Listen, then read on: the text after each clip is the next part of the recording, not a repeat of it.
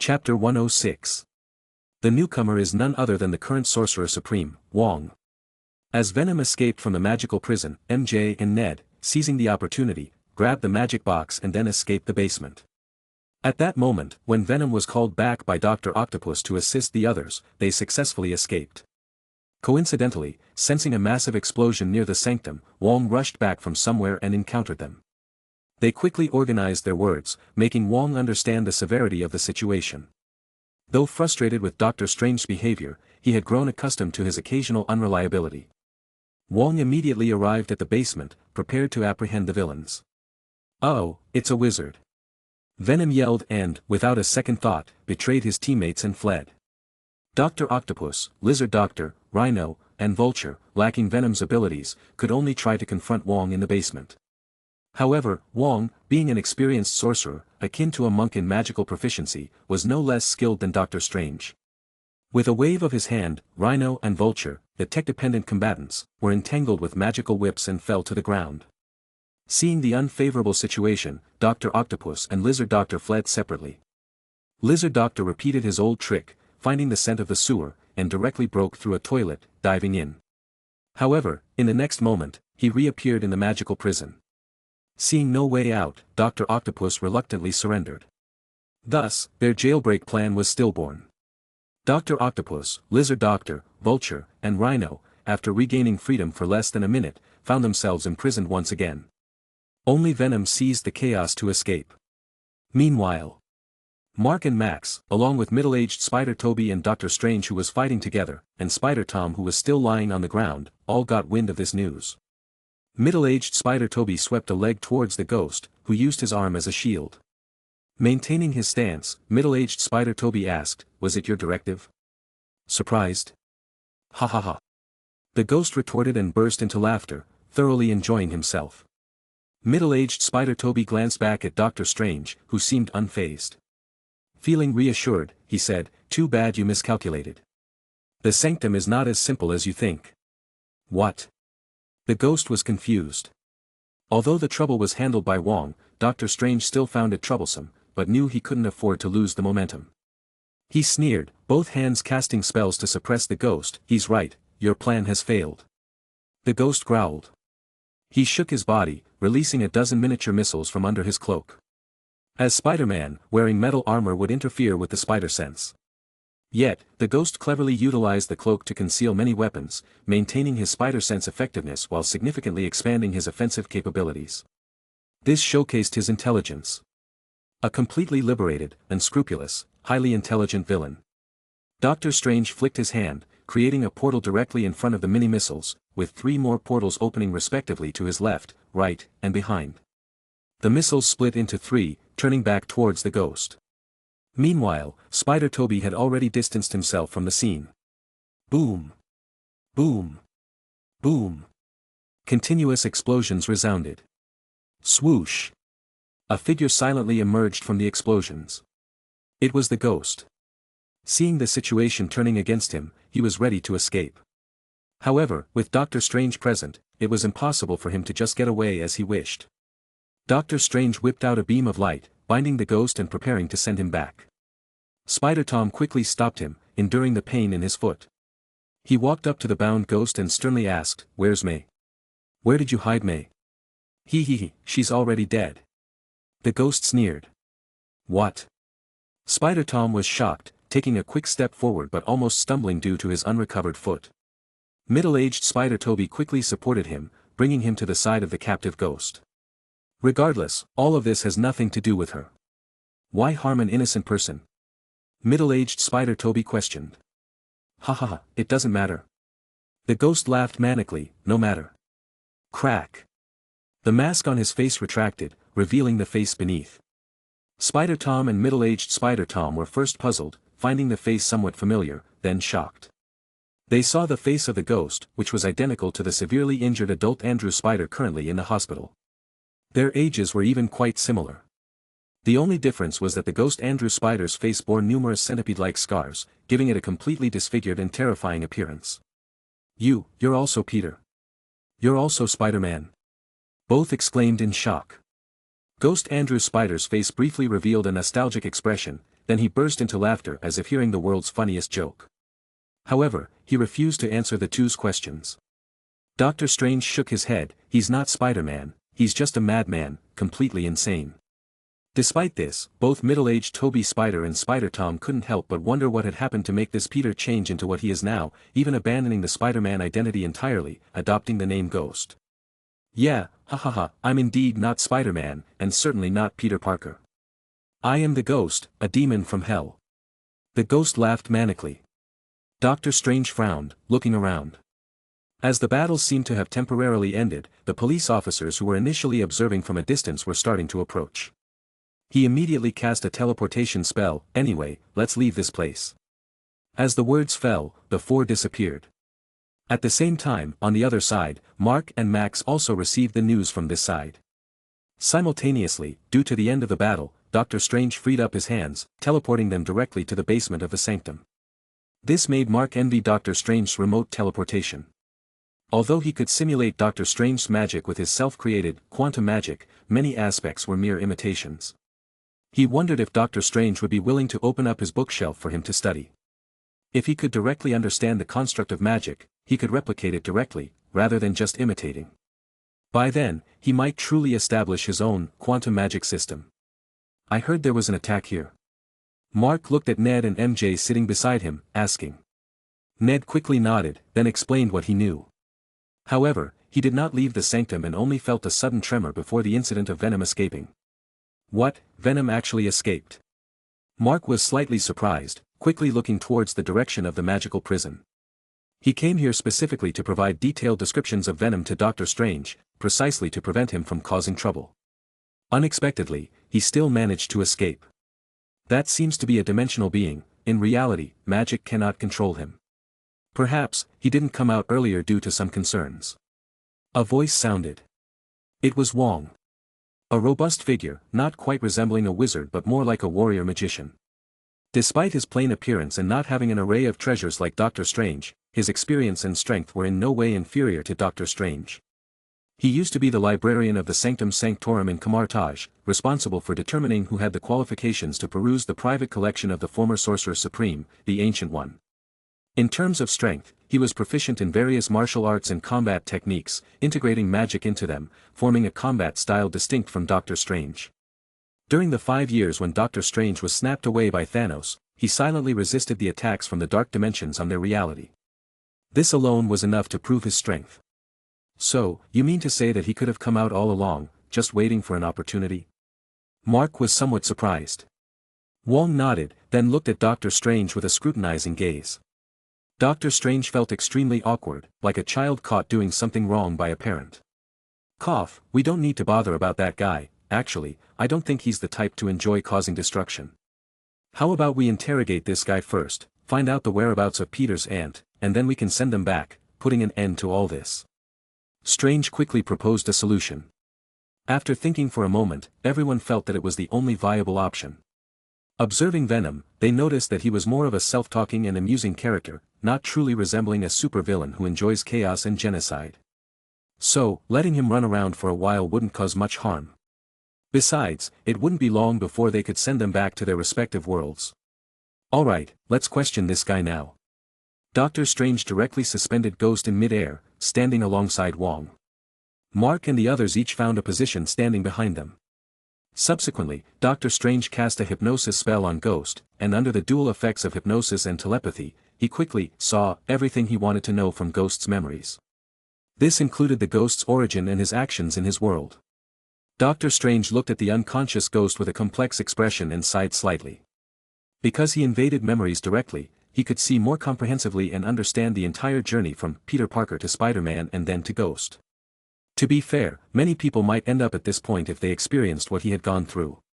Perhaps for some with fragile minds, the pointing fingers of 1,000 people coupled with the grief of losing loved ones might have led them to choose self-destruction. After a moment of silence, he, in his own language, slowly narrated Ghost's story from a third-party perspective. In the end, he looked at Spider-Tom and said, "Peter, you must be strong, you are not fighting alone, you still have us. Mr. Strange. Call me Steven." Chapter 107. MJ silently walked to Spider-Tom's side, hugging him from the side. Ned also approached from the other side, wrapping his arms around him. The three embraced, barely calming down Spider Tom's anxious heart. "Steven, where's May?" Although empathizing with Ghost's experiences, Spider Tom was more concerned about May's safety. Ghost, despite his pitiful past, was undeniably a complete villain, a madman. From Doctor Strange's interpretation of his memories, he wanted to groom Spider Tom as his successor. Aunt May, however, held undeniable importance to Peter. In Ghost's world, even before May's death, despite facing public criticism, Peter still persevered. It wasn't until her murder that the darkness within Peter was fully unleashed, turning him into the malevolent Ghost. This world seemed no different. No one knew if Ghost would replicate his experiences and ruthlessly kill May to fulfill Spider Tom. Doctor Strange furrowed his brows and continued swiftly searching Ghost's memories. In reality, if hypnosis could be assisted by verbal cues, allowing the brain to automatically recall relevant memories, it would be the fastest method to find what one was looking for. However, Ghost was a former Spider-Man, indicating considerable mental resilience. If he woke up, the probability was high that he would not gain memories but would instead break free from the hypnotic state. So, Doctor Strange had to resort to the tedious method of searching bit by bit. Persistence pays off. After searching for more than 10 minutes, he finally found memories related to May Parker. As it turned out, Ghost did not kill or harm May Parker in any way. At this moment, May Parker was locked in a room that Ghost had taken over, sedated by a sleep powder concocted by Ghost himself. Reflecting on it, it made sense.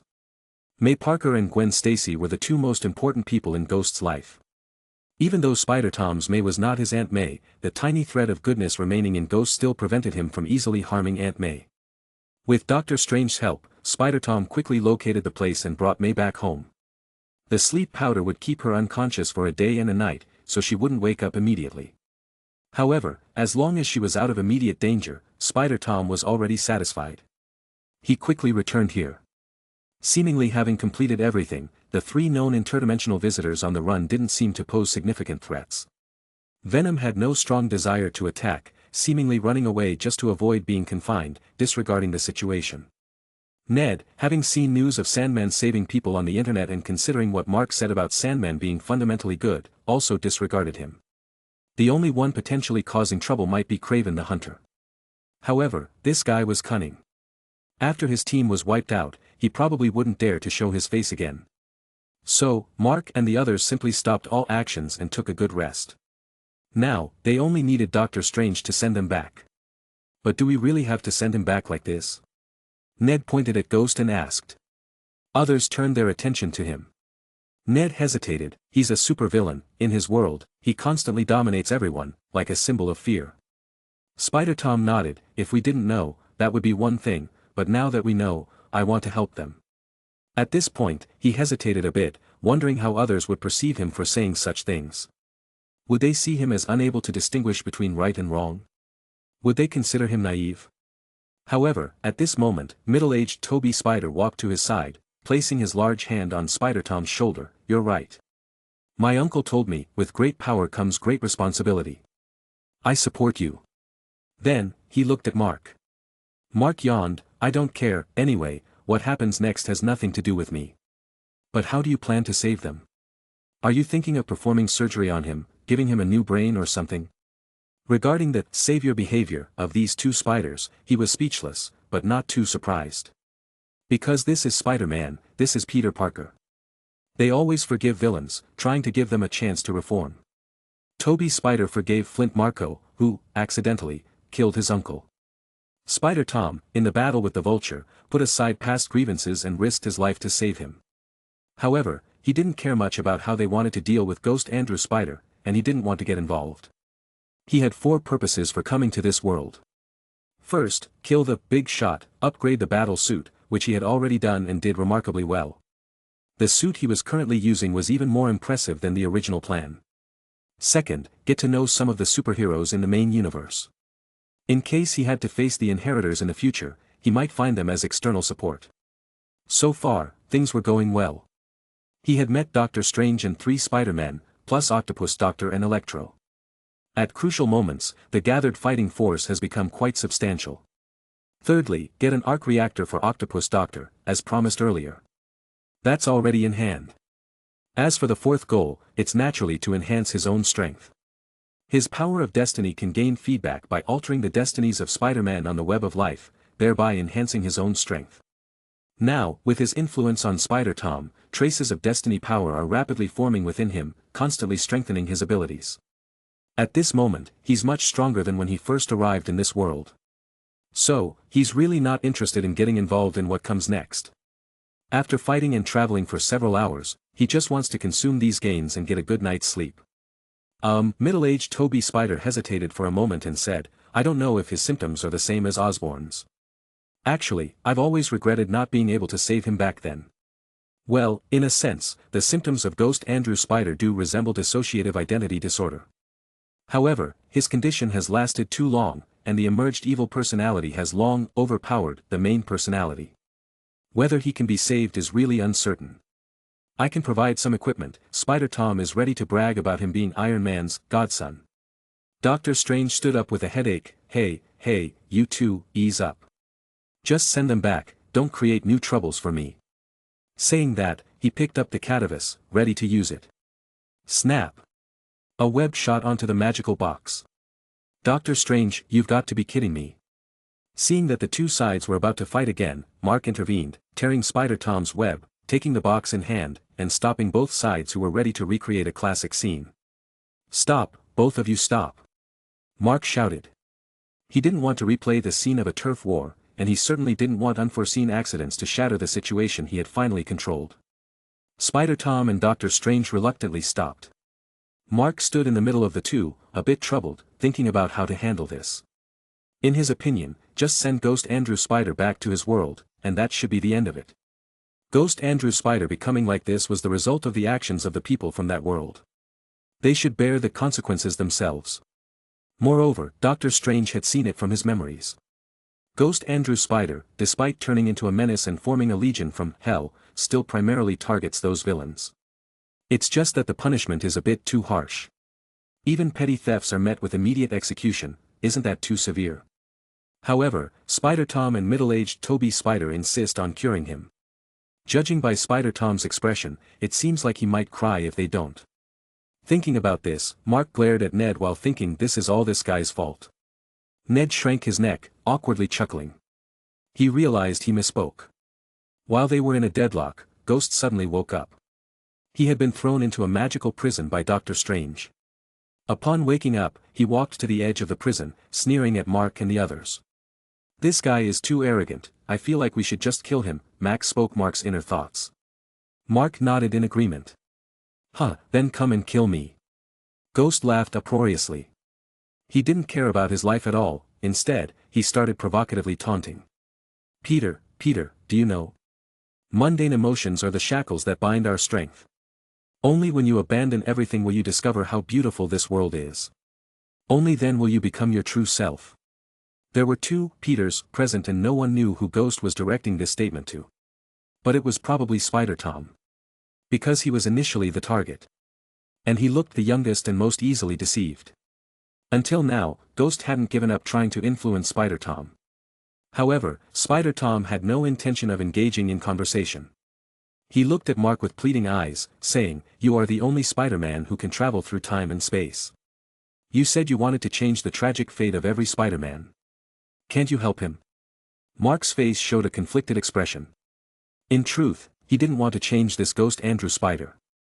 At this moment, an idea flashed in his mind. He walked to the magical prison holding Ghost Andrew Spider, standing opposite him with only a transparent magical barrier between them. "I sense something different about you compared to those other guys. You're a variant. So, are you ready to kill me now?" Ghost Andrew Spider grinned.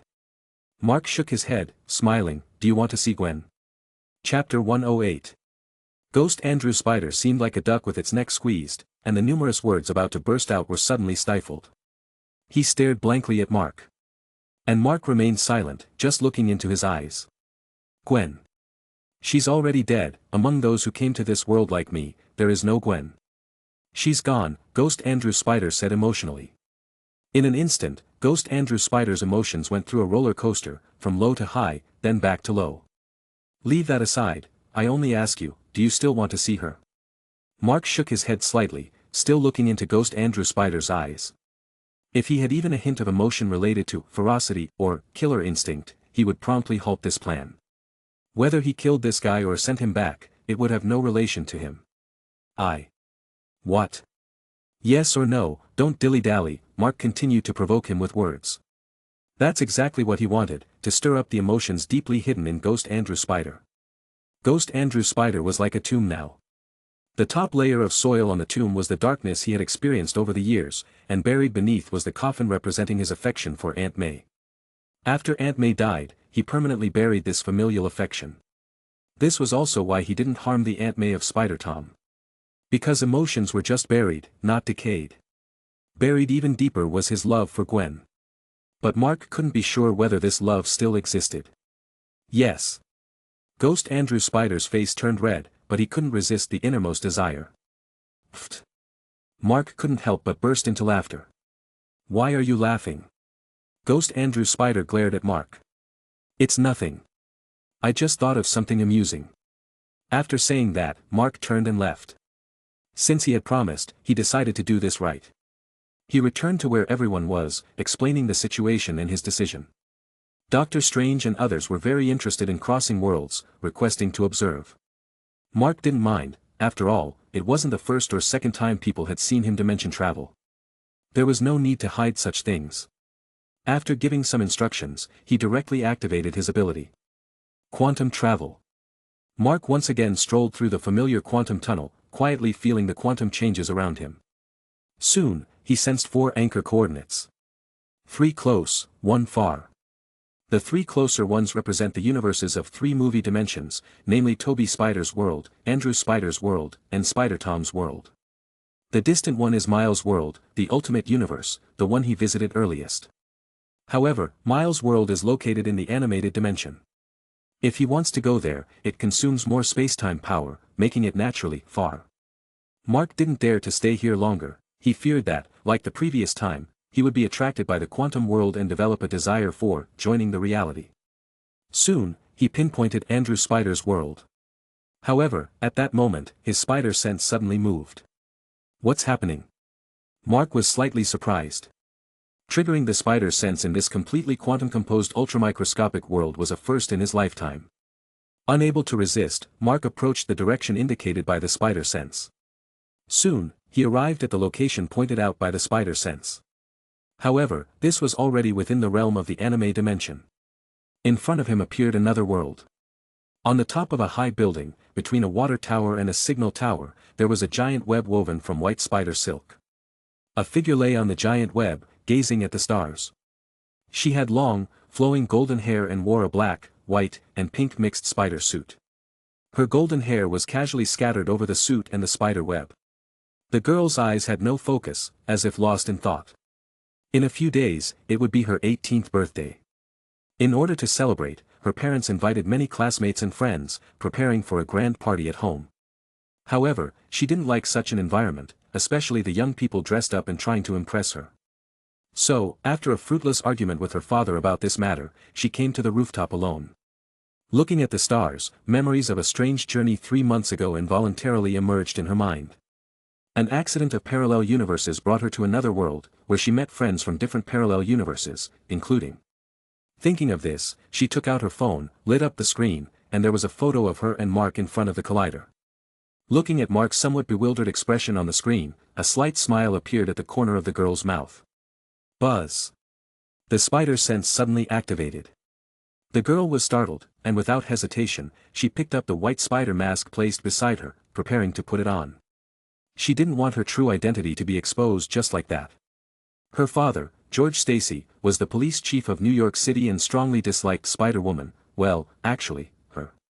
Especially last year when her high school classmate Peter Parker transformed himself into the Lizard Man through a biological experiment due to relentless bullying. After a fierce battle, Lizard Man Peter died in front of her. However, because of this, people who already had reservations about Spider-Woman began to hate her. Her father also initiated a pursuit. This year, as Spider-Woman, she led a very difficult life. But thinking about the experiences in that other world, thinking about Lizard Peter's tragic death, she persevered. Who? Spider-Gwen jumped off the spider web, striking a combat pose. Over the years, she had experienced many battles alone, enriching her combat experience even more than before. Hey!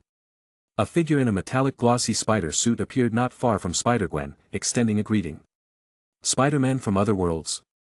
Are you? Spider-Gwen felt the voice was somewhat familiar but had a hard time identifying it. Mark retracted his suit, exposing himself plainly in front of Spider-Gwen. Long time no see, Gwen. How have you been? Mark. In an instant, she felt immense happiness enveloping her entirely. On the eve of her birthday, the person she had been longing for appeared before her like this. Could it be that God heard my prayers and made my dream come true? Looking at the face so close, Spider-Gwen's heartbeat involuntarily accelerated. Actually, she didn't know what was so special about Mark. He wasn't exceptionally handsome, and can only be considered as slightly above average. Their understanding of each other was also not that extensive. At most, they trained, ate, and fought together for a few days. Moreover, during that time, their moments alone were scarce. Yet, there was something about him that drew her in. This feeling ignited instantly when he appeared before her out of nowhere after she faced danger, rescuing her. At that moment, she genuinely thought she was going to die. Almost all her bones were broken or shattered, and her internal organs were compressed into a mass. However, it was Mark's reckless kiss that transmitted something into her body, enhancing her regenerative abilities, allowing her to quickly recover and return to the fight and then to her world. From that moment on, a certain connection formed between her and him. Especially when gazing at the stars, she felt her call could traverse the boundaries of time and space, spreading deep into the universe, even reaching other worlds through the multiverse. Perhaps, this was a kind of force of connection, by destiny, binding the two spiders together. What's wrong with you? Mark was a bit embarrassed. For Spider-Gwen, who had been alone, although only 3 months had passed, it felt like an eternity. While for the busy Mark, everything seemed like it happened just yesterday. Unaware of the details, he still felt a bit awkward about the incident where he forcibly kissed Spider-Gwen. As for the words Spider-Gwen spoke when she left, he didn't take them seriously. Firstly, Spider-Gwen was just a kid at that time. Can you take a child's words seriously? It's like playing games with childhood friends, promising to marry each other when grown up, but how many childhood promises end up being fulfilled? And Mark also naturally assumed that Spider-Gwen had the carefree and wild attitude of an average teenager back then. So, apart from some initial unease, he didn't think much about it afterward. But upon seeing her, he felt that Spider-Gwen seemed a bit off. Is she going to attack me? But I can beat her in a fight. But how can I retaliate? Oh no, she's pouncing. Should I dodge? Wait, how can she? Mark stood in place, feet apart, hands raised high, stiff as a board. Meanwhile, Spider-Gwen was hanging onto Mark, her long and shapely legs firmly clasped around his waist, her upper body entirely pressed against his. The spider suit was skin-tight, with thin and breathable fabric. Mark could even feel her young and energetic warmth through the suit. And poor Mark's lips could only helplessly endure the onslaught. Huff, huff, huff. After a long French kiss, Spider-Gwen jumped down from Mark. Only then did she realize what she had just done, and her face instantly turned red. Chapter 109. At this moment, even someone as emotionally inexperienced as Mark could tell what was happening. Looking at the pretty and elegant young woman, Mark found it hard to believe that this was real. He had just followed the call of the spider's sense to this world to take a look around. It so happened that he encountered an old friend, so he decided to say hello. Besides, with his current enhanced abilities, the energy consumption for a round trip to the animated dimension was something he could afford. Moreover, the other person was a girl he had a bit of a flirtatious history with. But now, could he possibly be picking up a girlfriend? Spider-Gwen couldn't help but speak as Mark stood there in a daze.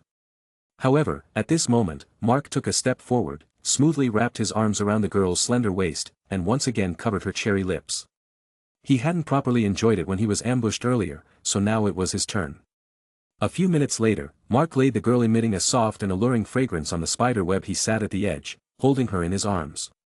How did you suddenly come to my world? Spider-Gwen leaned against Mark's chest, greedily breathing in the scent he emitted, looking up at Mark's face. Mark lowered his head, pushed aside a strand of her hair, and said, I was fighting villains with other Spider-Men in another world and encountered a Spider-Man who had fallen into darkness. Mark briefly explained his experience in the MCU to Spider-Gwen. Ah, are they still waiting for you to bring people back? Spider-Gwen exclaimed. Mark smirked, let them wait a bit longer. After all, what's more important than my girlfriend? Besides, who asked them to meddle in the affairs of another world? Hearing Mark's words, Spider-Gwen immediately revealed a sweet smile. But she wrinkled her nose and pouted, who said I agreed to be your girlfriend? Mark's tone became serious, but my web has already enveloped you.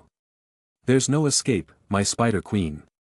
TSK, but in the natural world, it's the mother spider that holds the dominant position. Spider-Gwen exerted force and broke free from Mark's hands, pressing her entire body onto Mark. Mark went along with it. The spider web shook for a moment. The girl's face slowly descended, stopping just a centimeter away from Mark. Hee, why don't you hurry up and take care of your business? Spider-Gwen suddenly giggled and lay down to the side. But if I leave this world, I won't be able to come back often. Mark turned to the side, holding Spider-Gwen's hand. Although the two were not newlyweds, they were in the passionate phase of a newly established relationship. As a solo individual since birth, picking up such a good-looking, capable, and sensible girlfriend for free, how could he bear to just leave like this? But if he wants to become stronger, he needs to constantly traverse worlds to gain the power of destiny. Only then can he confront the inheritors, protect his friends, and protect Gwen. He is destined not to be bound by a single world. Spider-Gwen turned around to face Mark, suddenly smiling, can you take me with you? Take you with me? Yeah, can your abilities allow you to cross into other worlds with people? Spider-Gwen asked. Of course. Absolutely. Mark also smiled. Although he had never taken anyone with him, he was well aware of his abilities. Indeed, he could bring others with him while traversing worlds, otherwise, he wouldn't be thinking of establishing a cross-universe technology company. But, what about your world? Will your parents agree? Mark asked. This wasn't just a trip abroad, it was a trip out of this universe. It's simple, just don't tell them, right? Spider-Gwen shrugged, indifferent to the concerns.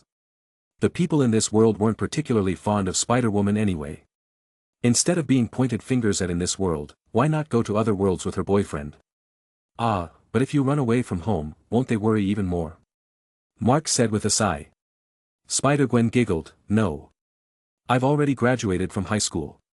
It's just the summer vacation next, so no problem. Mark jumped up in joy, then what are we waiting for? Let's go. I'll just go home and leave a note. They promptly went together, swinging on spider silk to Spider-Gwen's house. In her room, they left a note. Of course, the note didn't mention her going to other worlds, it simply said she was going on a trip and would be back before the start of the school. As for any of the events that her parents are trying to do, she didn't like it at all, so naturally, it wouldn't happen. After that, she took out a wristwatch. This was Mark's instruction. Because there might be a time deviation issue between the anime dimension and the movie dimension, he needed a tool to anchor this world's time. A wristwatch was the simplest. By enveloping it with a layer of Mark's special quantum material during the traversal, it would maintain the state of this world's time and continue in another world. After quickly taking care of this, Mark and Spider-Gwen returned to the rooftop. Gwen, are you ready? Yeah. Let's go. Spider-Gwen responded. Suddenly, Mark had a strange feeling. Because at this moment, Spider-Gwen seemed like a rebellious teenage girl whose mind had been clouded by love, and she decisively followed her boyfriend to elope. And that guy who kidnapped the naive girl was him. Mark shook his head, dismissing these strange thoughts. With these thoughts, Mark directly activated quantum travel. Taking someone with him wasn't much different from traveling alone. The only significant difference was that the energy consumption during group travel was a bit higher. Still, it wasn't as much as he had imagined. He thought that bringing Spider-Gwen along would consume twice as much energy as traveling alone, or even more. In reality, it was far less, probably around 1-2 times. Removing that 1, Spider-Gwen's consumption is unexpectedly only 0.2. Mark carefully thought about it and probably understood the reason. It seems that quantumization and restructuring aren't based on individual size but rather on individual strength or the intensity of energy contained within the individual. Mark's current strength should already belong to the top tier among many regular Spider-Men. Whether it's physical strength or mastered abilities, he should surpass many normal Spider-Men. The only shortcoming might be his lack of combat experience. However, Mark discovered that he could think and observe in the quantum world, but Spider-Gwen couldn't. When in the quantum world, he could only see a quantumized Spider-Gwen floating around him. If she lost his protection, Spider-Gwen might be lost in this space forever.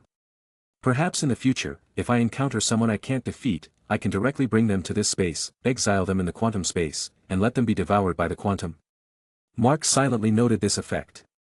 Without lingering here too much, he quickly brought Spider-Gwen to the world of Spider-Andrew. The time in this world was almost the same as in the MCU, both being midnight. Spider-Gwen opened her eyes and found herself standing on a pitch-black rooftop. The surroundings gave her a very unfamiliar feeling. But this feeling made her quite familiar. Several months ago, when she unintentionally crossed into the Spider-Man world, she had the same feeling.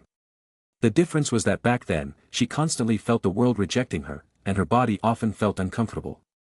But now, she only felt the environment was unfamiliar, without any other discomfort. She knew it was because of her boyfriend's ability. She tightened her grip on Mark's hand and asked curiously, "Mark, have we arrived in another world?" Mark nodded. "This is a world of a Spider-Man I know. He's also called Peter Parker, but I usually call him as Spider-Andrew in my mind." As he spoke, he was also confirming the direction. The first time he came, he used Andrew Spider as the anchor, so he appeared near him. This time, he used this world as the anchor, so the location was random. Of course, his landing point was still in New York City, not at the other end of the Earth. The reason for not anchoring Spider-Andrew was that, theoretically, there were countless parallel universes with countless Spider-Andrew as protagonists. If he used him as the anchor, the probability of finding a Spider-Andrew's world he had never been to, rather than the one where he had changed the course of history, was higher. If that were the case, wouldn't everything he had done be in vain? Why call him Spider-Andrew? Spider-Gwen asked curiously. Because he looks very similar to a star named Andrew in my world, and coincidentally, that star played Spider-Man. Mark explained with a smile. Spider-Gwen also laughed, such a coincidence. So, how do we find him now? Mark led Spider-Gwen to the side of a tall building, saying, "Follow me, I've already confirmed the direction." Saying that, he jumped down first. Spider-Gwen followed closely behind. The two of them maneuvered through the city, quickly arriving outside Spider-Andrew's house. Knock, knock, knock. "Hello," checking the water meter. After confirming that Spider-Andrew was sleeping inside, Mark jumped to the window and knocked on it. "Who's there?" Spider-Andrew instantly woke up, alertly jumping to his feet, assuming a defensive stance. Soon, he noticed Mark crouching on the window. "Mark, how did you come here?" "Why wait?" Spider-Andrew hurriedly put on a t-shirt, as he's currently topless. "I need a favor from you." Chapter 110. Of course, Mark couldn't directly say something like, "Can I borrow your girlfriend for a moment?" He glanced at Spider-Andrew and whispered, "Put on your clothes, preferably your combat suit. Let's talk outside so we don't wake up May." Spider-Andrew made an "okay" gesture and hastened his pace. The two quickly jumped down from the house. "Whoa, who is she?" Seeing Spider-Gwen, Spider-Tom was startled. Mark, with a triumphant smile, held Spider-Gwen in his arms and said, "She is my girlfriend, Gwen." Spider-Tom. "Gwen. Is it the Gwen I'm thinking of? Gwen Stacy?" Spider-Tom's tone was inexplicable, a mix of surprise and confusion. Mark nodded, gesturing for Spider-Gwen to remove her mask. "She's one of us, don't worry." Spider-Gwen then took off her mask, revealing a face somewhat similar to Gwen Stacy in this world. "Hello, this world's Peter, nice to meet you." It really is Gwen," Spider-Andrew exclaimed, "nice to meet you." "I'm Peter Parker." Spider-Andrew still felt strange. The person in front of him clearly had a face very similar to his girlfriend, Gwen Stacy, but they were entirely different individuals. "Okay, let me explain." Mark then recounted the story of the evil ghost spider to him. Spider-Andrew's eyes widened in shock. He remembered the scenes Mark showed him and Gwen on the subway.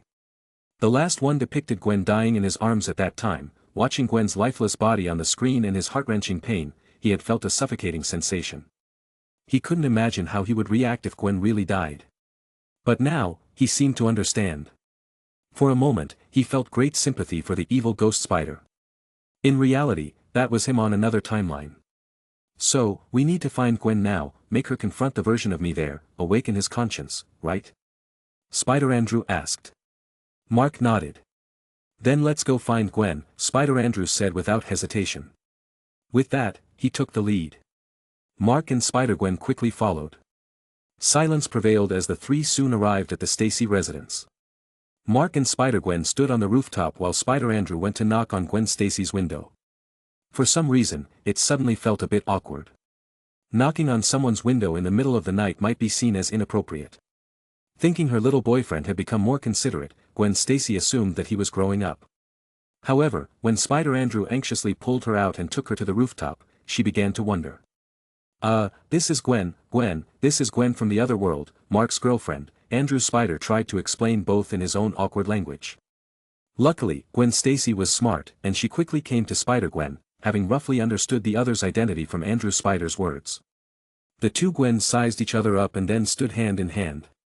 When they stood together, at a cursory glance, it was as if they were twins. The two had the same gorgeous face, the same hot body, and both had a pair of round, straight, slender thighs. But if you look closely, you can still see the difference between the two. This world's Gwen character is more gentle and quiet, body has a strong sense of bookishness. Spider-Gwen, on the other hand, because of her years of fighting with villains, her body's aura was a bit more severe. Moreover, because Spider-Gwen loves music, she's good at dancing, and has received physical reinforcement from the spider gene, making her body more flexible. Not only that, if you look closely, this world's Gwen's skin is a bit rougher, and her facial features are relatively rough, while Spider-Gwen, perhaps because she is a being who has crossed over from the animated world to the real world, is more refined, and she is more delicate, as if she is the same as this world's Gwen. It's like an enhanced version of this world's Gwen. Gwen Stacy thought Andrew Spider had called her out to meet Spider-Gwen. Mark coughed lightly, signaling Andrew Spider to go ahead and speak. After all, he wasn't too comfortable talking in this atmosphere. Andrew Spider understood in a second, and hurriedly pulled Gwen Stacy, who was about to have a conversation with her sister, aside, and whispered to her about the evil ghost Andrew Spider. "Oh! Oh my God!" Gwen Stacy exclaimed, hugging Andrew Spider tightly and kissing him frantically. Andrew Spider froze for a moment, then returned the favor. Looking at the two people who suddenly kissed passionately, Mark couldn't help but understand how the two felt at this moment. The trajectory of the world of the evil ghost Andrew Spider, and the trajectory of the world of Andrew Spider, when it comes to Gwen were the same, at most, because of Mark's intervention, there was only a slight deviation. But that didn't affect the bond between them. He turned his head to Spider-Gwen, "Shall we too?" "Humph." Spider-Gwen rolled her eyes at him. Ahem, Mark coughed dryly to hide his embarrassment while also interrupting the two in the middle of a passionate kiss, "I'm not against you guys kissing until the end of time, but I think we need to focus on business first." Gwen Stacy and Andrew Spider hurriedly separated, blushing slightly but holding their hands tightly. After realizing that a Peter Parker from the other universe almost ruled the world for his own sake, Gwen Stacy would be lying if she said she wasn't touched. The appearance of the evil Andrew Spider had made her realize even more acutely how deeply Andrew Spider felt for her. And in fact, they were recently at odds over the fact that Gwen Stacy was leaving to study in Europe. Because of the plot deviation, there was no problem in their relationship, so this time Gwen Stacy didn't secretly enroll, but was discussing it with Andrew Spider in advance. But now, she understands that she should cherish this relationship even more. But now was not the time to think about that. She looked at Mark and nodded, "We're willing to go over and help, but can you bring so many people with you across a different universe?" Mark smiled confidently, "Of course." If this were earlier, he wouldn't have been so sure. However, after several rounds of strengthening and the experience of crossing with others just now, he was confident that he could successfully bring a group of people across. Spider Andrew grinned, "That's great. I've been curious about what another world would be like. Let's go then. I've been out for a while, and it's time to solve this problem," Mark said, extending his hand and holding hands with Spider-Gwen. Spider-Gwen's other hand was held by Gwen Stacy, and Gwen Stacy held hands with Spider Andrew. In the next moment, Mark activated his abilities again. Whoosh! The figures of the four quickly became blurry and finally completely quantumized. Before leaving, Mark left something behind on the rooftop. It was a quantum marker. With this, the next time he came to this world, he could arrive directly here instead of random locations. When Spider-Gwen and the others opened their eyes again, they found themselves in a dimly lit basement. Several people were surrounding them. Two middle-aged men, each wearing spider suits and red capes, two young men and one woman, a sand-covered guy, and Electro. Spider Andrew and Gwen Stacy were both startled. "Max Dillon, how did you end up here?" Without taking a good look around, Spider Andrew immediately shielded Gwen Stacy behind him. Mark was looking at the Sandman with some confusion. How did Sandman end up here? And it seemed like he was categorized as a non-dangerous person since he wasn't imprisoned in a magical cell. Seeing Spider Andrew's reaction, Mark was curious, do you two know Max? In Spider Andrew's world, due to the influence of the multiverse, significant deviations occurred in the events compared to the original plot. The most significant change was that the Osborn Tower, which was not heavily damaged at first, was destroyed greatly. And then Norman Osborn became the Green Goblin. Moreover, he became a Green Goblin with a mutation level higher than the Norman Osborn in the typical movie universes. This exposed his identity, inevitably causing a significant impact on the Osborn Corporation. However, in just a few days, logically, the other party should still be under investigation like the Stark Industries on this side, but unexpectedly, they encountered Electro. Mark was curious for a moment, realizing that something interesting must have happened during the days he left Spider-Tom's world. But now was not the time to be curious about that. While Spider Andrew and Gwen Stacy were on guard against Max, Max's hands were crackling with sparks. He could follow Mark because Mark had treated him kindly, considering him a friend. He could also calmly face middle-aged Toby Spider and Spider-Tom because they looked completely different from Spider Andrew. He knew they weren't the same person. But Spider Andrew's appearance reminded him of his archenemy. Mark quickly walked to the middle of the two parties to mediate. "Come on, not now," Mark said. Seeing Mark, Max calmed down a bit, and the sparks in his hands disappeared as he turned away. Spider Andrew also noticed from Mark's attitude that this Electro seemed different from the one they knew, not as aggressive. He apologized, "Sorry, Max, I was a bit too aggressive." Max, hearing this, slightly eased his expression and said in a muffled voice, "It's okay, I'm just too scary." Mark chuckled, hugged both of them, and nudged them together, "We're one team here, don't be like this. Come on, shake hands, smile a bit." Gwen Stacy walked to Spider-Gwen's side, looking at Mark strangely, is he trying to placate kids? Spider-Gwen nodded solemnly, when kids fight, adults usually mediate like this. Chapter 111. After a round of negotiations, the tense situation between the two friends who were on the verge of fighting was finally resolved, and Mark breathed a sigh of relief. Subsequently, he led the others towards the magical prison where the evil Andrew Parker was being held. Inside the magical prison, the evil Andrew Parker had long been in a state of shock. His attention was immediately drawn, and after wandering between Spider-Gwen and Gwen Stacy for a while, he was caught by the figure of Gwen Stacy. Although the two looked similar in appearance and figure, he quickly distinguished from their temperament that the one on the left was closer to his Gwen. His eyes watched as Gwen Stacy approached step by step, his body trembling slightly, and an involuntary tear rolled down his cheek. "Gwen. Peter." As they got closer, Gwen Stacy finally saw the pitiful state of the evil Andrew Parker. His handsome face was marked with several scars. Given Spider-Man's body recovery capabilities, they should have healed quickly, but they were left there, perhaps as a kind of farewell ritual to his identity as Peter Parker. His demeanor had changed from the original sunny and cheerful to the current dark and gloomy state. This made Gwen Stacy can't help but feel distressed. In the evil Andrew Parker, she vividly saw another future for her boyfriend. Buzz. The hands of the two touched through a layer of magical barrier, creating ripples in the magical barrier. Gwen Stacy looked back. Although the good Andrew Parker was also surprised by the pitiful state of his other self, he quickly noticed his girlfriend's emotions and cast a firm gaze at her. He knew what Gwen wanted to do, and he chose to support her. Mark probably also understood the meaning behind Gwen Stacy's gaze, but he hesitated. Her intention was simple, she wanted to remove this magical barrier, or let her enter the magical prison, or release the evil Andrew Parker. But this carried significant risks. The evil Andrew Parker was a genuinely dangerous individual.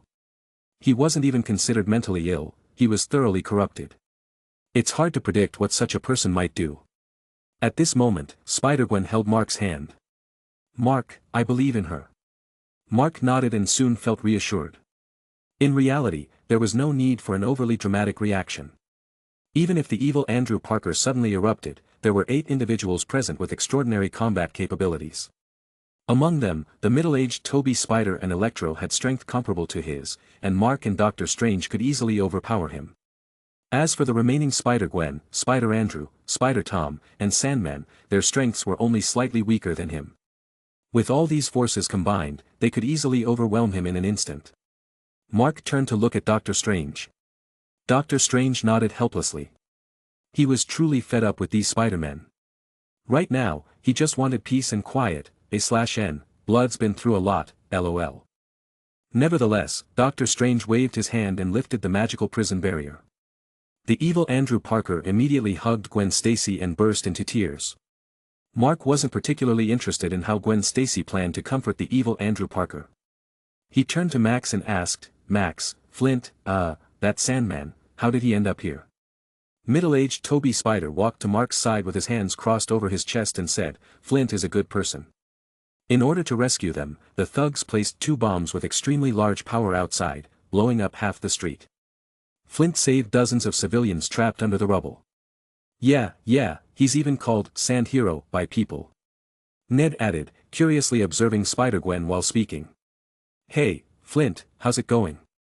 Mark smiled and greeted Sandman. Sandman nodded but didn't reply.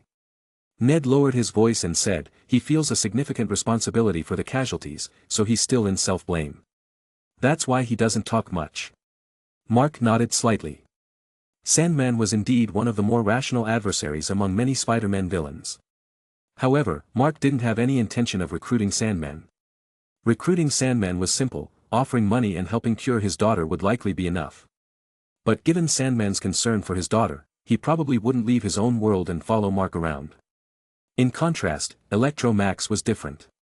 Max stood alone, and in his own words, wherever Mark went, he would go. Extremely reliable. "By the way, we found a corpse outside," Spider-Tom also walked over and said. Mark noticed that his foot had improved a lot.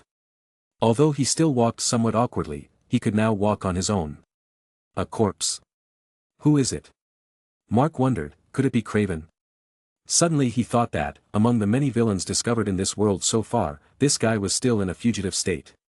Venom was also on the run, but firstly, this lethal guardian formed by the fusion of Eddie Brock and Venom didn't really count as a true villain. Secondly, it would be difficult to kill Venom. He remembered the Spider-Man from the cartoons he watched when he was a child.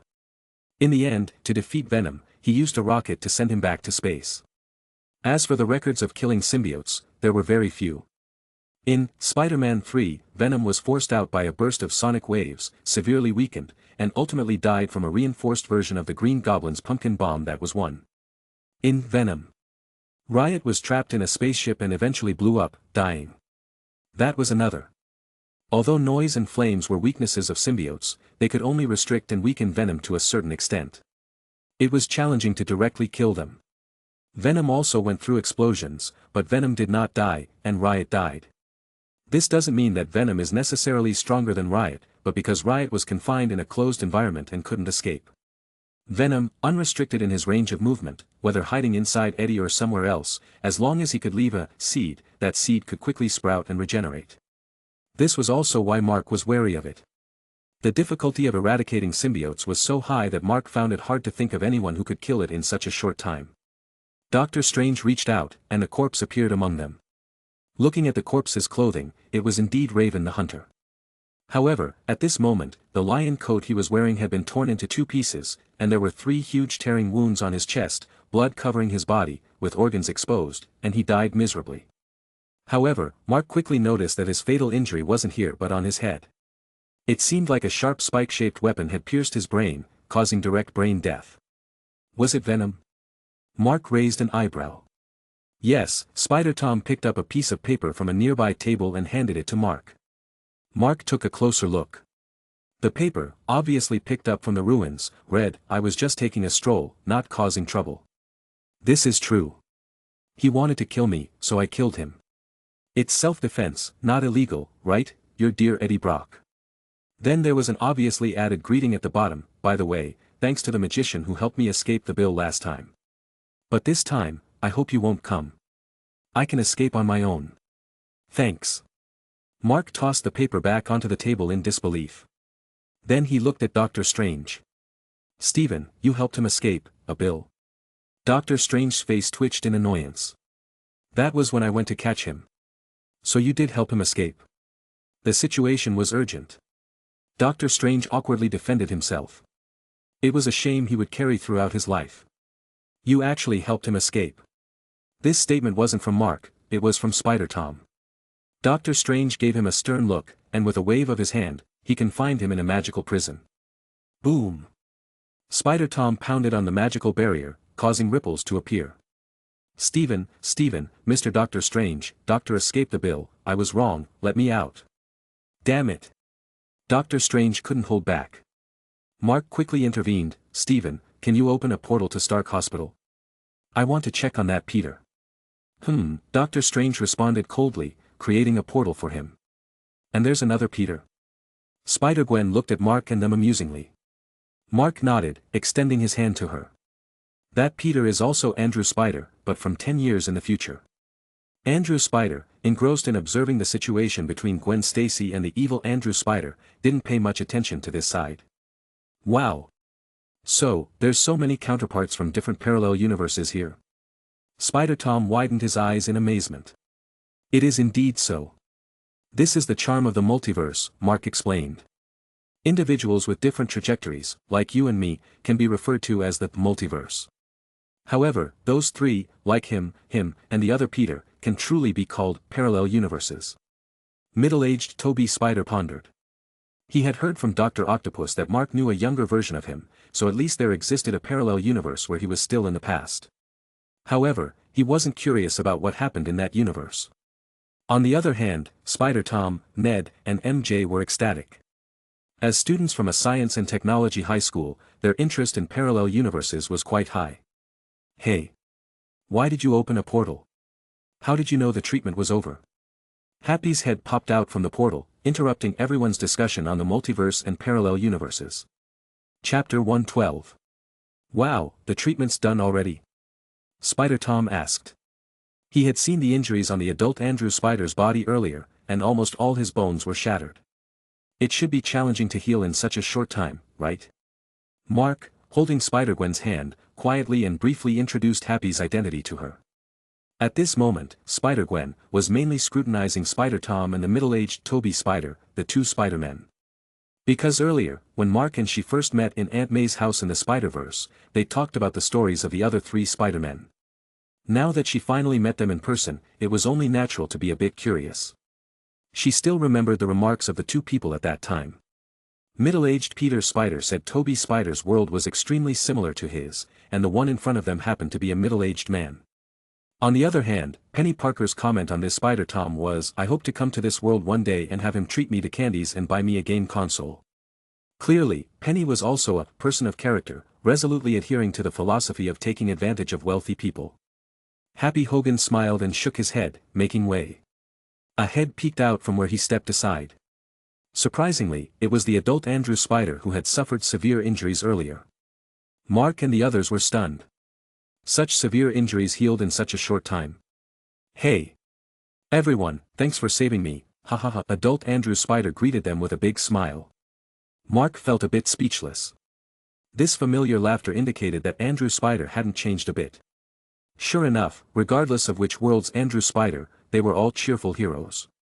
Well, the ghost is a rare exception. The infectious laughter echoed nearby, and the mood of the people relaxed. Perhaps this was also one of Andrew Spider's unique abilities. So, you're better so quickly? Middle-aged Toby Spider walked to the side of the portal, pulled adult Andrew Spider over, and scrutinized him. Spider-Tom and Ned also surrounded adult Andrew Spider. Adult Andrew Spider turned in place and even jumped a couple of times. Really better. That medical device is so amazing. Happy Hogan also flipped out from the portal, smiling and saying, there's a device in this hospital called the Cradle of Regeneration, which has the ability to regenerate human tissues. Mark understood this immediately. This was the artifact that appeared in Avengers, Age of Ultron, designed by a Korean-American geneticist, Dr. Helen Cho. It was a self-made technology that combined regeneration and self-construction. Based on the body's own tissue cells, it integrated genetic technology, nanotechnology, and artificial intelligence to rapidly repair damaged tissues and even reconstruct the human body. In the movie, Ultron controlled Dr. Helen Cho and used the Cradle of Regeneration to create a synthetic life form, the Vision. Unexpectedly, this device was under the Stark Industries umbrella. So, if they used this device to treat adult Andrew Spider, it's no wonder he recovered so quickly. Spider genes themselves have a powerful regenerative effect. Coupled with the external intervention of the Cradle of Regeneration, adult Andrew Spider has now essentially returned to his peak state. Mark walked up and gently hugged adult Andrew Spider, saying, "Welcome back, buddy. Thank you so much." Adult Andrew Spider was deeply moved. Afterwards, Ned, middle-aged Toby Spider, and Spider Tom approached, each embracing him, welcoming his recovered return. Their warmth touched adult Andrew Spider. At this moment, Happy Hogan noticed that his beloved nephew, Peter, was limping as he walked. He quickly walked over, concerned. "Peter, are you injured?" Spider Tom waved his hands repeatedly, saying, "I'm fine." Happy quickly went to his side, checked him, and without hesitation, put Peter's arm over his shoulder, saying, "You're still fine even in this condition. Come on, let's go for treatment." He then asked Dr. Strange to open the portal that he just dismissed. Dr. Strange complained, "What do you take me for?" But he still opened one for Peter, wanting to see Spider Tom recover quickly. Ned chimed in, like a mage in World of Warcraft. Dr. Strange tapped him on the head, saying, "You're the one with a big mouth." Ned fled with his hands covering his head, saying, "Master, I was wrong, I was wrong." Mark. Middle-aged Toby Spider, who was chatting with adult Andrew Spider, turned around and explained, "Just now, Stephen found out that Ned has a talent for magic, so he decided to make him a magical apprentice, so." Mark raised an eyebrow, surprised that Ned had indeed become Dr. Strange's student. Well, this guy seems to be quite lucky. In the original plot, he did show remarkable magical talent. For instance, wielding Dr. Strange's ring, he performed a spell to open a portal and locate the two Spider-Men. However, later on, probably due to casting runes of Kofkal, making everyone forget about Peter Parker. His relationships to others, including whatever actions Ned took during that time, got removed. In the end, his magical talent was concealed, possibly setting up a plot point in the original story. Now, with those events not occurring, it's not surprising that Dr. Strange noticed Ned. After Dr. Strange knocked Ned on the head, dispelling the magic, Ned quickly followed MJ through the portal, joining Happy and Spider Tom, preparing for treatment. Once the four of them left. "By the way, Stephen, what commands are in the runes of Kofkal right now?" Mark asked Dr. Strange. Dr. Strange replied, "It makes everyone except May Parker, Michelle Jones Watson, Ned Leeds, etc., forget that Peter Parker is Spider-Man." It's evident that despite Dr. Strange's apparent annoyance for Spider Tom, he takes care of him. When perfecting the spell, he even added those additional conditions. Well, I mean, is there a possibility to send those people back to their respective worlds without the magic taking effect? Mark stroked his chin, contemplating as he spoke. Dr. Strange frowned, "Why would you want to do that?" Young Peter hopes that others won't interfere with him, which is why he sought my help. But in that case, what will happen to Stark's legacy? Young Peter is deeply connected with Stark's. Whether it's the continuation of Iron Man's will or Stark Industries. Mark remarked. Dr. Strange fell into thought. As an adult, his perspective on problem-solving was naturally more comprehensive. Some things, perhaps not initially considered, become apparent after a little guidance. The matter of Spider-Man being Peter Parker has indeed had significant repercussions, and it's not by chance, there's an unseen hand in the shadows watching all of this. Dr. Strange furrowed his brow. "Are you suggesting that someone has set their sights on Tony's legacy and is planning to tarnish Peter's image?" Mark nodded. His speculation wasn't baseless. There were precedents for such occurrences. Mysterio and their team that appeared in Far From Home were among those who targeted Iron Man's legacy. They had some connection to Iron Man in their past identities, harboring hatred and revenge against him. However, when Iron Man was alive, these emotions couldn't be openly displayed. After all, both Tony Stark's identity and financial capabilities were beyond their reach, even if combined. But Iron Man was dead. This naturally provided them with the perfect opportunity to seek revenge. Mysterio exploited this psychological vulnerability and, with their persuasive abilities, managed to manipulate these individuals for their own purposes. However, given the vastness of Iron Man's legacy, enough to make figures like the Vulture coveted, how could only the team of Mysterio be involved? Spider Tom, as Iron Man's godson, received the EDITH glasses, granting special access to various core locations of Stark Industries. Naturally, he became a thorn in the eyes of many. Though still a child, he possessed superhuman abilities, held a recognized identity, Spider-Man, and had an intelligent mind, making him essentially an Iron Man replica. Even Iron Man's closest comrade, Happy Hogan, often found them quite alike. Fortunately, he was still a child. Dealing with him would be much easier than dealing with the shrewd and calculated Tony Stark. Therefore, Spider-Tom's current situation likely had more than one puppeteer behind the scenes, causing it to escalate rapidly. The original Spider-Tom's actions seemed more like an escape. Faced with all this, he didn't know what to do. However, because of this, he lost Iron Man's legacy, making it fall into the hands of others. If Iron Man knew about this, he'd probably crawl out of his grave to give him a good beating, similar to the illusion created by Mysterio in Far From Home. Mark shared his analysis with Doctor Strange, while on the other side, adult Andrew Spider-Man and middle-aged Tobey Spider-Man stopped their conversation and listened intently. The location where they stood was a short distance from Gwen Stacy, Andrew Spider-Man, and the evil Andrew Spider-Man. Middle-aged Tobey Spider-Man knew that adult Andrew Spider-Man was injured by the evil Andrew Spider-Man, so it wasn't convenient to introduce the situation on that side. Therefore, they hadn't been able to meet face to face yet. If this is true, then these guys are real bastards. Adult Andrew Spider-Man said in anger. Middle-aged Tobey Spider-Man shook his head slightly. This is human nature. Can we help Peter in any way? Spider-Tom, being the youngest, had become the favorite in this current Spider-Man small team. Mark nodded. I do have a plan, but I need Steven's help. Chapter 113. Doctor Strange didn't refuse. Tell me your plan. Tony's legacy can only be inherited by the person he designated, as being Iron Man isn't a role anyone can assume.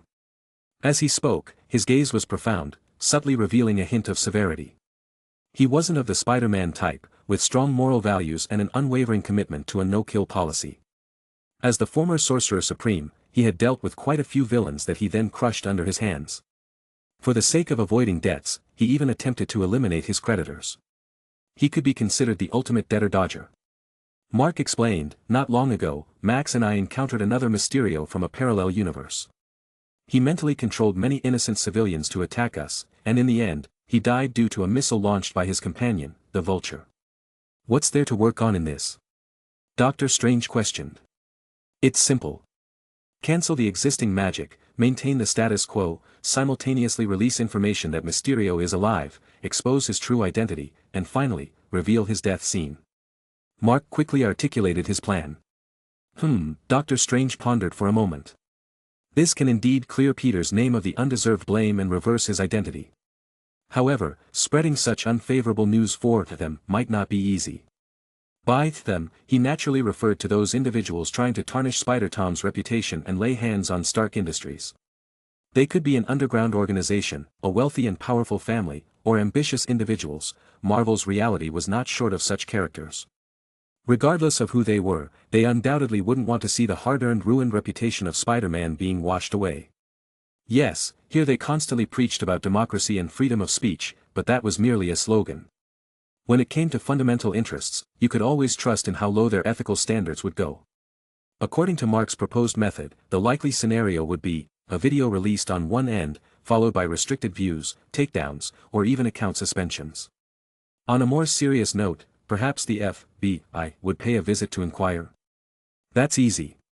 Find someone bold and unafraid of consequences, stir up the matter, and generate public opinion.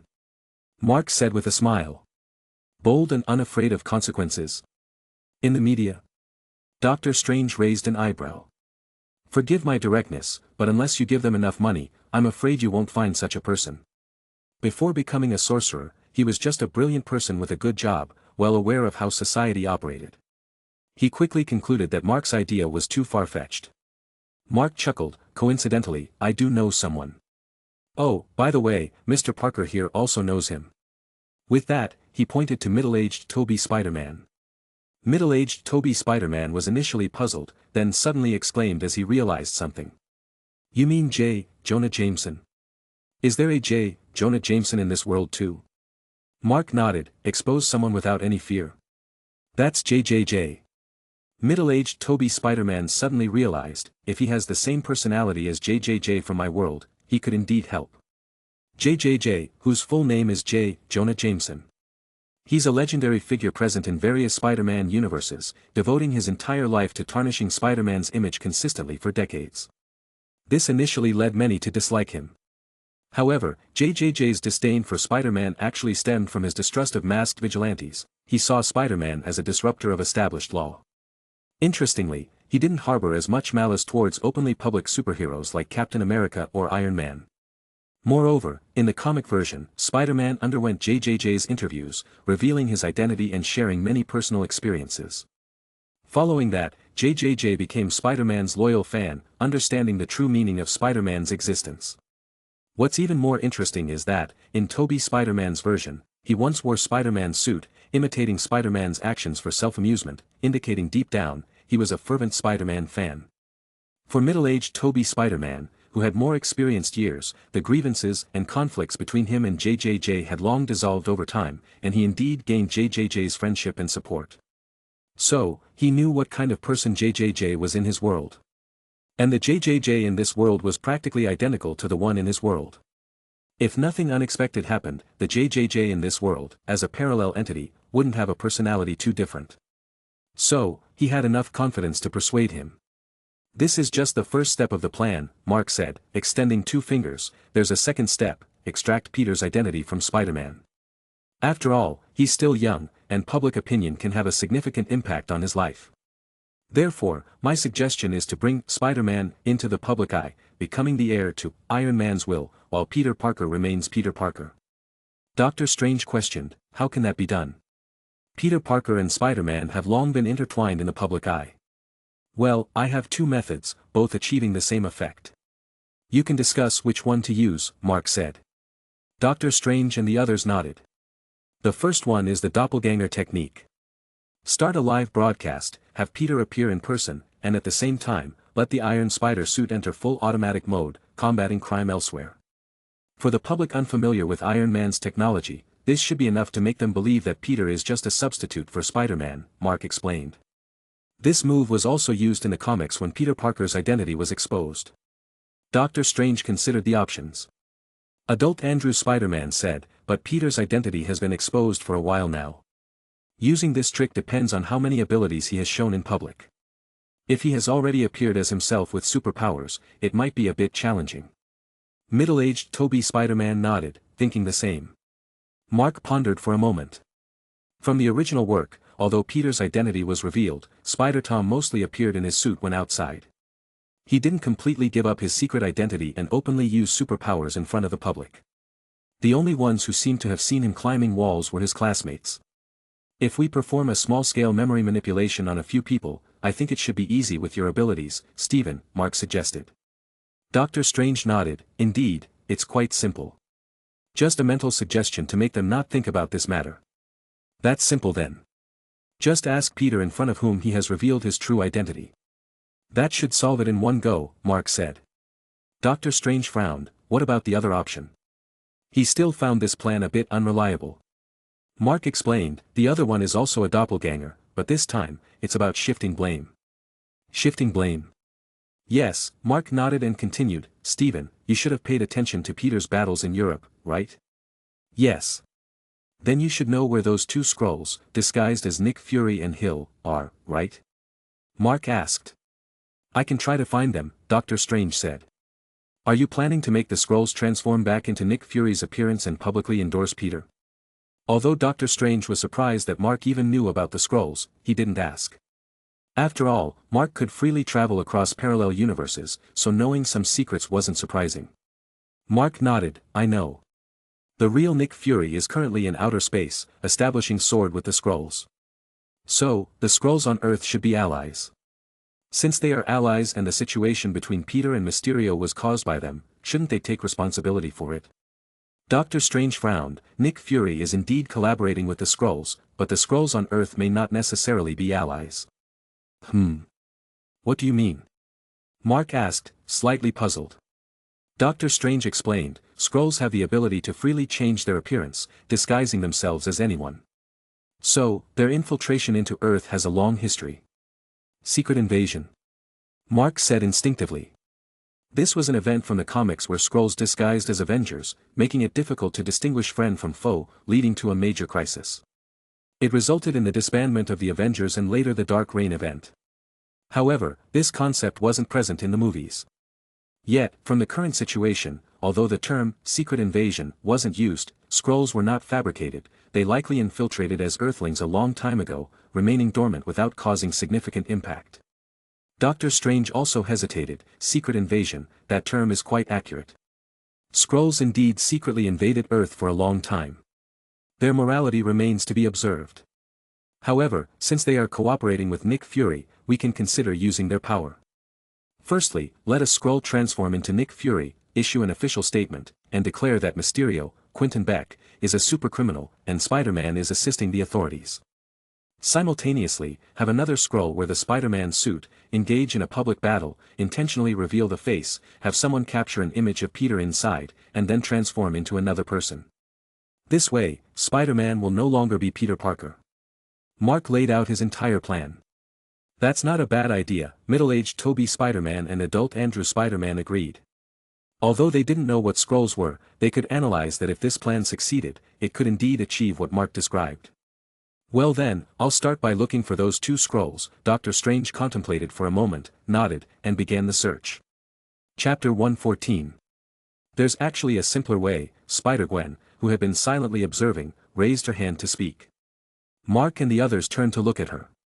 Spider-Gwen gestured around, with so many Spider-Men here, all looking different from Peter, can't one of you just take a stroll outside? Problem solved. Huh. Mark and the others were surprised. Indeed, in this room, there were a total of 5 Spider-Men, excluding the evil Andrew Spider-Man, and aside from Spider-Gwen, who didn't fit the criteria being female, the rest could easily disguise themselves. While Mark had appeared with Spider-Tom on the bridge before, he never revealed his true face. The footage captured at that time only showed 2 individuals in spider suits. As for the issue of spider suits, Iron Man's Mark series had already reached 2 digits. Moreover, he had a fully automated Iron Legion, a well-known fact. Even the Hulk's indestructible shorts came in different designs. So, wouldn't it be reasonable for a tech-savvy superhero to have multiple suits? This could easily be explained away with the excuse of an automated armor. Furthermore, there was an additional advantage to this. Although Skrulls seem to be cooperating with humans for now, considering the saying, different species, different hearts, who knew if they might launch a massive invasion on Earth one day, similar to the comics' Secret Invasion War. So, if possible, keeping the identity of a superhero within the hands of their own kind was more secure. However, with this approach, the most suitable person to play the role of Spider-Man in this world was none other than Mark himself. Just as Mark was weighing the pros and cons, realizing the situation wasn't favorable, he noticed Doctor Strange, middle-aged Tobey Spider-Man, and adult Andrew Spider-Man were all looking at him. Forget it. I'm here to travel through multiple parallel universes. My mission is to save as many struggling Spider-Men on the web of life as possible, not just linger in this one world. Mark decisively refused. They actually wanted him to take the blame. Isn't the kid one of the Spider-Men struggling on the web? Doctor Strange looked at Mark with a smile, finally seeing Mark at a disadvantage. It wasn't easy. And, you're just showing your face, no one said you have to stay in this world forever. Middle-aged Tobey Spider-Man kindly consoled. Shit, Mark felt like he had dug himself into a big hole. The problem was, he suggested it himself, and the solution was proposed by his girlfriend, and in the end, it fell on his head. Wasn't this creating his own trouble? Fine, Mark reluctantly nodded. Fortunately, it was just showing his face. Afterward, it would still be the Spider-Tom's own activities. At most, he would expose himself to the public in this world, it wasn't a big deal. He could just visit this world less in the future. Well then, although we've discussed it here, we still need to inform Peter and Potts. We need their consent for this plan, Doctor Strange said. Spider-Tom was the party involved, so he needed to be informed about the plan. If he didn't agree to do it, all the discussions they were having now would be in vain. However, he probably wouldn't refuse. As for Potts, her full name was Pepper Potts, usually called Pepper. She was the widow of Iron Man Tony Stark and the current CEO of Stark Industries. After Iron Man's death, she juggled taking care of her and Iron Man's daughter, Morgan Stark, and single-handedly supported the vast Stark Industries, making her a strong and independent woman. In reality, as the inheritor of Iron Man's legacy, Spider-Tom should have met with Pepper Potts, but for some reason, he never did. Perhaps Pepper Potts didn't think highly of the still young Peter. Or maybe it was a form of protection towards him. After all, as the CEO of Stark Industries, many of her actions were constantly scrutinized by the public. This, in turn, could significantly impact Peter's life. Furthermore, she and Peter weren't very familiar with each other. But now wasn't the time to address this issue. Doctor Strange decided to first deal with the issue of the interdimensional visitors. Venom was still on the loose outside, and the longer they delayed, the more likely he was to cause some strange incidents. After finalizing the plan with Mark and others, he headed towards the location of the magical prison. If there's anything else to say it now. Adjusting the magic will take about 10 minutes, Doctor Strange said. In the depths of the underground. The scene that appeared before everyone surprised them. Gwen Stacy and adult Andrew SpiderMan were standing outside the magical prison, quietly talking. Although the barrier of the magical prison had been lifted, the evil adult Andrew SpiderMan remained seated inside, sitting there quietly. The ferocity and madness that seemed to envelop him had apparently dissipated. Mark looked at Gwen Stacy with some surprise. The evil adult Andrew SpiderMan seemed to have been possessed before, with an air of either I'll kill you today, or you'll kill me. The difference between that and his current state was like night and day. What did she do? Gwen. Adult Andrew SpiderMan's expression mirrored that of the evil adult Andrew SpiderMan when he saw Gwen Stacy. In his world, Gwen also died, becoming a lifelong pain for him. However, he didn't gradually descend into darkness like the evil adult Andrew SpiderMan. Instead, after a period of depression, he picked himself up. She isn't your Gwen. Middle-aged Toby Spider-Man, prepared for this, reached out and placed a hand on adult Andrew Spider-Man's shoulder, calming his excitement. Adult Andrew Spider-Man took a deep breath, then wore a bitter smile. Hey! Gwen, and another me. Hey! Gwen Stacy greeted him with a graceful wave. Her charming smile once again left adult Andrew Spider-Man in a daze. The current Gwen Stacy was only 17, in the flower of her youth, yet also at the age of wilting. Oh, right. Adult Andrew Spider-Man stepped forward abruptly, urgently saying, "Be careful of Electro and Harry Osborn." "Hey, buddy, I'm right here listening." Max called out. Seeing that Osborn Industries was likely to fall, they each tried to find a way to secretly move some assets from the company to protect their interests. The Max Dillon from that world was sent by a shareholder who took an interest in the company's bioelectric power system to dismantle the circuits. However, an accident occurred during the dismantling process, turning Max Dillon into Electro. After a battle with Andrew Spider-Man, Andrew managed to short-circuit him temporarily using water from a fire hydrant, defeating him. Electro's appearance made Andrew Spider-Man pay attention once again to Mark's prophecy, the video he saw on the subway. Coincidentally, with Norman Osborn's death and Osborn Industries in crisis, Harry Osborn also returned. Andrew Spider-Man approached Harry, clarified the specific issues, and agreed to figure out a solution together. So, at least for now, there were no signs of Harry Osborn turning to the dark side. This was probably because he hadn't manifested symptoms yet, so the urgency for a cure wasn't as pressing. Harry, adult Andrew Spider-Man hesitated for a moment. When I was receiving treatment, I inquired with the lady who treated me. Perhaps the hereditary disease in the Osborn family could be treated using a combination of nanotechnology and genetic techniques. Saying this, he used a strand of webbing to fetch paper and pen from a distant table and quickly wrote down some theoretical speculations based on his bodily changes. These are some theoretical speculations I roughly guessed based on the changes in my body. When you go back, you can ponder over this direction, it might be useful. That's fantastic. Ha ha ha, Andrew Spider-Man laughed, the grown-up me is indeed reliable. Chapter 115. Gwen Stacy rolled her eyes at her boyfriend. The evil Andrew Spider opened his eyes when they came in, but just looked at them quietly. Maybe he was surprised. It was clear that he had severely injured his other adult self before, so why didn't he come to trouble him after he recovered? He was even more surprised when he heard that the adult Andrew Spider had come up with such a treatment plan specifically to save Harry Osborn, who had killed Gwen. Why? Have you forgotten your Gwen? The evil ghost Andrew Spider suddenly said. The adult Andrew Spider didn't even look at him, and said calmly, people can't live with hatred all the time. Who? Ghostly adult Andrew Spider-Man exhaled deeply. It wasn't clear if he was suppressing his anger or feeling something else, but his emotions seemed complex. However, he didn't speak again.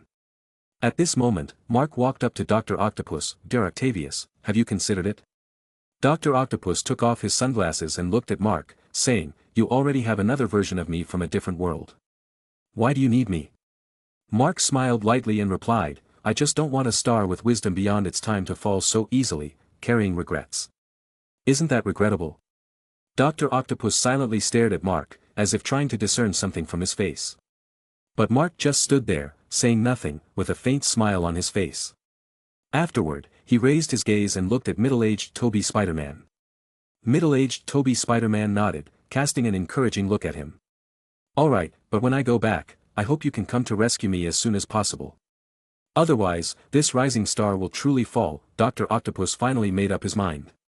Mark shook his head slightly. "No need for that." He extended his hand, pressed it against the magical barrier, and with a slight force, the magical barrier disappeared into scattered starlight. The complexity of this barrier wasn't sophisticated, and he could freely move within it. Naturally, he had a way to dispel it. Then, in Dr. Octopus's somewhat astonished eyes, Mark flashed behind him and pressed a chip on the back of Dr. Octopus's head. It was a neural repair chip made using nanotechnology, capable of not only replacing the damaged chip on Dr. Octopus's mechanical tentacle but also possessing self-repairing capabilities. This meant that even if he were attacked again and inadvertently damaged the control chip, the chip wouldn't be permanently damaged. From now on, Dr. Octopus could maintain a clear state of mind. And in this state, he could stand as the top nuclear physicist at the pinnacle of the era. Mark made 2 of these repair chips using the machine that Spider-Tom had. In reality, it was a simple circuit component with no significant technological complexity. "Dear Octopus, welcome back." Mark walked up to Dr. Octopus, or rather, he should be called Dear Octavius now because he was no longer under the influence of the mechanical tentacles. "The world is surprisingly quiet." Dear Octavius closed his eyes, savoring the long-lost tranquility. During the period when he was influenced by the mechanical tentacles, strange voices often sounded in his mind, constantly influencing and tempting his emotions. But now, they were all gone. He opened his eyes, looked at the young man standing in front of him, and sincerely expressed his gratitude. "Thank you, Mark." "And you, Peter?" Dr. Octopus's gaze went beyond Mark, landing on middle-aged Toby SpiderMan. "Peter, you've grown up." This time, his tone was even gentler, tinged with satisfaction. Middle-aged Toby SpiderMan smiled, stroking his beard. "Yes, Doctor. In fact, I have a child now." "Is it Mary Jane's?" Dr. Octopus asked with a smile. Middle-aged Toby SpiderMan nodded. "Yes, she's a lovely girl." "That's wonderful." Dr. Octopus smiled kindly. Mark reached out, pressing his hand on Dr. Octopus's shoulder. "Do you have any attachments to that world?" Dr. Octopus didn't quite understand, but nodded. Mark nodded slightly and then withdrew his hand. "Then, don't go back." Dr. Octopus didn't quite understand Mark's meaning. Mark didn't explain. Anyway, he would understand soon. As for the remaining people, he didn't pay attention to their intentions. Lizard Doctor wouldn't die when he returned to his world. At most, he would be defeated and then incarcerated. The Vulture might pose some trouble due to discrepancies between his world and the original plot, but the Spider-Tom there should handle it. As for evil adult Andrew Spider-Man, judging from the current situation, it seemed like he had been healed by Gwen Stacy. But Mark wasn't planning to interfere with him anyway. Although evil Andrew Spider-Man had committed many wrongs and was an anti-hero, he also had his uses. For example, in the future battle against the Inheritors, as most Spider-Men held a moral stance of not killing, they only banished the family to a wasteland world filled with nuclear radiation, the weakness of the Inheritor family. However, this indirectly led to the Inheritor family's comeback. Spider-Noir and British Spider-Man were among the first casualties when the Inheritor family returned. Mark didn't want to witness that. So, he hoped there would be a few individuals as ruthless as him in the fight against the Inheritor family, eliminating them directly and not giving them any chance of a comeback. Evil Andrew Spider-Man seemed like a good choice. Moreover, after psychological treatment by Gwen Stacy, his current condition had indeed improved a lot. Perhaps, for the people of that world, this was a stroke of luck. At this moment, Doctor Strange walked over, holding the Catavis box in his hand. Judging by his appearance, he had already adjusted the magic. "Are you ready?" Doctor Strange asked. "Let's call little Peter over too, his treatment should be finished by now," Mark spoke up. Doctor Strange made a portal expressionlessly, A/N, blood's tired with all the BS, LOL. Swoosh. A figure suddenly rushed in from the circle. Just as he was about to crash into the wall, Mark flashed in front of him and caught him. "What are you doing?" "Practicing frog jumps," Mark quipped. The guy in his hands was none other than Spider-Tom. Spider-Tom stood on the ground, awkwardly scratching his head. "I thought you might leave at any time, so I came to see you off." Everyone suddenly realized. Turns out, he was rushing here just now, and Doctor Strange happened to open the portal in front of him. Swish swish. MJ and Ned were also conveniently grabbed by Doctor Strange. So, the group gathered here once again. Doctor Strange glanced around casually, then decisively pressed the button on the Hiatus. Snap! Lizard Doctor, Vulture and Rhino disappeared in sequence.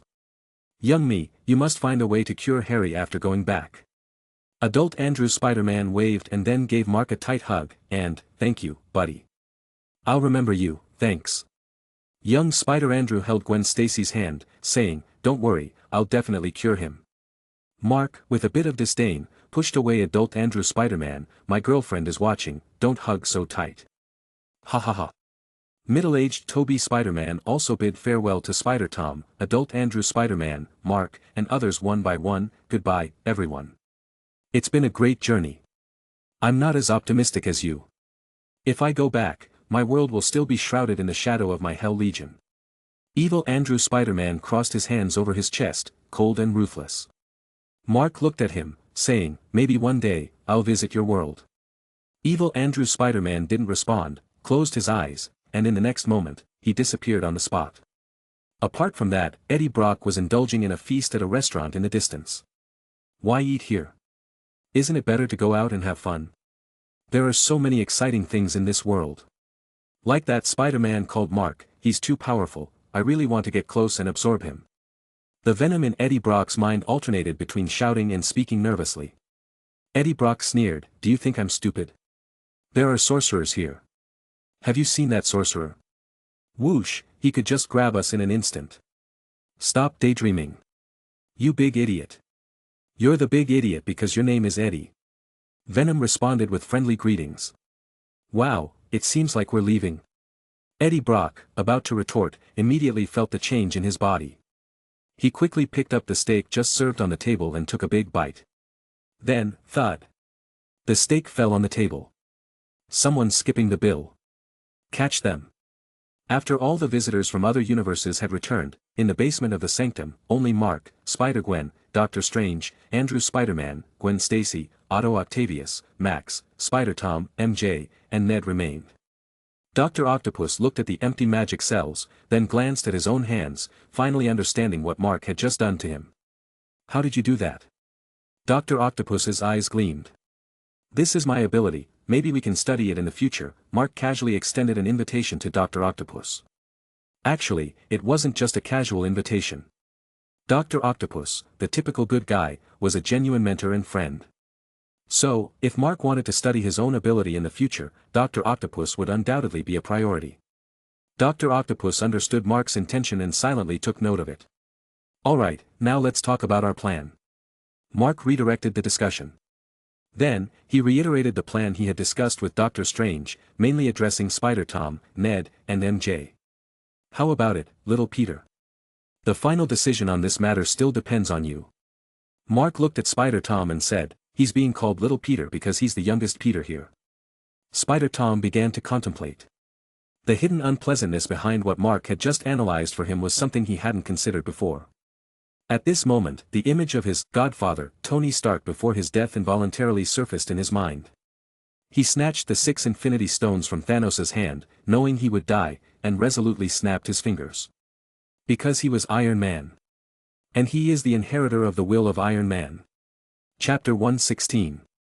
He had heard countless stories about Mr. Stark. In the New York battle several years ago, he bravely dove into a wormhole with a nuclear bomb, delivering the first, middle finger, to Thanos.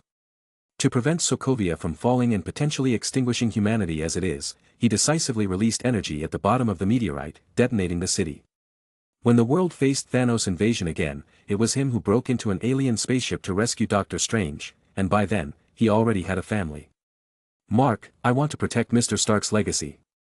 Spider-Tom's face was full of determination, as if he had found a new goal in life. In the past period, with Tony Stark's death, he lost a mentor, temporarily returning to the identity of the friendly neighborhood Spider-Man. He even forgot that he was already a qualified Avenger. It was during that time, on Thanos' spaceship, that Mr. Stark personally crowned him. And after that, Mr. Stark sacrificed himself for humanity's victory. How could he stand idly by while those guys bullied Mr. Stark's widow and secretly schemed to seize his legacy? Spider-Tom seemed to have matured in just a few seconds, and his whole spirit was completely renewed. Although this was just a temporary enlightenment brought by an encouraging words, it was actually a seed. When it sprouted, grew, it would eventually grow into a towering tree someday.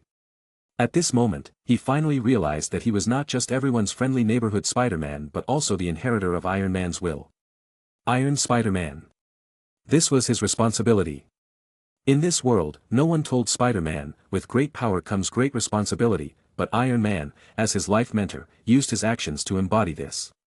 After persuading Spider-Tom, Mark looked at Doctor Strange, indicating that he should find Pepper Potts, the final piece of the plan. Stark Tower, top floor office.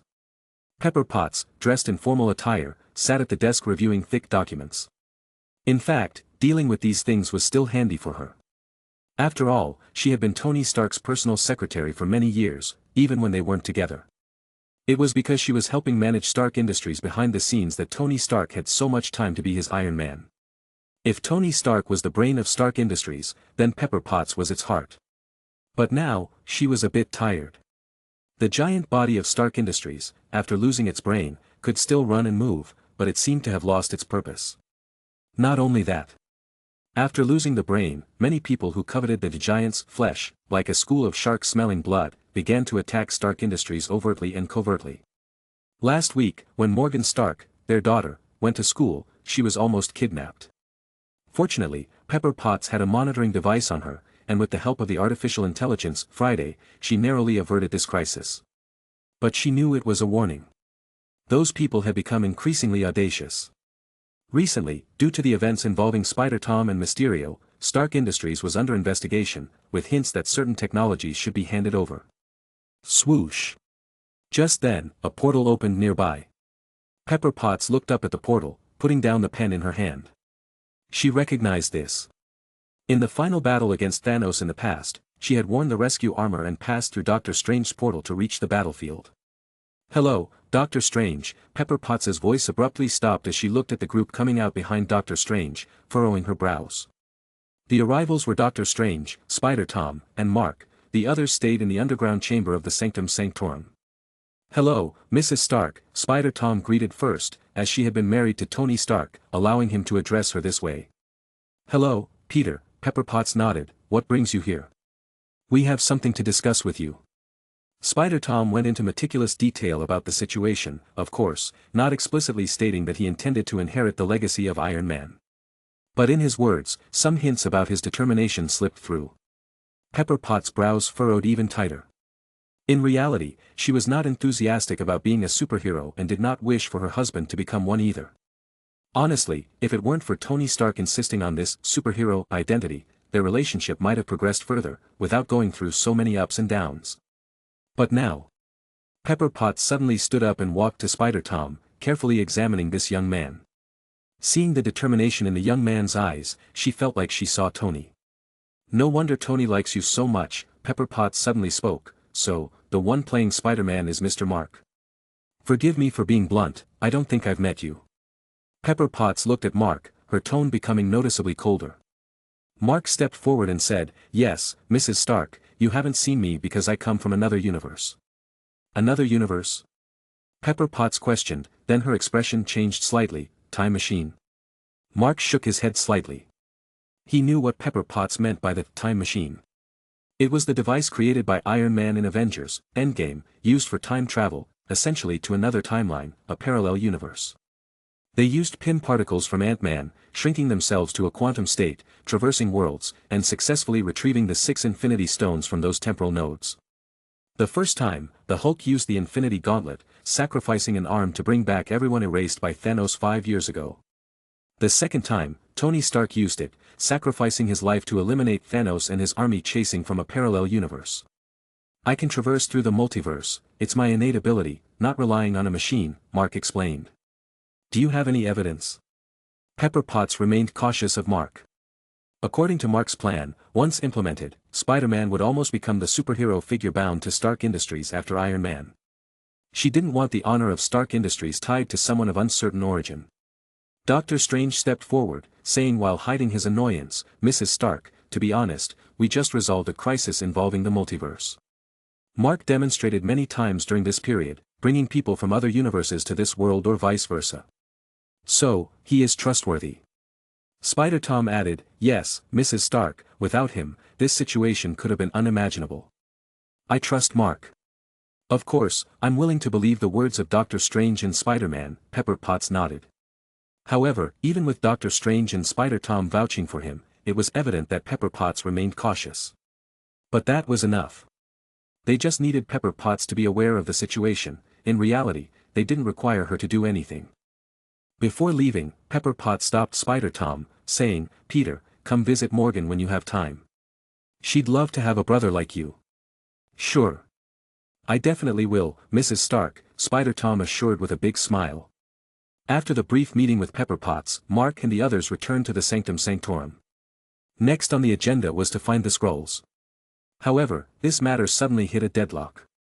The reason was simple. The scroll was just a name of a race, like humans or Kree.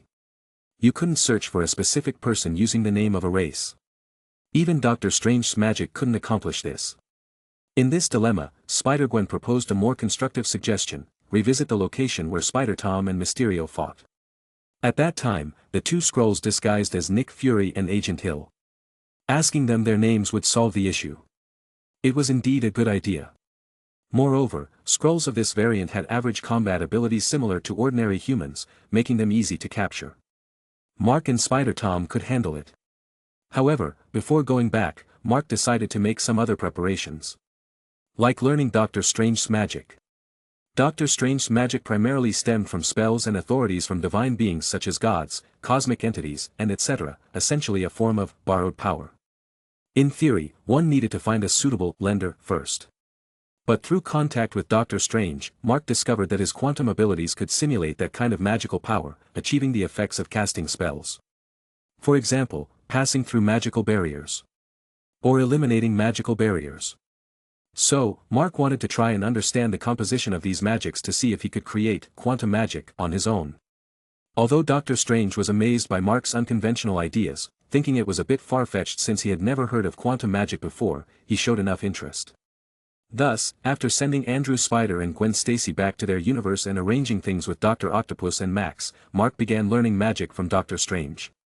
Of course, his learning didn't involve reading magic books but observing, deconstructing, and attempting to simulate after Doctor Strange cast a spell. Chapter 117. As Mark delved into his studies, he discovered that his self-created quantum magic bore a striking resemblance to Doctor Strange's dimensional magic. The dimensional magic used by sorcerers draws energy from the Vishanti. The Vishanti is, in fact, a trinity of gods, composed of Ashtar, Hoggoth, and Agamotto, ancient deities considered the supreme mystical beings. Their powers were virtually boundless, a characteristic eerily similar to everything Mark witnessed in the quantum world. In the quantum realm, there existed infinite power.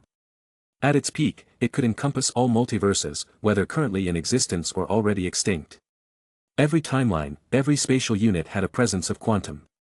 At its smallest, it could shrink to an infinitesimal scale, so minuscule that even the most sophisticated microscopes couldn't perceive.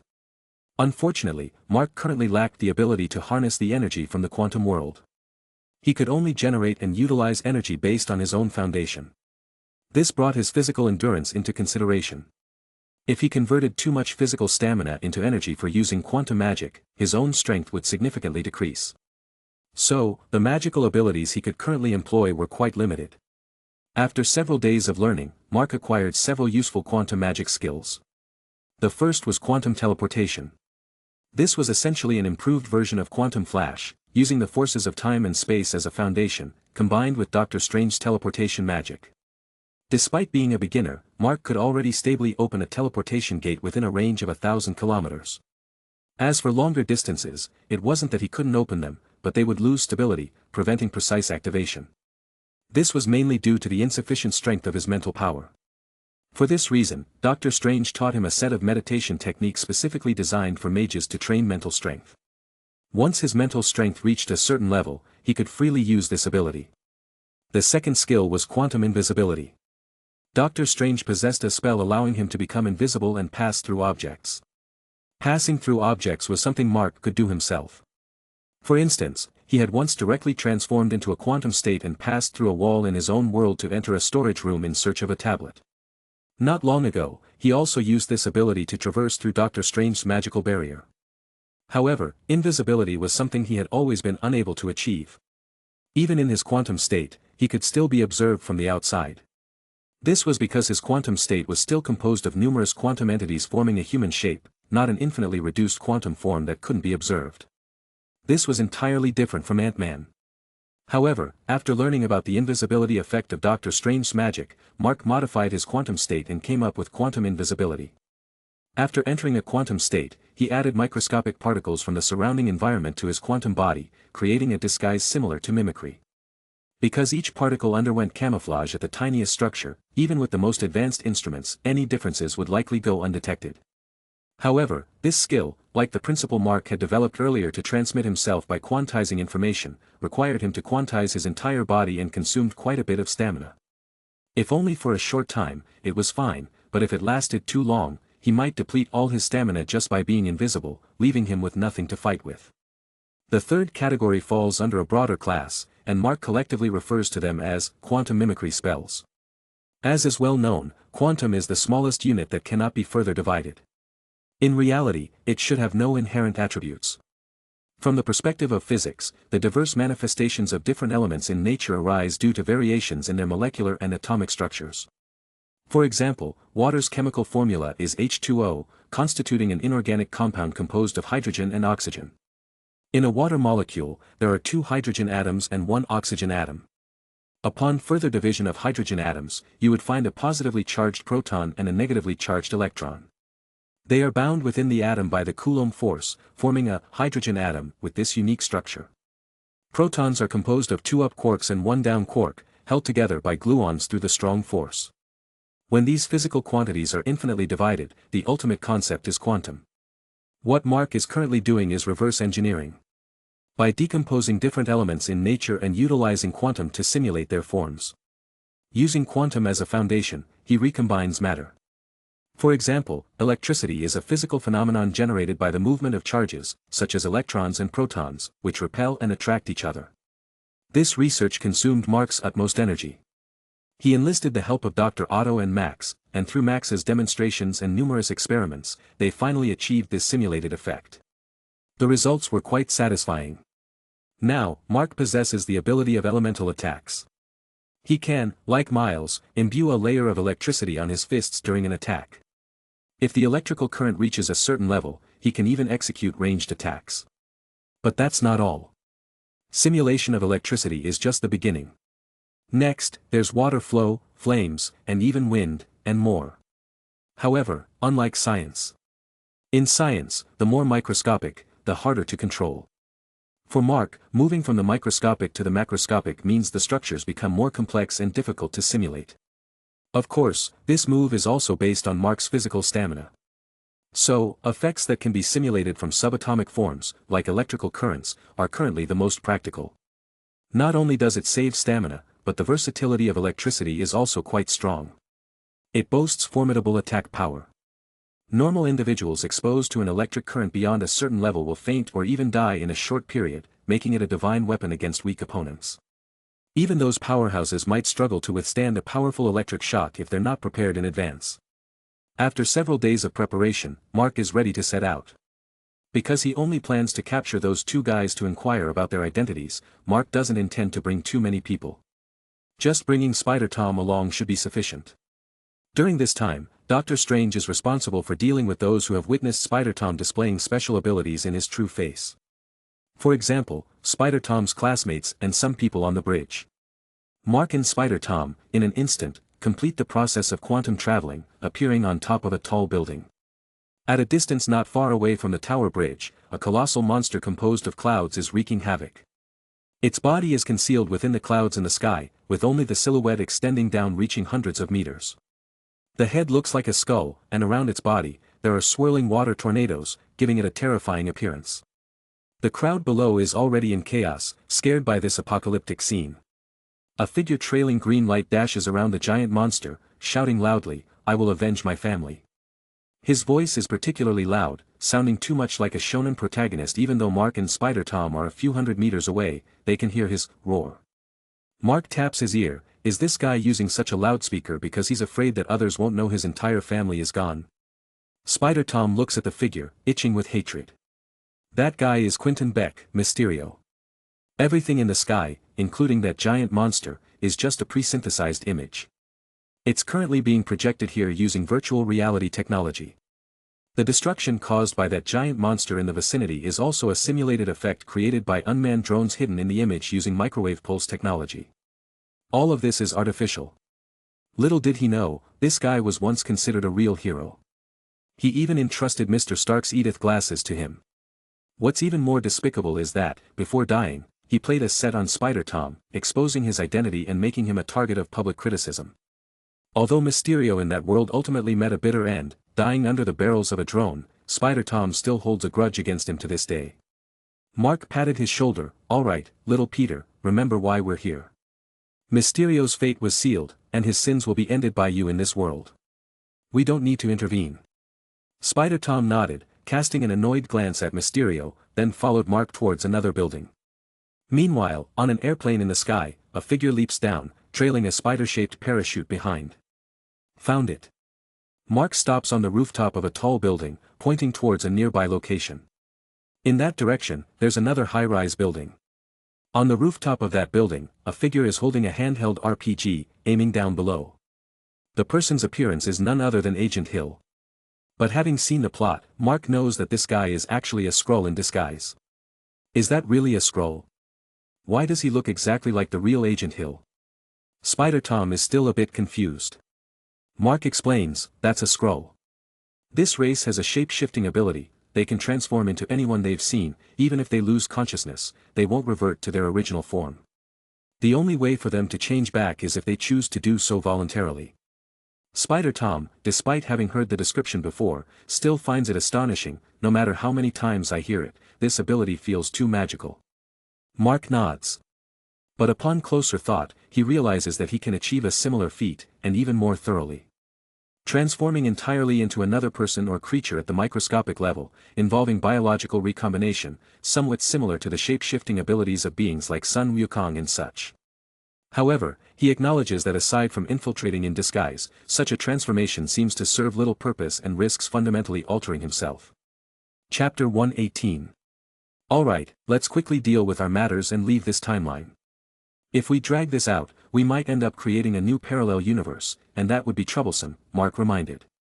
Creating a new parallel universe would mean dealing with another version of Spider-Tom, and he didn't want to repeat these actions. Moreover, such an act falls into forbidden territory and could attract the attention of certain big shots.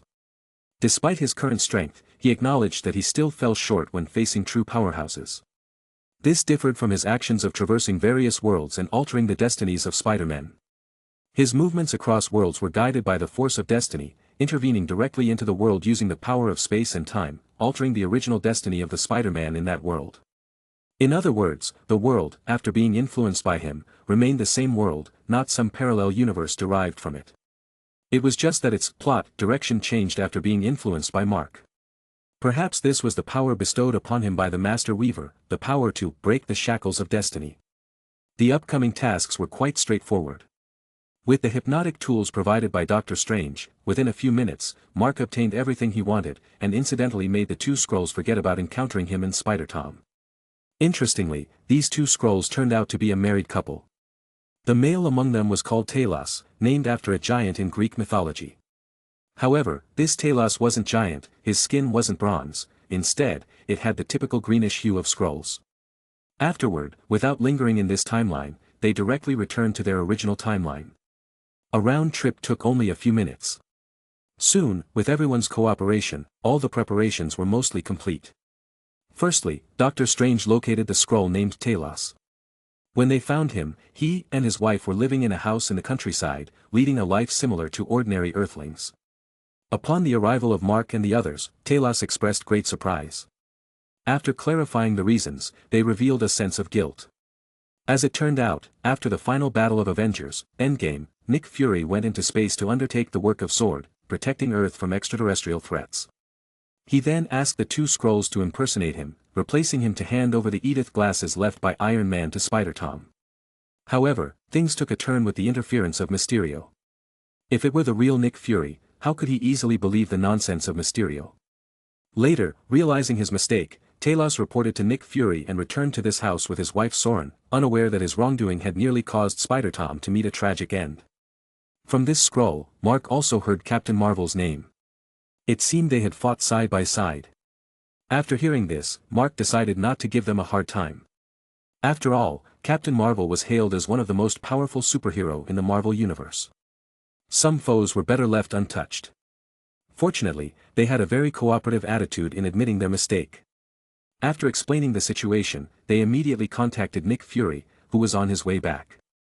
Later, Nick Fury had them stand in for him and issue a statement. Spider-Man was officially recognized as an Avenger, a public servant, not a vigilante. Meanwhile, Mysterio was directly labeled as a supervillain. With this official endorsement, they proceeded. Next, Mark presented the video of Mysterio from the other world that came that day. At the time, Mysterio, thinking he had everyone nearby under his control, spoke arrogantly and proudly revealed his villainous identity. This evidence of a major twist, along with Nick Fury's statement, was handed over to J. Jonah Jameson, JJJ, who had already been contacted. Under the dual influence of immense interest and a powerful fist, JJJ spared no effort in publicizing the information. Soon, these messages replaced the original ones and began to widely circulate. Shortly afterward, someone managed to capture the real identity of Spider-Man. Supposedly, a lucky citizen unintentionally recorded an image of Spider-Man in person. The Spider-Man in these images had blonde hair and a rather resolute face, clearly not the same person as the previously leaked Peter Parker. This blonde Spider-Man was naturally a disguise by Mark. After careful consideration, he decided not to show his true face. Even though the Skrulls currently seemed to be on the side of Earthlings, he still harbored some suspicions that they might have a hidden agenda. His previous encounters with Talos and others were all in armored suits during their interactions. As for the appearance of this blonde Spider-Man, Mark created the image based on the Spider-Man he saw in the world of Miles, slightly adjusting the features to resemble a mature version of Spider-Tom. This way, he could explain why some people had mistaken Peter Parker for Spider-Man. Certainly, there's no need to state these things directly, just hinting at it will naturally lead people to speculate. At most, have Edith publish a few ambiguous articles to fuel the speculation online. Soon, public opinion will be brought back under control, and the crisis for Stark Industries will be resolved. Correspondingly, Spider-Tom's persistent worry about admission to MIT is no longer an issue. This not only relieved Spider-Tom and his companions but also brought a sigh of relief to Pepper Potts. To express gratitude for their actions, Pepper Potts warmly invited them to a family banquet. During the banquet, Spider-Tom and MJ were chatting quietly, Spider-Gwen, Ned, and Morgan Stark were busy with a high-tech toy model, while Max and Dr. Otto Octavius were enjoying drinks and conversation. Meanwhile, Doctor Strange was sipping his drink alone. At this moment, Pepper Potts walked up to Mark's side. She hesitated for a moment and then said, "Can you really travel through time?" Mark nodded. His temporal abilities allowed him to enter the quantum realm and choose to appear at a specific point in time. So, it's not far-fetched to say he can time travel. Pepper Potts became somewhat excited. "Can you go back to when Tony died?" Mark was momentarily stunned, then shook his head. "I'm afraid that's not possible." Without waiting for her to continue, Mark explained again, "For Mr. Stark's sacrifice, we are also sorry. His death was a backlash caused by using the power of the stones. As a manifestation of the fundamental forces of the universe, it not only inflicted permanent physical trauma on Mr. Stark but also affected his soul, time, his existence. Soul and form, both extinguished. This has already exceeded the simple definition of death. It's like Black Widow who died on the planet Vormir. This is the cost of gaining power, a kind of eternal sacrifice." Pepper Potts' expression changed again and again. After forcing a smile, she left in silence.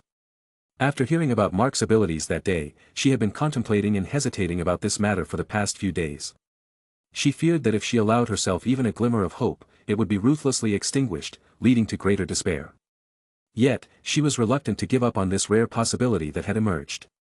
This led to the current conversation. In response, Mark was also regretful. Iron Man was a character he quite liked and a life mentor to Spider-Tom. If possible, he would undoubtedly want to save him. Unfortunately, he couldn't. Even if he traveled back to the past timeline, participated in that final battle with only a 1 in 14 million chance of winning, and succeeded, it would merely create another parallel universe with a victorious outcome. Later, Mark recommended Dr. Otto Octavius to Pepper Potts. Although there was a gap between his knowledge and this era, his high qualifications quickly gained Pepper Potts' approval, and she wanted to hire him for Stark Industries' research department. Stark Industries needed talents like Dr. Otto Octavius in fields such as mechanical manufacturing and energy industries. With the powerful support of Stark Industries, Dr. Otto Octavius's talents could be fully utilized. Mark even considered bringing over the Dr. Octopus from the Toby Spider world. However, he gave up on this idea after some thought. Every world has its own characteristics, and separate actions might offer infinite possibilities. Moreover, in that world, Harry provided funding, the Octopus Doctor provided technology, and Toby Spider was a rogue enthusiastic about heroism. If they lost the Dr. Octopus, all the efforts made there would be in vain. After careful consideration, Mark decided to only share certain resources with that world and not bring people over.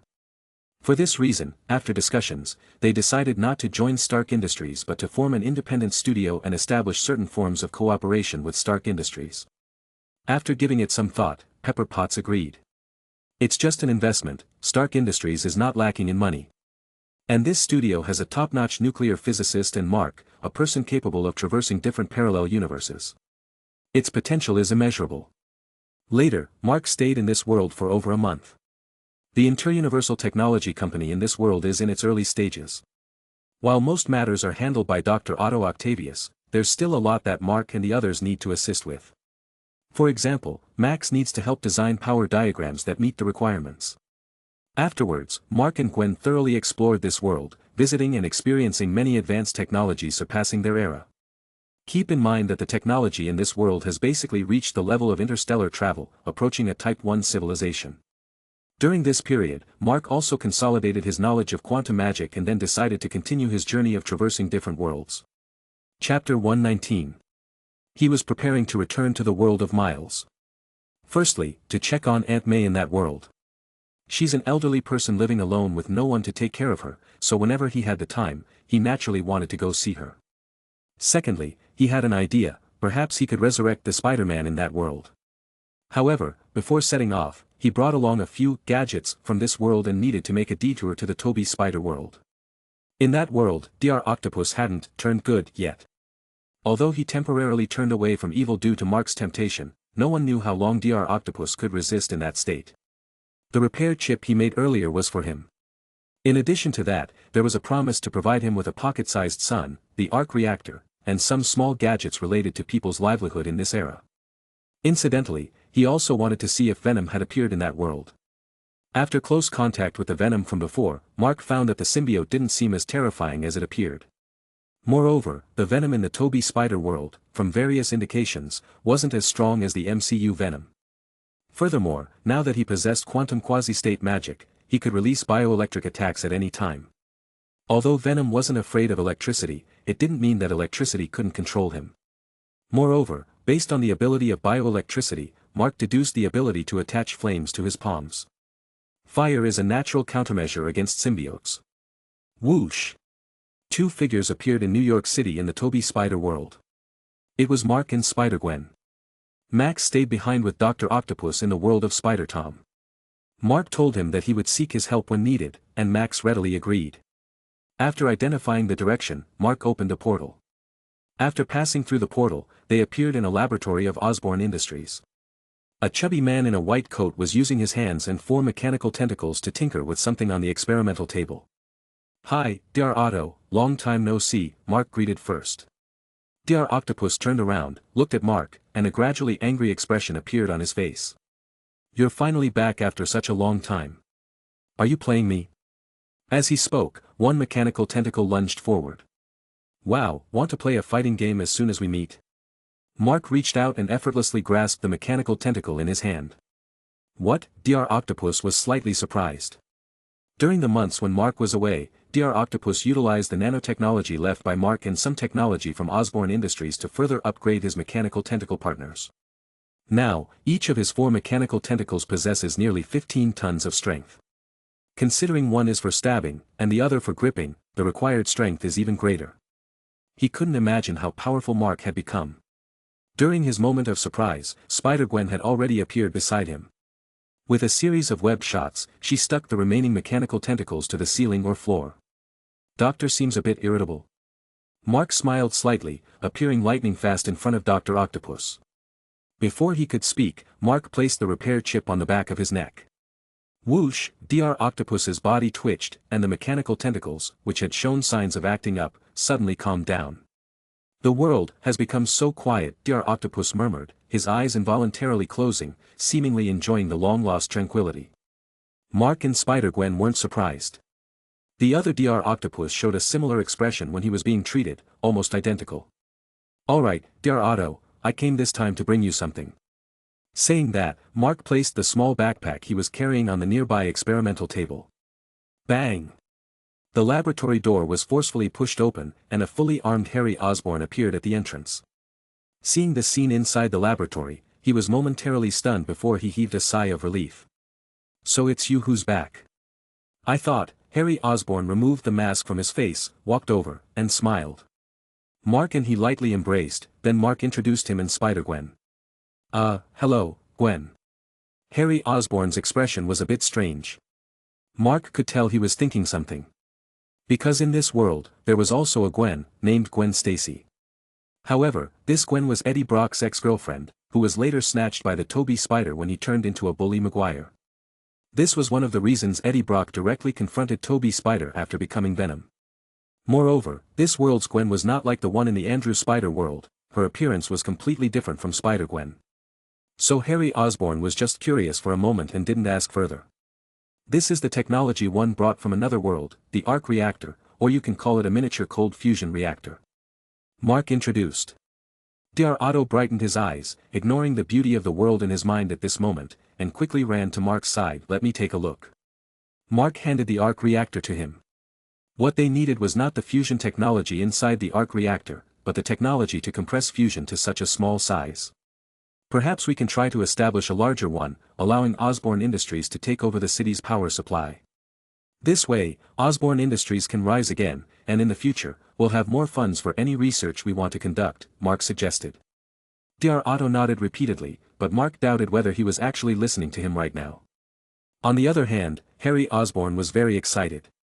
He didn't have lofty desires like Dr. Otto, the hope to change the world with his wisdom, to let people live a better life. He also didn't have a clear goal like Mark, to arm himself with technology, to protect himself and his friends. The reason why Harry Osborn joined Mark's inter-universe tech company, and even staked everything he had, was simply to revive Osborn Industries and prevent it from falling into decline in his own hands. That was all. Therefore, the hope of Osborn Industries' revival now lay in the hands of Dr. Otto Octavius, and how could he not be excited? There are also some other technologies here: smartphones, smart homes, 3D virtual projection technology. Mark gestured to the table. The technological content of these items is much lower than the former, but they serve as excellent reinforcements in other aspects. Moreover, these things don't require Dr. Octopus to handle, there are other researchers in Osborn Industries who can do it. Their only purpose is to gather funds. After all, building a large arc reactor also requires a considerable amount of funds. Given the current financial situation of Osborn Industries, it would be a bit difficult to start independently. Of course, they could also use these technologies for bidding. Believing that with mature technologies, capitalists on a certain street would undoubtedly compete to wave their banknotes and enter the scene. But Mark didn't want that. Osborn Industries today, after Norman Osborn's cleansing, got rid of all shareholders and could almost be said to be Harry Osborn's sole decision-maker. This is a very favorable situation. There's no need to introduce outside capital into it. Because that would mean a lot of other troublesome things would happen. Once it involves interests, these things only increase, not decrease. But by rejecting outside capital, Mark could cut off most similar issues at the source. By the way, what about Peter? Is he out there doing some heroic deeds? Mark asked. Harry Osborn said, "Peter. His recent state seems a bit strange." "How so?" "He seems to have changed, like a different person," Harry Osborn said while thinking. "Peter used to be more reserved, liked to keep many things to himself. But in the last few days, he's become very outgoing. One time, he even flirted with a girl on the street. It happened to be seen by Mary Jane, and they had a quarrel. Mark raised an eyebrow. Did the bully Maguire appear? In other words, Venom has arrived? Thinking of this, he became a bit uneasy. Do you know where he is? Mark asked. After a moment of consideration, Harry Osborn hesitated and said, in recent times, he should be taking selfies for the Bugle, right? Actually, I was planning to check on him too, something feels off. No problem, I'll go see him, Mark said.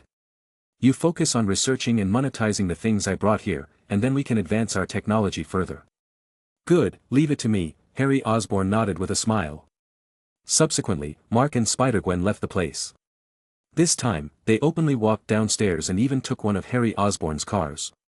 The standard of living in this era was somewhat behind compared to the Spider-Tom's era, but it had its own unique charm.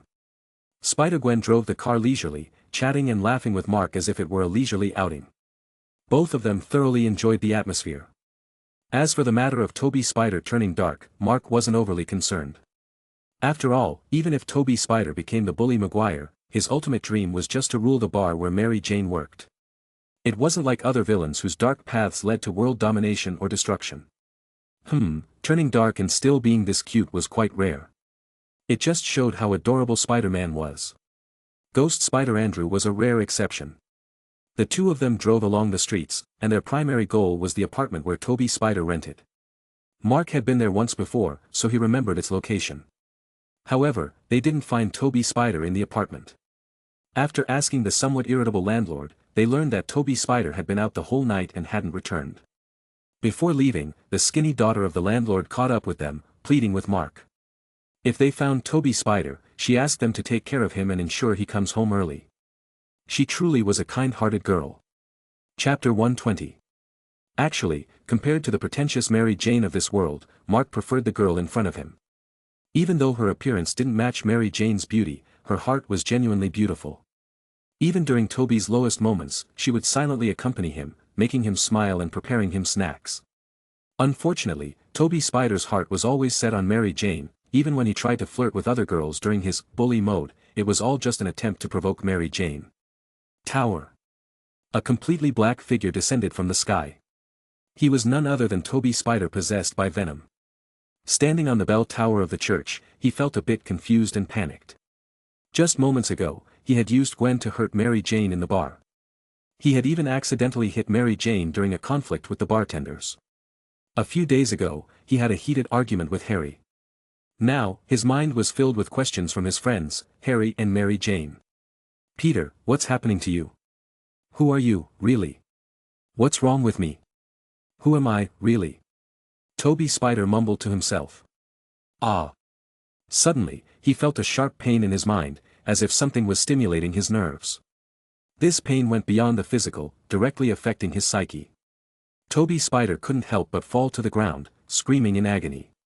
At the same time, in the church below, Eddie Brock had experienced a series of misfortunes, including being fired by the Daily Bugle after his doctored Spider-Man photos were exposed, losing his job, and his girlfriend being deceitfully taken by Toby Spider for a date.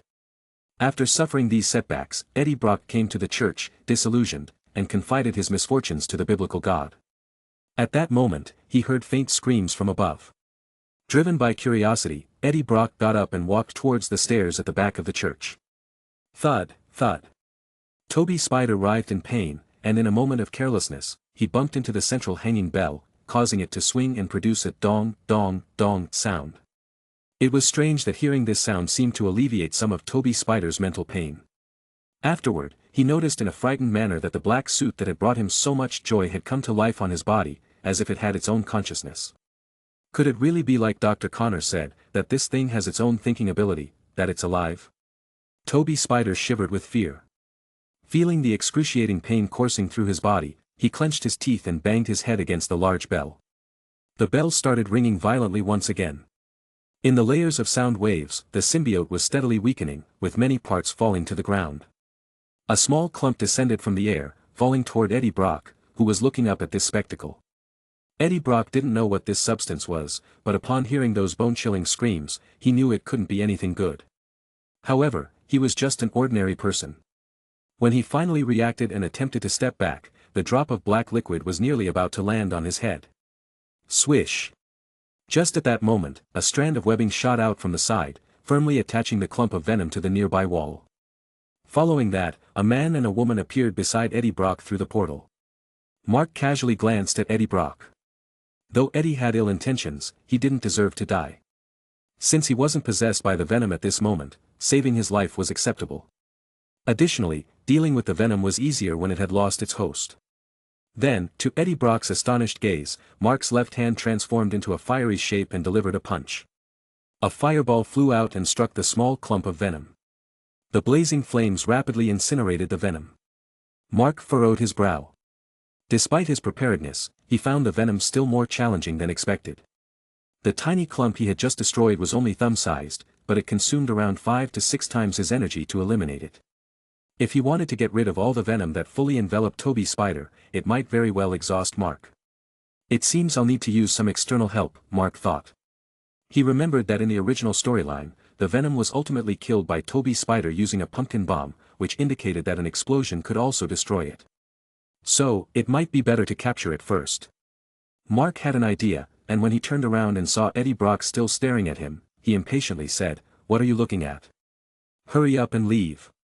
Eddie, who was not under the influence of the venom, was still the guy who only knew how to play clever. He promptly left. "Gwen, should we go up?" Mark asked. Gwen nodded. She had never seen the venom, who intruded into the world of Spider-Tom. She had only heard Mark's descriptions of it and was genuinely curious. This venom can enhance abilities, making ordinary people extremely powerful. If Spider-Man were to be possessed by it, wouldn't he become even more formidable? Mark nodded and extended his hand, shooting a strand of web upwards while explaining, "That's correct. His current strength is probably several times greater than it was originally." Gwen's eyes lit up, and she followed Mark as they ascended to the top of the tower. There, they saw Toby Spider fighting the venom on the ground. Mark stepped forward, hands transformed into flames, and grabbed the venom. Kayak. A sharp, agonizing scream resounded as the venom was scorched by the flames. Gwen, ignite the surroundings. Mark, still tearing at the venom, instructed. All right. Gwen grabbed a container of gasoline and poured it on the ground, forming a circle, before dropping a lighter. Boom! Flames instantly erupted. Mark took the opportunity to toss all the removed venom into the fire to prevent it from escaping. The venom sensed that things weren't going well, but it couldn't overcome these weaknesses at the moment. Faced with the roaring blaze, it could only scream in agony and shiver within it. After several minutes of intense work, Mark finally managed to remove all the venom. Some of it had been burned on the spot, but the remainder still reached about half a person's height. Mark opened the portal, connecting directly to the Osborn lab. Dr. Otto Octavius was excitedly studying the technology on the arc reactor and marveling at it. Initially, he was a bit annoyed by their interruption in his research. However, when he saw the venom, Dr. Octavius was immediately shocked and asked, "What is this thing?" Mark gestured to the exhausted Toby Spider nearby. "Doctor, lend a hand, this guy is a bit fatigued."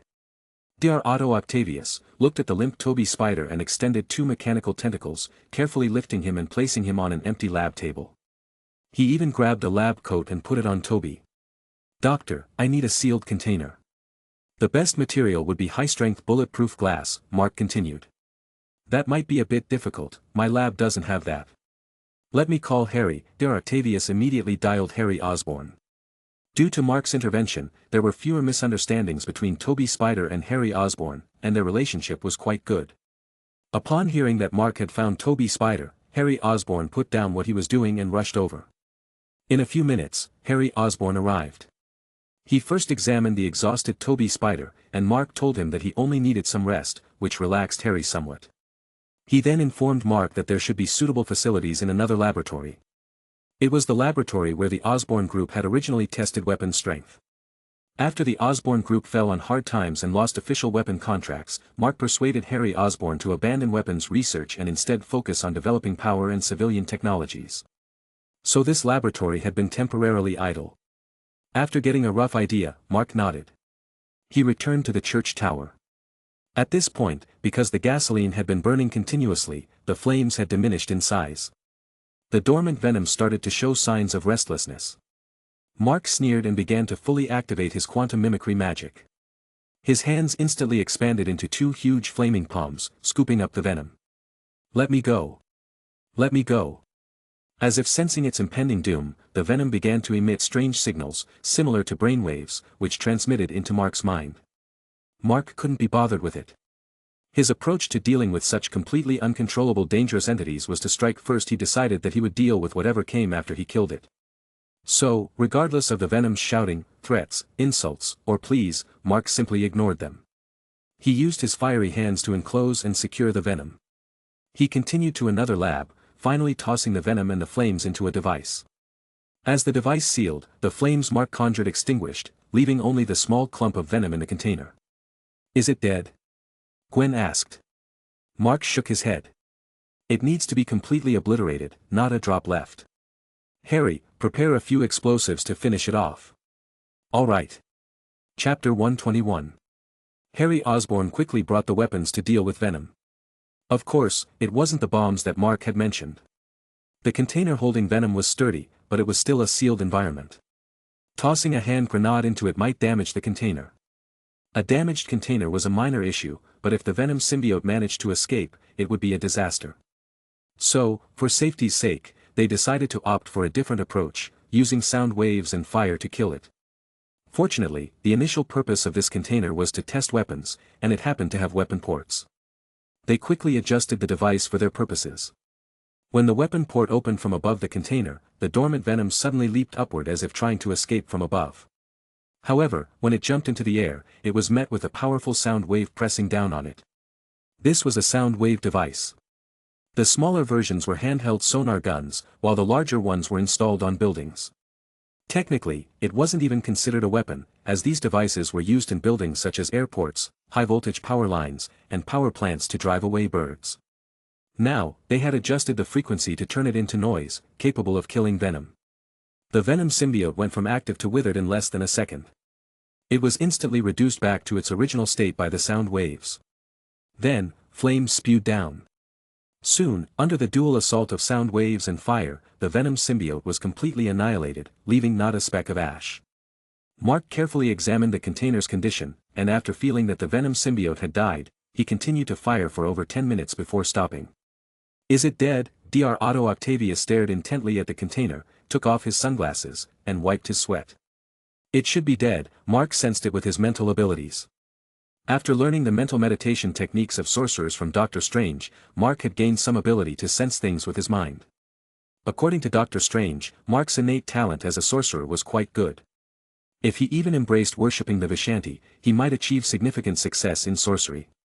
But Mark thought to himself, why should he suddenly start worshipping someone else when he could rely on himself? Therefore, despite the many temptations of Dr. Strange's magic, Mark continued to refuse and chose the path of his own quantum mimicry magic. Gwen released Mark's hand and breathed a sigh of relief. The venom symbiote had emitted eerie and distressing screams in the form of brainwaves before dying, which had genuinely frightened Gwen. "It's this thing that changed me." Toby Spider, who had awakened at some point, stood with Harry Osborn. His extraordinary SpiderMan physique had allowed him to recover his breath. "Peter, are you feeling better?" Harry Osborn supported Toby and took out a handkerchief to wipe the sweat from his forehead, expressing concern. "Thank you, Harry, I'm fine," Toby Spider replied apologetically. "I'm sorry for what I said to you a few days ago." "It's all right, Peter," Harry Osborn was understanding. "Besides, it wasn't your fault. It was caused by that thing. Now, Mr. Mark has finally eliminated it." "Thank you, Mark," Toby Spider said curiously. "When did you arrive?" "Oh, and who is she?" Mark teased. "I came here specifically to see you, and you, of all people, didn't notice me right away." Toby Spider lowered his head in guilt. Mark introduced, "This is my girlfriend, Gwen Stacy, the Spider-Woman." "Gwen? Spider-Woman? So, you're also," Toby Spider was surprised. Gwen nodded. "It seems there's a Gwen in this world too, right?" "That's right, I'm also a Spider-Woman." With that, she shot out a strand of web. Although this alone couldn't prove anything since most spider people used web shooters, none of them had seen any spider people other than the three present. Furthermore, besides spider people, it wasn't common for someone to carry web shooters around. So, when the web came out, their identities were immediately clear. "All right, I suggest you go home and change into some fresh clothes," Mark said, creating a portal leading to Toby Spider's apartment. Toby Spider became even more amazed. "Your abilities are incredible. Can Spider-Man have such powers?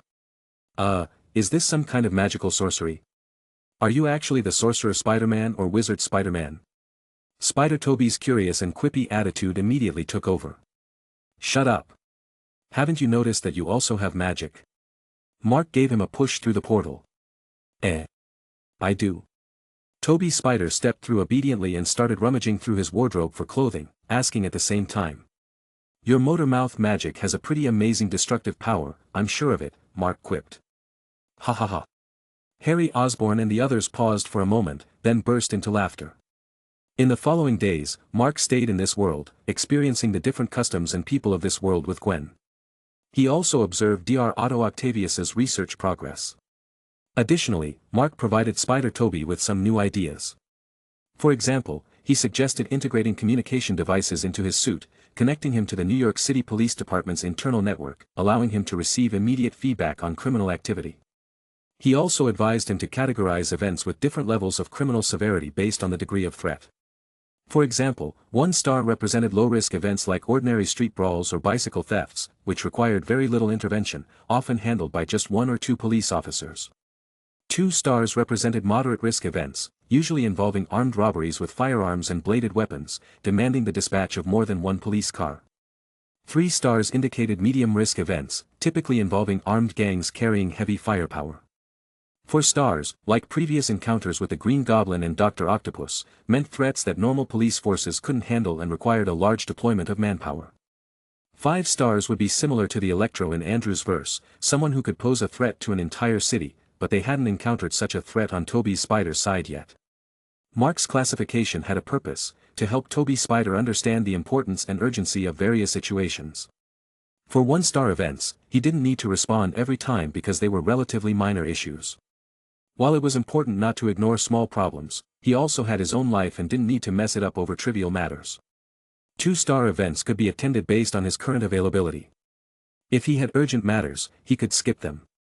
If he was free and wanted to go out, that would be fine. 3 stars or higher were situations where he truly needed to intervene. Mark, Dr. Otto Octavius, and Harry Osborn all found this tiered approach reasonable. However, Toby Spider had some reservations about this grading system. With the help of Dr. Otto Octavius, Mark stayed in this world for a few days to let Toby Spider observe and decide if this system made sense. Toby Spider quickly realized that it did. Especially with 1-star events, they were indeed often minor and frequently resolved by passing patrol officers before he could arrive. This realization was somewhat disheartening and made him question the significance of his usual efforts. But that wasn't Mark's goal. He simply wanted Toby Spider to balance the 2 sides of his life, Spider-Man and Peter Parker. In reality, these 2 aspects didn't have to conflict.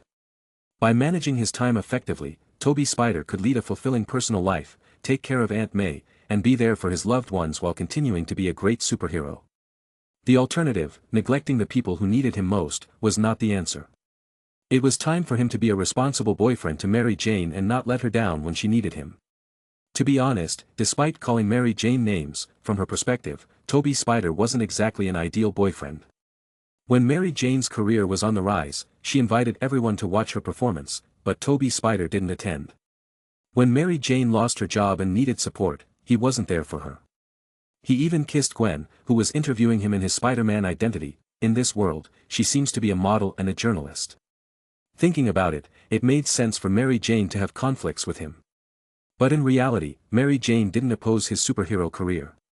Instead, when he needed to go out, she silently kept her grievances to herself. She only needed the care she deserved, which wasn't too much to ask. So, a few days later, when a gang was robbing a jewelry store with guns, the alarm sounded, and Mark immediately had Toby Spider take the stage. Toby Spider successfully apprehended the criminals, bringing peace back to the city. Afterward, Mark explained the purpose of the event classification system he had introduced to him. Toby Spider went into deep thought. While he wasn't far behind Spider-Tom's in abilities, but unlike the latter, who was nurtured and protected, Toby Spider had to be more independent and mature. He had simply been oblivious to this fact for some time. There was no one in his life who could provide him with advice and consider his needs, except for Mark. Mark was the one who could truly give him this kind of guidance. After careful consideration, Toby Spider genuinely thanked Mark, signifying that he had accepted this event classification system. Hopefully, this would lead to a better life for him. However, the events in this world would no longer concern Mark because he was ready to move on to the next world, the world of the Miles. Chapter 122. Considering the significant energy drain caused by moving between the movie dimension and the animated dimension, this time, after leaving the movie dimension and entering the selected world, Mark decided to stay there for a short time and not return quickly. So, before that, he wanted to accomplish everything he wished to do and ensure that several other spider people he had a good relationship with were well arranged. "Gwen, do you want to go back home and check on things?" Mark asked as he gently stroked the hair of the young woman in his arms. They were currently in a suite provided by Harry Osborn, a spacious suite that could serve as their long-term residence in this world, showing Harry's sincerity. They had been out for over a month now, and for Gwen, who had always been a dutiful girl listening to her parents, being away from home for so long was indeed somewhat rebellious. Gwen, her whole body lazy, lay in Mark's arms, with her pretty face resting against his chest. She felt a strong heartbeat beneath the bulging and firm chest muscles, hoping that time could stand still at this moment. Hesitating for a moment after Mark's question, she shook her head and replied, "I don't really want to go back." "Is something wrong back there, Gwen?" Mark sensed that something was amiss.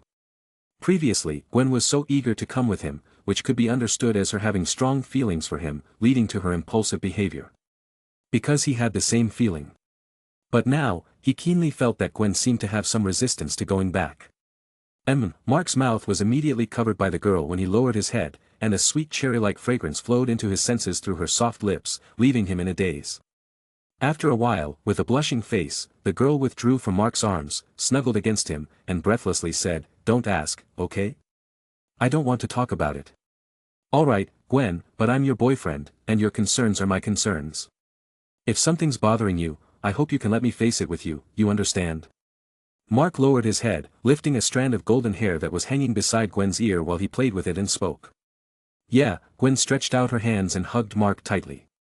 "In that case, let's go to Miles' world first," Mark suggested. Earth 1610, the ultimate universe. Time is the best remedy for healing wounds. It has been several months since the last major battle. The massive hole caused during the battle has been sealed up and replaced by a new building. Although it's not finished yet, it's said to be a landmark skyscraper with hundreds of floors.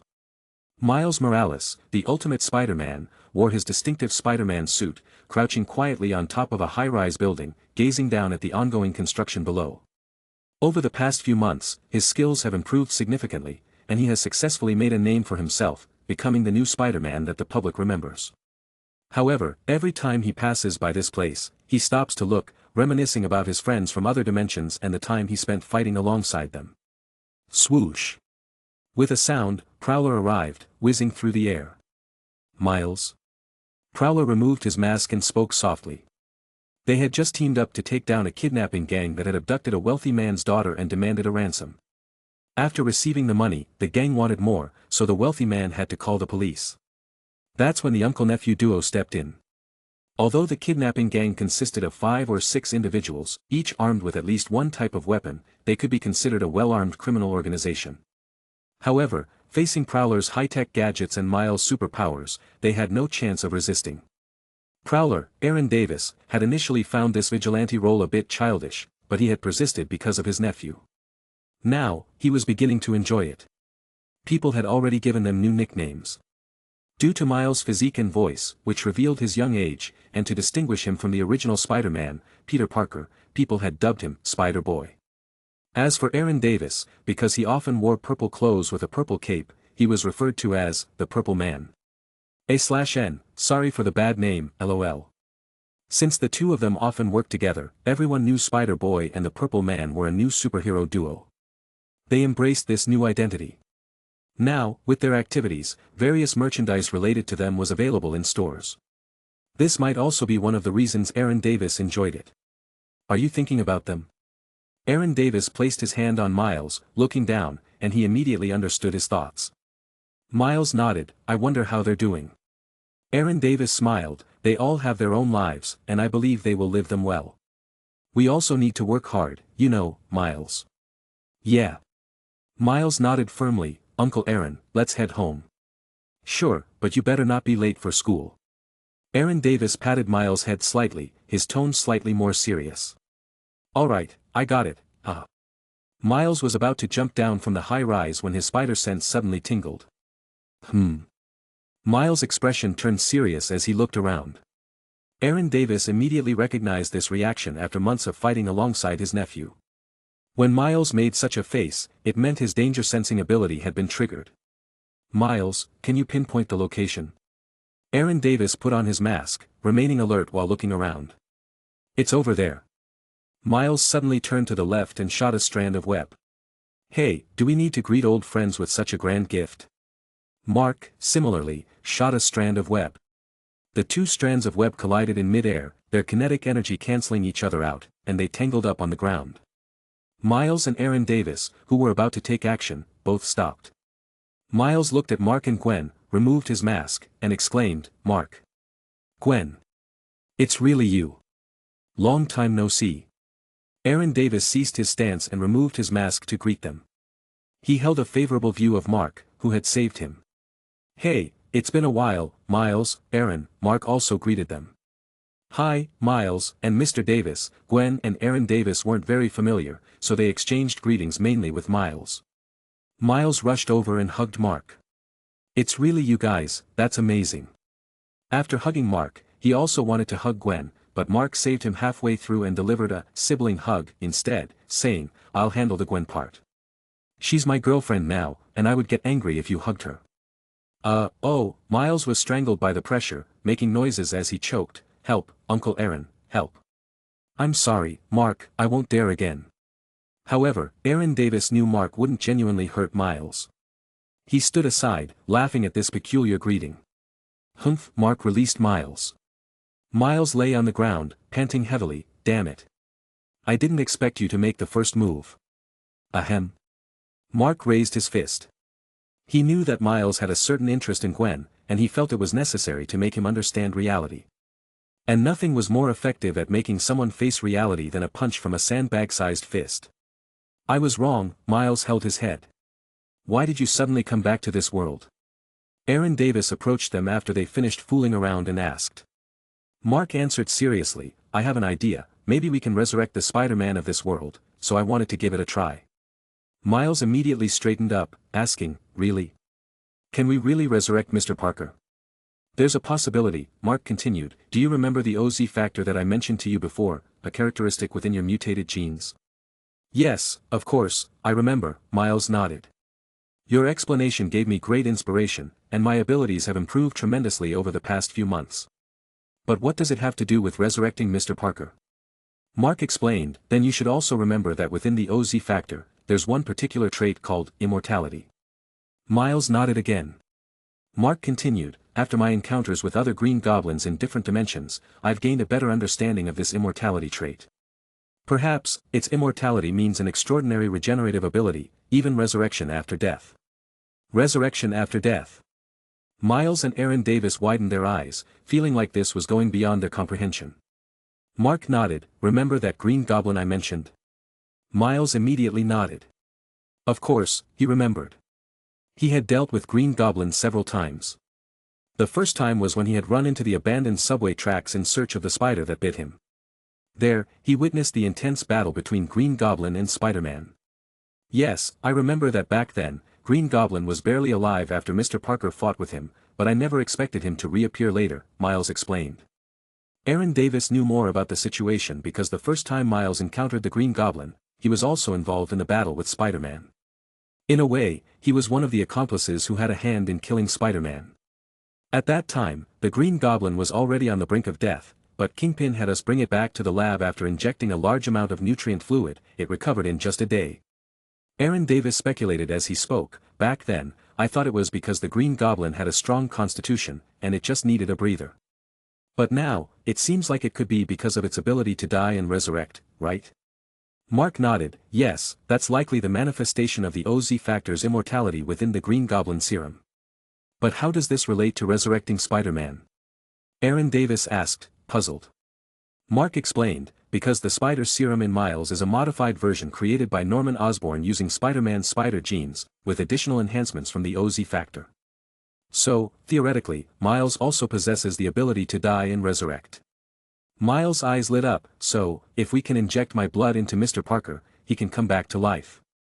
Mark bonked his head lightly. First of all, several months have passed. I'm not sure in what condition his body is now, and even the blood type compatibility is a significant issue. If your blood types don't match, it might just cause him to die again. Miles looked distressed. What should we do then? Didn't you say you had a solution? Mark nodded. I do have a solution. Do you remember the exact time of Spider-Man's death on that evening? Miles thought carefully and shook his head. I'm not entirely sure, but I remember I came out of school, took the 6:40 p.m. subway, and saw Spider-Man and the Green Goblin, along with Uncle Aaron fighting. Later, he was killed by Kingpin, probably around 7:30 or 8 o'clock. After pondering for a moment, Aaron Davis interrupted Miles' continuous speculations. I think it was around 7:40 to 7:45. All three of them looked at him. Aaron Davis explained, Kingpin's collider experiment was set to take place precisely at 7:30 in the evening. Afterward, we had a big fight with the Spider-Man who tried to stop it. Due to Green Goblin's mistake, the collider experiment failed and was damaged. After a few minutes, once the explosions had stopped, we descended to the bottom of the collider and found the Green Goblin's body and the severely injured Spider-Man. Mark nodded. Since there's an accurate time, that makes it easier. Wait for me a moment. With that, he vanished from the spot.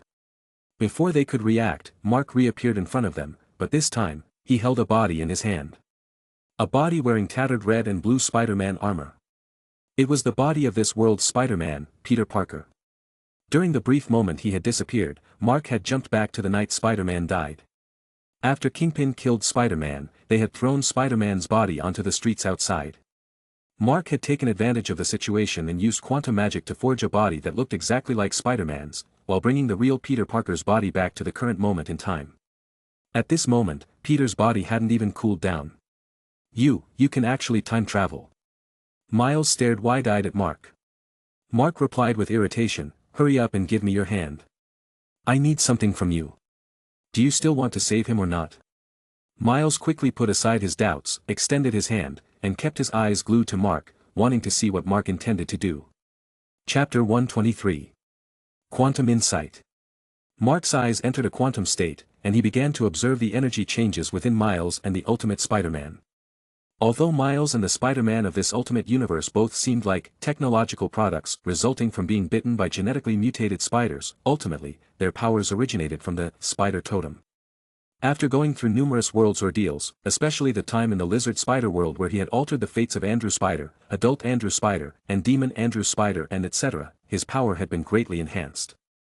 The strengthening of his power enabled him to a certain extent to observe the Spider Totem within the other Spider-Man, because the Spider Totem is the manifestation of the power of destiny. It creates the Spider-Men and allows the Master Weaver to connect them through a vast web. Currently, in his field of vision, Miles' Spider Totem was vibrant, filled with activity, while the Spider Totem within the Ultimate Spider-Man was gradually dimming. Clearly, his life was fading. In theory, each Spider Totem has its unique characteristics, and they are one of a kind. However, it doesn't mean they don't share some connectivity. Or, rather, they can't possess some shared attributes.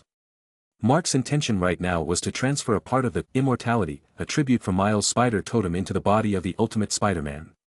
This procedure might make Miles a bit weakened for a while, but after some rest, he should recover without any complications. As for whether the Ultimate Spider-Man could obtain immortality, that was uncertain.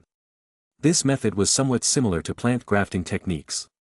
In plant grafting, a branch or bud from one plant is attached to the stem or root of another plant, causing the two parts to grow into a single, complete plant. This allows the new plant to have improved taste, survival capabilities, and other features. But destiny is thousands of times more complex than the growth of a plant. Mark didn't expect significant results. However, even if the Ultimate Spider-Man couldn't possess immortality permanently, he could temporarily gain it. Reviving the Ultimate Spider-Man shouldn't be difficult before this characteristic faded away. This operation was more complex than any surgery in the world. It was even more exhausting than the time when Mark had meticulously removed the mutant genes from Gwen Stacy's body, which had almost turned her into the Lizard Woman. Fortunately, Mark's physical condition had been significantly enhanced through multiple enhancements. He managed to persevere through it all. Phew, Mark breathed out a long sigh, and his body swayed for a moment, nearly toppling to the ground. Gwen quickly caught him, ignoring the dirt on the ground, and sat down, letting Mark rest against her soft embrace. Very comfortable, Mark muttered softly, his eyelids half lowered. Gwen shot him an annoyed glance but couldn't help but feel sorry for him. She didn't push him away, wiped the sweat off his forehead, and even massaged his head with her small hand. On the other side, Aaron Davis also sat down and held Miles. Miles' complexion had taken a hit as well. His face had turned somewhat pale, particularly his lips, which now exhibited white shades. Miles? Aaron Davis, too, held his nephew with concern. However, Miles wasn't worried about his own condition. He kept looking at the ultimate Spider-Man lying on the ground and asked Mark, "How is Mr. Parker? When will he get better? If what we did wasn't enough, I can do more." "Shut up, Miles." Aaron Davis firmly interrupted his nephew's wild ideas. "Look at your own condition now, you can't." Aaron usually engaged in combat training with Miles to enhance his combat abilities. So he knew how physically tough his nephew was. Despite being young, Miles' muscles, when tensed, were as hard as steel plates. Ordinary punches landing on him would probably hurt the one throwing them more. But now, as Aaron held Miles in his arms, he felt Miles' body was weak and limp, as if he was back to how he had been before gaining superpowers. If it weren't for knowing that Mark wouldn't harm Miles and witnessing Mark's currently poor condition, Aaron Davis would have been furious. Mark weakly chuckled, "Calm down, Miles, there's no need to be so anxious. As the saying goes, do your best and leave the rest to fate. We've done all we can, what happens next is up to fate." Following that, the four of them divided into two groups and sat quietly on either side, waiting for a miracle to occur. "Please, please, Mr. Parker, you have to get better," Miles whispered under his breath, continually praying. "Miles, how about telling us about your experiences over the past few months? After Kingpin's downfall, did you encounter any challenging adversaries?" Mark noticed Miles' nervousness and changed the subject. As expected, Miles' attention was shifted. He began sharing his experiences from the last few months. However, maybe due to the underground organization connected to Kingpin being wiped out, there hadn't been many major villains causing trouble over the past few months. During this time, Miles led a fairly typical life, going to school, switching into his battle costume when trouble arose, and training with Aaron Davis during his free time. It had to be admitted that he lived a fulfilling life. Moreover, he appeared to be more skilled than the original Spider-Man, who largely had to figure things out on his own. Although the original version had an uncle who gave him a life-changing quote, having a living uncle fighting alongside him definitely seemed more advantageous. Speaking of Octavius, has she appeared again after that day? Mark suddenly remembered the middle-aged lady who claimed to follow him and inquired.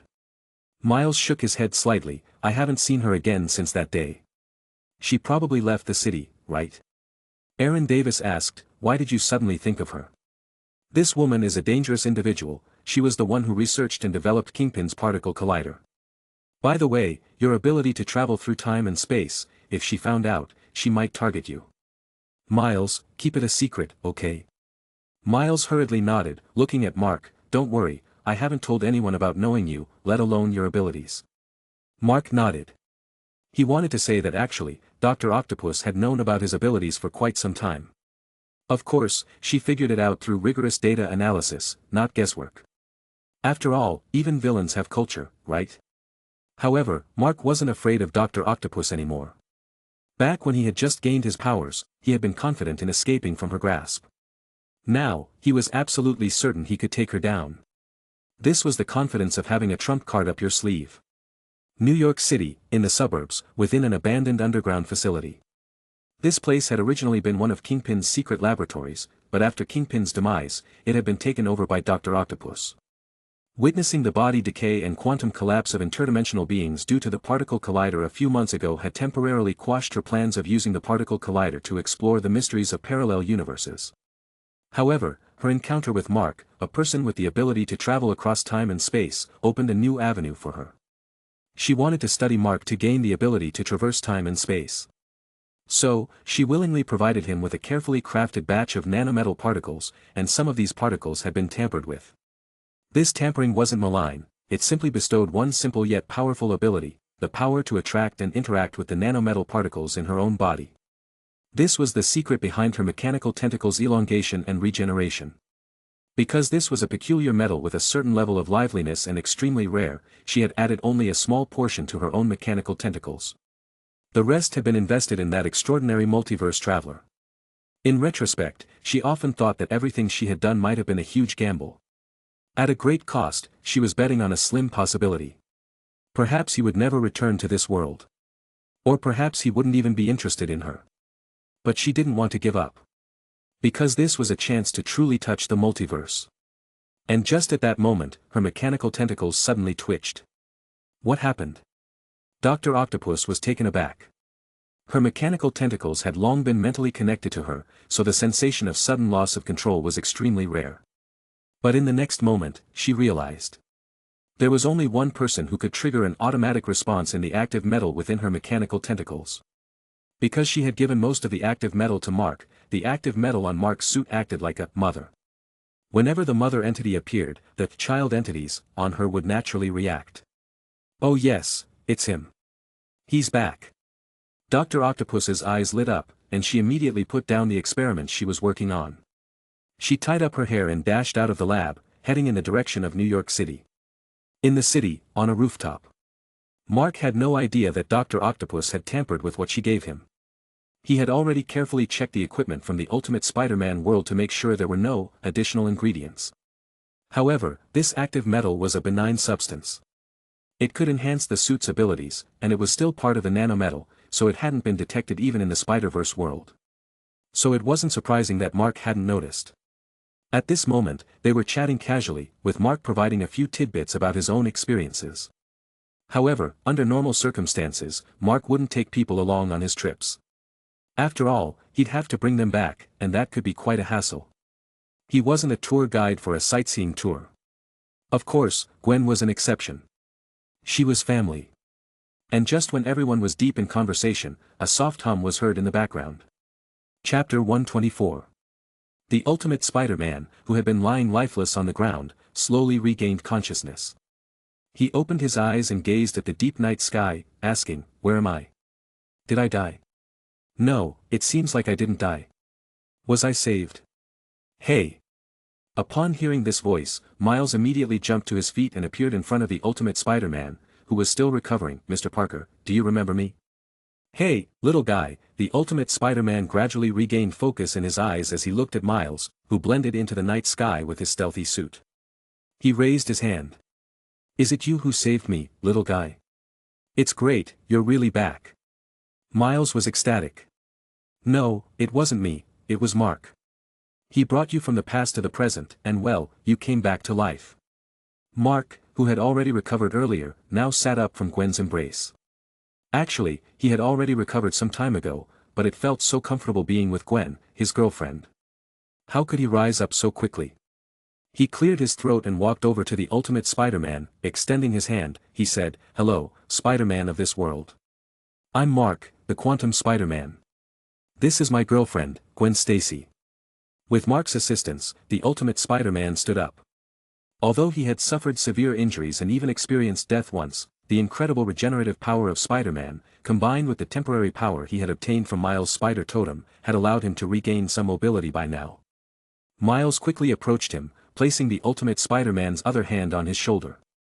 "Miles, are you sure you're okay now?" Aaron Davis walked over. The Ultimate Spider-Man turned his head, immediately recognizing the clothing Aaron was wearing, and his face changed dramatically. "Prowler." "Hee, Mr. Parker, take it easy." Miles quickly supported the Ultimate Spider-Man and introduced, "This is my uncle. He used to do some bad things, but he's changed now." Mark nodded in agreement and added, "We defeated Kingpin and dismantled his underground criminal syndicate. As for the time you were gone, it was these two who safeguarded the city's security." The Ultimate Spider-Man finally sighed in relief. "So, Kingpin was defeated? I disappeared. Also, Miles, you said that this Spider-Man from another dimension, Mr. Quantum Spider-Man, brought me from the past to the present?" His head was starting to feel a bit confused. Why did it seem like he had just been unconscious for a moment, and when he woke up, his entire worldview had been turned upside down? So, Miles explained to him what had happened during this time. When he heard that Mark had stolen him away from a time just after his recent death and that they had held a funeral and many memorial services for him, the Ultimate Spider-Man felt like his entire belief system had been shattered, and he remained speechless. Technically, Kingpin is dead. Mark added some more information. At the time of the explosion of the collider, he was sucked into it. Nothing was left. But dying in his own machine, I guess you could call it suicide. Mark shrugged his shoulders. It was decided that everyone would accept this with no objections. That day, many people had died, and a villain like Kingpin, who had committed countless crimes, was better off dead. The ultimate Spider-Man stood dazed for a moment, then became increasingly eager, saying, "Oh no, during the time I was gone, Mary Jane and Aunt May must have been heartbroken. I'm so sorry, Miles, Mark, Miss Stacy, Mr. Davis. I want to go home and see them." "Well, how about we go to Aunt May's house first?" "I actually wanted to see her as well," Mark suggested. "Great, let's go." Thinking about how his loved ones were probably devastated during the time he was presumed dead, the ultimate Spider-Man couldn't sit still any longer. He immediately walked towards the building, but Mark pulled him back, saying, "Wait a moment. I have a more convenient method." With that, he opened a portal, and through it, they could see Aunt May's house. "Wow! Is this magic?" Miles exclaimed with excitement. "Close enough," Mark replied casually. Miles' eyes sparkled, and he asked, "Is there really magic? Can I learn it?" Mark shook his head, saying, "I'm afraid not. Even Gwen didn't manage to learn it." Gwen shrugged. "When Mark was learning magic from that magician, I watched for a long time, but I didn't learn anything." "Okay," Miles said a bit dejectedly and lowered his head.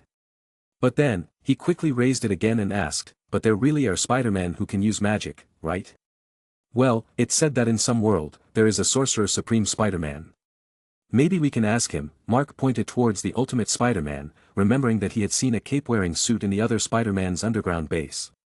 Now that he thought about it, it was somewhat reminiscent of Doctor Strange's cape. Perhaps he had encountered the Sorcerer Supreme Spider-Man. However, when the two were about to stop chattering and proceed, they all paused when they saw the ultimate Spider-Man. The ultimate Spider-Man stood in front of Aunt May's house, hesitating to enter. Mark and the others crossed the portal and arrived behind him. Miles asked in confusion, "Why aren't you going inside?" Mark gently pushed him forward, saying, "Aunt May has missed you very much and has often shed tears during the time we were there. So, no matter what, let's see her first, okay?" Mark probably understood his feelings at the moment. This might be what they call, feeling shy in one's hometown. After being away for too long, one might not know how to face the family who cares for them. That's why their minds go blank. For the ultimate Spider-Man, although it had only been a few hours for him, due to the things Miles had told him about the events of these past months, his clever Spider-Man mind had imagined many scenarios, leading to feelings like this. "Okay."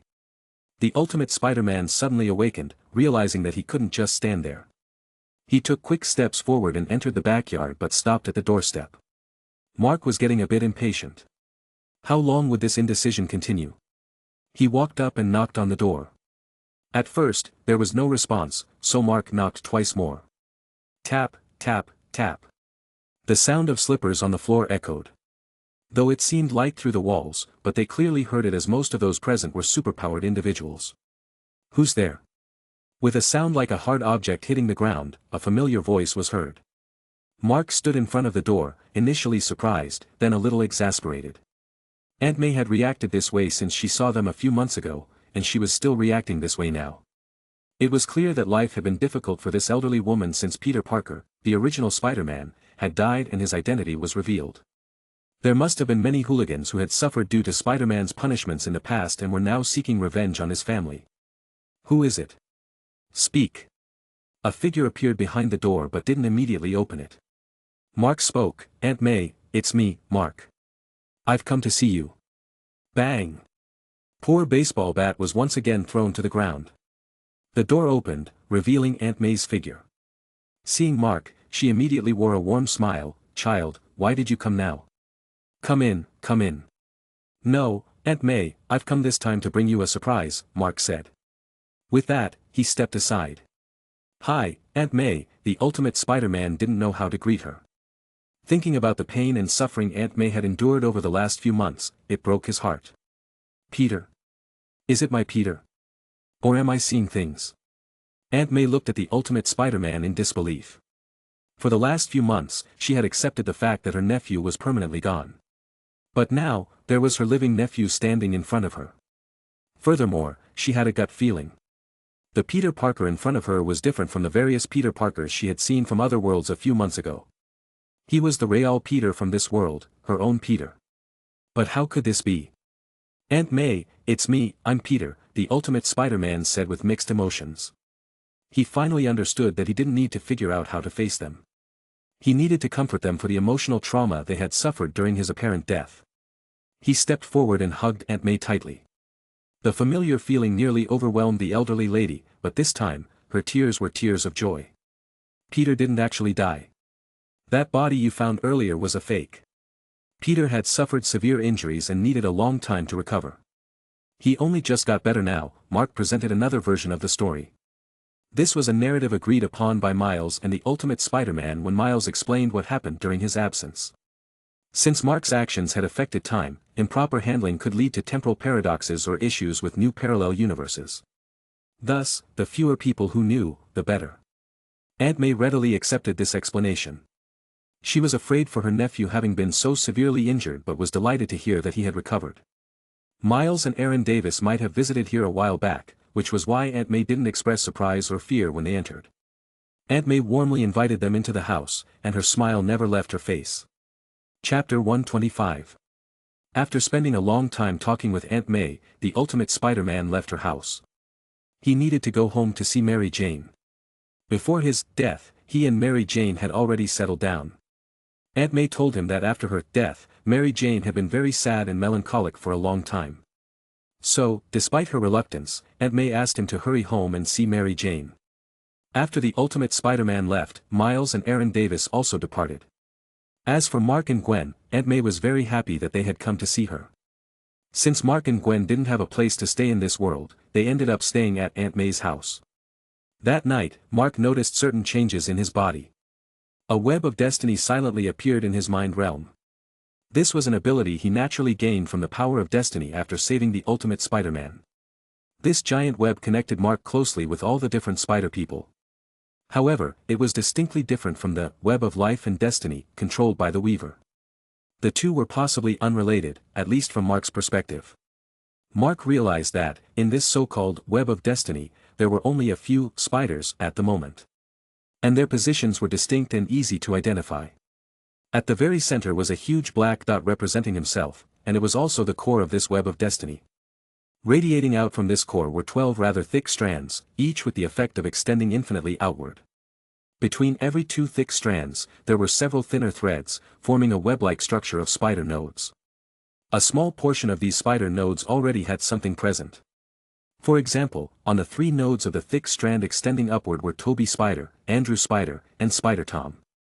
As for the adult Andrew Spider and the evil Andrew Spider, perhaps because they were parallel world counterparts of Andrew Spider, they were placed on 2 fate nodes closer to Andrew Spider. However, it was evident that the fate nodes for adult Andrew Spider and the evil Andrew Spider were smaller than Andrew Spiders. On the thick strand extending to the left, the closest node to Mark represented Spider-Gwen's destiny. Further out, there were nodes representing Miles and the Ultimate Spider. Unfortunately, he did not see nodes for the Spider-Noir, Penny, Spider-Ham, or middle-aged Peter Spider-Man, all of whom he had come into contact with. Clearly, he had not altered their destinies and had not allowed them to escape their original fates, so they did not appear on his web of destiny. He could sense that he could now contact them through this web of destiny, and that the spiders, on this web of destiny could also contact him in a specific manner. At the same time, this web of destiny made him realize some new things. Entering the anime dimension meant that he was very likely to encounter the Inheritors family. Because the Inheritors' hunting range extended throughout the entire anime and comic dimension. In other words, unless Mark escaped back to the movie dimension, he could encounter these people. When he received this feedback from the power of destiny, for a moment, Mark indeed felt fear. Members of the Inheritors family each possessed terrifying powers. The only thing that could counter them was nuclear radiation. But nuclear radiation was not something ordinary people, not even Mark, could control. His quantumization couldn't achieve radioactive effects. However, he didn't run away. In fact, ever since he learned that his ability came from the Weaver's gift, he understood his responsibility from the beginning. Every Spider-Man should have their own responsibility. For most Spider-Men, their responsibility was within their neighborhoods, maintaining peace and safety within the community, nothing more. But there were a few Spider-Men with greater responsibilities, so great that they were responsible for safeguarding the Earth or even the entire universe's peace, like the Spider-Man who joined the Fantastic Four, the Spider-Man who became the Beyonder Spider-Man, and the Spider-Man who got the Enigma Force. His responsibility was to rescue those Spider-Men, whose destinies had already been contaminated by the Inheritors, from the web of life and destiny and help them through the crisis. To lead them through the crisis. The Inheritors' hunting operation had been ongoing for centuries. There were countless Spider-Men from various universes who had died at their hands. And there were many more people who had been killed alongside those Spider-Men. They were the closest people to each world Spider-Man, willing to sacrifice their lives and fight for him when he faced dire adversity. To protect their friends, to protect the Spider-Men, to protect the friends of Spider-Men. This was the responsibility and mission bestowed upon him by the web of destiny, alongside the power it granted him. With great power comes great responsibility. In reality, he couldn't escape. Of course, he could continue hiding in the movie dimension, waiting for Peter B. Parker and the main universe Peter Parker to come forward and lead the Spider-Man to defeat the Inheritors. But that was a possibility. What if they failed? They had gathered so many spider powers, but what if they still failed? Then who would lead the next action against the Inheritors? Who could guarantee that after sacrificing the wives, others, and descendants and eliminating all the Spider-Men in the anime dimension and comic dimension, the Inheritors wouldn't find a way to enter the movie dimension? Rather than passively waiting for doom, it was better to take the initiative. Mark didn't plan to stay here for long. The next day, after having a conversation with the Ultimate Spider-Man, he left a mark on him. Through this mark, they could communicate across time and space. Then, he left a unique mark on Miles. These marks were taken from his web of destiny, representing a part of their respective nodes. He left these marks because Peter B. Parker and the British Spider-Man would discover the Inheritors' family's actions at about the same time. Inheritors' family members would appear in the Ultimate Universe. In the original timeline, Miles fought alone and was almost killed. It wasn't until others arrived that they saved him. But this time, there were three strong individuals, Ultimate Spider-Man, Prowler, and Miles. If they could call Mark as soon as they spotted a member of the Inheritors' family, they might have a chance against these foes. And even if they couldn't win, escaping was an option. Afterward, Mark borrowed Ultimate Spider-Man's device to upgrade Miles' suit. Miles preferred a soft and smooth style to the metal look Mark had. Ultimate Spider-Man, being a great inventor, quickly designed a new suit that met Miles' preferences, made of superior materials and added intelligent assistance and new abilities. Both Miles and Mark were quite satisfied with the result. In fact, Ultimate Spider-Man and Miles were very interested in Mark's time-traveling abilities. However, Mark's description of the Inheritors' family raised their concern. So, Ultimate Spider-Man decided to focus on training Miles' combat abilities. Simultaneously, he would try to develop a handheld nuclear radiation device based on Mark's description of the Inheritors' weaknesses. Mark recommended looking into Dr. Octavius's miniature artificial sun for reference. However, Dr. Octavius's device was focused on energy production, while they needed something that emphasized the effects of nuclear radiation.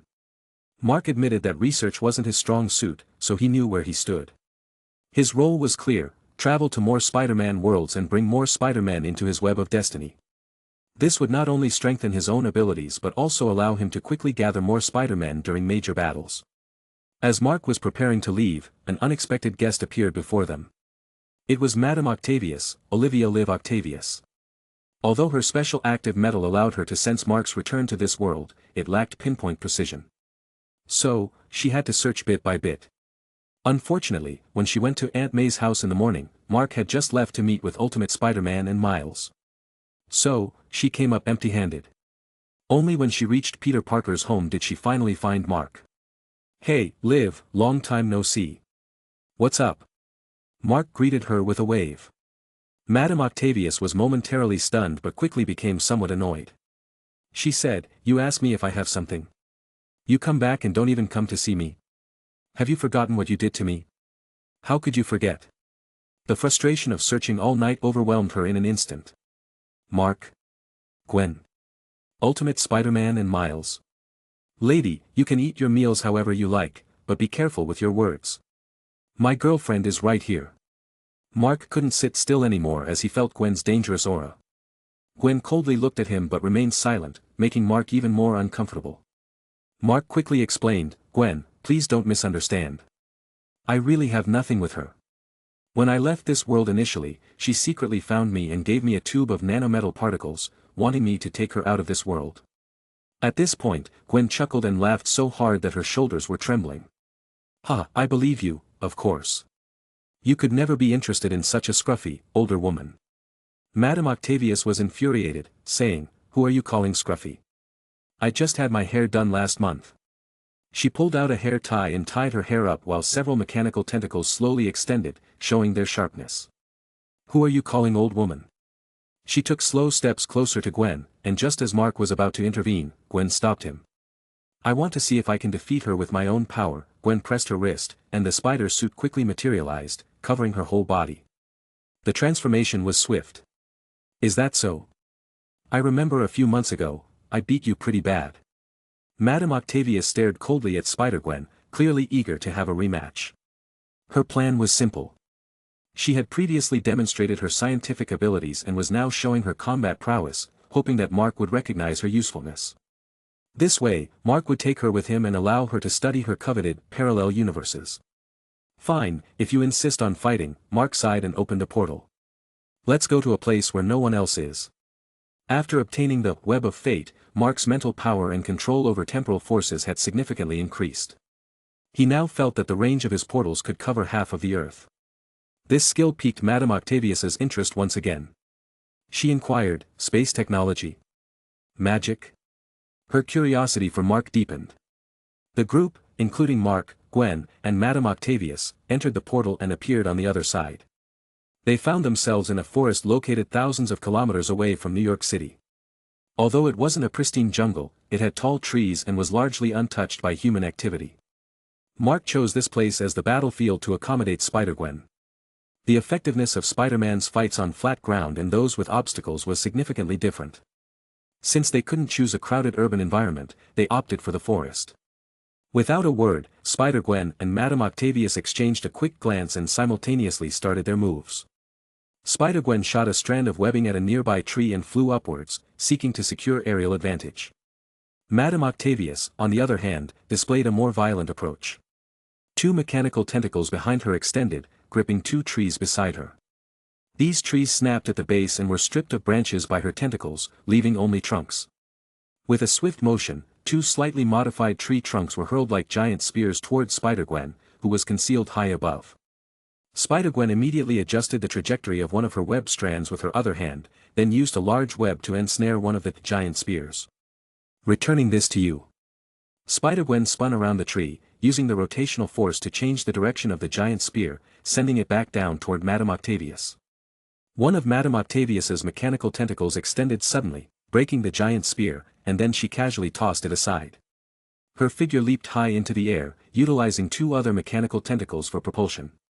"Seems like you're not only old and ugly but also lacking in intelligence," Spider-Gwen taunted Madame Octavius. Simultaneously, a massive spider web appeared overhead, completely enveloping Madame Octavius. Chapter 126. When was that? Madame Octavius suddenly exclaimed. She had just seen nothing there a moment ago. Below, Mark and the others who were observing the battle were also somewhat surprised. Only Mark noticed something unusual. Indeed, there was no webbing there initially. However, just a moment ago, Spider-Gwen's speed suddenly increased several times. In an instant, she appeared above Madame Octavius and swiftly shot out 7 or 8 strands of webbing, completing the webbing process in an extremely short time and quickly returning to her original position.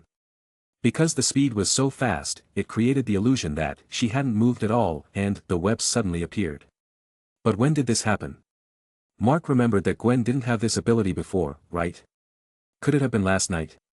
Mark suddenly recalled that last night, when the web of fate manifested in his mind, Gwen seemed to have come to him and passionately kissed him for a while.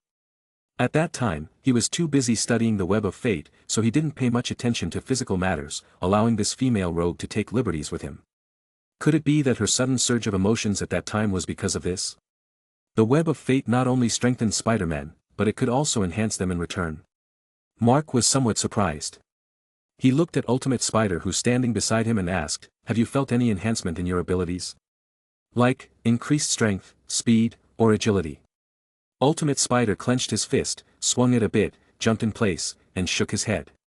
"I haven't felt anything. Huh. Now Mark was a bit puzzled. Ultimate Spider was also part of the Web of Fate, so why hadn't he been enhanced? Could it be because of Gwen's closer relationship with him? On the other side, while Mark was pondering the situation, Spider-Gwen and Madame Octavius were engaged in a fierce battle. Spider-Gwen was indeed faster than before, and her strength, agility, and various aspects seemed to have improved, including a short-term super-acceleration ability. However, Madame Octavius was not to be underestimated. She had extensive combat experience, and her mechanical tentacles had high-level artificial intelligence, enabling her to analyze Spider-Gwen's movements at an extremely fast pace and take countermeasures in advance. An opponent with automatic defense capabilities like this was a significant challenge for Spider-Gwen, who leaned towards agility in combat. To deal with such a foe, one needed to either be faster than its processing ability or possess strength that could bypass its defense. Nevertheless, who was Gwen? In every world, Gwen was exceptionally intelligent. She quickly identified Madame Octavius's weakness, her tentacles. Admittedly, her mechanical tentacles were her offensive point, flexible and versatile, capable of extending freely up to 10 or 20 meters or guarding her to deflect damage. They were more formidable than the two Dr. Octopus Mark had encountered before. However, because of this, these 4 mechanical tentacles were her entire arsenal. As long as she could deal with them, Madame Octavius would be powerless to fight back. Spider-Gwen was now doing exactly that. She first found the right moment, pretended to attack the original body of Madame Octavius, and when one of her mechanical tentacles was in the middle of returning for defense, she suddenly changed her attack method, using a web to obstruct Madame Octavius's vision. At the same time, she shot several web grenades in a row, firmly attaching the returning mechanical tentacle to Madame Octavius's body. Although the mechanical tentacles had a certain degree of artificial intelligence, they were not Jarvis. Like Iron Man and still required Madame Octavius to control them manually to achieve their maximum effect. Once Madame Octavius lost control, Spider-Gwen quickly defeated the mechanical tentacles one by one. It didn't take long for the 4 mechanical tentacles to be securely bound in various positions by the webbing strands. Although Madame Octavius broke free not long after, in a real battle, she would have been defeated long ago. Madame Octavius realized this too, but she was still a bit unwilling. At this point, Mark stepped forward and called for a halt. Liv, stop. Madame Octavius gave a resentful look at Spider-Gwen but complied. Gwen retracted her suit and stood beside Mark, looking at Madame Octavius provocatively. She had been wanting to teach this old woman a lesson for months, and she had finally achieved her goal. Listen, Liv, I do have the ability to cross parallel universes with others now. But I'm currently preparing for one of the greatest battles in history, so I can't discuss parallel universes with you at the moment. I can compensate you for your earlier investment later, Mark said. The greatest battle in history?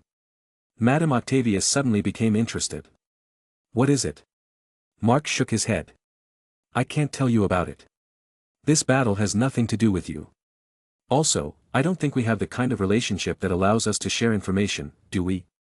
Madame Octavius, while not entirely unreasonable, had a slightly erratic personality. Mark wasn't sure if he could trust her. Madame Octavius pondered for a moment and said, you mentioned that you're preparing for this battle. So, I'm wondering, if I can help you, can I join the fight? You want to join the battle? Mark was somewhat surprised. This kind of thing, normal people would stay far away from it. If Mark wasn't one of the Spider-Men himself, he wouldn't even think about getting involved in this mess. Their opponents include a multiverse-level character and several single-universe-level powerful individuals. You should think carefully. The enemies we will face are incredibly terrifying. If they want to, they can unleash power capable of destroying an entire universe instantly. Even the ordinary members among them have the strength to easily obliterate planets. I'm sorry to be blunt, but your abilities, Mark's implication was clear, Madame Octavius's abilities were quite average, and there was really no need for her to participate in the battle. Madame Octavius, however, shook her head and pointed at her own head. Fighting isn't just about strength, it's also about intelligence. Individual strength is limited, life is limited, but our thoughts can extend infinitely, becoming boundless power. Mark was momentarily speechless. It seemed that Madame Octavius, just like Dr. Octopus, had a similar way of thinking. The difference was that the other Dr. Octopus sought to change the world with intelligence, while Madame Octavius aimed to arm herself with intelligence. Ultimate Spider-Man stepped forward and looked at Madame Octavius, who was seemingly changing for the better. He said, Hey, Liv, I happen to need your help. How about we team up? Madame Octavius looked at Mark. Mark nodded helplessly and said, "Fine, if you can really help us win this battle, I will keep my promise." After thinking it through, having Madame Octavius help didn't seem like a bad idea. Moreover, with her assistance, they might have a better and faster chance of achieving success. After all, a meeting with the inheritors could happen at any time. Saying their goodbyes to Ultimate Spider and Madame Octavius, Mark and Gwen left the Ultimate Universe. This time, their destination was a world they had carefully considered. In this world, there were many things that greatly interested them. However, at the same time, it was also somewhat dangerous. This was a Spider-Man animated series that aired multiple times on children's channels during Mark's childhood. Because it was released between 1994 and 1998, some people called it the 94th version of Spider-Man, while others referred to it as the 95th version, but in general, it was known as the 94th Spider. This animated series consisted of 65 episodes, divided into 5 seasons. In contrast to the 3 movie-based worlds Mark had visited, in this world, Peter Parker appeared as a college student right from the beginning. He gained his superpowers when he was bitten by a spider exposed to new genetic technology during a demonstration by Dr. Kurt Connors and Dr. Farley Stillwell. This event altered his genetic makeup, transforming him from a frail bookworm into a superhuman with extraordinary abilities, including enhanced strength, spider sense, and more. Like most Peter Parkers, he was exceptionally intelligent. He invented his web shooters and the spider suit, among other gadgets. However, initially, he didn't have much interest in becoming a superhero. He ventured into underground boxing rings, using his web shooters to perform and earn substantial rewards while participating in underground boxing matches. However, there was a time when he allowed a criminal to escape while changing in the dressing room, failing to assist the police. Consequently, that escaped criminal later entered the room to commit a robbery, resulting in the death of Peter's Uncle Ben. Peter deeply reflected on his Uncle Ben's death and remembered the famous words Uncle Ben once told him. He understood the profound meaning of, "With great power comes great responsibility," and adopted it as his life's motto. From that point on, he embarked on the dual life of Spider-Man and Peter Parker. He became a classic in the hearts of many, the 94th version of Spider-Man. However, the world of the 94th Spider was different from other worlds. In this world, the 94th Spider didn't meet Gwen, and the police chief was a woman named Terry Lee. Evidently, she wasn't Gwen Stacy's father. The 94th Spider was a college student who worked at J. Jonah Jameson's newspaper as an official photographer. However, part of the reason the 94th Spider became the official photographer for the Daily Bugle was that he was also his own, Spider-Man's, official photographer, providing many Spider-Man-related photographs to the newspaper. So, the 94th Spider's income was relatively stable, much better than Tobey Maguire's. In this world, Dr. Kurt Connors also transformed himself into the lizard with his new genetic technology, and he became the initial opponent of the 94th Spider. Afterward, he had confrontations with various villains like the Alastair Smythe father and son, the Spider Slayers series of robots, Dr. Octopus, the Mysterio, the Scorpion, Kraven the Hunter, the Rhino, the Shocker, and more. He even got bonded with the Venom symbiote, becoming the Venom Spider-Man, leading to a darkening of his personality. In the end, he struggled immensely to break free from the symbiote's control and return to his original self. Chapter 127. Similar to the situation with Tobey Spider, the Venom symbiote held deep grudges after being discarded by the 94th Spider. Combining with Eddie Brock, a journalist from the Daily Bugle who held a grudge against Spider-Man, they became Venom. When the symbiote merged with Spider-Man, it shared his secrets and replicated many of his abilities. During their battles with Venom, Spider-Man often found himself on the losing side, even getting captured and unmasked in public. Fortunately, they were in a high-rise building, and it was nighttime. The people below couldn't discern his true face, allowing the 94th Spider to escape successfully. Afterward, he eventually discovered Venom's weakness and lured the symbiote to a rocket launch pad. He managed to separate it from Eddie Brock and sent it into space via the rocket. He also crossed paths with S.H.I.E.L.D. agent Nick Fury and Black Widow. While they fought, they also apprehended another wanted criminal, the Chameleon.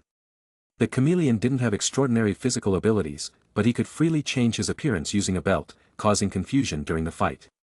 However, in the end, the 94th Spider, using his intelligence and wit, captured the Chameleon and resolved misunderstandings with the S.H.I.E.L.D. agent, turning enemies into allies. These events represent the content of the first season and can be seen as the 94th Spider's coming-of-age period. During this time, he transformed from a clever college student into an intelligent superhero. He also met Mary Jane Watson and Felicia Hardy during this period, maintaining a good relationship with both of them. Mark wasn't particularly interested in the 94th Spider's rich love life. However, Mary Jane Watson was one of the reasons he came to this world. In this version, Mary Jane Watson is a good girl who genuinely cares about Peter Parker. But later, during a battle between the 94th Spider and the Green Goblin, she was sucked into a black hole world by a time travel device and disappeared forever. This is something many find hard to accept, and it's a lifelong pain for the 94th Spider. Many would like to see him save Mary Jane Watson and see them live happily together. Aside from this, there are other reasons that drove him to this world. First, there is a mysterious artifact known as the Tablet of Time mentioned in the story. This artifact possesses magical properties, allowing a person to regain their youth. Initially, it fell into the hands of Silvermane.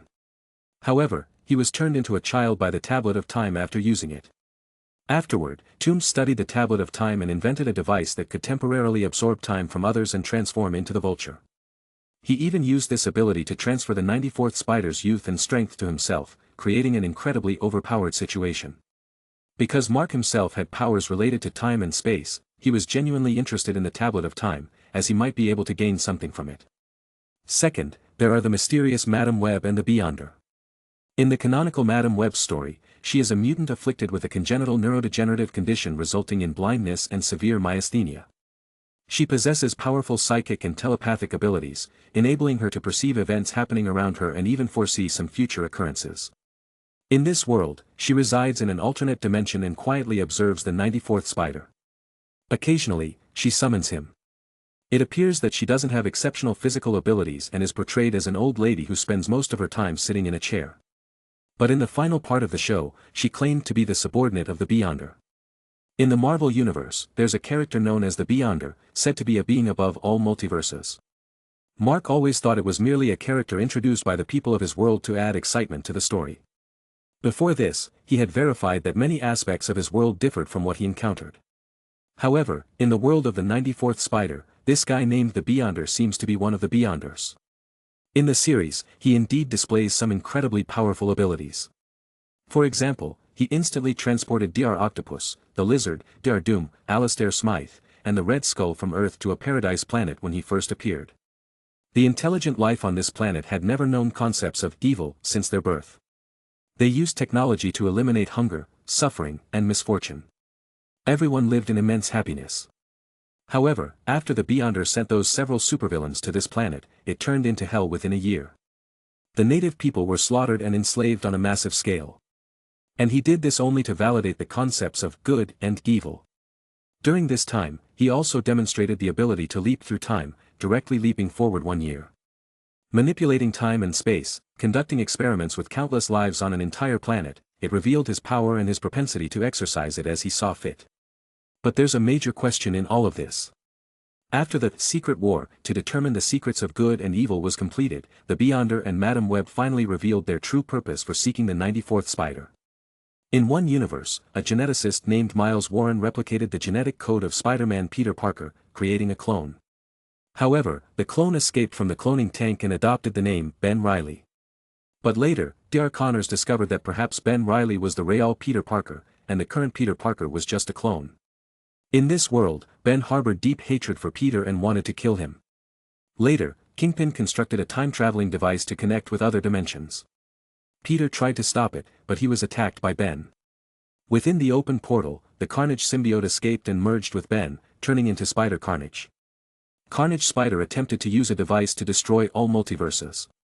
The Beyonder claimed to have consumed all his power to reverse time across the multiverse, leaving him almost powerless, so he sought the 94th Spider and other Spider-Men summoned from different universes to join forces against Carnage Spider and stop his actions. So, here's the question. In the previous Secret War event, he still had so much power. How did he become so powerless after crossing over? If this time reversal thing had just happened, why did he hold the Secret War event in advance? And if he foresaw all of this happening, then there was no need for him to hold the Secret War event. He could have simply eliminated Carnage Spider in advance, which would have been enough to prevent everything. These two explanations are completely contradictory. So Mark suspected that the so-called Secret War was just a dream concocted by Madam Web, and the Beyonder didn't actually exist. Madam Web possessed the ability to foresee the future. She foresaw the emergence of Carnage Spider and knew that his actions could threaten the multiverse. So, she created this dream scenario to make the 94th Spider understand his inner self, so that he wouldn't fall into darkness due to self-doubt and be controlled by the symbiote. Subsequently, she used her abilities to summon several Spider-Men, including the 94th Spider, with the aim of defeating Carnage Spider and preventing this multiverse crisis. Of course, all of this is just Mark's conjecture. So, he wanted to visit this world to validate his own speculations.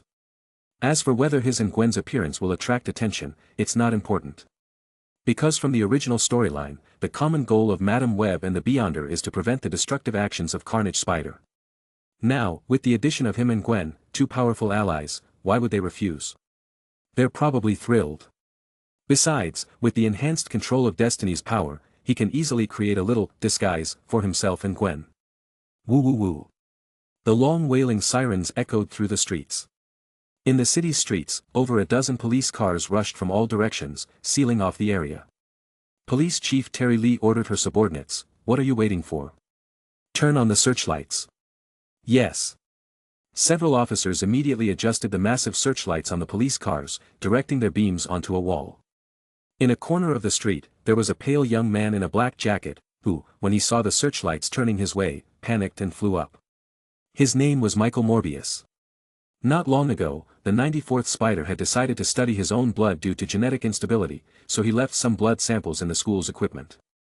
Morbius had stolen the school's equipment for experiments and accidentally introduced some of the 94th Spider's mutated genes into his body, turning him into a vampire who constantly attacked humans to sustain himself. On the other side, an even stranger character appeared on the opposite wall. He was wearing Spider-Man's red and blue costume, but he had 6 arms. He was the 94th Spider. Due to issues with genetic mutation, he had sought help from friends but ended up taking an imperfect serum, which exacerbated his mutation and led to his current appearance as the 6-armed Spider-Man. Seeing Morbius flying up, the 94th Spider made a sudden pounce and rescued him from the searchlights. Both of them landed on a rooftop.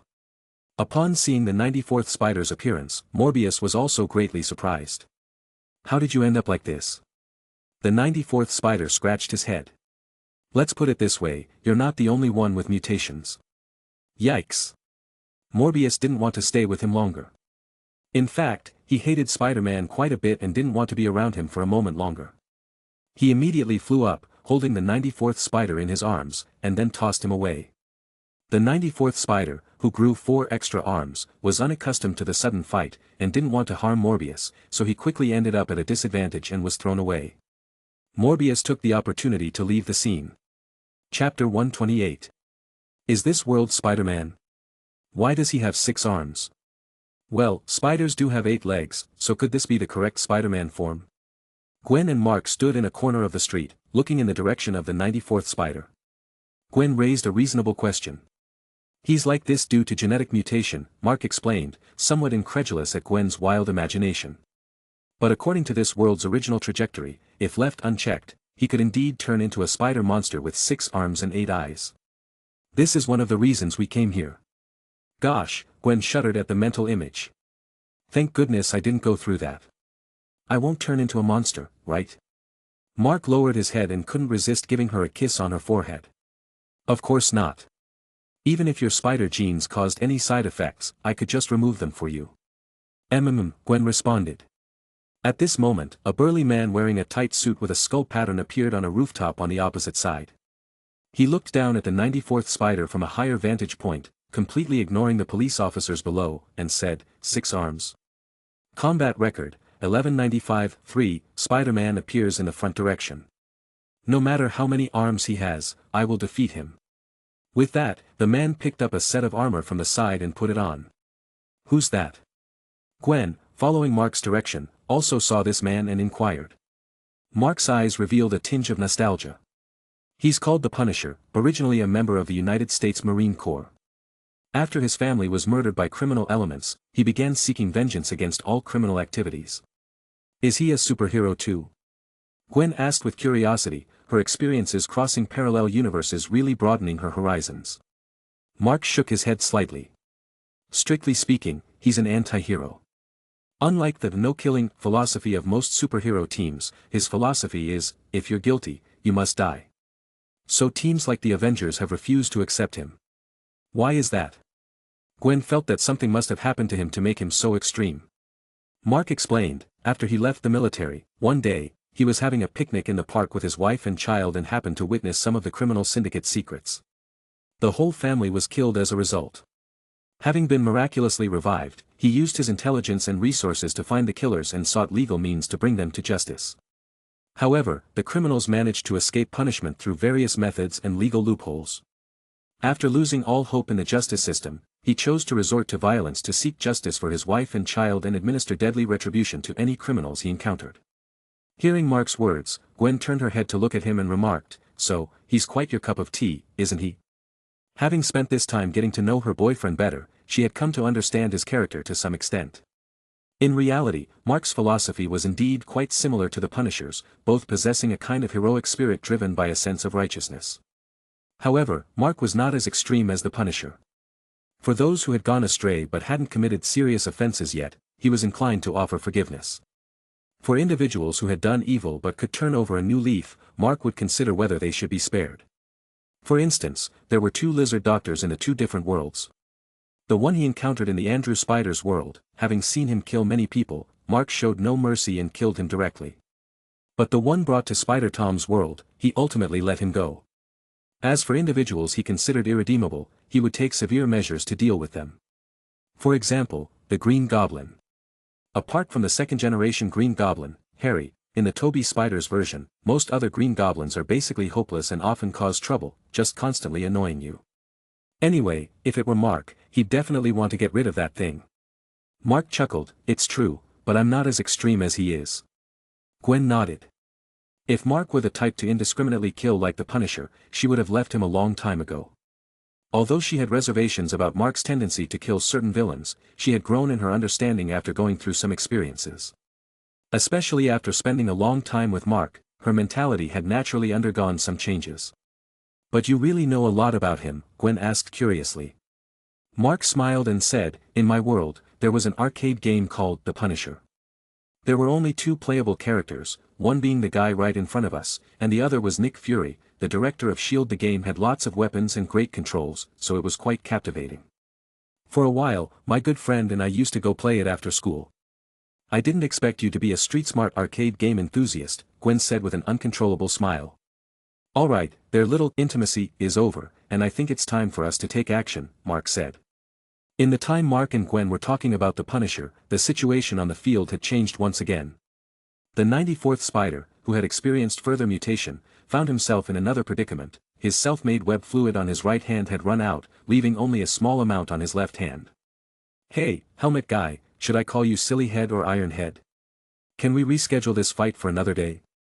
I need to go home for dinner." Even in a dire situation, the 94th Spider couldn't help but quip. The Punisher stood on the opposite rooftop, gazing coldly at the 94th Spider, giving an order to a van below. "Battle van, activate the super liquid silicon jet system. Enter the signal, prepare to fire." Bang! From below, a modified camper van shot up a small canister. The Punisher caught the canister and inserted it into his gun, shooting it at the 94th Spider. The 94th Spider instinctively tried to escape upwards. However, what shot out of the gun was not a dangerous weapon, but rather something like a lubricant. This substance adhered to the entire wall, making it too slippery for the 94th Spider to climb, and he immediately lost his wall-crawling ability and fell downward. Thud! The 94th Spider was sent tumbling down from a wall that was about 30 to 40 meters high, crashing heavily to the ground with a resounding thud. "Ouch! My back, my back!" The 94th Spider howled in pain. "You think I'd really yell like that? Actually, my back is fine, but my ribs are killing me. Damn it, why now?" Boom! Seeing the 94th Spider lying on the ground, the Punisher's suit immediately sprayed out flames from the jet on his back, descending towards the 94th Spider. Hearing that the 94th Spider dared to make light-hearted comments in his current condition really infuriated the Punisher. Thud! The Punisher heavily crashed down onto the area where the 94th Spider was, ready to give him a resounding blow. Swoosh! Just at the crucial moment, the 94th Spider endured the pain and raised his left hand, shooting a strand of webbing toward the overhead police helicopter. The police helicopter, unexpectedly caught in the crossfire, immediately began to ascend. And the 94th spider used this upward force to propel himself into the air. Wow! I finally got rid of that maniac. Where did he even come from? The 94th spider exclaimed, not sure who his attacker was. The Punisher coldly watched the sky, unwilling to let the 94th spider escape once more. Ignoring his teammates' advice, he ordered the battle van to launch onboard missiles. Battle van, activate the Teflon Blade mini-missiles.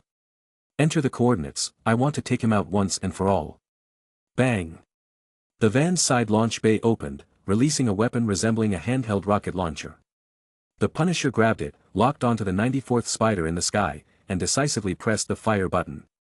The people on the helicopter also noticed the Punisher's actions. That lunatic, he's aiming a missile launcher at us. That lunatic, what is he trying to do? Oh, dear, is he really trying to blow me and this helicopter up? The 94th spider hesitated for a moment and let go of the webbing in his hand. He didn't want to involve innocent people, even if it meant his own death. However, the distance between them wasn't that great to begin with, and the speed of the missile after it was fired far exceeded his falling speed. In the desperate gaze of the people on the helicopter, the missile vanished. Huh? Are we okay? Great, we're okay. Both of them shouted for joy simultaneously. Although they didn't know what happened, the most important thing was to survive. As an outsider who controlled the situation, the Punisher had a clearer view. He saw his blade missiles, moments before hitting SpiderMan, suddenly disappear from sight. Then they reappeared in the nearby sky. What's going on? The Punisher was surprised but decided to first capture the falling 94th spider. He pulled out a giant net once again. As he was about to launch it. Where did SpiderMan go? The Punisher stood at the edge of the rooftop, questioning life itself. Ah! The 94th spider, clutching his sides in pain, rolled on the ground. Naturally, he had been taken away by Mark using a portal. In fact, Mark had been wondering all along whether Madam Web, who was secretly observing the 94th spider, would step in when he was in danger. That's why he allowed the 94th spider to battle the Punisher. Unfortunately, Madam Web didn't appear, so he had to intervene. Is he about to mutate soon? Gwen asked with concern. Mark approached, found the right moment, and used a few strands of webbing to secure all 6 of the 94th spider's arms and both of his feet to the ground. It seems so. His mutation process is rapidly accelerating, Mark said. Gwen, watch over him and don't let him move. Okay, leave it to me. Gwen walked closer. Mark squatted down next to the 94th spider. Quantum insight. Quantum scalpel. Mark transformed into a doctor once again, ready to operate on the 94th spider's genes. Chapter 129. Mark was quite skilled in this craft. After all, when he was still relatively weak, he performed quantum surgery on Gwen, who had just recently transformed into Lizard in the Andrew Spider-Verse. However, once he really got to work, Mark realized that this time was more dangerous and tricky than before. Upon reflection, it made sense. Back then, Gwen had just transformed into Lizard, and many things were straightforward, with no complications when it came to removing or filling in certain aspects. In contrast, the 94th spider's spider genes had been integrated into his body for a long time, and the critical point was that his powers came directly from those spider genes. But the new gene technology responsible for his mutation did not extract the benign genes from the target organism, it simply transferred spider genes to him. In reality, turning into a spider monster the size of a human, similar to Dr. Kurt Connors, who became the Lizard, was the ultimate outcome of this new gene technology. The 94th spider's state, where he had the powers of SpiderMan but had not turned into a monster, was, in fact, an incomplete form. If he wanted to save the 94th spider, simply removing excess genes was not sufficient. If only excess genes were removed, the 94th spider would lose his SpiderMan abilities altogether. And this world needed a SpiderMan who continued to fight. So Mark couldn't choose this path. What he truly needed to do was to remove the malignant portions of the spider genes that had bonded with Peter Parker's human genes in the 94th spider's genetic code, thereby allowing him to maintain his current state. But this required a better understanding of genetics. However, even though he couldn't provide a complete cure, he could temporarily suppress it. Mark withdrew his hands and returned to his normal state. Gwen asked, "The surgery is done already? So fast?" Mark shook his head. "The situation is more complicated than I expected. I need to go find Dr. Kurt Connors in this world. He's an expert in new genetics. Perhaps he can identify the recessive aspects of the spider genes and assist me in completing this surgery. Gwen nodded. Ugh, where am I? What happened to me? Hey, did you guys save me? Thank you so much. The 94th spider slowly regained consciousness. You're awake. The surgery went very well. Now you're a girl. Mark crouched beside Peter and his face entirely covered the latter's line of sight. The former's face was oh so serious that it would really make sense for him to receive an Oscar award. The 94th spider. Gwen. Ahem, just kidding. Mark cleared his throat, but judging by your lively and talkative nature, it seems like my surgery was indeed successful. The 94th spider touched his body and let out a sigh of relief. You really scared me for a moment. I thought I was actually going to turn into a girl. In that case, I'd have to redo my spider costume. Mark. Gwen. So, that's what you're concerned about.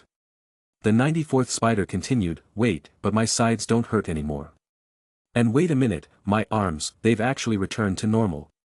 He realized that the extra set of arms he'd grown had vanished. Mark explained, I've only temporarily suppressed the mutated genes in your body, but it won't be long before they re-emerge. Now, it's best for us to find Dr. Kurt Connors. Only he might have the means to truly eradicate the malignant portions of your genes. Wait, how do you know about Dr. Kurt Connors? The 94th spider was taken aback, feeling like he couldn't see through the man and woman before him. Mark held Gwen and said with a smile, I'm Mark, and this is my girlfriend, Gwen. We're travelers passing through this place, and we heard your story and witnessed what happened to you. As for why we know these things. Mark extended his left hand, and his palm transformed into an ionized state, emitting electrical currents to form a lightning sword. Then, it shifted into flames, taking the shape of a fiery blade. As you can see, I'm a sorcerer, so I possess some future sight abilities, Mark said mysteriously. Sorcerer? As in like a wizard? The 94th spider scratched his head in awe for a bit. You can think of it that way, Mark shrugged. The reason the 94th spider couldn't trigger his spider sense on Mark and Gwen was that Mark had temporarily blocked any spider totems on them using his web of destiny. Unless they voluntarily exposed themselves or faced Madame Web or the potential Beyonder directly, it would be challenging to detect any signs on them from a distance. Mark's motive for doing this was to discreetly observe Madame Web and to find out whether the Beyonder truly existed. If the Beyonder indeed existed, he would undoubtedly see through Mark's disguise and perceive Mark's true power. He wanted to confront the Ben Reilly and find the 94th spider, but it was better to find Mark directly. If they sought out Mark, there was no way Ben Reilly would escape as easily as before. Alright, let's go then. I hope Dr. Kurt Connors can help me. Thank you for your assistance. How about I treat you to dinner later? But before that, I need to return home to replenish some web fluid. I've run out, the 94th spider rambled on. Mark chuckled, thinking that the 94th spider was indeed the same old SpiderMan chatterbox, even more so than any other SpiderMan. Now that he had the chance to interact with him directly, it seemed even more entertaining. Then let's get going. Mark opened a portal, and on the other side was the 94th spider's home. Peter, come this way. Wow, this is so amazing. Is this magic? The 94th spider crossed through the portal, still talking. He was already accustomed to Mark's knowledge of his true identity. After all, magic was just too incredible. The 94th spider didn't shy away from Mark and Gwen, he simply opened a small door in his room. Behind that door was an even smaller room containing his equipment for developing photos, but in reality, it was a mini laboratory of his own. He quickly replenished his web fluid and returned. Alright, Mr. Amazing Wizard, let's go.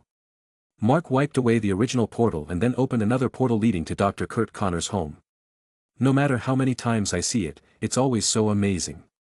You remind me of someone, but she always summons me without my consent. Compared to her, you're much more gentle, the 94th spider remarked.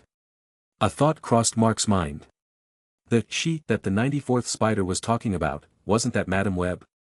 Madame Web possessed a teleportation ability that could transport the 94th spider to a place similar to an alternate dimension.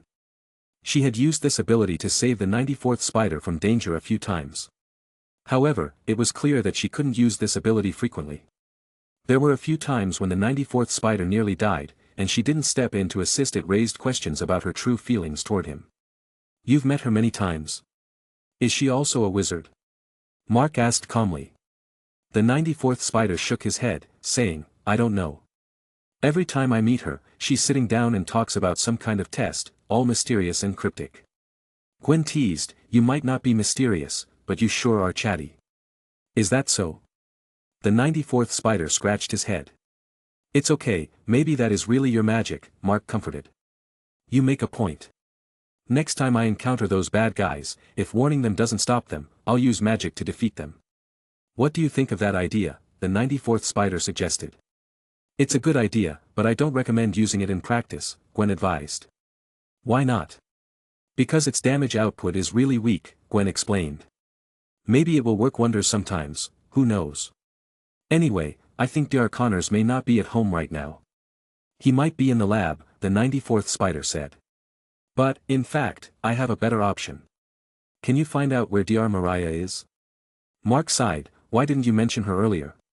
Dr. Mariah, she's the lover of Craven, right? Yes. It's your fault for trying to get my attention with magic. Blame it on you, the 94th spider firmly shifted the blame.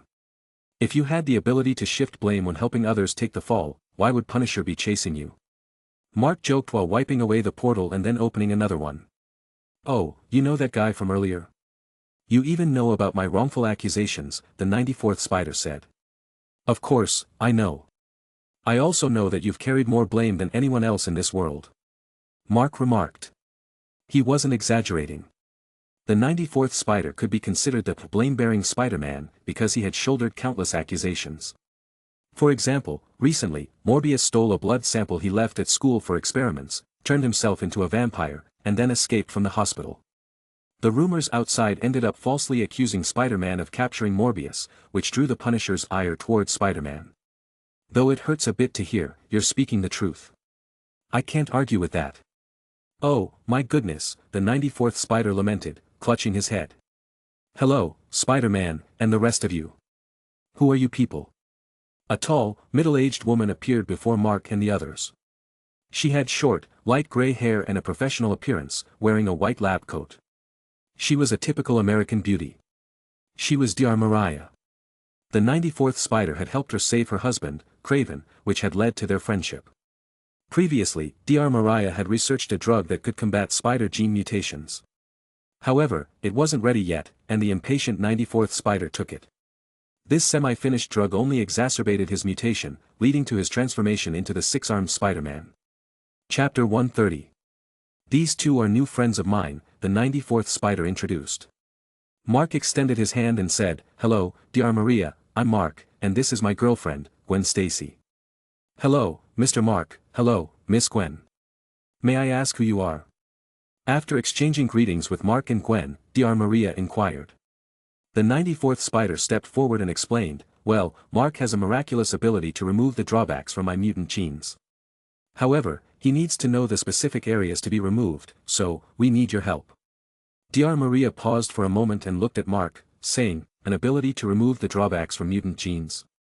Forgive me for being straightforward, but besides Dr. Connor's new Genetics Research Institute, I've never heard of such an ability in any other research facility.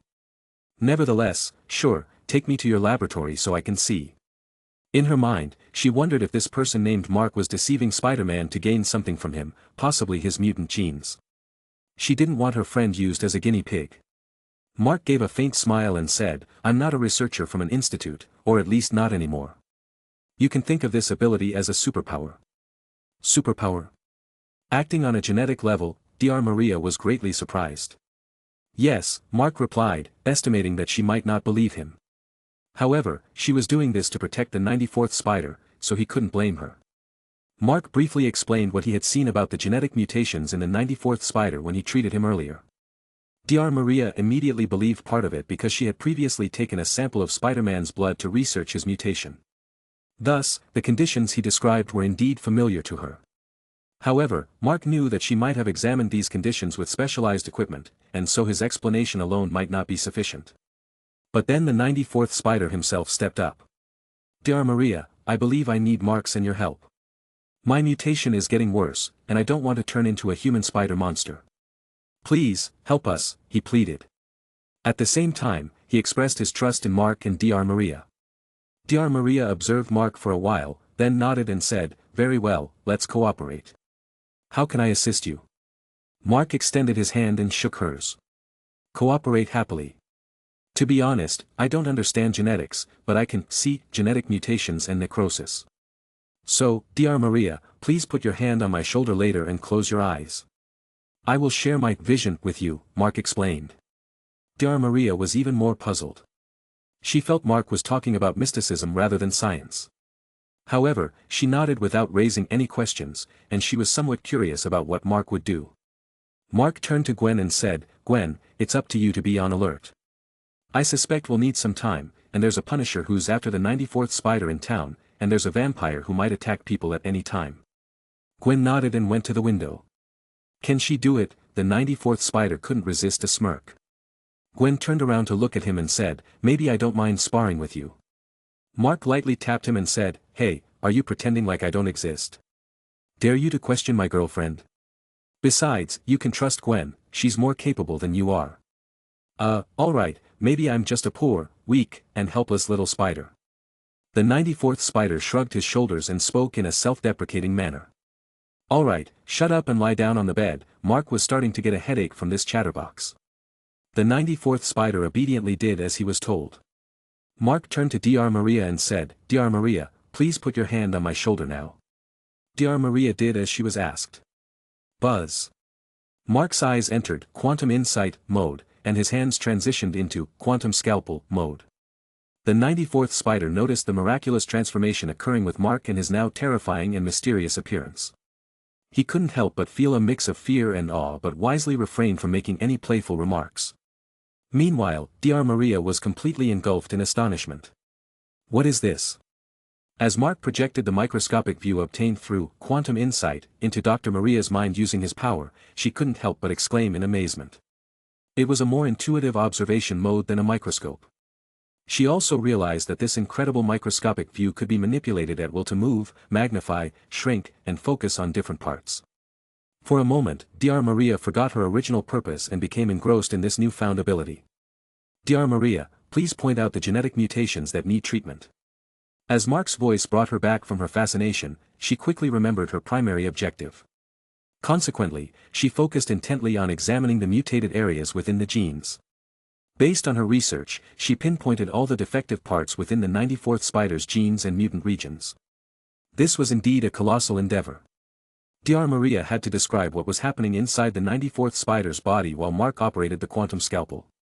Using concise language, she explained the ongoing genetic events.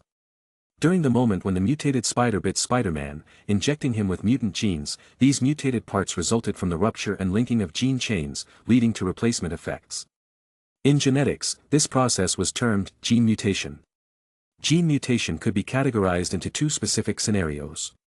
1. Point mutation, refers to the process where the internal hereditary structure of a single gene can change. 2. Chromosome aberration, falls under a broader definition of mutations. These distinctions were not always entirely clear-cut, particularly when the aberrations were relatively subtle. Such mutations could lead to phenotypic changes, like when the 94th spider was first bitten by the spider, becoming stronger without exhibiting obvious spider-like features. This was a type of subtle mutation, akin to a point mutation. Conversely, the transformation of the Toby spider was more pronounced because it resulted in the development of a new organ in his body that allowed him to produce webs. However, their symptoms remained relatively mild. Except for the 94th spider, most of the Spider-Men who gained superpowers through gene mutations did not face the dilemma of turning into human spider hybrids. This might depend on the issue of quantity, and could also be related to the issue of quality. For instance, the spider that bit the 94th spider might have had more aggressive genetic intrusions. Comparatively, the least worrisome case is the mutation of the Andrew spider. This is because his mutant genes were carefully designed using their family's DNA samples, and they had already undergone precise calculations with a zero decay rate formula, ensuring no mutation effects. Returning to the situation of the 94th spider. Spider-Man remains human in form and retains his humanity because the mutant part representing spider genes occupies only a tiny portion of his genes. Therefore, in reality, human genes still largely dictate Spider-Man's body. The issue the 94th spider faces now is that his mutant spider genes are continuously expanding and gradually encroaching upon his human genes. When human genes can't suppress the mutant spider genes, that's when the deterioration begins. This situation had previously escalated to such an extent. Initially, within his genome, the ratio of mutant spider genes to human genes was 1 to 9. As the mutation progressed, the ratio of mutant spider genes increased, reaching 3 to 7, leading to the appearance of 6 arms similar to a spider's. If this condition continues to intensify, reaching a 5 to 5 ratio, he will transform entirely into a human-spider hybrid, much like the character from the film. At this point, he would possess features from both humans and spiders. For example, he would retain human-like thinking and the ability to walk upright, among other human traits, but he would also exhibit many spider-like characteristics such as multiple single eyes, multiple pairs of legs, and dense hair covering his body. Among these, the hair functions as one of the spider's sensory organs and is integral to SpiderMan's spider sense. However, if the mutation continues to escalate to ratios of 7 to 3, 8 to 2, or even 9 to 1, his human rationality will almost entirely disappear, turning him into a full-fledged monster. Much like the other unfortunate individuals affected by the new genetic technology, such as the vampire Morbius, who had bat genes added, and the lizard doctor, who had lizard genes integrated. In Mark's quantum insight, the issue goes beyond just this. At this moment, not only is the ratio of mutant segments within individual genes increasing, but even the overall gene composition throughout the 94th spider's body is becoming more mutated. The former relates to quality and deepens the extent of his deterioration. The latter is about quantity and accelerates the pace of deterioration. Both factors are contributing to his condition. Oh my, if we hadn't identified the problem in time, within 24 hours, SpiderMan would have completely transformed into an irrational human spider monster. Dr. Maria expressed her fear and deep remorse for her role in this situation. She believed that her incomplete drug had aggravated the 94th spider's mutation. Ignoring her self-blame, Mark listened to her detailed explanation and felt like he had just attended a genetics class. However, Mark did benefit significantly from this situation. Before this, he was still contemplating how to study his own condition, never expecting to find a method here. Nevertheless, it wasn't the time to consider his own problems. Mark rallied his spirits and began the actual operation. First, he needed to locate every mutated genome within the 94th spider's body that was eroding and infecting nearby gene sequences and use his quantum scalpel to sever their connections. The process was relatively simple, mainly because Mark had employed this method by chance while treating the 94th spider earlier. With a prior run-through, he knew the ropes. Assisted by Dr. Maria's explanations and markings, they swiftly identified all the mutated genomes. Subsequently, Mark input a substantial amount of quantum energy to make them mimic cell membranes. Without causing harm to the body, they silently severed all the mutated genomes. Next came the heart of this quantum surgery. He needed to perform a complete purge on all the separated mutated genomes. Remove a portion of the spider genes within the mutated genomes, restoring them to normal proportions. However, during this process, Mark had a question. Dr. Maria, at what point can we slightly increase the proportion of spider genes so that it won't affect SpiderMan and won't trigger another episode? Dr. Maria furrowed her brow. Are you trying to make him more powerful? Yes, greater power comes with greater responsibility, and I've seen SpiderMan's sense of duty. But I want him to protect himself during this process as well. So, if we can give him more power without risking a relapse, I'd like to give it a try, Mark explained. Of course, he also had his own motives. This is essentially a form of genetic enhancement. If Mark were to master this ability, he could enhance the abilities of every SpiderMan and even every genetically altered person, slightly increasing the degree of their genetic mutation without affecting them, thereby achieving greater amplification effects. Dr. Maria had no idea about Mark's true background. Seeing that he was considering SpiderMan's well-being, she was deeply moved as a friend of SpiderMan. At that moment, she completely let go of her guard against Mark. Maybe it's possible, but I need to conduct some experiments using your ability, Dr. Maria said. The 94th spider, observing the two individuals acting strangely beside him, suddenly felt something was amiss. The mice in the cage next to him squeaked as if saying, "Look, fellow beings." Without paying attention to the 94th spider's thoughts, at Dr. Maria's request, Mark input more quantum energy and isolated a small section of mutated genes in the 94th spider's body. Then, she began her experiment. Her operation involved using Mark's quantum effects to make micro-adjustments to the gene fragments within the mutated genes while observing their condition. After hundreds of experiments, she finally found the most accurate value. If you consider the entire mutated genome as one unit, the ideal ratio of spider genes was approximately 0.3815. This was nearly 3 times higher than the original 0.1, just in terms of numerical value. When applied to the entire body, this increase would be explosive. Alright, I'll need your help next, Mr. Mark. Dr. Maria sighed in relief, released her hand, and exited the quantum insight mode. After all, she was just an ordinary person, and prolonged exposure to this high-intensity insight mode placed a significant mental burden on her. Okay, Mark responded, looking at the 94th spider lying on the hospital bed, extending his hands with a hint of guilt. Chapter 131. I'm going to perform major surgery on your genes next. Would you like to get some rest? Mark said to the 94th spider. Okay, the 94th spider was about to respond, but Mark extended his hand, causing him to collapse. Currently, the 94th spider's entire body was under Mark's control, making it extremely easy to sever the connection between his nerves and his body. If Mark had malicious intentions, he could even keep the 94th spider in this state indefinitely, rendering him essentially a vegetable. Afterward, using Dr. Maria's practical example of a mutant genome as a blueprint, Mark began performing full-body surgery on the 94th spider. With a blueprint in place, the actual operation was relatively straightforward, mainly involving repetitive copying and pasting. It was rather tedious work, considering there were countless gene groups in the human body. Although he didn't need to replace and adjust each group individually, it was still a significant undertaking. After half an hour of continuous repetitive work, Mark was already beginning to regret it. This quantum genetic enhancement surgery can't be performed often in the future, it's utterly exhausting. At that moment, he suddenly had an idea.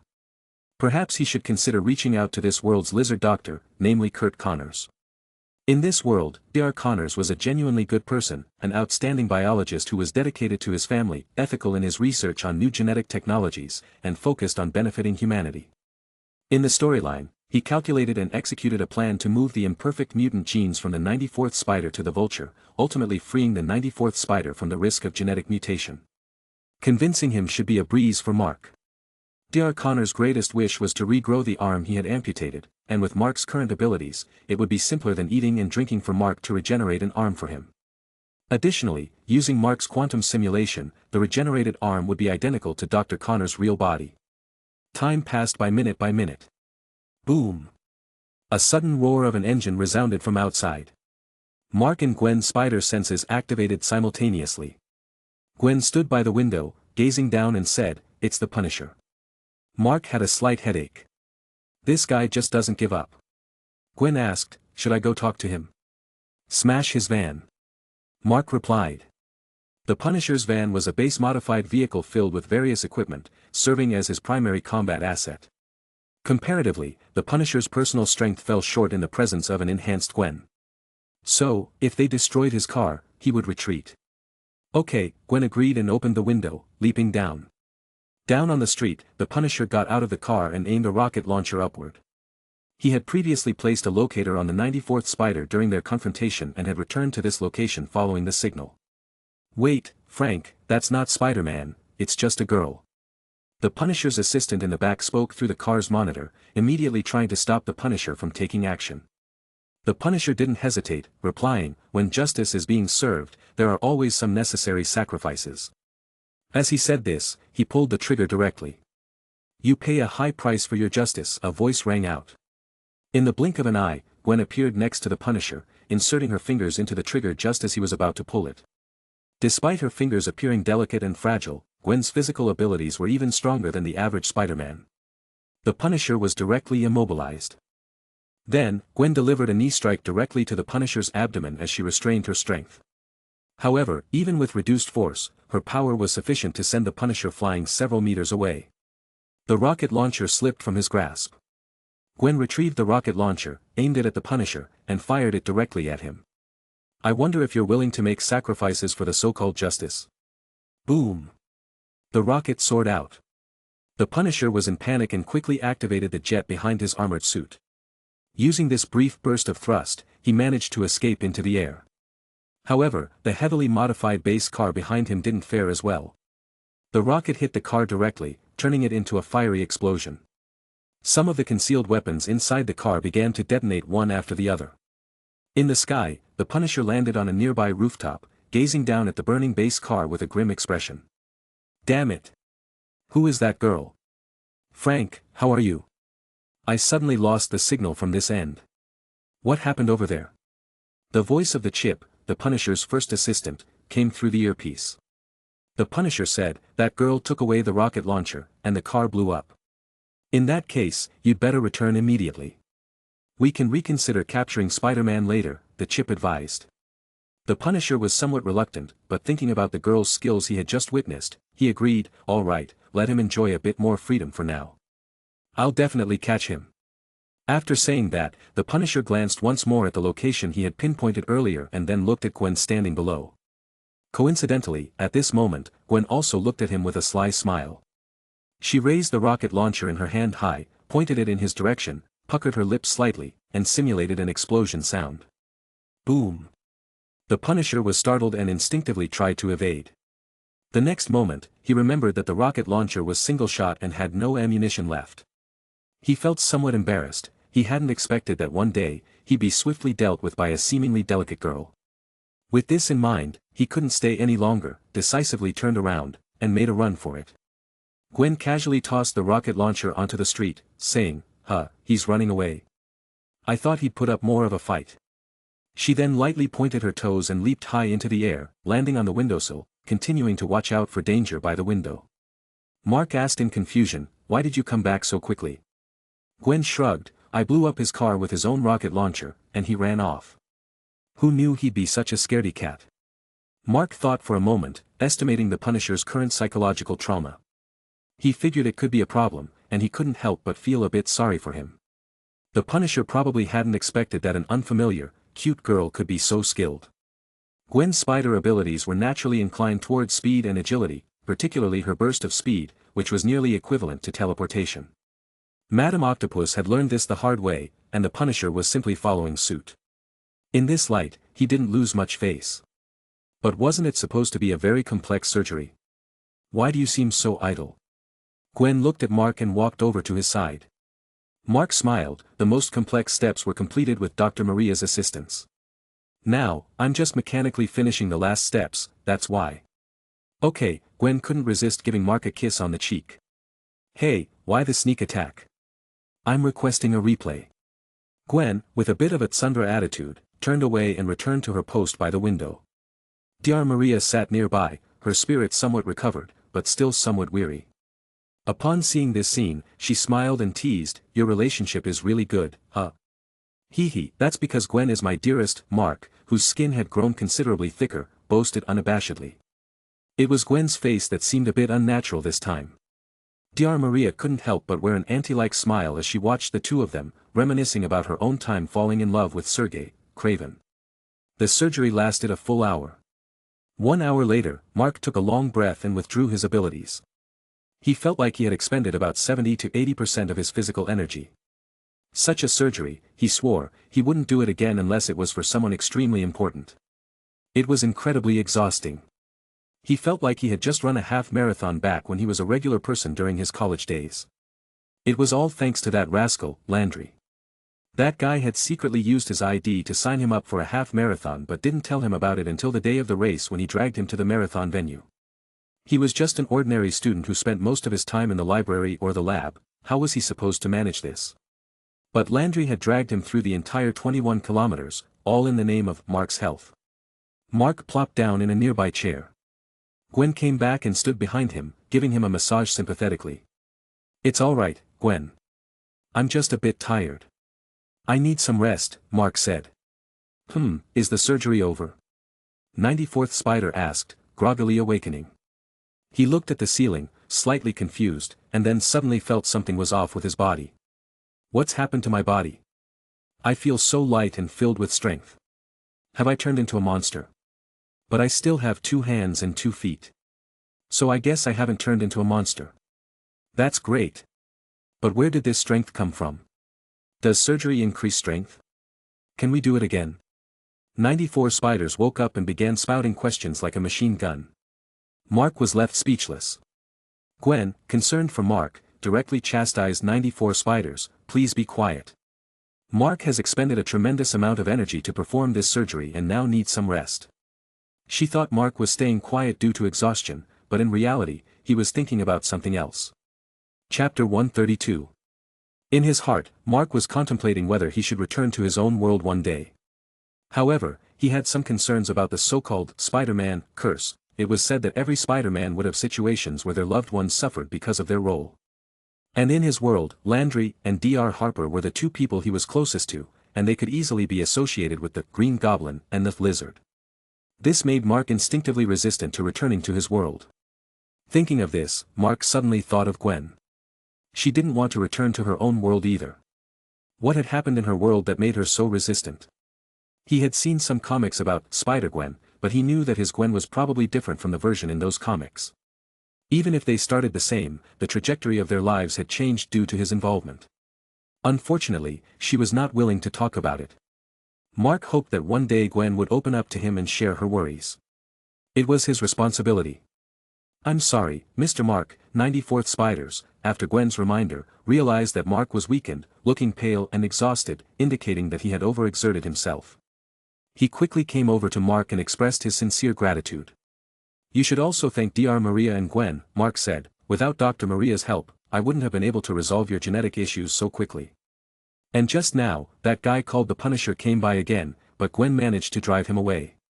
Thank you all so much." 94th Spider-Man was deeply moved. In an era where he was constantly misunderstood, encountering people who wholeheartedly helped him was truly touching. You see, even his Aunt and Mary Jane sometimes found Spider-Man annoying. In this world, there were probably only a few people who genuinely liked Peter Parker. "Alright, you might want to try out your new body. It might bring you great surprises," Mark said with a smile. 94 Spider-Man nodded excitedly. He indeed felt the difference in his body. His physique seemed to have become stronger, and his strength, speed, agility, and even his perception abilities had been significantly enhanced. He felt that if his current self met his past self, he could easily subdue the former with a single move. 94 Spider-Man went to the window, jumped down, and exclaimed, "Wow, this is so cool, it's really cool." At this moment, he was as happy as a child. After circling around Dr. Maria's research institute several times, he returned, still brimming with excitement. Dr. Maria said, "Your genes have been adjusted to the golden ratio, and you can now call it the golden spider gene. You must have felt its power by now, haven't you?" 94 Spiders nodded and clenched his fists. "With this kind of power, I can better help those in need in the future. Thank you so much, Mr. Mark, Dr. Maria, and Miss Gwen." "Alright, you go about your business, and I need some rest," Mark said as he yawned. He was feeling a bit tired and wanted to get a good night's sleep. 94 Spider-Man immediately lowered his voice. "I'll leave for now. I'll come back once Mr. Mark has recovered." "Sure, you can go," Mark nodded. Then he turned to Dr. Maria and asked, "Maria, is there a nearby hotel where we can stay?" Mark did have money, and considering that different worlds might have different currencies, Harry had prepared gold for him. After all, for most worlds, precious metals like gold were universally accepted. Dr. Maria stood up and said, "There's no need for that. I have plenty of vacant rooms here. You can stay right here. And please, just call me Maria. Always being addressed as Doctor feels a bit formal." "In that case, you can call us by our names as well," Gwen responded as she helped Mark to his feet. With Maria leading the way, Mark and Gwen entered a bedroom. Mark fell asleep shortly after lying down. Gwen, on the other hand, wasn't particularly sleepy. She looked at Mark and couldn't help but lay down beside him, keeping her eyes fixed on him.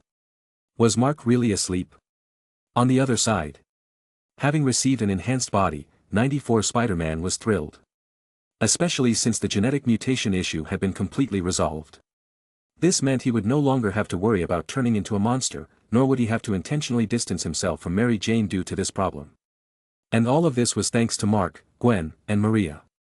He really wanted to share this joy with someone, but after thinking it over, he sadly realized that he had no one to share it with. Oh, wait, there was one person. Dr. Connors. Well, I should go find Dr. Connors. Perhaps he can gain some insights from my transformation, and then I can find Morbius to help him return to his original state. 94 Spider-Man began to sort out the tasks he had ahead. However, just as 94 Spiders was about to approach Dr. Connors' new genetics research facility, he suddenly sensed the presence of Morbius. A dark shadow swiftly passed between the nearby buildings. It was none other than the the vampire Morbius. After becoming a vampire, Morbius gained the ability to fly in the air, making it quite challenging to catch him. 94 SpiderMan observed this and adjusted his original plan. Morbius, he's heading towards Central Park, right? 94 SpiderMan swiftly changed his course towards Central Park. Central Park. Due to its well-maintained greenery, Central Park was a favorite jogging spot for many. Runners enjoyed the experience of jogging amidst the lush landscape, breathing in the fresh air. One young man was jogging along the path, with the rustling of leaves in the background. Thinking of recent urban legends, he felt a little anxious. However, he then heard a weak voice crying for help. "Is anyone there? Please help me." The voice sounded incredibly frail, as if the person was seriously injured.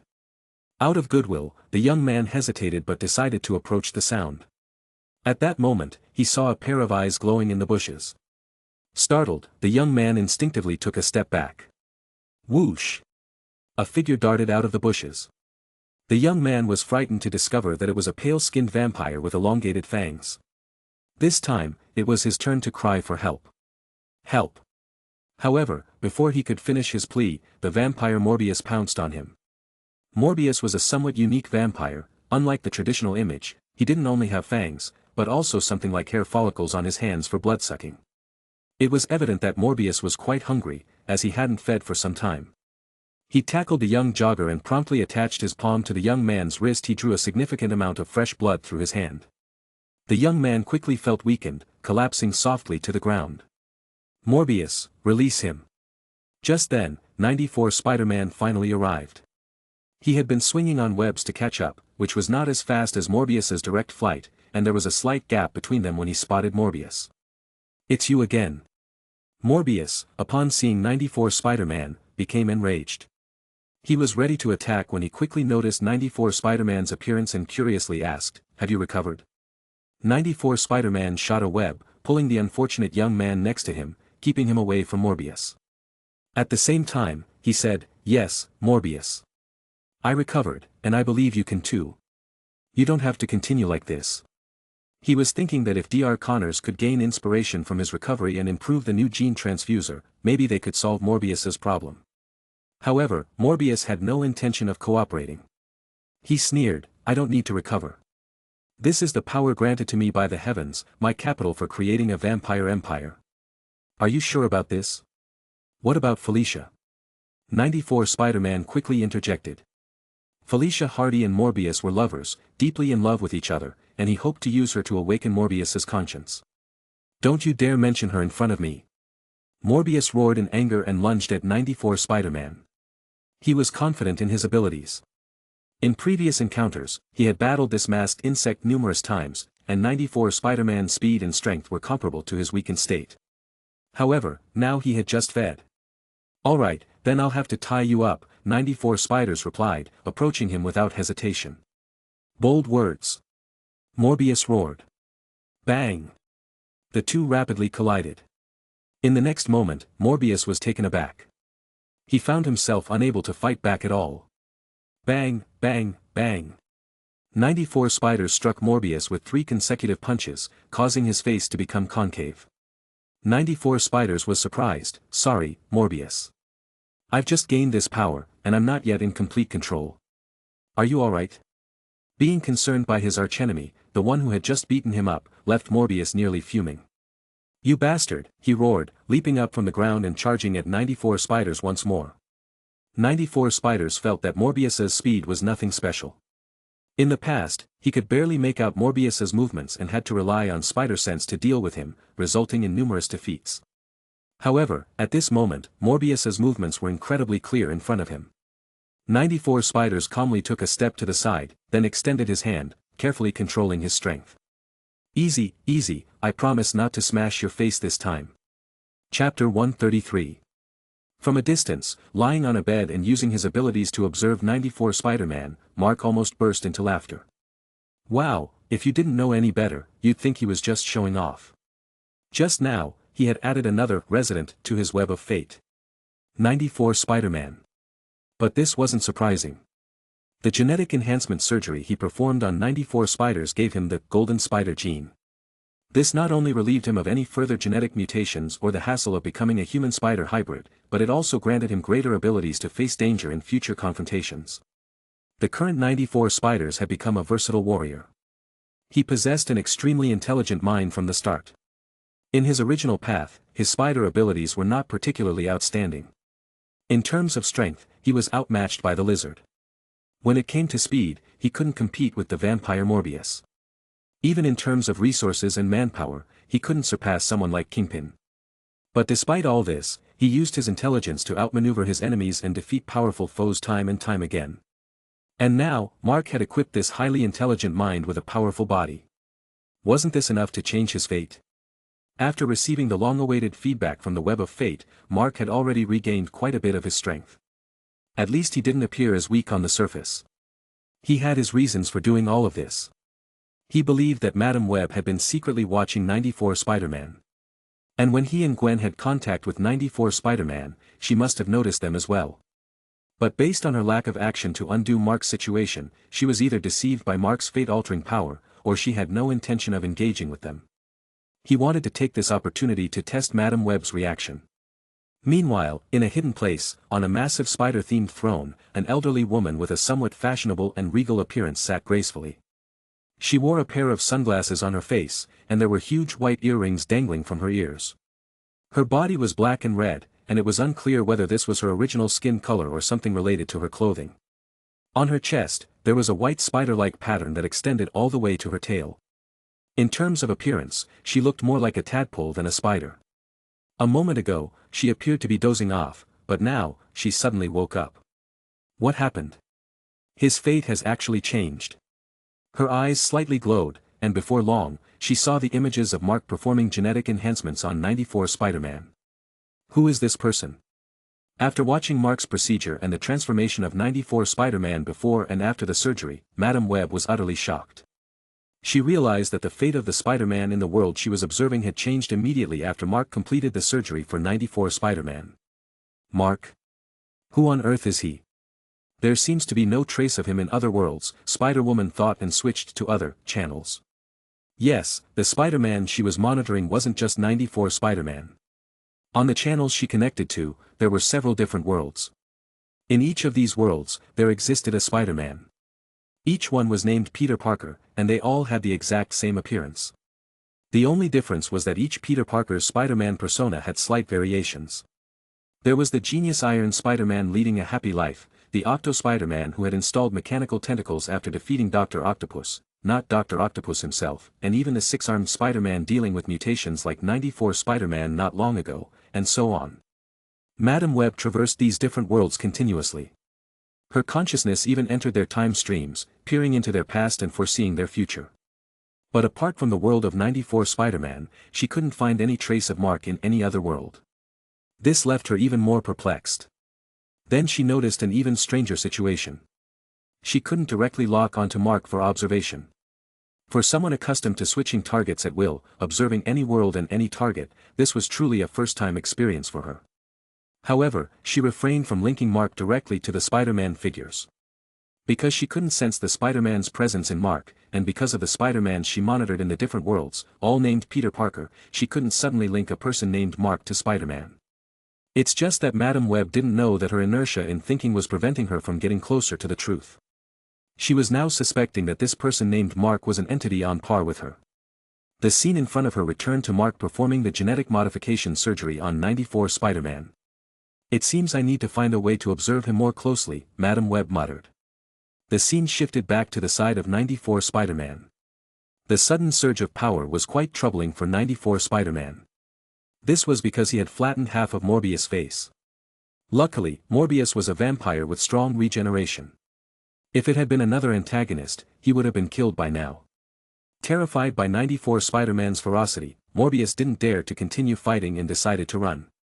94 SpiderMan didn't want to risk accidentally killing Morbius, so he didn't obstruct him too much. He placed the unlucky jogger, who Morbius had fed upon only slightly due to his arrival, on a park bench. The jogger had only fallen into a temporary state of unconsciousness due to blood loss and wasn't in life-threatening danger, unlike the other victims who had been attacked more seriously. Subsequently, the two of them engaged in a chase through the city, with Morbius flying in a straight line, which should have been faster than 94 spiders, who could only move by weaving webs. However, Morbius was unable to replenish enough blood, and after receiving a severe beating from 94 spiders, he had to consume some of the blood to recover his injuries. This made him fall back into a weakened state. It didn't take long before 94 SpiderMan intercepted Morbius by shooting webs, causing him to crash onto the rooftop of a tall building. "Damn it, why won't you stop chasing me?" Morbius was furious and exerted all his strength to tear the web apart. Unfortunately, due to his weakened state, he couldn't break free immediately. 94 SpiderMan landed next to Morbius, and just as he managed to tear his previous webs apart, 94 SpiderMan extended his hands, and the webbing sprayed out uncontrollably, quickly wrapping Morbius up tightly. Morbius at this moment looked like a small insect caught in a spider's web, tightly wrapped up and ready to become a meal. 94 Spider's actions left Mark in awe. Although 94 Spider's webbing was far less durable than that of other Spider-Men, it felt like an ordinary hemp rope. A slightly stronger villain could easily break free. However, his web-spraying speed was among the best among many Spider-Men. He could spray numerous webs in a very short time, either to cocoon enemies or to protect others. He once shot out a large amount of webbing within seconds to save 2 police officers falling from a tall building. Of course, kind-hearted 94 Spiders didn't wrap up Morbius as a meal, he intended to cure him. "Alright, Morbius, let me take you to see Dr. Connors. Perhaps he can help you recover." Boom, boom. 94 Spiders didn't finish his words when the roar of a motorcycle suddenly echoed from a distance. Immediately after, an impressive motorcycle actually drove up the side of the tall building.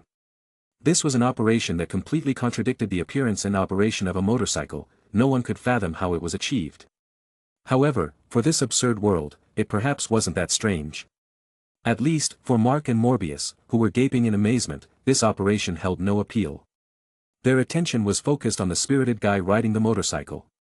This spirited guy was dressed in a black jacket and wore a helmet that somewhat resembled a knight's helm on his head. Part of a sword hilt was visible behind him. "Hey, buddy, are you street racing?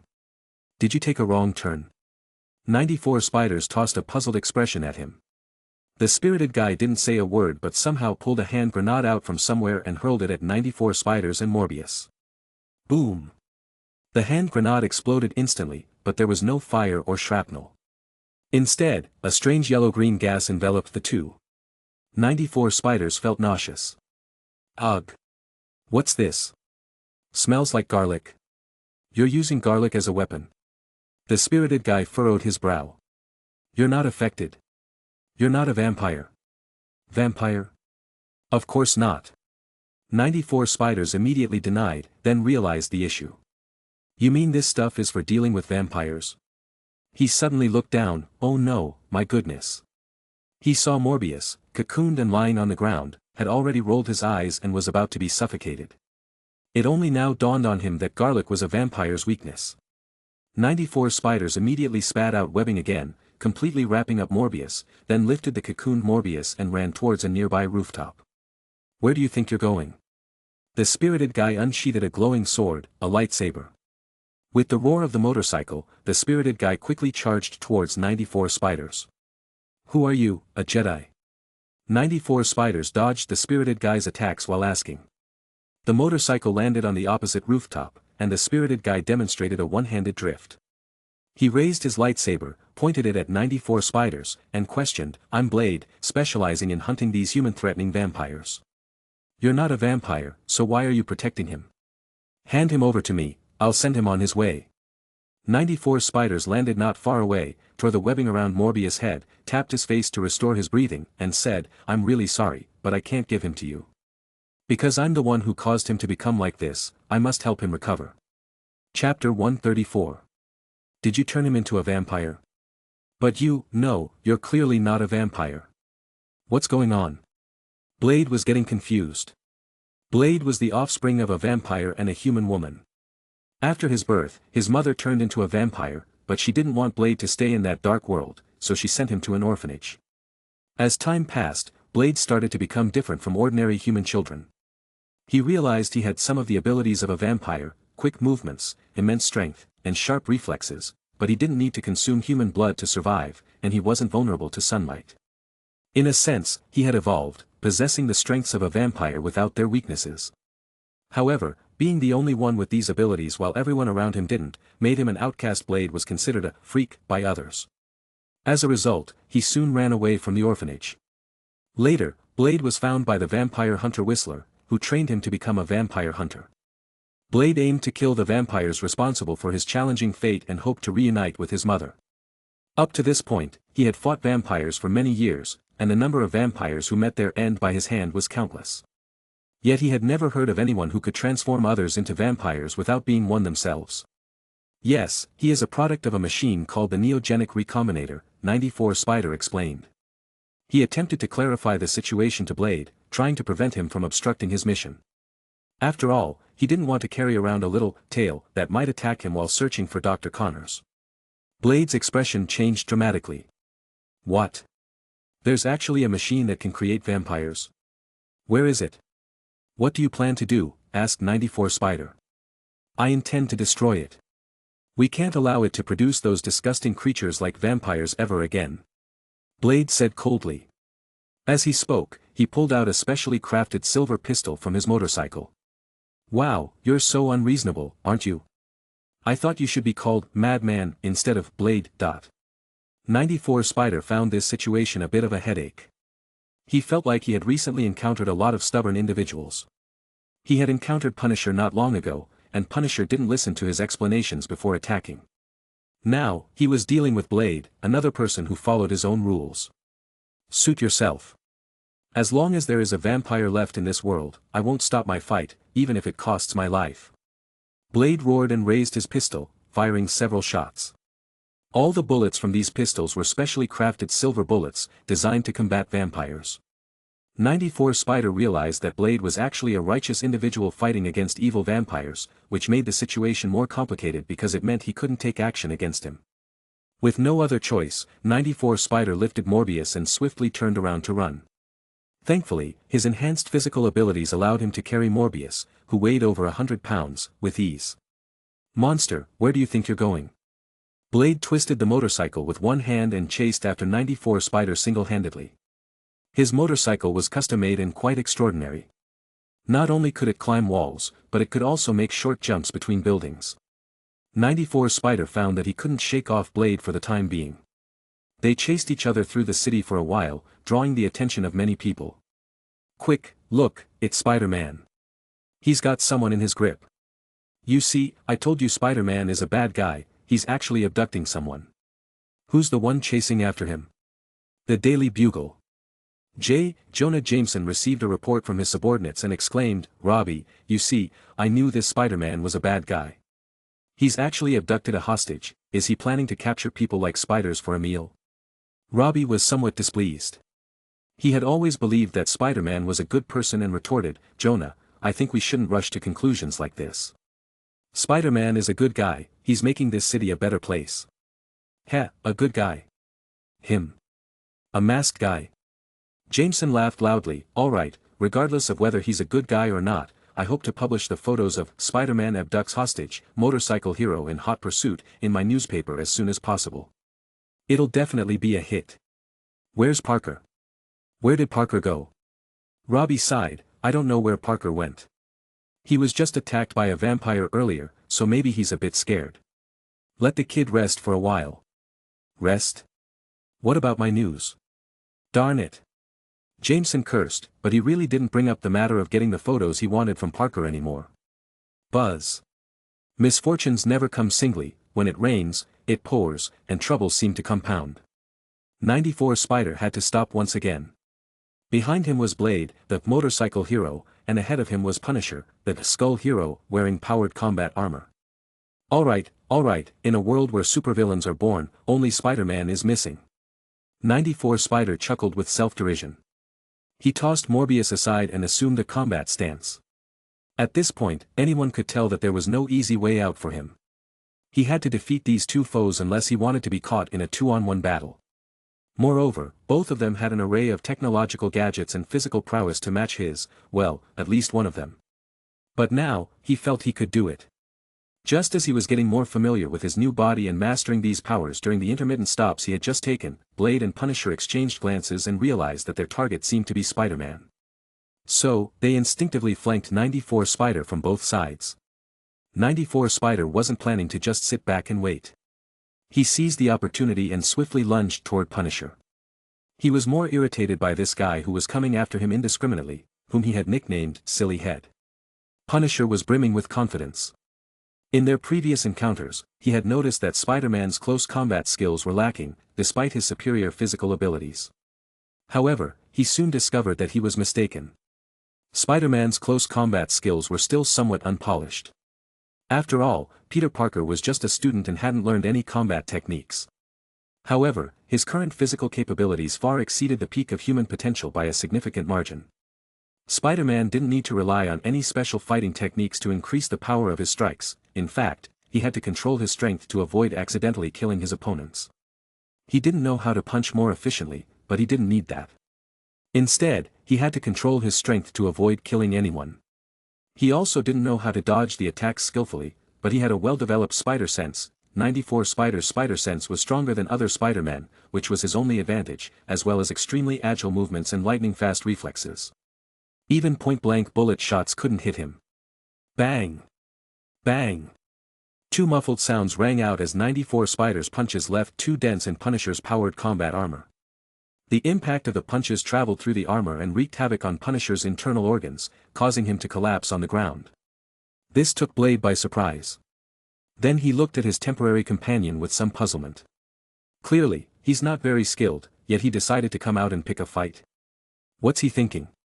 After a brief pause, Blade increased his speed once again, and his sword slashed towards 94 Spider.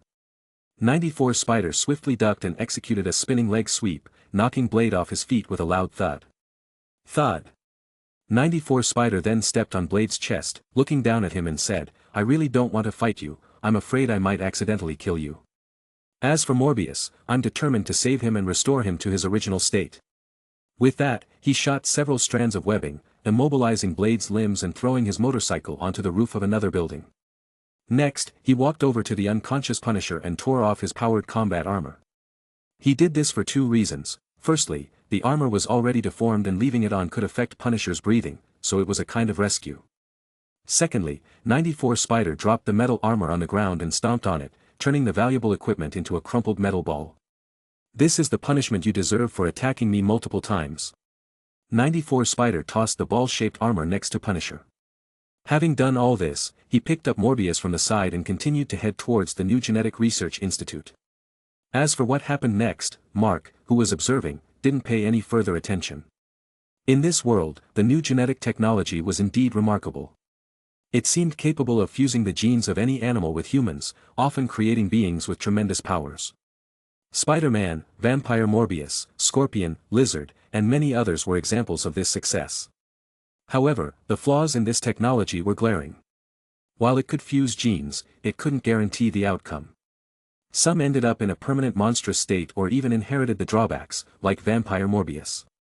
Some maintained their rationality while in a monster state, like Scorpion. There were also cases where they switched between a monster and human form, like Dr. Connors. Ironically, Spider-Man was the most successful result. But if not for his involvement, he would have still become a human spider monster. So, the current shortcomings of this technology were quite evident. With the current state of technology, it could only temporarily restore Morbius, not provide a complete recovery. Mark estimated that it wouldn't be long before Dr. Connors or Spider-Man himself sought him out for help in perfecting the new genetic technology. With these thoughts in mind, Mark turned over, cradling Gwen in his arms, and finally fell asleep. Gwen's body tensed for a moment, but she soon felt Mark's steady breathing. She felt a hint of disappointment but adjusted her position, snuggling closer into his embrace. Chapter 135. Mark woke up and received unexpected news. Gwen informed him that Dr. Maria had just received news about a widespread epidemic outbreak in Africa. She had immediately purchased a plane ticket to rush there. However, before leaving, she left the room key with Gwen, allowing Mark and the others to stay as long as they liked. She expressed her hope to discuss genetics with Mark when she returned. Mark, however, knew that the likelihood of her return was low. She would likely become infected with the epidemic in Africa.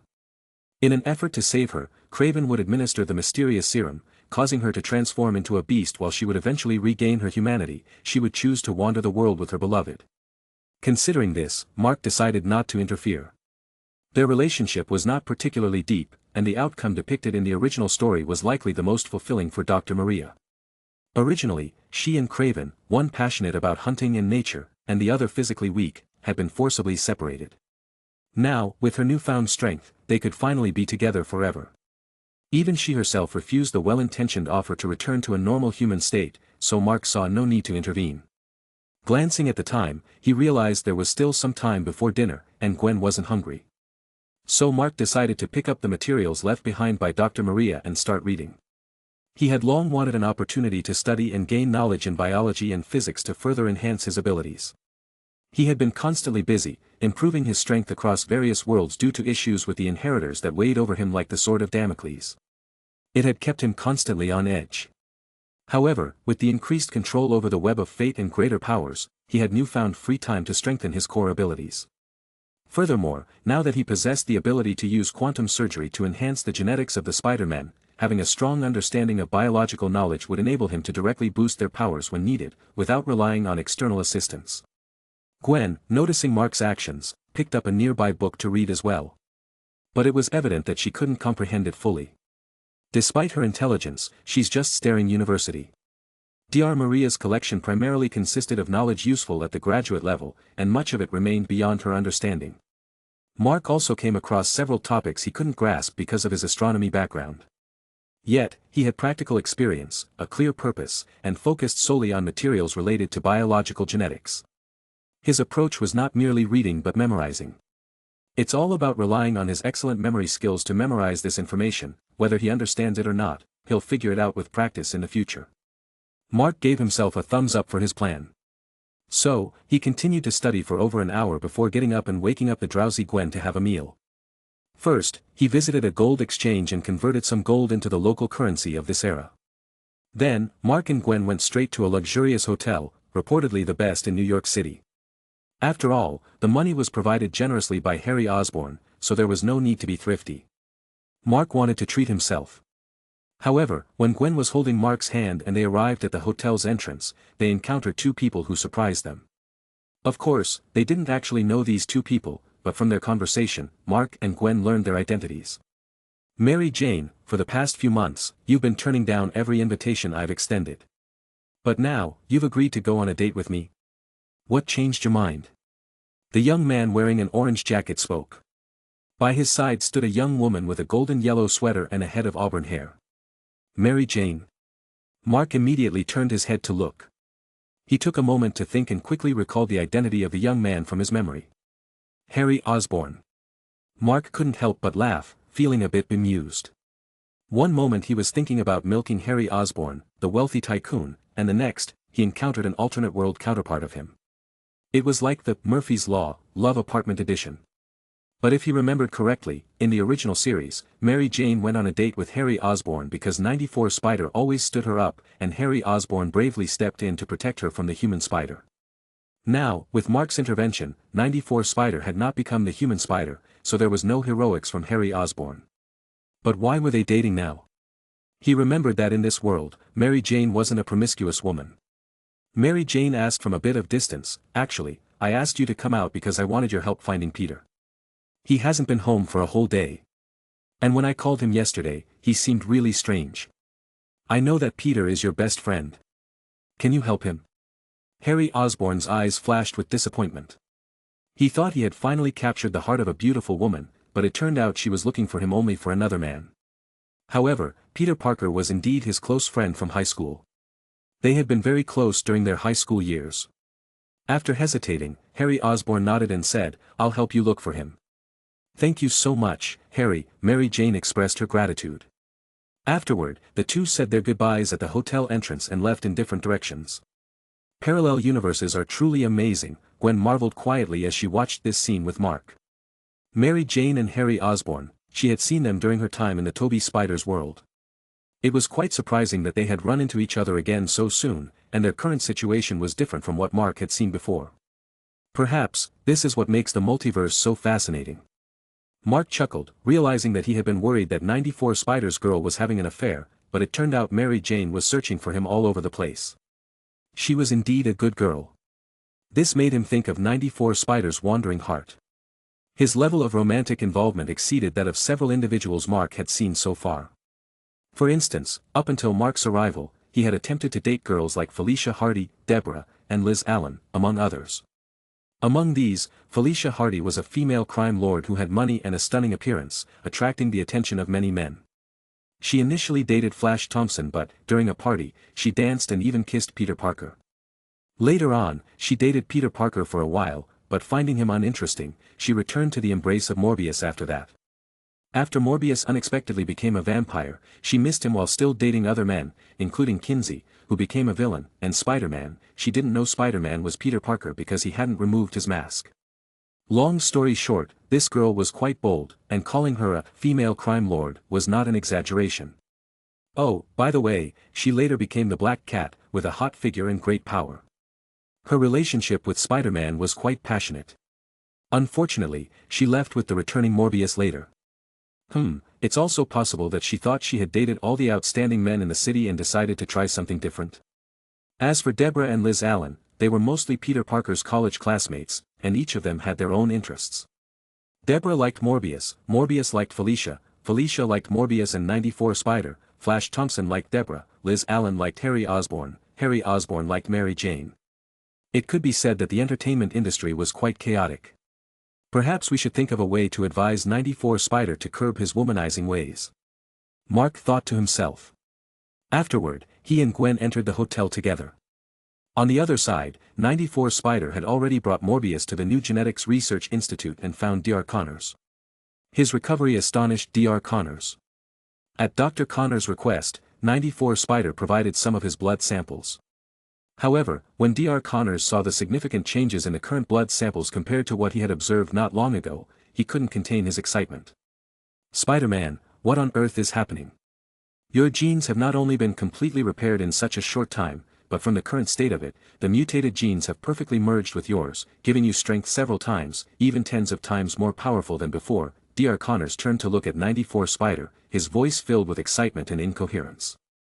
He even thought about replicating the miraculous events happening to Spider-Man on himself, so he could possess lizard-like abilities without altering his human appearance. In that case, he could fully regenerate his lost arm. Not only that, he could acquire a physique as powerful as Spider-Man's.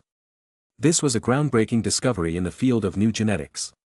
94 Spider looked at the overly enthusiastic Dr. Connors with some confusion. I do feel better than ever, but you're exaggerating, aren't you? My strength increased several times, even tens of times more than before. How is that possible? Dr. Connors, even more excited than 94 Spider, responded, how is it not possible? Chapter 136. Dr. Connors picked up a pen and quickly began writing on a nearby piece of paper. In terms of the ratios within individual mutant genes, the representation of super genetic regions compared to ordinary ones is now 3 to 4 times what it used to be. And from an overall perspective, the proportion of mutant genes has also increased compared to before. But this growth isn't malignant, it's achieved an optimal balance through an extremely delicate calculation. It's as if it's the perfect golden ratio. Perhaps the mutant genes in your body right now can be called golden genes. It's a true evolution. A transition from an ordinary human to a superhuman, enough to stably pass it down to the next generation and the generation after that. Dr. Connors' expression gradually became fervent. 94 Spider was taken aback, his eyes widening. Is this for real? Of course, it's real, Dr. Connors exclaimed excitedly. Can you tell me what exactly happened? 94 Spider scratched his head. What you're saying, Dr. Maria also mentioned it to me. She said the genes I currently possess can be called Golden Spider genes. Golden Spider genes, indeed, that's an appropriate name since your mutant origins still trace back to spiders, Dr. Connors nodded. When you mention Dr. Maria, is it Dr. Maria Crawford? 94 Spider nodded. Dr. Crawford is indeed an expert in genetics, but she should not have the ability to solve the issues in your genes, Dr. Connors furrowed his brow. Compared to 94 Spider, who had merely coincidentally met Maria Crawford, he was more familiar with Dr. Crawford. Both of them were experts in genetics. However, he specialized in new genetics, while Maria Crawford focused more on researching genetic defects, making their fields somewhat intersecting, but their interaction was not particularly deep. Indeed, there's also the help of another friend. He is a mysterious wizard. 94 Spider explained. A wizard? Dr. Connors was slightly surprised. I wonder if you could introduce me to him. I can pass on the message, but whether he's willing to meet you or not will depend on him, 94 Spider replied. Very well, thank you, SpiderMan, Dr. Connors nodded. Why did you bring him here? He looked at the vampire Morbius lying on the ground. 94 Spider quickly explained, I hope you can help Morbius return to being a normal human.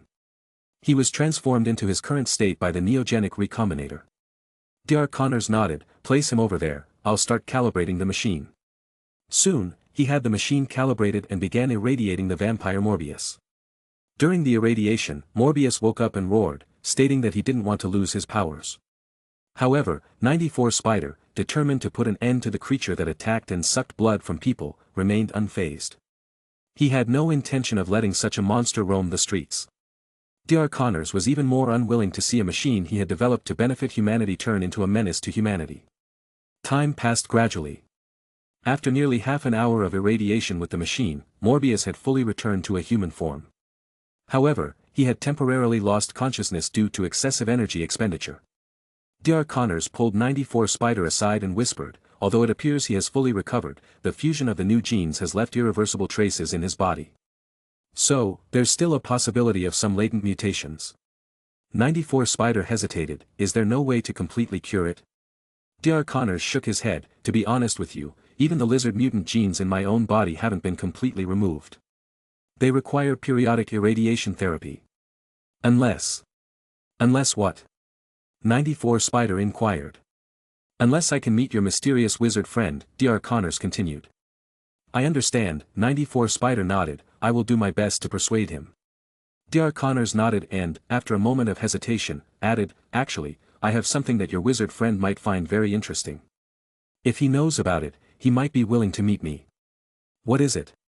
94 Spider asked, puzzled. The Tablet of Time. The Tablet of Time. Yes, it's an artifact of the Toltec people, and it's said to hold the secret of immortality. If he's a wizard, I assume he would be quite interested in such things, Dr. Connors explained. In truth, he wasn't very eager to use the Tablet of Time as a bait for Mark. He had been granted access to it due to his academic authority and had the first right to study it. However, witnessing the miraculous events occurring within 94, Spider gradually led Dr. Connors to have a new idea. Compared to these ancient myths and legends, a tangible technology capable of genetic enhancement seemed to hold even greater value. Alright, I'll deliver the message, 94 Spider said earnestly. Morbius is in your hands. Very well, Spider-Man. After 94 Spider left the New Genetics Research Institute, he decided to return home first before finding Mark. In 94 Spider's absence, Dr. Connors arranged for Empire State University staff to take Morbius back to the university. In a luxurious hotel's private room, Mark and Gwen sat face to face, enthusiastically enjoying the food on their plates. At that moment, the television broadcast caught Mark's attention. According to ancient legends, the Tablet of Time holds the secret of immortality. As a relic of a lost ancient civilization, it will soon be exhibited worldwide. However, Dr. Kurt Connors from Empire State University will be the first to study the tablet, the TV host spoke. Gwen's beautiful eyes, which had been focused on Mark, noticed his change in focus and she turned her attention to the TV as well. The Tablet of Time. Immortality? Is there really such a thing? Mark smiled and replied, it's hard to say, but one of the reasons I came to this world was to study that thing. Gwen, aware of Mark's extensive knowledge of various world plots, was surprised by his response. She asked, so, it's real? But, from what I know, the Toltec people were merely a civilization in Central America between 800 and 1000 CE. It's a stretch to call it an ancient civilization. Mark nodded, you're right, calling it an ancient civilization is indeed an exaggeration. However, the Toltec civilization might have had some connections with the more mysterious Maya civilization. I suspect the Tablet of Time is an inheritance from the Maya civilization. Gwen was even more astonished this time. Maya culture was one of the most precious ancient cultures in the world. The Maya possessed advanced mathematical knowledge, astronomy and calendar systems, hieroglyphic writing, and a philosophical and religious tradition. For instance, in modern science, it is calculated that a year consists of 365 24-22 days, and yet, several thousand years ago, the Maya had calculated a year as 365 24-20 days, with a deviation of less than 20 seconds, demonstrating remarkable accuracy. Their most well-known achievements were their accurate predictions. First, they predicted their own decline. Second, they foresaw the existence of advanced technology in our era, such as planes and cars. Third, they predicted the emergence of a world-threatening figure in our time, which we will just refer as the mustache. Fourth, they predicted a catastrophic global war, specifying its time, frequency, and duration. Fifth, they suggested that something significant would occur after December 21, 2012, following the setting of the sun. The first four prophecies all turned out to be accurate, except for the fifth, which didn't come to pass. This is the reason the Maya civilization was considered to have godlike knowledge. If there's a connection with the Tablet of Time, it adds a mystical aura to it. Mark continued, the Tablet of Time might hold a power that allows time to flow through a person's body, effectively reversing aging. There's a guy named Toombs who used it to create a device that allowed him to briefly turn back the clock on his own age. Another guy, SpiderMan, was turned into a baby by the Tablet of Time. Oh, by the way, he's now in his 70s. Gwen smiled and said, that's truly amazing. But aging and death are natural processes. Using such methods to forcibly reverse natural laws might lead to some uncontrollable consequences, right? Mark nodded, for ordinary people, yes. He didn't mention that for people like them who could traverse worlds at will, time and life didn't have as significant an impact. Characters like the Ancient One from the MCU had effectively achieved immortality. Characters like Doctor Strange, Thor, and others wouldn't age much either. Even superhumans like Captain America and Black Widow, who only received a super soldier serum or a derivative of it, experienced significantly slowed aging. As for Mark himself, since he could quantumize, he felt that the impact of time on him was minimal. Even without immortality, his lifespan had significantly increased. The Tablet of Time will be in Dr. Connor's hands. Perhaps I should find a way to make contact with him, Mark thought. I wonder if 94 Spider has met Dr. Connors. He should be interested in my abilities, right? After finishing dinner, Gwen suggested going for a walk outside, so Mark temporarily set aside his plan to return to reading. However, New York's nightlife seemed somewhat dull, with empty streets and a lack of activity. It might be due to the prevalence of supervillains in this world, making the streets unsafe, leading most people to avoid being out at night. As the two of them were walking down a street, Mark's spider sense alerted them to something in the sewer. And it seemed like there were many somethings down there. Chapter 137. What's going on?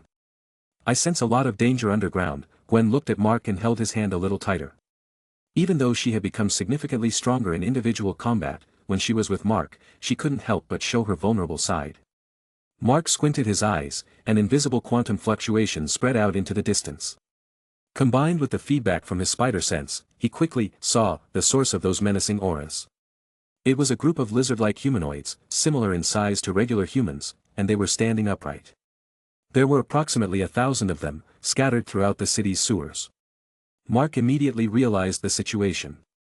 There indeed was a kingdom of lizard people beneath New York City. The appearance of these lizard people was also thanks to Dr. Connors. Before conducting his research on neogenic technology, Dr. Connors had combined his DNA with lizard DNA and injected it into his body. The experiment had failed, and he had turned into a lizard-like humanoid. Angry at his transformation, he had flushed the failed experiment results into the sewer. The lizards in the sewers had consumed those materials, gradually evolving into a new species, the lizard people. These lizard people considered Dr. Connors, or rather the transformed lizard doctor, to be their father and believed he should be their king.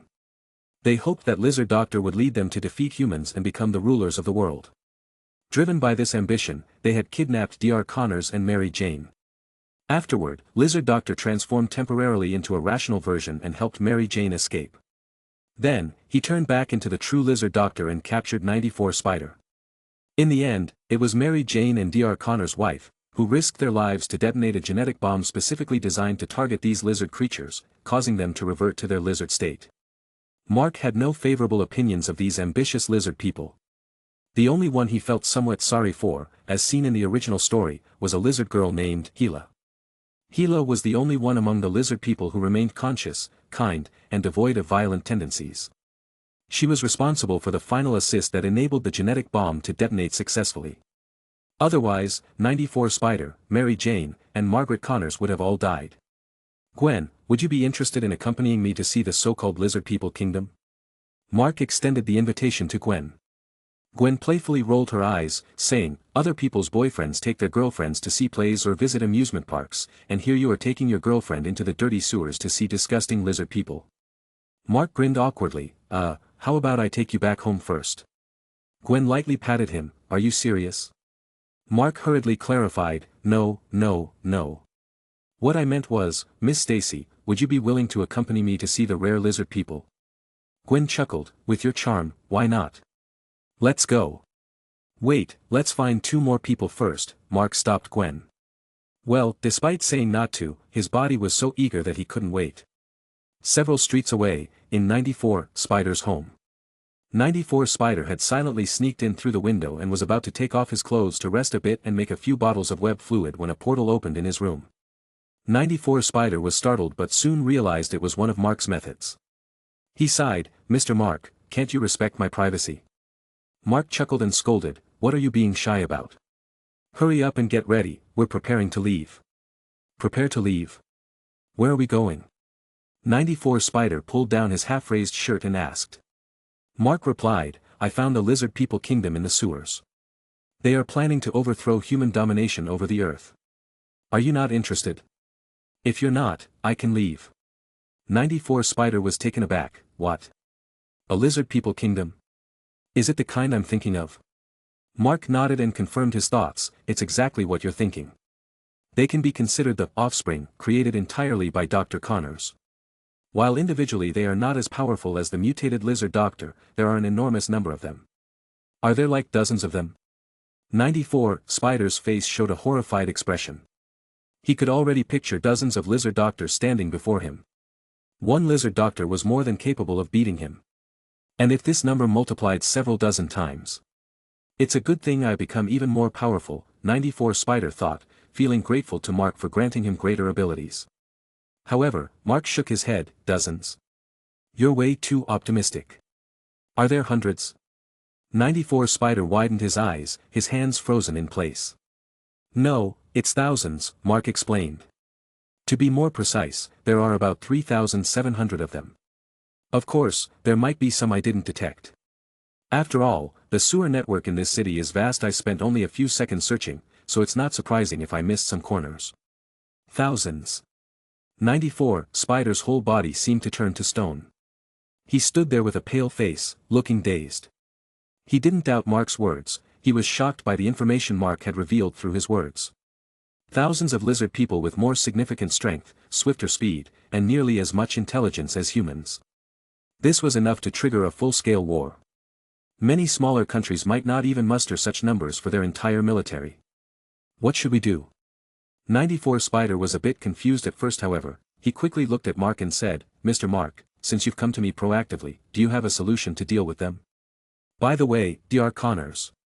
Maybe we can use Dr. Connors' knowledge of the lizard people's genetics to create a countergenetic weapon and find the right opportunity to eliminate them all at once." This time, Mark was the one who felt surprised. He knew that finding Dr. Connors was due to his knowledge of the original plot, and he knew that Dr. Connors had a specific weapon in mind, which wasn't meant to deal with these lizard people. He didn't even know they existed. Mark had merely predicted the possibility of a failed experiment turning him into a monster and left a genetic bomb that could kill his mutated self. However, 94 Spider was unaware of this. It was quite impressive how he quickly found the most likely solution even in a panic situation.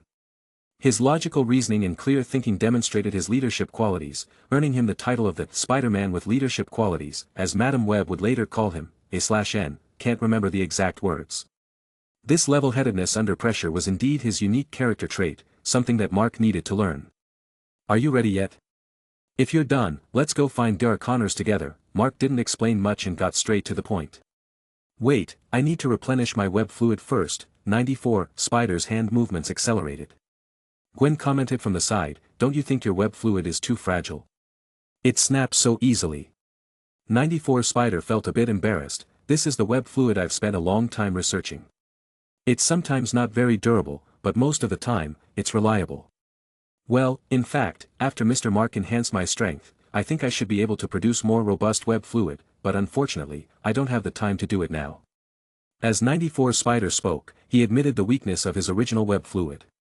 In truth, he had wanted to replace his web fluid for a long time, but the new web fluids he had developed were not as good as the one he was using.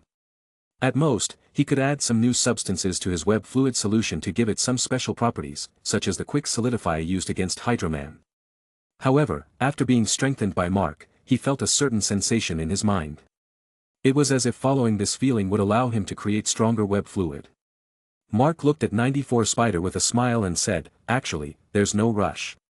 The brains of these lizard people are still evolving, and they're probably still in the process of building their strength. You can take some more time to prepare." "Is that so?" 94 Spider paused for a moment when he heard that. Then he shook his head and said, "Let's deal with the danger first. My original web fluid may be a bit weaker, but it's sufficient.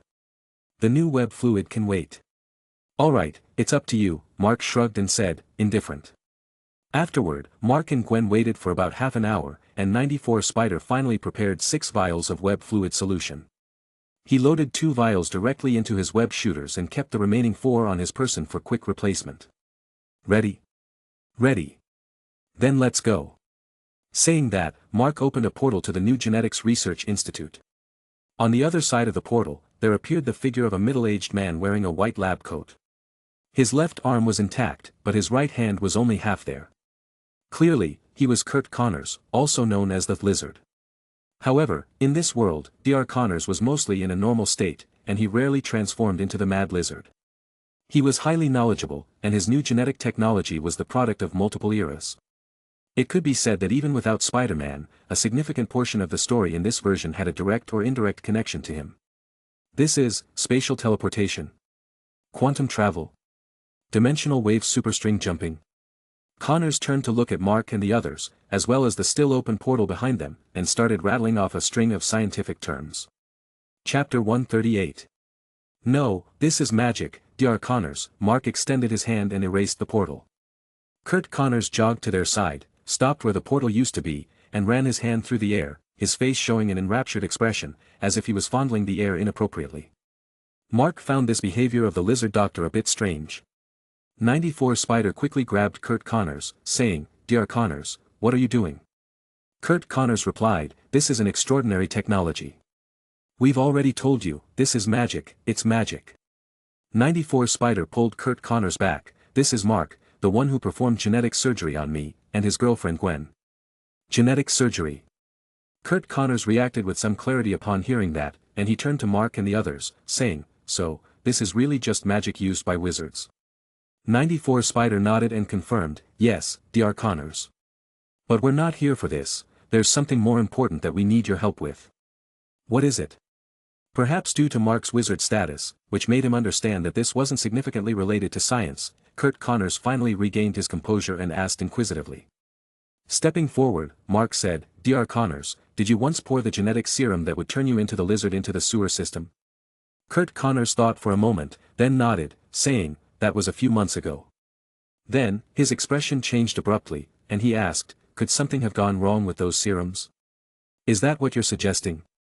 Mark nodded and said gravely, "After your genetic serums were washed away and entered the city's underground sewer system, the lizards living there consumed them. Subsequently, they evolved. Now, a new species called lizard people is gradually expanding beneath New York City. And you, Dr. Kurt Connors, are the one to blame for all of this." Kurt Connors' face turned pale, and he exclaimed, "What? This can't be true, it shouldn't be possible. The amount of serum I poured into the sewer was less than a liter, and after dilution in the vast sewer system, it shouldn't have been enough to make lizards evolve into lizard people." He looked extremely flustered, clearly having difficulty accepting this. "True or false, you'll see for yourself." Mark coldly shattered his last glimmer of hope. "We've come to find you to help you research a serum that can kill the lizard people or make them revert. Since this problem originated from you, it's only fair that you help resolve it." Kurt Connors nodded and said, "Please follow me. In my home, I have a genetic bomb prepared for situations similar to what we're facing now." "In your home, right? Let's take it." Mark didn't waste any time and opened another portal. On the other side of the door was Kurt Connors' home. Perhaps due to his inner guilt, Kurt Connors didn't even give the portal a second look and stepped straight through. He headed for his front door. Knock, knock, knock. The door quickly opened. A beautiful woman appeared at the door and said, "Kurt? Why are you back so early today?" Kurt Connors hurriedly replied, "Margaret, no time to explain. Come help me get something." Shortly after, Kurt Connors came out holding a glass container roughly the size of a human head. At the core of the container was a small test tube with a bit of solution inside. Kurt Connors picked up the container and gestured, saying, "This is the genetic bomb I created. It can release radiation targeting a specific group of people at the moment of detonation. Within the radiation range, all lizard people will be killed. Neutron killing? Mark raised an eyebrow and said. Neutron annihilation? You could say that. Kurt Connors nodded. I did create it based on the genetic differences between lizard people and normal human genes, so it has no effect on humans and other creatures. Only lizard people will die. Mark shook his head slightly and said, I suggest you modify it. Why? Kurt Connors asked.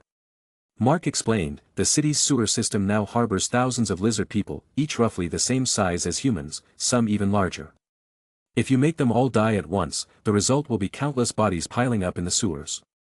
When the bodies decompose, it will contaminate the entire city's water source and air. Plagues will spread, causing widespread human infection and even death. Kurt Connors and the others who were listening on the side turned pale. Thousands of human-sized bodies piling up in the sewers would lead to catastrophic consequences. When the bodies decompose, it would pollute the water source and air, leading to plagues, widespread human infection, and possibly death. Right, we can't kill them, Kurt Connors muttered. Mark suggested, can you adjust it so that the neutron radiation targets their specific genes to induce regression rather than killing them on the spot? Kurt Connors' eyes lit up, you make a good point. Let me work on that. Please give me a few minutes. He then whispered some instructions to his wife, took his son, and carried the genetic bomb back to his lab through the portal. The following moments were filled with anxious waiting, though the anxiety was mainly felt by 94 Spider and Kurt Connors. Mark and Gwen, on the other hand, remained composed. Gwen was well aware of Mark's abilities, giving her confidence in their success.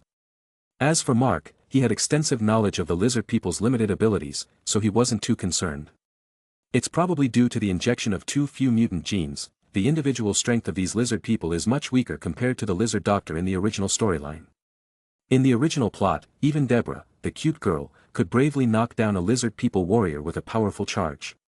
Even the original 94 Spider, with his hands tied, could defeat 3 lizard people warriors when his movements were restricted. This shows how weak they are. Furthermore, the current situation is happening several months earlier than in the original plot. While Kurt Connors adjusted the genetic bomb, Mark released his quantum spider sense actively. He wanted to find Gila, the only mentally sound lizard person, and ask her if she intended to transform back into a lizard like her fellow tribe members or continue living as a lizard person. In the dark and filthy sewer. Boom!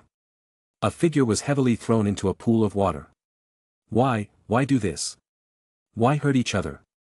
A petite lizard person sat in the mud from the waist down, yet her upper body remained unbowed as she stared defiantly at the aggressor, questioning.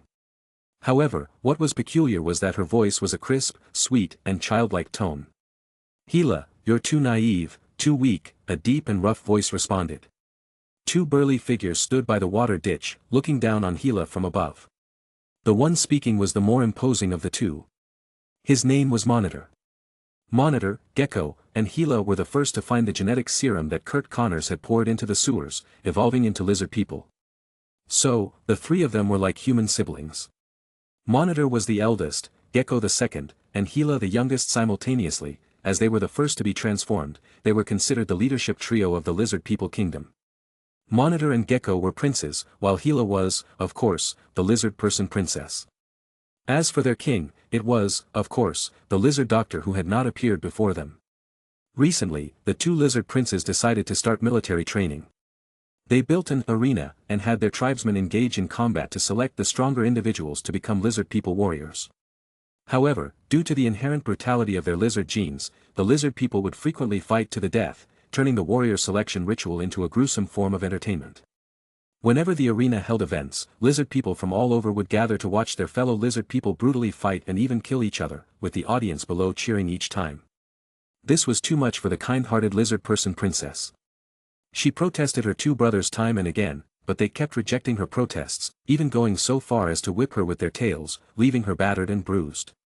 Lizard person Prince Gecko, the second prince, stood on the ground, watching his sister sobbing in the sewage. His face bore a wicked smile. Ha ha ha, Gila, look at you, look at how weak you are. If you weren't our sister, the other tribesmen would have eaten you long ago. You have no idea how many of them lust after your tender flesh. But lizard person Prince Monitor, the elder brother, hearing this, suddenly clenched his fists and struck Gecko. Whoosh! His tail snaked through the air, grabbing Gecko by the neck and pulling him back in front of himself. Gecko found his gaze locked with Monitor, who spoke with an icy tone, "Hila is our sister, and we can whip her and chastise her for her weakness.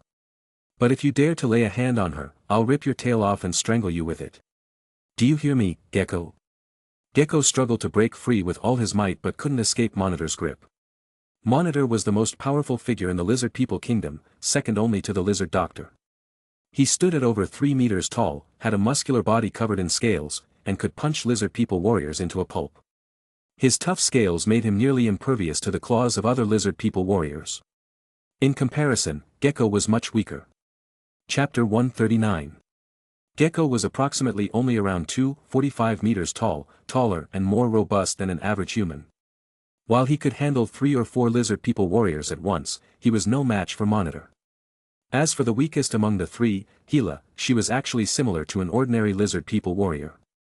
Standing at about 1.8 meters tall, her body showed no prominent muscular structure. Her sole advantage was her well-developed brain, capable of emitting a special wave to summon other lizards to her side. The ability to call upon lizards allowed the population to grow to thousands within a few months, despite the routine casualties from combat. Gecko, lacking intelligence, couldn't grasp this, but Monitor, slightly smarter, understood that their community could lack him or Gecko but not two individuals, father, the lizard doctor who created them, and sister, Hila.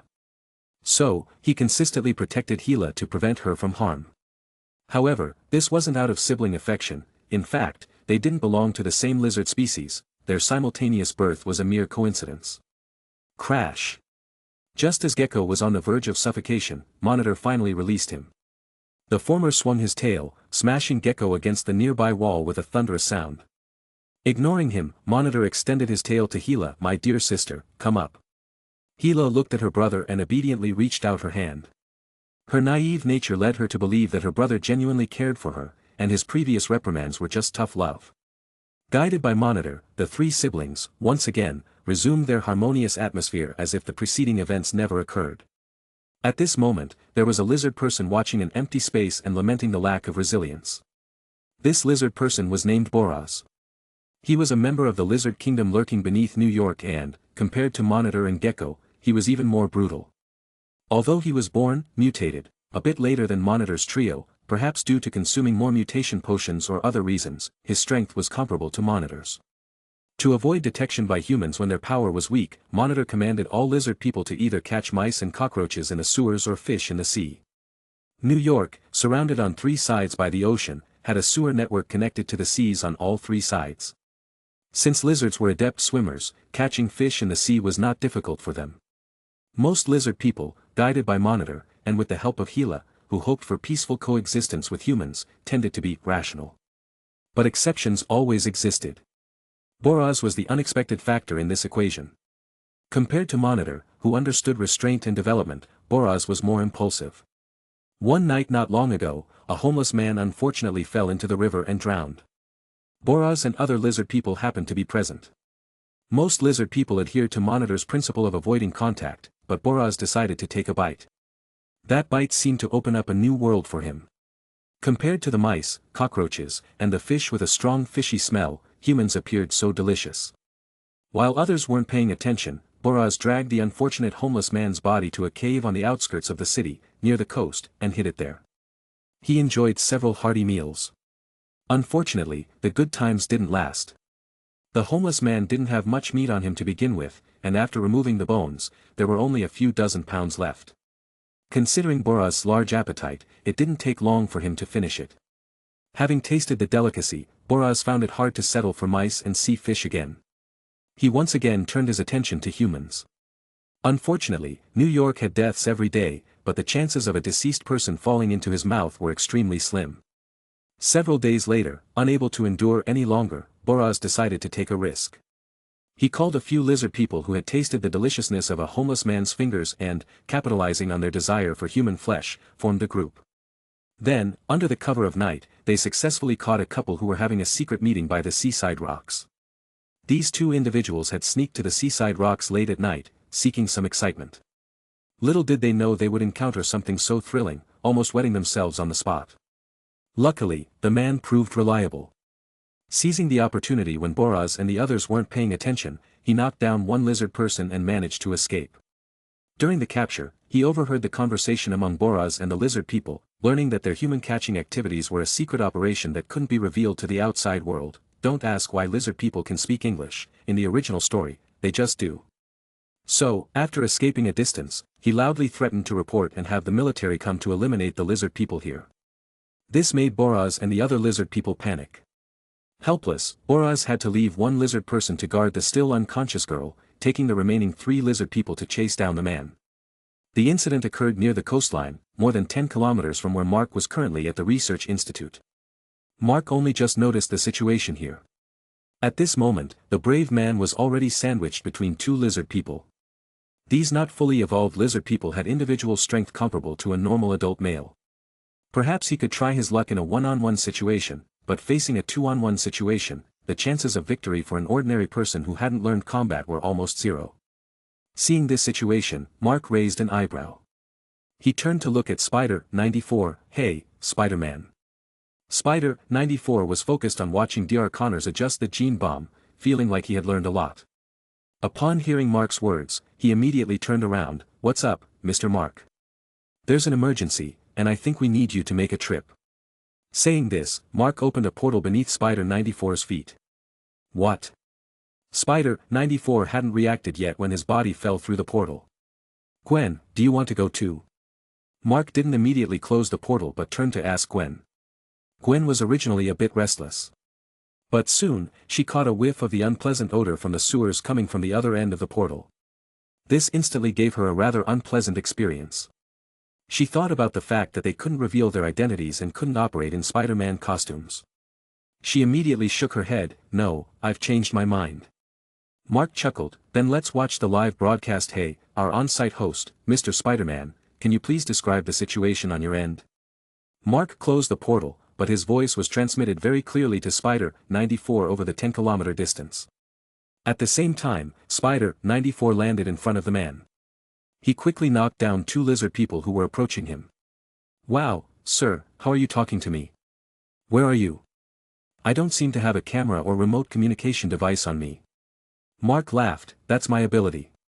Can you help us with the live broadcast?" "Sure, this way is quite novel. But, I like this feeling. You know, besides being a photographer, sometimes I want to be a broadcaster, just like now," Spider-94 said, flipping over 2 lizard people he had knocked out while talking. "Wow. They really look exactly like lizard, just like the lizard. This is too unbelievable. Hey, are you Spider-Man?" A shaky voice came from behind. Spider-94 stopped and turned around. "Hey, buddy, I'm Spider-Man, I'm not a bad guy." The man looked at Spider-94 with complex eyes. I know, I'm sorry. I always thought you were a bad guy, but now I know I was wrong. They were all wrong. You're a hero." Spider-94 scratched his head and smiled shyly. "It's not that great." The man's expression changed, somewhat urgent. "By the way, there are 2 more lizard monsters chasing me, and Nora is still in their hands." "2 more?" Spider-94 nodded. "Also, who is Nora?" The man said, "I'm Rad, Nora is my girlfriend. We came to the beach together but were captured by these monsters. I escaped, attracted the attention of these lizard people, but Nora is still unconscious." Rad was obviously very worried about his girlfriend, so his tone was quite urgent. Spider-94 quickly pressed his shoulder. "Don't worry, Rad, Nora will be fine." "Sir, can you help me find Nora's location?" The last sentence was directed at Mark. Mark directly transmitted the nearby map he had explored into Spider-94's mind, feeling like a mini-map in a game. "Wow, it's amazing, sir." Spider-94 praised loudly. "Who are you talking to?" Rad looked at Spider-94 with a strange look, suddenly doubting whether his idea of Spider-Man being a hero was too hasty. I'm talking to the most amazing hero in the world." Spider-94 explained. "Sir, how about you send him out first? Just like how you sent me here." Chapter 140. "No, I'm not leaving," Rad exclaimed passionately. Although he didn't know how Spider-Man arrived, he didn't want to leave. He shouted, "Nora needs me. Spider-Man, believe me, I've confronted them head-on, I can defend myself, and I can help you." Okay, Spider-94 shrugged, "Come with me." At this moment, two red dots appeared on the small map in his mind. "Sir, what are these red dots?" Spider-94 shook his head, puzzled. "Think about your spider sense," Mark reminded. Spider-94 suddenly realized, are they enemies? Are those two nearby enemies? Mark didn't answer, but Spider-94 knew he guessed right. With Rad, he moved toward the two moving red dots. As he walked, he was also learning Mark's ability. Although Mark called himself a wizard, Spider-94 always felt that many of his abilities had some similarities with his own. For example, this ability to explore the surrounding area was like an enhanced version of spider sense. Normal spider sense could only passively sense danger, but this one was more specific and actively sensed everything around. Coincidentally, he also had a similar ability. Spider-94 could precisely find the best escape route in a crisis, and he had done it several times. Thinking about it, maybe he could replicate something similar. Spider-94 gradually had some ideas in his mind. However, like improving spider silk, this would require ample time to work on. So, not now. Roar. Suddenly, a low roar came from ahead, and immediately, a burly figure rushed toward Spider-94. Spider-94 lowered his body, kicked up, and sent Boraz flying to the ceiling of the sewer. Although, compared to the lizard, you're really far behind. Argh. Damn it. Boraz swung his tail toward Spider-94. Spider-94 reached out, grabbed it, and spun around. With a snap, the tail broke off, and Boraz was sent flying. It turned out to be the classic lizard tactic of shedding the tail for survival. After landing some distance away, Boraz quickly climbed up, feeling extremely fearful. Although the confrontation was very brief, he deeply felt how powerful Spider-94's strength was. It was a strength he couldn't possibly resist. What he didn't know was that this was still Spider-94 holding back. If he didn't control the force, he could have punched Boraz to pieces. "Hey! Moron, I don't know if you can take me to find the girl you guys captured," Spider-94 said. "Your whole family are the morons." Boraz cursed angrily, then chickened out, jumping into the sewer and swimming away in the sewage. Spider-94 was momentarily dumbfounded. He never expected this guy to resort to such a move. Hey! Hey! How about you come back, and we can discuss this properly? I won't call you a moron anymore, is that not enough? How about big guy? That's not bad. However, no matter how Spider-94 yelled, Boraz completely ignored him. Seeing it was futile, Spider-94 had no choice but to lead the dumbfounded Rad toward the other red dot. Unable to hold back, Rad asked, "Why do you talk so much during a fight?" Spider-94 was puzzled, "Do I talk a lot? I don't feel like I do. I'm Spider-Man, not Chatterbox Man or anything like that." Rad, Mark, and Gwen. Mark saw this as a small test for Spider-94, a warm-up before officially engaging with the Lizard People Kingdom. So, he didn't directly mark Nora's location for Spider-94. Nora couldn't possibly be in danger. In fact, if Mark wished, he could open a portal and bring Nora directly here. Even now, he was keeping a close eye on the situation. Spider-94 wasn't aware of this and continued nervously walking through the sewer with Rad, analyzing the information at hand. The following events went relatively smoothly. Spider-94 quickly captured the lone lizard person and interrogated him, extracting information about the location of their lair. This area was a rocky reef not far from the coast, not particularly large, just with a complex network of pathways. With the guidance of the captured lizard person, they swiftly located Nora. Upon arrival, they discovered that Boraz, the lizard person who had escaped Spider-94 earlier, was not present. Only the lizard person left to guard Nora was there, eyeing Nora with drool. This lizard person, similar to an ordinary person, was naturally no match for Spider-94.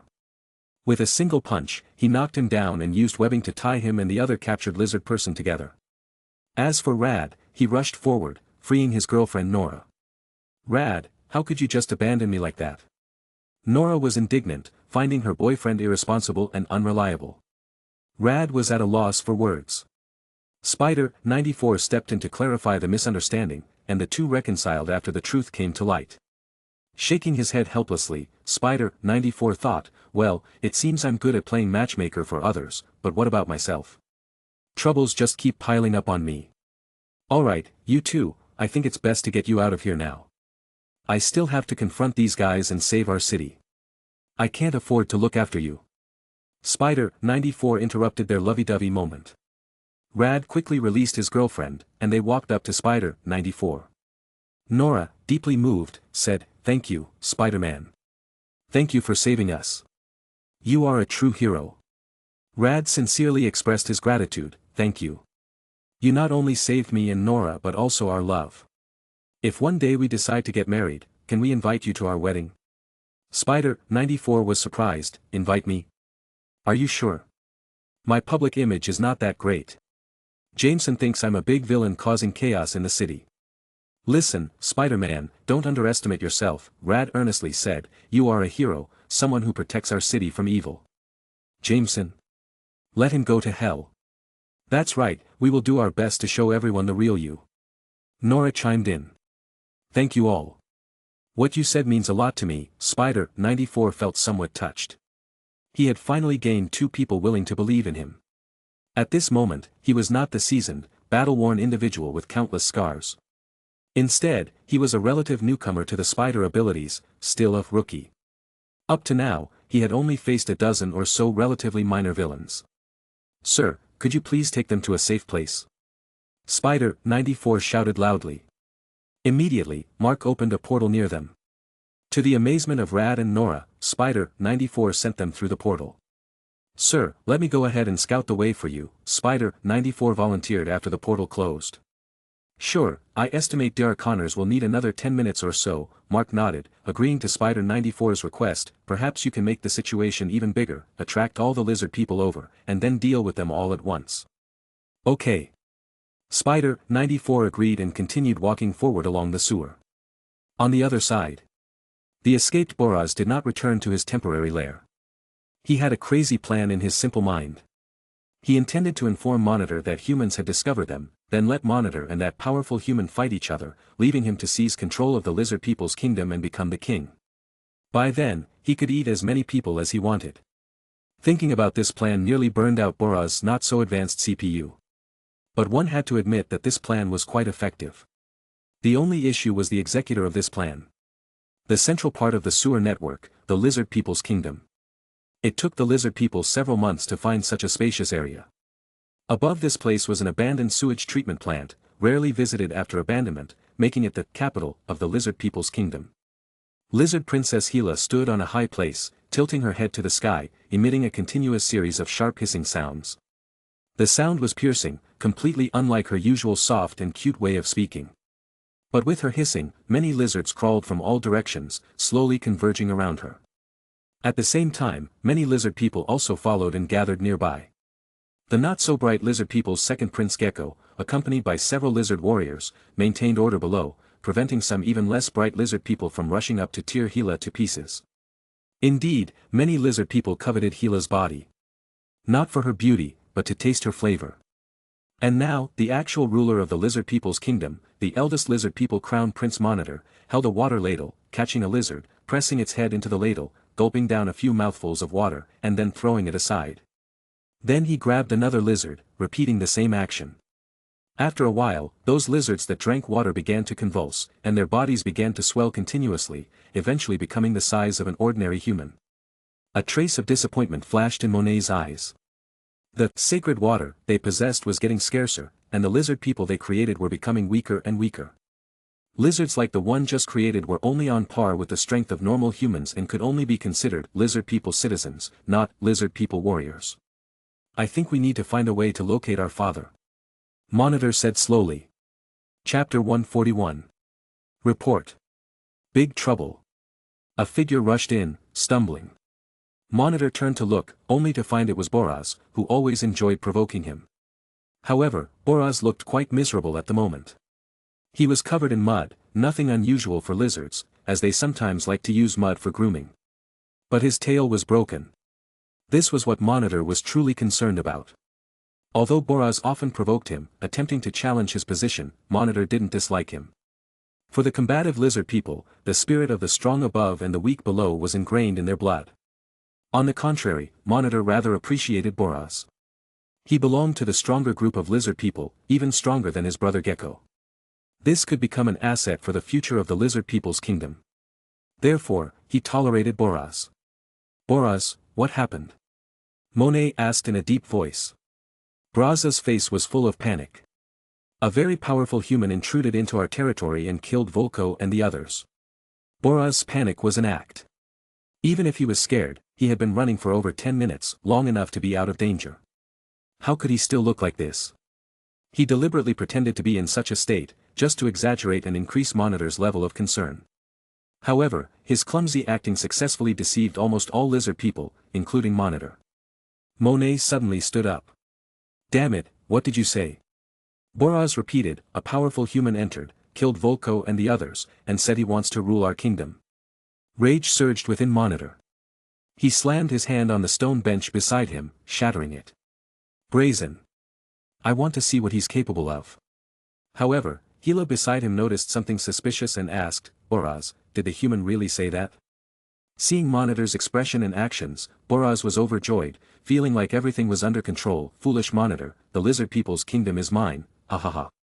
Hearing Hila's question, he immediately replied, yes. Hila was puzzled. Why would a human want to rule us lizard people? Although she had learned some human writing and language from the garbage thrown into the sewer, and had also picked up some equality for all ideas, she knew that humans and lizard people could never be equal. And a human coming to rule lizard people was even more impossible. Unless. Hila suddenly imagined a possibility.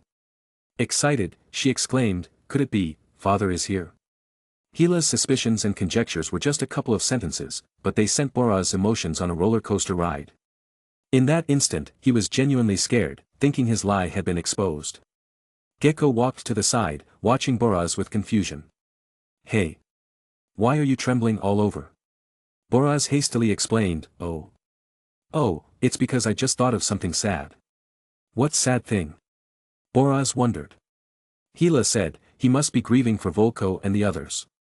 He's truly a kind lizard person. After saying this, Hila's gaze at Boraz changed slightly. In the lizard people community, kindness and concern for comrades were rare qualities. This made Hila feel somewhat fond of Boraz. Well, yes, Boraz was struggling to come up with a response and quickly followed Hila's lead. Gecko laughed heartily, it's just a few fools who died. What's there to be sad about? Monitor was somewhat dissatisfied with Boraz's weakness but didn't express it. He clapped his hands on the bench, silence. The lizard people quieted down. Monitor said, a human dares to invade our territory. Let's go kill him. Roar, roar, roar. The lizard people instantly roared. Roar roar, ack cough. At this moment, a different voice sounded. As Monitor and others turned their gaze, they saw someone in red and blue tight-fitting combat attire hanging upside down on the sewer ceiling. The entire place fell into silence. Suddenly, it erupted into chaos. A human, it's a human. Damn humans, how dare they show up? Kill him, kill him. The lizard people began to roar, and some lizard people closer to SpiderMan were already approaching him. Monitor didn't stop them. He also wanted to see how strong this human referred to as, very powerful, by Boraz really was. Hila was somewhat disappointed, it turns out Father didn't come to find us. Run quickly, they will tear you apart. Saying this, Hila recklessly rushed towards SpiderMan. On the other side, SpiderMan had already begun to display his might. He reached out, grabbed a lizard person, and then forcefully threw them towards others. Several lizard people fell like bowling pins. Bang! In midair, Hila was punched down by Gecko and then stepped on by him. Monitor, looking down from above beside Gecko, coldly glanced at Hila, my dear sister, just stay put. Monitor, what are you doing? Hila was shocked. All living beings should be equal. Why hurt him? Because he is a human, Monitor leaped down from the high platform, landing on the ground, grinning, and I am the lizard prince destined to rule over humans. Such words. A teleportation portal opened, and Mark's figure appeared near Monitor and the others. Monitor and Gecko were both taken aback, there's another one. Bang! A figure was thrown back like a cannonball from a distance and casually caught by Mark. Upon closer inspection, it turned out to be Boraz.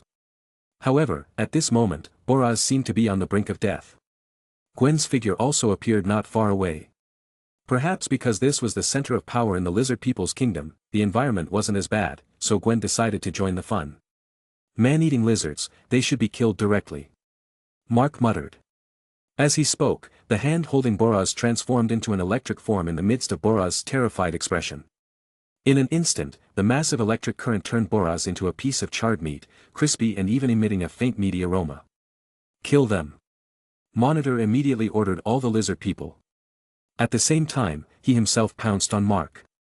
His speed was quite fast, leveraging the explosive force gathered in an instant with his formidable strength. In the blink of an eye, he crossed several meters and arrived in front of Mark. However, when his claws swiped through, there was no hint of resistance. The human had already disappeared from the original spot. Boom! A muffled sound accompanied by a grunt. Gecko, who had been stepping on Gila, was thrown out. Mark stood beside Gila, extending his hand. You're called Gila, right? Gila's eyes were full of astonishment and confusion. Who are you? A human. But how can humans generate electricity? Mark smiled. There are humans who can generate electricity. Roar! You bastard! At this moment, Gecko and Monitor shouted, once again lunging at Mark. Without lifting his head, Mark reached back with one hand, caught Monitor, and then smashed him onto Gecko. The brothers rolled into a tangle again. As they attempted to get up again, Gwen leaped down from above, and with a kick from each foot, she made them roll on the ground in pain, momentarily losing their ability to rise. Watching their actions, Gila finally understood the current situation. She grabbed the hand Mark extended, pleading, can you spare them? They're not actually bad people. They are indeed not bad people, they are bad lizard people, Mark said. Gila looked somewhat dumbfounded. She felt that the man in front of her was messing with her. Mark chuckled and said, actually, your existence was an accidental result of an experiment, so now I'm going to restore this accident to its original state. Accident? Gila was stunned. Really? Our birth was just an accident. No, you're talking nonsense. Monitor, who was suppressed by Gwen, suddenly roared, we are the lizard people created by the Great Father, a new species destined to replace humans and dominate this world. Mark ignored Monitor's ranting and explained the accident of Dr. Connors's experiment. After slowly narrating everything, Gila and the others fell into a stupor. Really, it's just an accident, and we were born by accident? Gila felt like her worldview was shattered. Monitor also remained in a daze for a moment, then shouted angrily, no, I don't believe it. Dr. Connors, Mark ignored him, raised his voice, have you made up your mind? Dr. Connors, with one arm, appeared on a nearby platform with the gene bomb ready. He walked to the edge of the platform, looking down at the many lizard people below, his gaze extremely complex. Finally, he locked eyes with Monitor. Upon seeing him, Monet became overjoyed. He looked at Dr. Connors, shouting, Father, Father, come out quickly, get rid of them. These humans dare to harm our great lizard people, kill them. Dr. Connors looked at him, shook his head indifferently, no, I am not your father. I hope my children are active, cheerful, and optimistic, and you are obviously not, except for you, Gila. He looked at Gila. Before coming here, Mark had talked to him. He told him about Gila's existence and the differences between Gila and other lizard people. Afterwards, Mark asked him if he wanted to keep Gila. At that time, Dr. Connors didn't give a direct answer, he wanted to see Gila first. Chapter 142. Now he saw it. He saw the kind heart hidden beneath Gila's lizard exterior, kinder than many humans. Mr. Mark, I think I've made up my mind. I want you to take Gila away. Gila is my daughter, my only daughter, Dr. Connors said. Gila shivered, and tears welled up in her eyes. Father, is what you said true? Dr. Connors nodded solemnly. Looking into Gila's eyes, Dr. Connors seemed to see a naive young girl. She was so kind, so innocent. His tone involuntarily softened as he spoke, Gila, you are different from other lizard people. Although you were also born by accident, all of this is like a gift to you, a gift that allows you to glimpse a different world. Now I ask you, do you want to return to your original state, living in confusion, or do you want to accept this gift and continue living with a completely new identity? Gila murmured, repeating his words, a gift, a completely new identity to live on. Monitor's eyes widened, struggling to stand up, but Gwen gave him another kick, behave. Monitor lay on the ground, roaring, what do you want? What do you want? Then he looked towards the platform where Dr. Connors was, terrified. "Father, father, you can't do this, we are also your children." Dr. Connors paid no attention to the two of them, still looking at Hila. Hila was also staring at him blankly. At this moment, Monitor, sensing something was wrong, shouted, "Father, father. I am Monitor, your first child." On the side, Gecko also shouted, "Father, father, look at how cheerful and lively I am." He grinned, revealing a crimson forked tongue. "Mark, bruh." In the end, Hila nodded, "Father, I'll follow your advice, I'll go with you." Dr. Connors nodded with relief, then turned to Mark, "Mr. Mark, please." With a raised hand, Mark teleported Hila to the research institute. After Hila disappeared, Dr. Connors looked down below, his gaze gradually firming.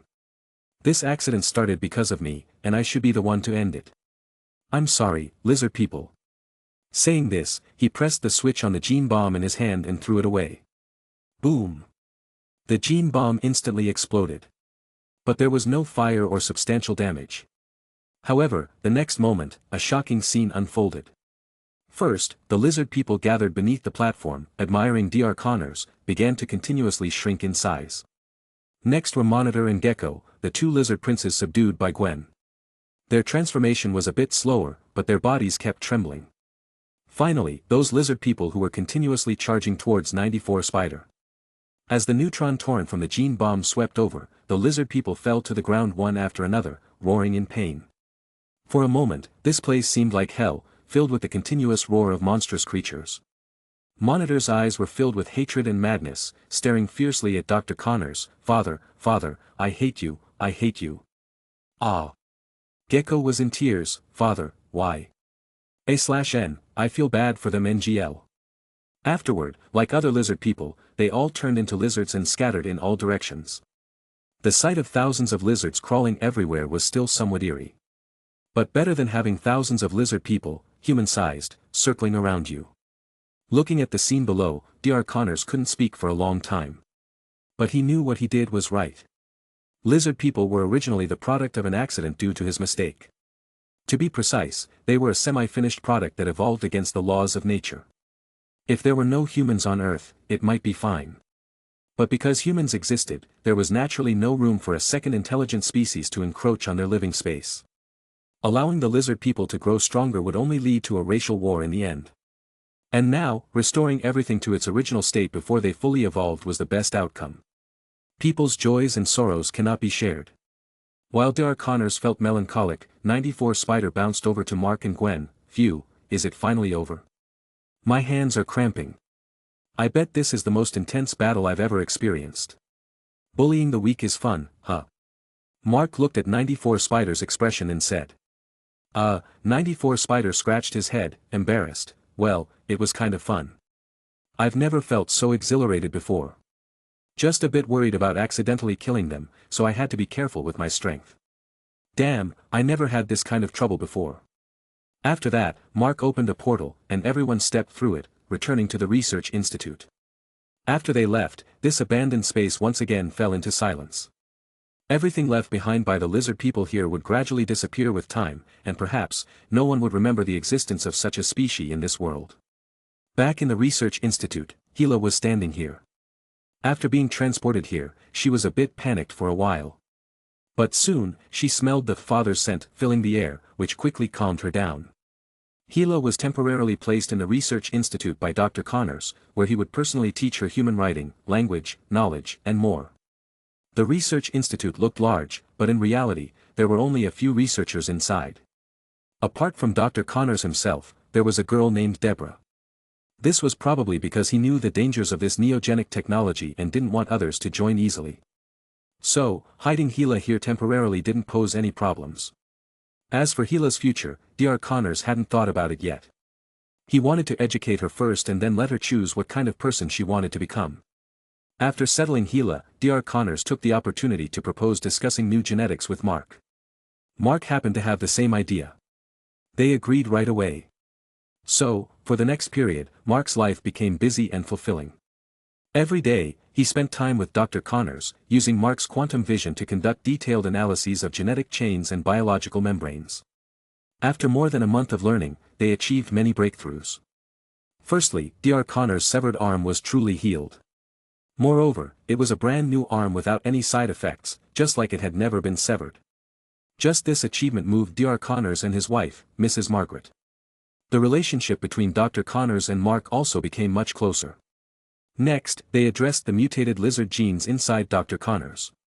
Mark removed the defective parts of the mutated genes, ensuring that even when Dr. Connors entered the lizard state, he wouldn't lose control. It also made him more powerful. Lastly, and most remarkably, they developed a special ability at the genetic level. At Dr. Connors' suggestion, they created a controllable genetic mutation. They named it, controllable genetic mutation.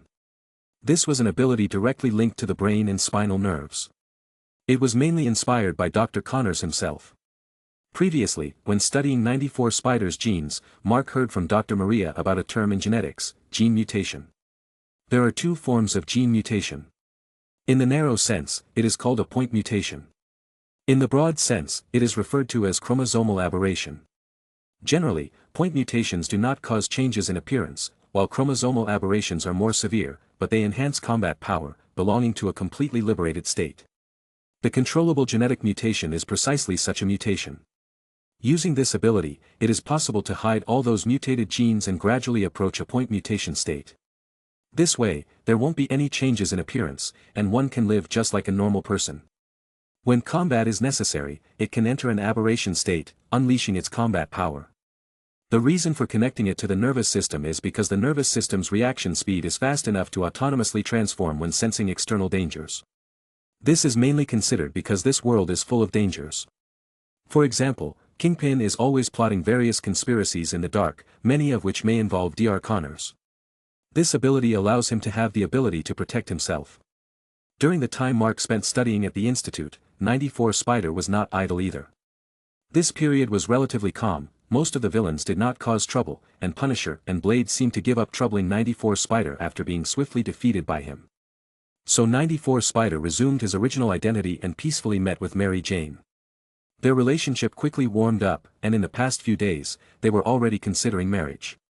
Of course, the rapid development of their relationship was also due to the encouragement of Mark and Gwen. Under their persuasion, 94 Spider let go of his concerns about hiding his identity and revealed it to Mary Jane. This version of Mary Jane is not the one from Tobey Spider-Man, she is resilient and deeply in love with Peter Parker, not the Spider-Man. After learning his identity, she became 94 Spider's best support. For instance, in urgent situations, she would assist 94 Spider in changing costumes, help him lie to cover his dual identity, and revel in it. It's said that she even recently enrolled in a martial arts class just to avoid becoming a burden to 94 Spider if his identity is exposed someday. Who wouldn't love a girl like her? Chapter 143. The reputation of 94 Spider's identity has undergone a recent reversal. Rad and Nora, whom he rescued, gained attention. Rad is the son of the owner of a newspaper in New York City. Although this newspaper is not as powerful as the Daily Bugle, under Rad's strong push, it changed its previous behavior and started praising Spider-Man's deeds, putting them on the front page. Initially met with skepticism, continuous reporting and testimonials from many people helped turn Spider-Man's public image around. Despite Daily Bugle's relentless efforts to smear Spider-Man, with the praise from Rad's newspaper, the voices supporting and opposing Spider-Man almost reached a balance. This greatly surprised 94 Spider. Who wouldn't desire recognition from others? Especially his Aunt May, who, after reading Rad's newspaper reports about Spider-Man helping so many people, gradually changed her attitude towards Spider-Man. Of course, Planet Daily, Rad's newspaper didn't do this entirely without gain. Apart from Rad initially incurring losses due to gratitude for saving his life, later, because it broke Spider-Man's conventional image, it unexpectedly led to a continuous increase in newspaper sales. Not only that, as Spider-Man gained fan support later on, Planet Daily newspaper's sales began to stabilize completely. The value of Planet Daily newspaper naturally soared, even showing signs of competing with Daily Bugle in just over a month. Of course, this is limited to the newspaper industry. Daily Bugle's investments cover various aspects, being a behemoth. For instance, Jameson is a shareholder in Osborne Tech. But Rad and his father were already satisfied. Being able to gain practical benefits while helping someone in need, what's not to be happy about? Last week, when 94 Spider appeared at Rad's and Nola's wedding, it further enhanced 94 Spider's and Planet Daily's newspaper's popularity. Of course, these events had nothing to do with Mark at the moment. Currently, he is in the research institute, waiting for the arrival of the time tablet. According to the notice, the time tablet will arrive at the New York port at 12:43 noon today. However, recalling the plot, if nothing unexpected happens, when the time tablet arrives, SpiderMan, another crime boss, will send his henchman Hammerhead to seize it. So, he contacted 94 Spider in advance, asking him to help bring back the tablet of time. What surprised Mark, though, was that things didn't quite match his expectations. Besides Hammerhead sent by SpiderMan, there was also a large army of spider robots. This spider robot army came from Kingpin, who took in Alistair, defeated by 94 Spider, and had the former manufacture spider killer robots. Before this, Alistair had dispatched spider killer robots several times to fight 94 Spider but was repeatedly defeated. This time, they were better prepared, directly sending out 6 spider killer robots. Although Hammerhead had an unknown metal surgically embedded in his head, his physical abilities were only at an average human level and were quickly defeated in front of the army of robots. 94 Spider, on the other hand, handled them with ease. In the past month, he not only completely familiarized himself with his new body and powers but also manufactured new spider silk. These new spider silks were more resilient than before, with hardness surpassing steel and significantly increased flexibility. Compared to the webbing of other Spider-Men that Mark had encountered, it had the advantage of rapid firing. After a brief confrontation, 94 Spider quickly identified the weaknesses of these spider killer robots and efficiently rendered 2 of them useless. However, Alistair, controlling them from behind, probably knew that 94 Spider's strength had significantly increased for some reason, making these outdated spider kill robots no match for him. So, these robots were just pawns, used to delay him. Their real goal remained the time tablet. At first, the time tablet was indeed taken away. But they didn't anticipate that 94 Spider had backup. When they took the tablet away with a helicopter, thinking everything was going smoothly, Mark used a portal to directly transport 94 Spider onto that helicopter. Suddenly, it was like a tiger entering a flock of sheep. 94 Spider swiftly subdued all of them, then, with the time tablet, headed to the research institute. Dr. Connors had known in advance that Mark wanted to study the time tablet, and it seemed from a perspective different from modern science. However, he didn't mind. He was only interested in the rumored ability of the time monument to rejuvenate people. But, to be honest, he had little confidence that anything substantial could be discovered. His only request was that Mark could study it with him observing, and if Mark found anything, it would be even better if he could inform him. So, Mark easily got hold of the time tablet. However, after some research, he was somewhat disappointed. This so-called time tablet had nothing to do with time. It was more like a high-polymer converter, based on some mysterious magic, with stellar energy as the core driving force. According to scientific research, the average number of times normal human cells divide is approximately 50, and the lifespan of cells after each division is roughly 2-4 years. Therefore, the theoretical lifespan of a human is 120 years. The effect of the time monument is to synthesize the cells within the human body exposed to it. To put it in simple terms, the cells before division are called mother cells, and the newly divided cells are called daughter cells. After division, the mother cell gradually ages until it dies, and the daughter cell, over time, becomes a new mother cell, and so on. After the intervention of the time monument, the daughter cells that had divided returned to the mother cells and merged back together. As the time tablet continued its operation, this effect became increasingly pronounced until it could no longer synthesize. It essentially reverted to the state of the original mother cell, the fertilized egg. In the original story, the villainous old man SpiderMan was turned into a child because of this. Later, the Vulture also deciphered this technology from the time tablet, enabling him to develop machines that could briefly restore youth. The actual operating principle was the same. His machine established a mysterious connection between himself and the target, allowing a certain degree of cell exchange.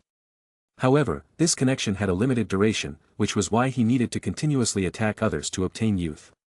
Although this technology, capable of regressing cells and theoretically achieving eternal youth, was impressive, it was far from what Mark initially sought, a power over time. So, after researching it, Mark was somewhat disappointed. Immortality, that's all. Well, it's better than nothing, Mark comforted himself.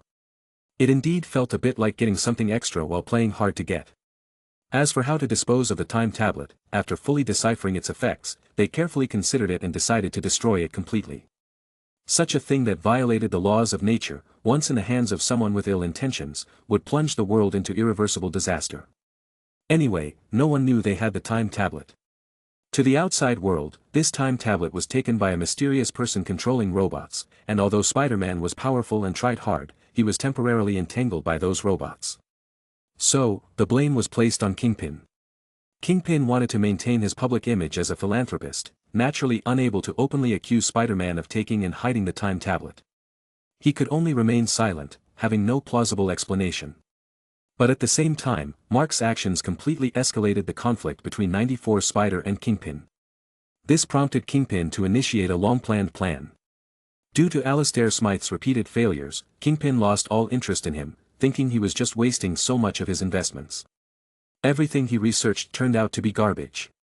So, he had his men capture Alistair and throw him into the serum originally created to deal with mutants, turning him into a genetically modified human, a ultimate spider killer. The ultimate spider killer was extremely powerful, he possessed great strength, defense comparable to famous metals, and 2 small tentacles mutated on his shoulders that could shoot lasers.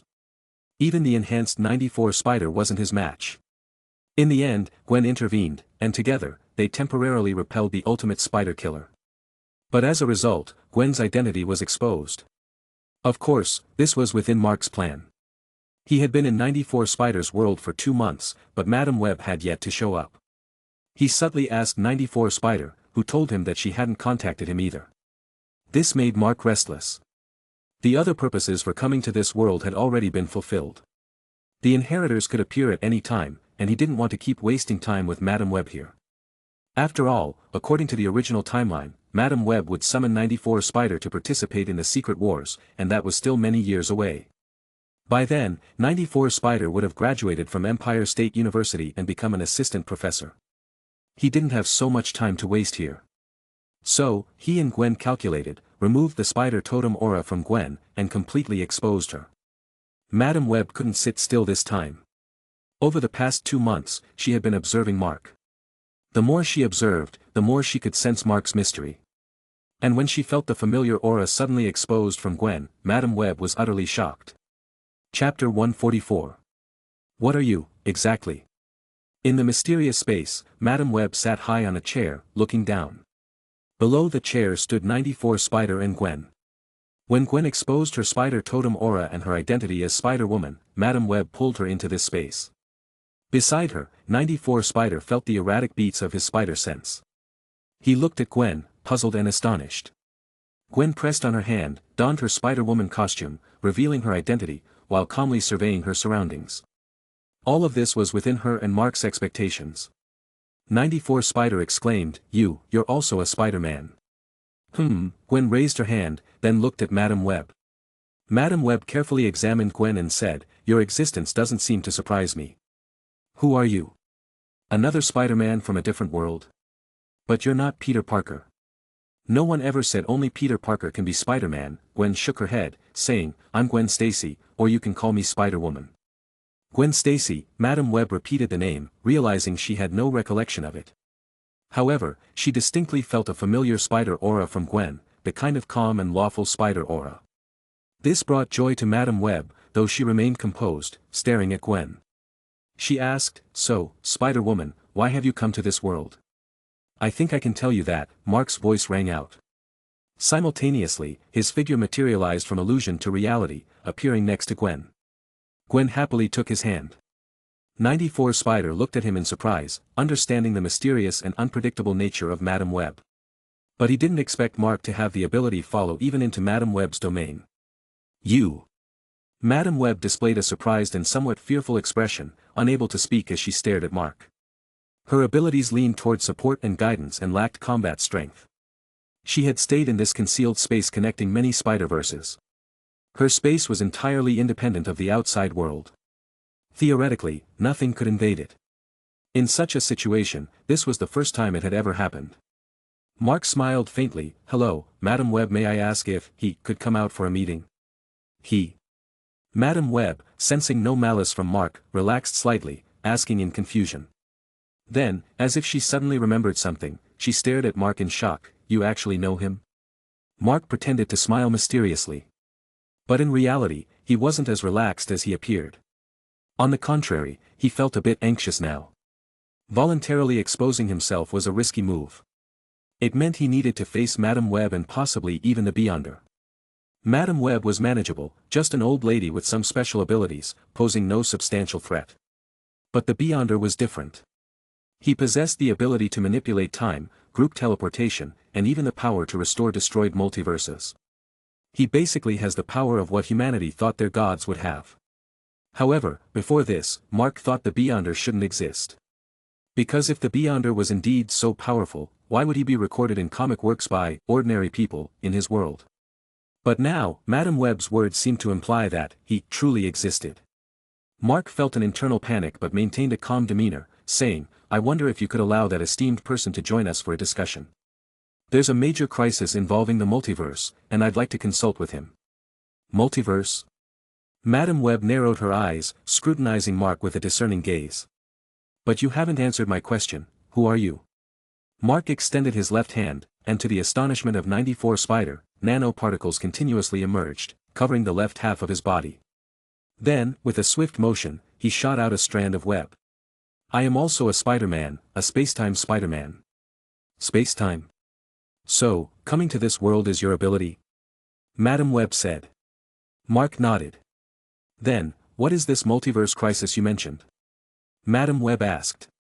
Mark explained, "I'm not talking about the imminent slaughter of Spider-Man in this world. Instead, I refer to a family that thrives by hunting Spider-Man across various universes, treating them as prey." 94 Spider, still processing the news of Mark being a Spider-Man, widened his eyes again. "What? There are people specifically hunting Spider-Man?" Mark nodded. "Their hunting activities have been ongoing for centuries. Every member of that family holds the blood debt of thousands of Spider-Men and their allies. And such a fate will one day befall you and me. That's why I came to this world, to find you and Madame Web." Upon hearing Mark's words, Madame Web's face displayed astonishment. At this moment, her face gradually twisted, and an expression of pain began to grow. "Ah, ah." Madame Web's sudden scream shocked Mark, Gwen, and 94 Spider. As Mark was about to approach to check, Madame Web suddenly woke up. Her aged face turned slightly pale, with a hint of unhidden fear. "It's true. It's really true." Mark was puzzled. "Madame Web, what happened just now? What did you learn?" Madame Web, still trembling, said, "I suddenly touched the world beyond our world. I felt the screams of countless children on the brink of death, and they..." Her face once again showed pain, and her voice choked up. 94 Spider and Gwen were confused. They could see Madame Web in great distress but had no idea what had happened. However, Mark could somewhat understand her words. The children she mentioned were probably the Spider-Man being hunted in parallel universes. Still, what did she mean by the world beyond our world?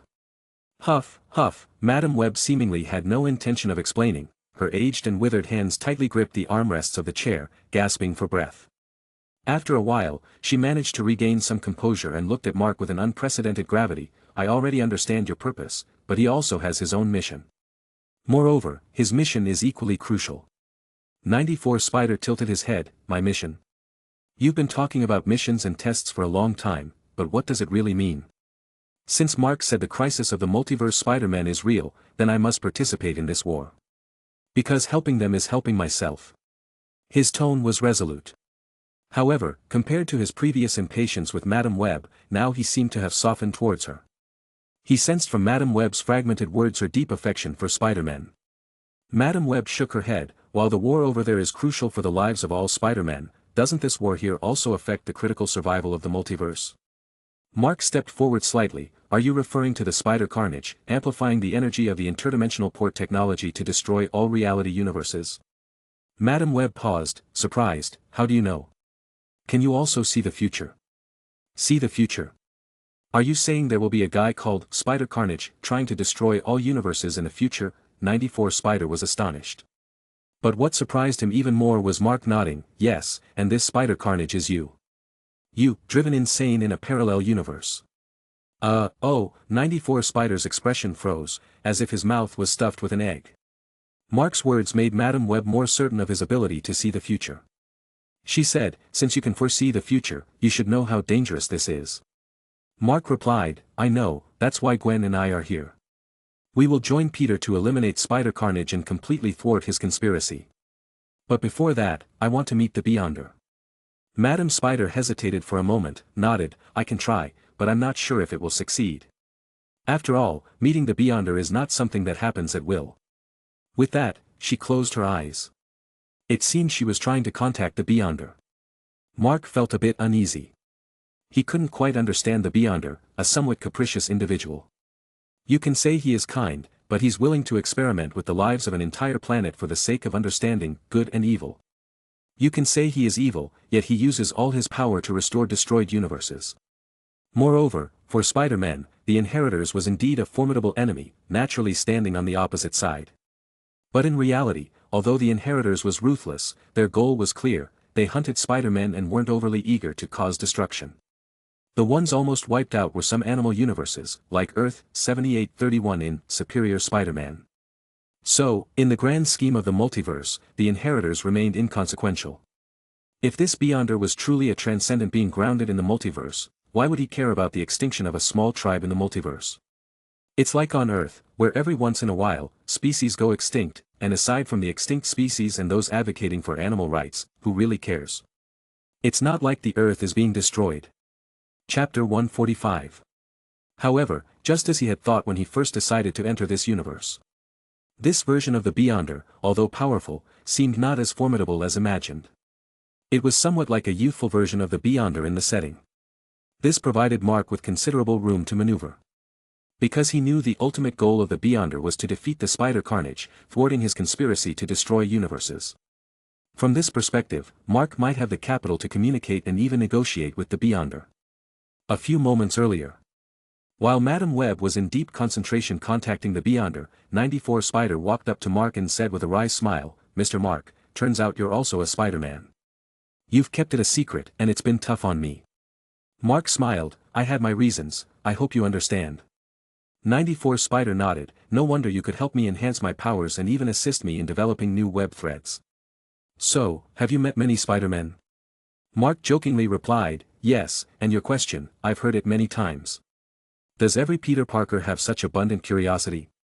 94 Spider chuckled and glanced at Gwen, but what's even more intriguing is that there's a female Spider-Man. Gwen raised a small fist, oh, it seems like you want to spar with me. Looking down on Spider-Woman. 94 Spider waved his hands, no, where did you get that idea? Although he hadn't truly fought Gwen, he had fought alongside her, and he could roughly gauge Gwen's strength. Currently, 94 Spider's strength was stronger than the original Gwen, but after Gwen's power was enhanced by Mark's web of fate, he couldn't match her. Of course, this was in terms of data on strength. Actual combat still depended on individual performance. For example, if 94 Spider had completed all the plotlines in this version and experienced battles multiple times, his strength would undoubtedly be formidable. Remember, in the original plot, he had clashed with Dormammu in the 3rd season and faced Dr. Doom head-on in the Secret Wars. Although he didn't actually fight them, considering the backgrounds of these two, what kind of characters were they? Dormammu was Doctor Strange's archenemy, ruling over the Dark Dimension. In theory, as long as he had a follower, he would never truly die. This was an existence likely reaching multiverse level. At least, his main body controlling the Dark Dimension was definitely multiverse level.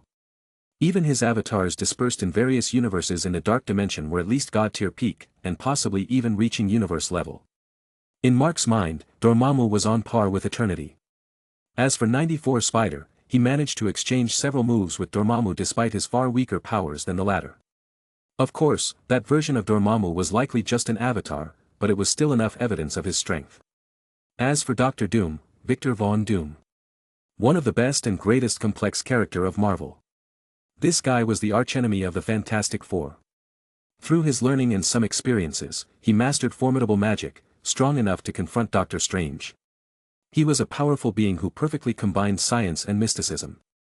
With these means, he had once dabbled in the powers of many big shots, including Galactus and the Beyonder, making him quite formidable. Although Mark hadn't fought against either of them, considering their original timeline powers, it was like suicide. Mark valued them precisely because of this. With 94 Spider's performance, he would undoubtedly be a powerful ally in the battle against the Inheritors. Beaming, Mark looked at the slightly stunned 94 spider and said, "This shows that your perspective is still too narrow. There are many female Spider-Men, and beyond that, some individuals you wouldn't imagine might become Spider-Men."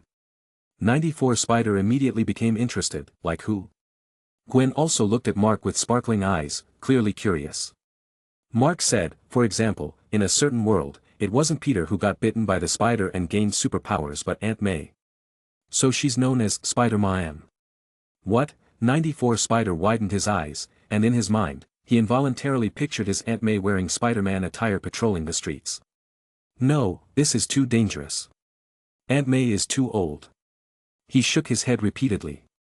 Mark laughed heartily, but in that world, the Peter is just an ordinary person, and Aunt May can stylishly beat him up. 94 Spider suddenly remembered the identity switch between Parker and Aunt May in that world. He wondered if that world's Parker would think of Spider-Man as an annoying guy, just like Aunt May in this world. "And there's another Spider-Man from a different world, Uncle Ben," Mark continued. 94 Spider was stunned. "What? Uncle Ben? Is what you're saying true? There's a Spider-Man Uncle Ben?" Mark nodded. "Of course it's true. I have no reason to lie to you about this, right?" A smile appeared on 94 Spider's face. That's great, Uncle Ben." Mark, however, shook his head slightly, but life in that world is still full of hardships. 94 Spider's smile froze, and a sense of foreboding rose in his heart. What happened? Mark explained, "In that world, Aunt May and Peter were killed by the Green Goblin. This led Uncle Ben to lose all hope in life, resort to self-destruction, and give up the spider suit that Parker had sewn for him." 94 Spider fell into silence. In his mind, the thought that had always lingered resurfaced. Could abilities truly bring misfortune to those around you? Having mentored Spider-Men like Toby Spider, Mark could see 94 Spider's current thoughts. He reached out and patted 94 Spider's shoulder. "Your abilities are a gift, something given to you by fate to fulfill your dreams, not a curse. Think about what you've always stood for, think about Uncle Ben's teachings. And besides..." Mark reached out, embracing Gwen. "Only with enough strength can you better protect the ones you care about. If you realize your weakness only when disaster strikes, it's already too late." 94 Spider nodded solemnly, clenching his fist. Buzz. At that moment, Mark suddenly sensed a very strong sense of crisis. This was transmitted through his spider sense. However, Gwen in his arms and 94 Spider standing beside him had no reaction whatsoever. He quickly identified the source of this crisis. Whoosh! Mark pulled Gwen behind him. The spider suit instantly donned. His left hand entered a lightning state, the right hand entered a flame state, and he stared in the direction of Madam Web. Gwen and 94 Spider were initially puzzled, but soon they saw, next to Madam Web chair, a man in silver-white armor appeared. His appearance was peculiar, shifting between middle-aged, young, and old. The only distinctive feature was his eyes. Like a vast starry sky, profound and boundless. From Gwen and 94 Spider's perspective, he seemed like an ordinary person, with no sharp aura, let alone any sense of danger. But to Mark, in his gaze, the energy emanating from this man was like a star, dazzling and blinding. If stared at for too long, it might even lead to permanent blindness. Moreover, since the moment his presence was felt, Mark's spider sense had been frantically warning. This was an unprecedented formidable enemy. At this moment, not only the spider sense but also Mark's web of fate began to tremble. As the web of fate trembled, others also started to feel a peculiar sensation. Nearby, Gwen, who had been curiously observing the Beyonder, suddenly had a stunned expression on her face. Toby Spider's world. Toby Spider, who was working on a new project with Dr. Otto, suddenly had a tremor in his hand. An immense power crushed the experimental apparatus he was holding, causing a series of sparks in the laboratory. "Peter, what in the world are you doing?" Dr. Otto snapped angrily, but as he raised his head, he saw Toby Spider looking up at the ceiling with a serious expression. "What's wrong, Peter?" Spider Tom's world. Spider Tom, attending a class while remotely controlling his developed iron spider armor for being the friendly neighbor in New York, had a sudden shake, flipping the desk in front of him. The teacher below. His classmates. "Teacher, Peter. What are you doing? Get out."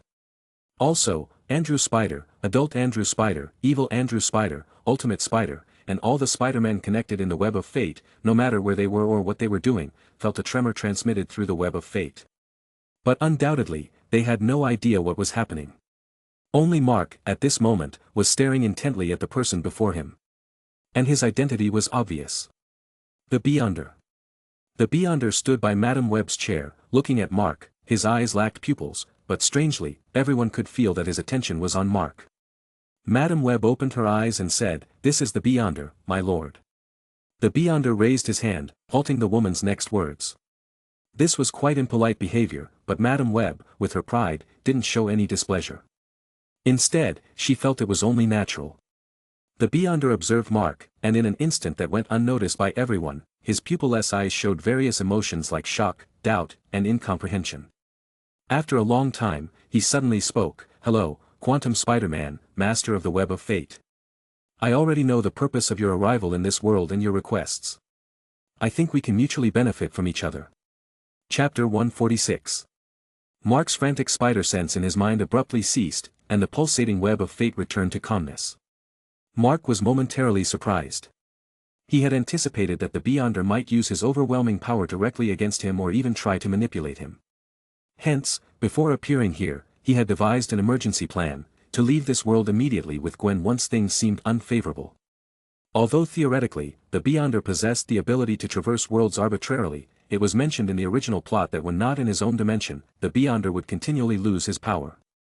Though unsure why, it seemed his reality was linked to the world of 94 Spider. This led to a situation when he went to the Spider Carnage world, he could only escape by simultaneously risking his life with the six-armed spider, who was still in a timeline of mutation crisis. The impact of fighting across different realities was evident. Therefore, Mark had reason to believe that by leaving this world, perhaps even departing the entire animated dimension, he could potentially evade the Beyonder pursuit. However, what he never expected was that after sizing him up for quite some time, the Beyonder proposition was surprisingly a fairly equal trade. Was he using a negotiating tone? What was going on? But Mark also noted the terminologies used by the Beyonder. Space-time Spider-Man. It was the identity he had been using for self-introduction all along. Even though time-space was just one of his quantum abilities, it held significant representation. Firstly, it could straightforwardly convey his origins during introductions. Secondly, time-space traversal was his earliest awakened ability. It had led him to numerous thrilling experiences, provided him with various abilities and strengths, and helped him find a girlfriend like Gwen. Therefore, it formed the foundation of Mark. There was also the third point. The spider that had bitten Mark, the one that came through time-space, continuously undergoing decomposition and restoration due to its time-space travel, eventually granted Mark his quantum abilities. So, perhaps at this moment, Quantum Spider-Man was more apt, yet far from satisfying as the title, Space-Time Spider-Man. He had introduced himself with this title when meeting Madame Web, so the Beyonder knowing wasn't unexpected. But, Master of the Web of Fate. He did have the concept of the Web of Fate in his mind, something he hadn't even mentioned to Gwen. It wasn't that he intentionally concealed it, explaining the Web of Fate was just incredibly complicated despite being visible in his mind. So, Gwen, Ultimate Spider, and Miles knew only that Mark had the ability to connect with different Spider-Men across worlds but not the specifics. As for the grandiose-sounding title, Master of the Web of Fate, Mark was even less inclined to mention it. So how did the Beyonder know? Could he discern his concealed abilities? Mark's mind was filled with uncertainty. However, he didn't foolishly inquire about these matters but continued along with his words, "Hello, Beyonder. I want to know, what do you mean by mutual benefit? I'll have him fight in the war against them if you assist us," the Beyonder responded. 94 Spider frowned and stepped forward. "Hey. You, the so-called Beyonder. You need to understand, that's a war I have to participate in, not one I'll be directed to. Besides, I'm not under your command." Mark looked at the Beyonder with a half-smile. "Peter's right. He's also a member of the Spider-Men, meaning he's already a part of this war, it's inevitable for him." The Beyonder shook his head, "But I can seal off this world. They won't find their way here. But their ultimate goal is to perform a ritual using the descendants, brides, and other special Spider-Men to eliminate all Spider-Men from parallel universes directly from the source. Whether he can escape unscathed then, it's hard to say," Mark said. The Beyonder furrowed his brow slightly, surprised by this revelation. However, he wasn't entirely surprised. Multiverse were full of strange occurrences, and although he possessed immense power, he wasn't omniscient. "But if they dare to enter the world under my jurisdiction, I will show them what death means," the Beyonder stated confidently. But they're not afraid of death at all, Mark shook his head. Why? The Beyonder asked in confusion. Mark explained, they've gained complete control over their world, turning it into their domain.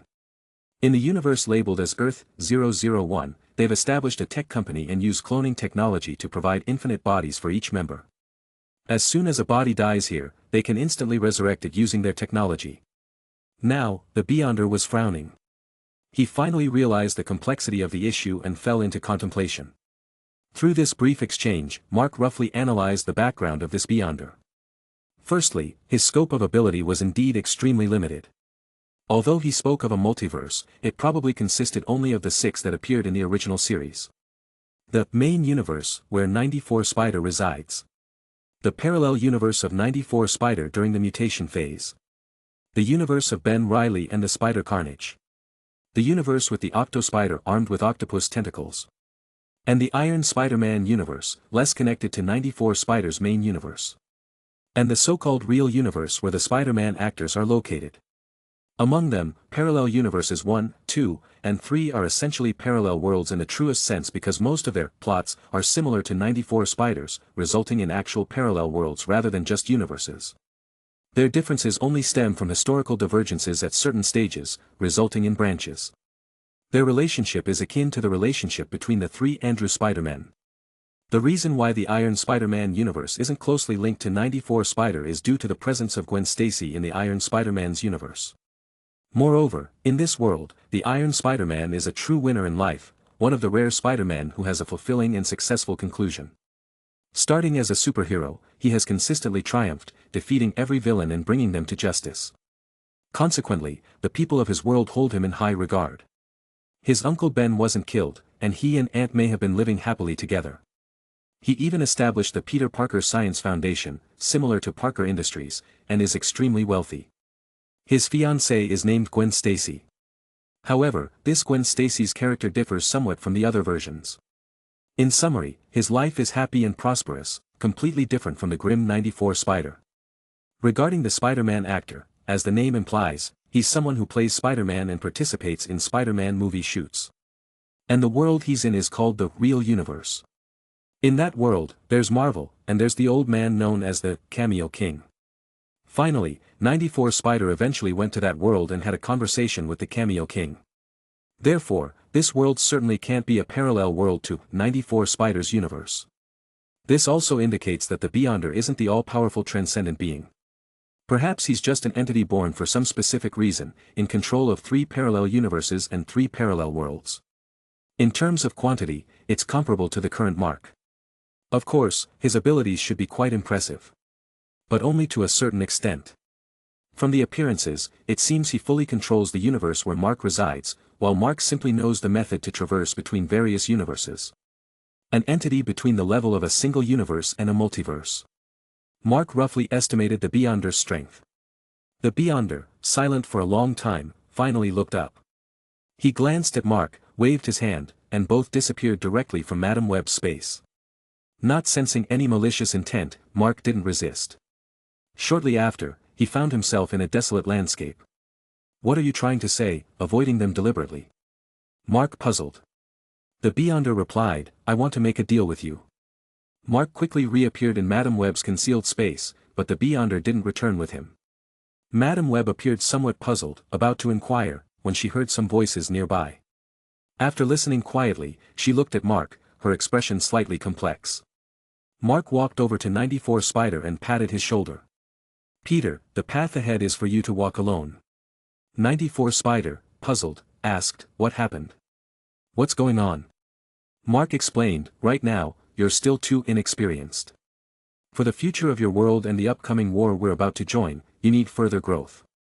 94 Spider looked at Mark and nodded, I understand. Trust me, I'll become a better Spider-Man, a true Spider-Man. Mark smiled, no, you're already a good and true Spider-Man. What you need to do is become an even better Spider-Man. Okay. 94 Spider raised his hands solemnly. I'll become a better Spider-Man for sure. For Aunt May, for Mary Jane, for us, keep it up, Peter, Mark offered encouragement. Keep it up, 94 Spider clenched his fist and swore with all his heart. Madame Web, could you please send him back to his reality? Mark turned to Madam Web. Madam Web silently extended her hands and sent 94 Spider back to his world. Then, she looked at Mark with a complex expression and a hint of sorrow in her words, "Master, he." Mark nodded without looking back, that was his choice. Chapter 147. Gwen blinked, observing Mark and sensing an enigmatic aura emanating from him. It felt somewhat mystical. Mark turned to Gwen, smiling. "Don't worry, it's still me, I haven't transformed into something else." Gwen's eyes widened suddenly. "You can actually read my thoughts." Mark chuckled awkwardly. "Sorry about that, just gained this ability. I wasn't controlling it well. I've completely shut it off now." Casually reading someone's thoughts is indeed a very impolite act. Even if that someone is his girlfriend. "This ability? Have you gained a new ability?" Gwen blinked, curious about Mark's behavior, not angry, just genuinely curious. Mark didn't respond immediately but turned to Madam Web. "So, Madam Web, for the upcoming period, you'll still be helping Peter. I'll directly head to the world 2 years from now. We'll meet again then." "Yes, Master," Madam Web nodded respectfully. Mark snapped his fingers, and he and Gwen vanished from there. Later, Gwen realized they were in a desolate area. "Where are we?" Gwen curiously surveyed her surroundings. The ground seemed an endless expanse. Looking in all directions, only a horizon met the eye, aligned perfectly with the sky. It was barren, covered in yellow sand, devoid of any greenery. Above was a pitch-black void, endless, devoid of stars, moons, or anything else. Mark explained, "This is the Beyonders dimension. It's a universe undergoing destruction and rebirth." Undergoing destruction and rebirth of a universe? You mean this is a universe? Gwen exclaimed in surprise. Mark nodded, gesturing towards the ground and the sky above. This ground is at least several thousand kilometers wide, and it's constantly undergoing destruction and rebirth, just like the sky. Gwen furrowed her brow. Wait a second, isn't the universe supposed to be the result of the Big Bang? How can it be like this, all flat and vast? The Big Bang theory refers to the process by which the universe expanded and evolved over billions of years from an initial state of extreme density and temperature to its present form. This theory is currently the most widely accepted and recognized explanation. A/N, go wild, y'all.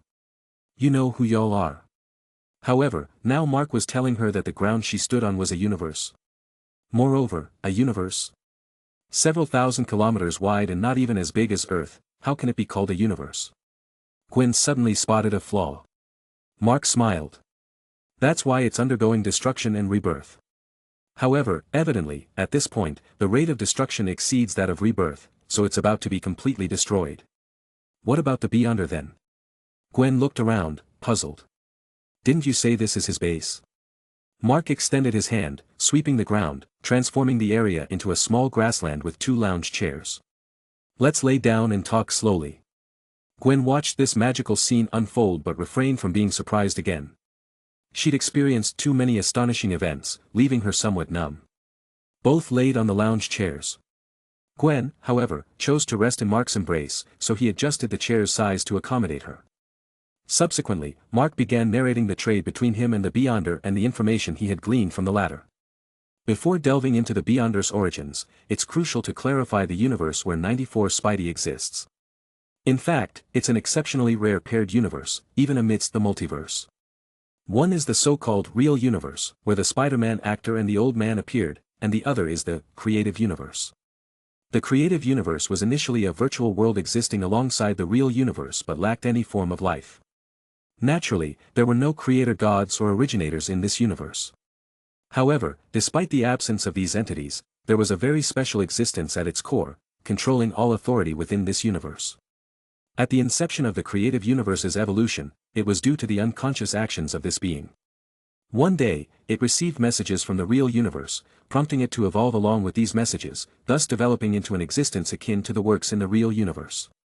Spider-Man, Iron Man, Doctor Strange, mutants, and others came into existence. However, as the universe gradually evolved, one day, these lives created by it nearly destroyed this universe. Just as the universe was on the brink of destruction, it was awakened and forcefully bifurcated a new universe using its abilities. This new universe was the one where the spider carnage exists. This time, it decided to thoroughly investigate what had caused these seemingly insignificant lives to take actions that would lead to the universe's destruction. Through investigations, it traced events back to Spider-Man. Consequently, it extracted an individual from the previous universe's history, making her the Madam Web responsible for observing the evolution of this universe. The true identity of Madam Web is, in fact, Mary Jane, Peter Parker's girlfriend from that universe. In that universe's history, mirroring the '94 Spidey universe, Mary Jane accidentally fell into a time travel machine during Peter Parker and the Green Goblin's battle, getting sucked into a black hole. Originally meant to die there, she caught the attention of the entity, ensuring her survival and becoming the sole survivor of the creative universe.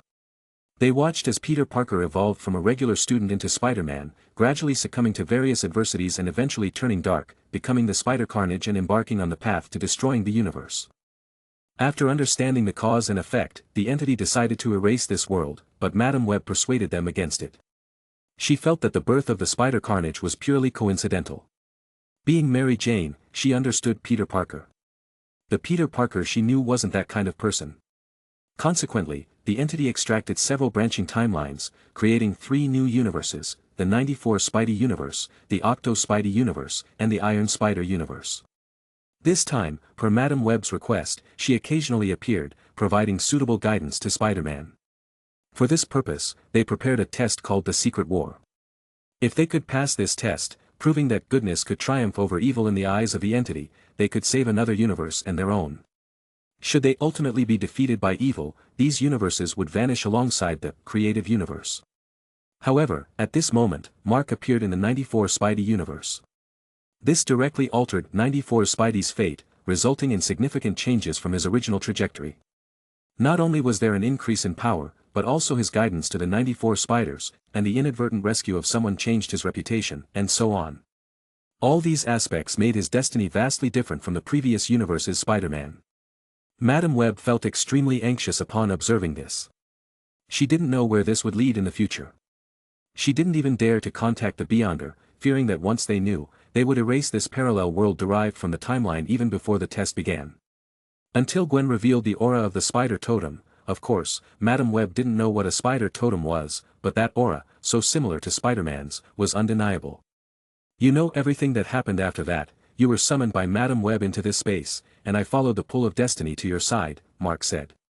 "And the Beyonder, where did they go?" Gwen asked. Mark replied, "They used their power to completely sever the relationship between the creative universe and the other derivative universes. This way, these derivative universes won't perish along with the creative universe." As he spoke, he looked towards the sky. Actually, the Beyonder and their deal were related to this.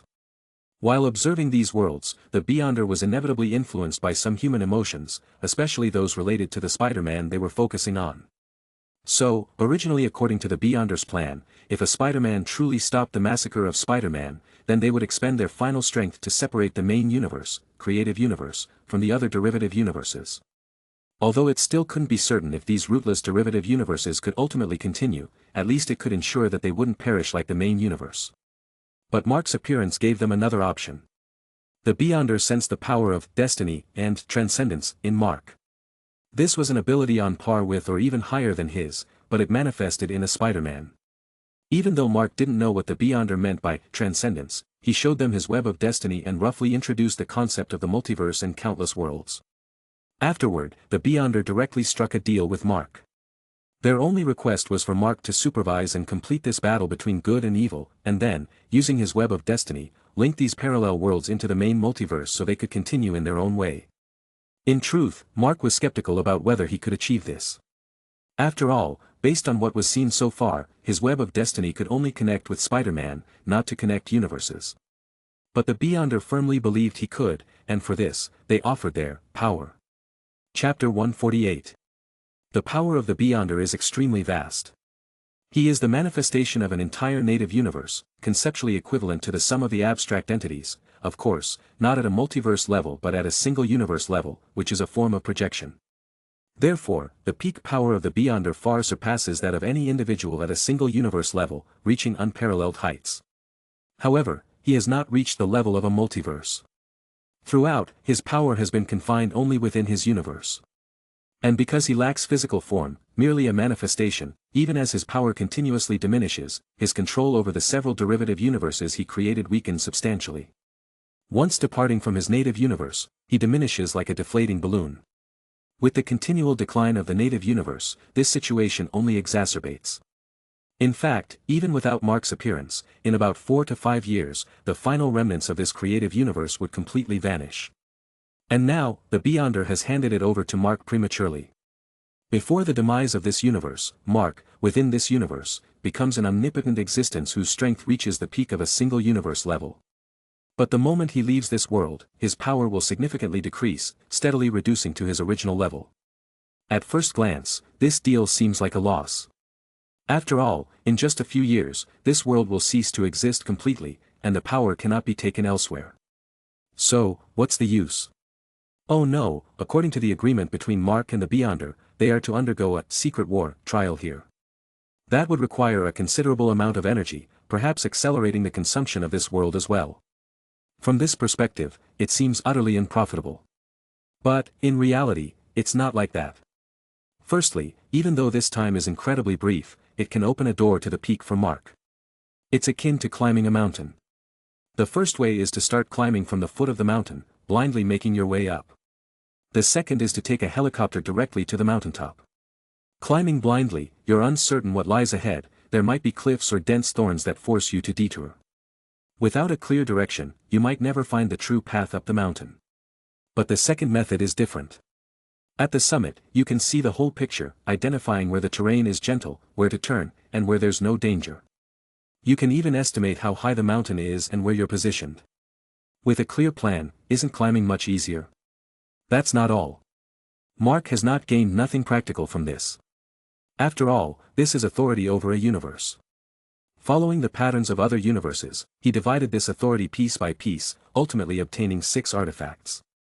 They are, Space Stone, Power Stone, Time Stone, Reality Stone, Mind Stone, and Soul Stone.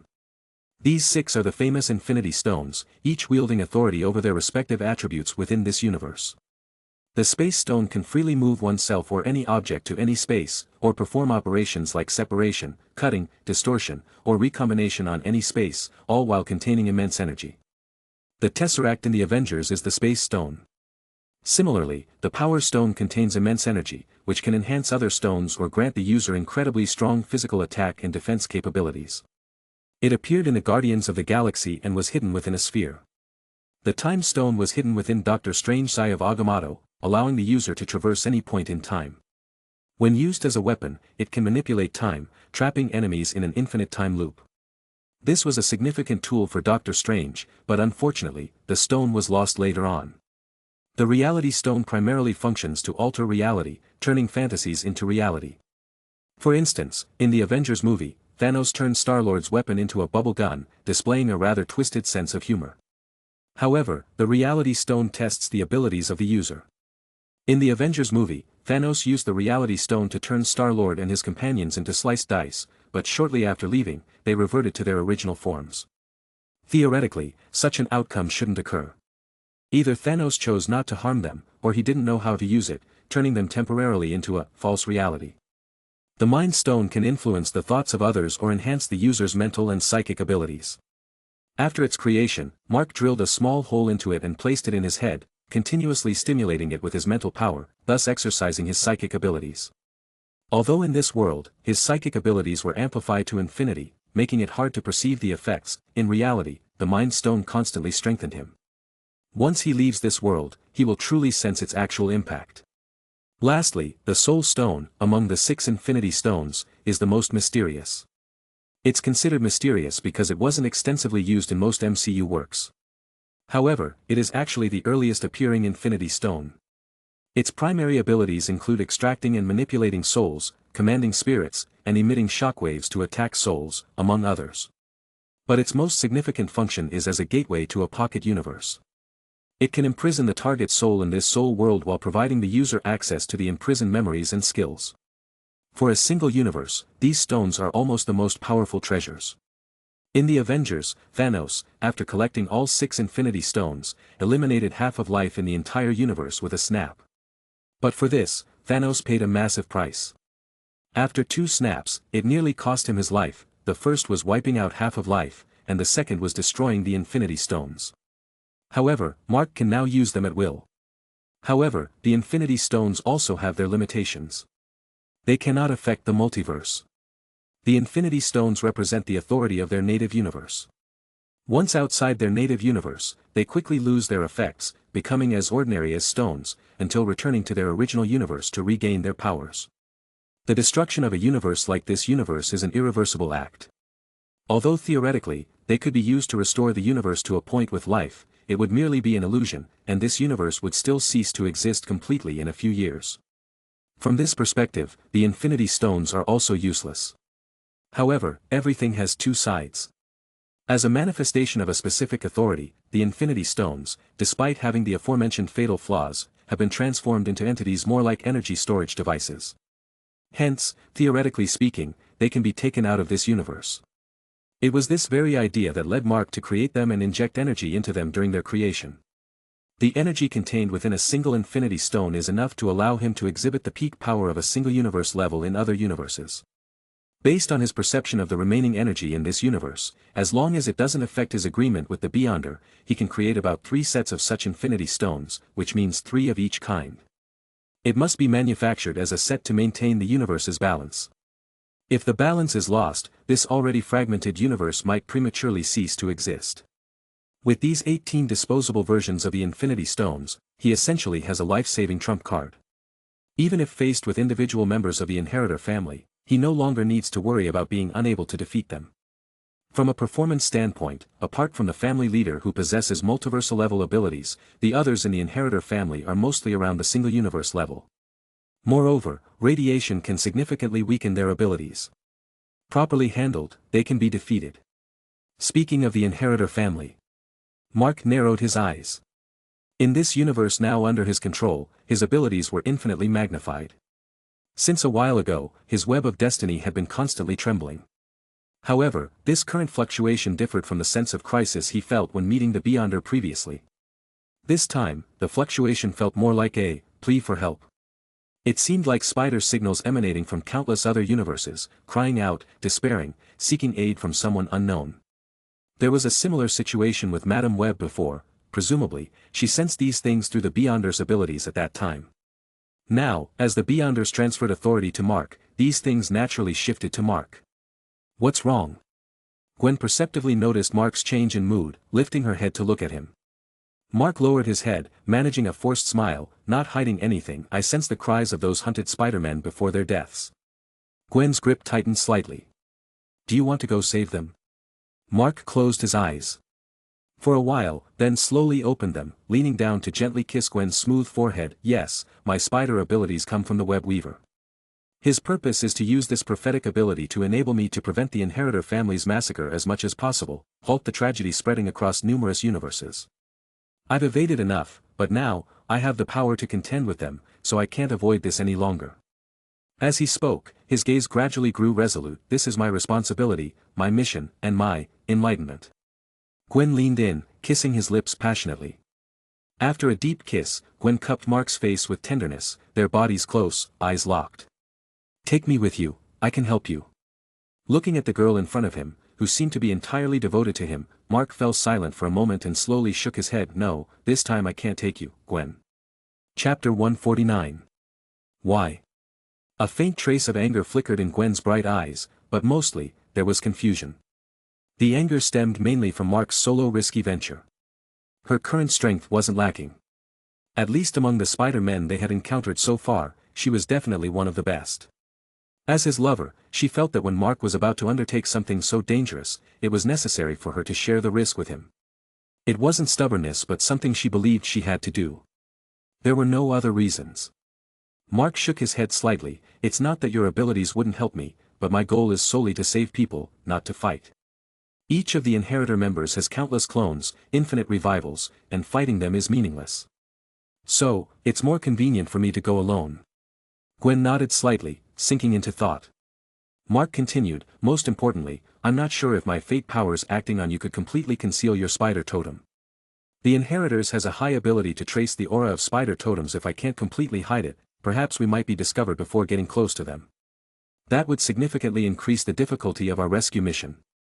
Finishing his words, Mark gently tucked a stray strand of her golden hair behind her ear and then cupped her pretty face. He had one more thing in his heart that he didn't say. If he took her along, even if they rescued the people, it might put her in their line of sight, and he didn't want her to face such danger. This was a bit of his selfishness. The inheritors had a strong control over Spider-Man. This control didn't come from physical prowess but directly from the soul. Once caught by them, any Spider-Man couldn't escape their fate of having their soul instantly drained. So, if possible, he didn't want Gwen to join this war, at least not this early. Okay, I understand, Gwen nodded. Then, take me to Miles' world first. I can research radiation weapons with them. Alright, Mark let out a slight sigh of relief. That was also his intention. Though he had some confidence in concealing his spider totem aura completely using fate powers, he hadn't tested it and couldn't guarantee if they could follow. His biggest confidence lay in currently being invincible in this world.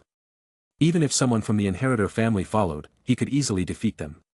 But if Gwen stayed here, there was still a risk of exposure. Comparatively, the world of the Ultimate Spider-Man was much safer. There was the Ultimate Spider-Man, Miles, the Prowler, and Octavia in that world. At least, they wouldn't be taken out instantly. Subsequently, Mark took Gwen to the world of the Ultimate Spider-Man and also checked their research progress. To his surprise, within just over a month, the Ultimate Spider-Man had already determined their research direction. There were mainly two types. One was the radiation spider suit, envisioned to have coils added within the spider suit that could release a radiation ring upon activation. Certainly, every Spider-Man has their own spider suit, so it will be a simple modification when the time comes. However, the Ultimate Spider-Man also took into consideration the issue of Spider-Man fighting in groups. They planned to use beta radiation as a means of radiation waves in the radiation suit. This is mainly because beta radiation has less penetration power and a closer impact range. Consequently, adding a radiation-resistant coating to the inner layer of the suit can prevent surface radiation from harming oneself or teammates during coordinated combat. Another type would be the radiation gun.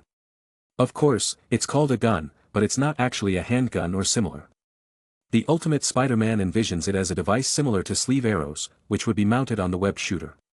Because Spider-Men are accustomed to using web shooters in combat, this setup would be easier to handle. They plan to use gamma rays in the radiation gun. Gamma rays have strong penetration and are more suitable as a medium to long-range attack method. However, the specific element to be used as the core filler for these devices is the focus of their research. Radioactive elements like uranium, thorium, and radium, through continuous rearrangement of protons and neutrons from high energy to low energy, release excess energy, known as nuclear energy. Yet, even in the considerably advanced technology of the Ultimate Spider-Man world, they haven't been able to shrink these nuclear reactors to the size of a web shooter. This is different from Iron Man's arc reactor. The arc reactor primarily involves energy conversion, releasing nuclear energy in a different way. What they are researching involves directly releasing nuclear radiation, which is more dangerous than the former. Octavia suggested that, similar to her, they could equip each Spider-Man with mechanical tentacles and then modify these mechanical tentacles into emission points for nuclear radiation. As for the reactor serving as the power source, it could be carried on their backs. This would be simpler than being attached to the web shooter.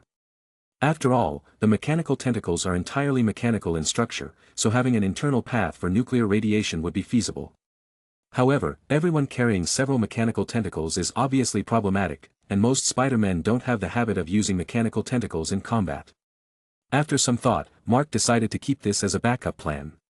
Subsequently, Mark considered that since he had already decided to formally join the battle, he might as well pay a visit to Tobey Spider's world and bring Dr. Octopus No. 1 over. Dr. Octopus No. 1 already had mastery over artificial sun technology. With the acquisition of Iron Man's arc reactor, this aspect of technology was further strengthened. By tweaking the energy conversion formula, they might be able to solve the problems encountered by the Ultimate Spider-Man and his team. The meeting between Dr. Octopus No. 1 and Octavia was quite interesting. They were a male and female version of each other, both outstanding scientists, and immediately hit it off.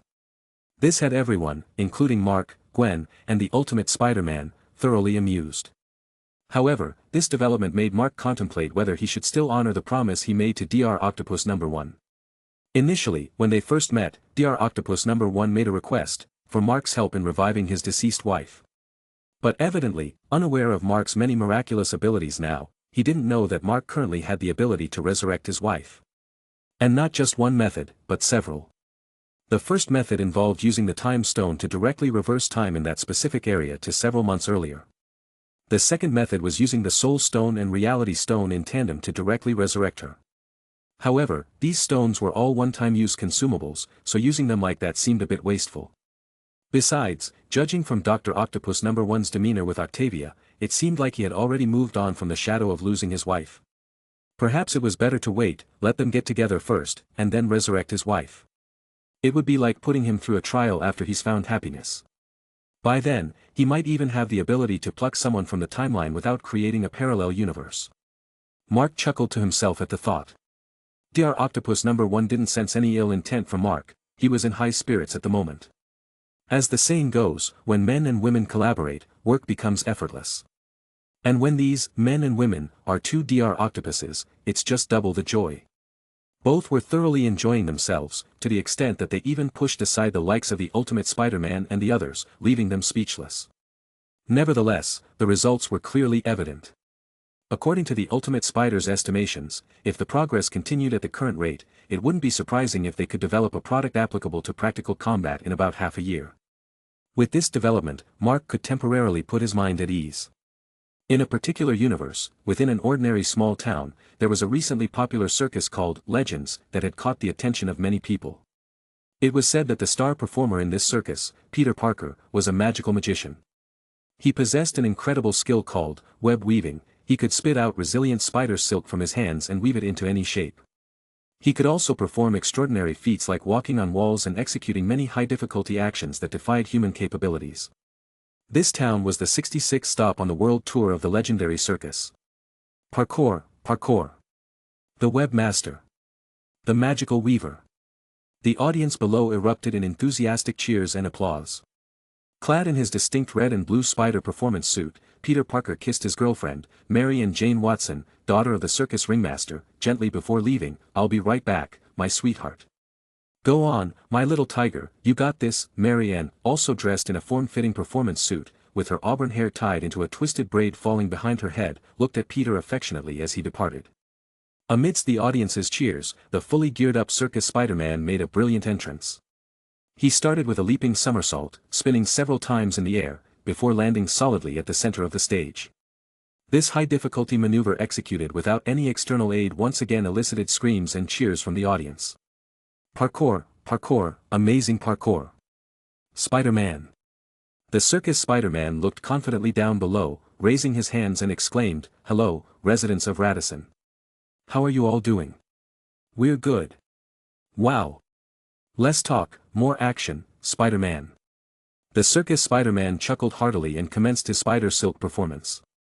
However, as he performed wall running, to the astonishment of the audience, while running up a nearby pillar without any equipment, unexpectedly, a loud rumble. Suddenly, a large hole appeared at the top of the temporary circus theater, and a figure lunged towards the circus Spider-Man. Although puzzled as to why his spider sense didn't activate, the circus Spider-Man, relying on his excellent reflexes, narrowly avoided the strike. The next moment, the stage collapsed with a thunderous crash. Chapter 150. A sudden turn of events caused chaos on the scene. The audience scattered in all directions. "Who are you? What do you want?" Circus Spider-Man held Marion close, dodging the falling ceiling above while demanding answers angrily. The newcomer was a wiry, slick-haired man with a slight hunch, resembling a sinister wolf.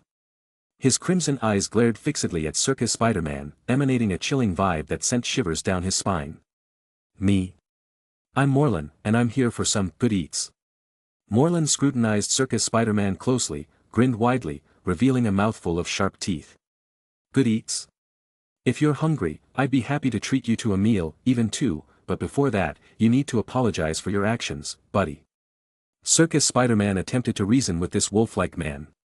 However, Morlan's face suddenly turned terrifying. He stared at Circus Spider-Man, his voice dark and eerie. "Really? Are you really going to treat me to a meal?" Circus Spider-Man froze. He suddenly felt extremely uncomfortable and nauseated. This soul-piercing oppression came directly from the man in front of him. "Mary Ann, go find Mr. Watson. Leave here now," Circus Spider-Man whispered to his girlfriend. Peter, Mary and Jane sensed something amiss. Go, please. Circus Spider-Man urged in a low voice. Mary and Jane's father, Mr. Watson, pulled her away, running into the distance. They both knew Peter's true capabilities. Now, they needed to ensure they didn't hinder him. Moreland didn't care whether others stayed or left. He still fixed his gaze on Circus Spider-Man. In the next moment, he suddenly darted forward. Circus Spider-Man was horrified. He finally realized that not only did his spider sense vanish, but even his much-prided speed and strength were inconsequential in front of this man called Moreland. Snap! Moreland grabbed his right hand. The immense force directly snapped the bones in his hand. Ah! Circus Spider-Man screamed in agony, suppressing the pain. He kicked Moreland in the chest. Moreland didn't seem intent on killing him outright. He released his grip. Circus Spider-Man took the opportunity to leap back several meters. Darn it, who is this guy? Circus Spider-Man, clutching his broken hand with his left, looked at Moreland with fear. Moreland, however, nonchalantly opened his mouth, took a deep breath, and then a look of enjoyment spread across his face, marveling, "Ah, this pure scent, it's absolutely delicious. You're a generous one, willing to entertain me with yourself. But I prefer to play with my food rather than eat it directly." Only now did Circus Spider-Man realize what this man meant by a meal. What he wanted to eat was none other than himself. "What are you? A cannibal?" Circus Spider-Man exclaimed, shooting out several strands of webbing in an attempt to disrupt his opponent. Years of performing in the circus had honed his web-slinging skills. His exceptional web-slinging technique instantly bound Moreland tightly. Ha, finally, some breathing room. Circus Spider-Man breathed a sigh of relief, preparing to call the police to handle this menace.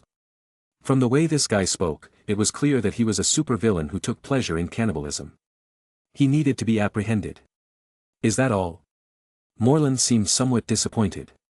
In the next moment, much to Circus Spider-Man's horror, with a slight effort, the seemingly unbreakable strands of webbing snapped like regular threads. How is this possible? Circus Spider-Man's eyes widened.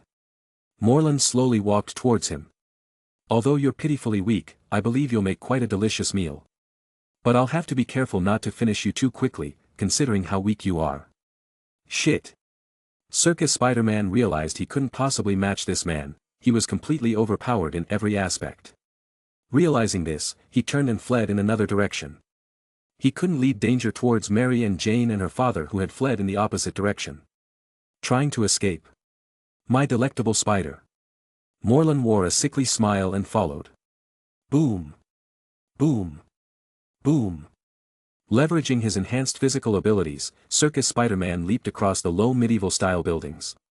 But behind him, there were continuous thuds. In front of Moreland, these buildings were nothing.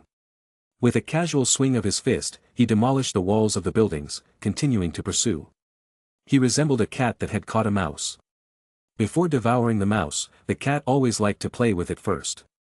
No, this is too sudden. I haven't, despair crept into Circus Spider-Man's eyes.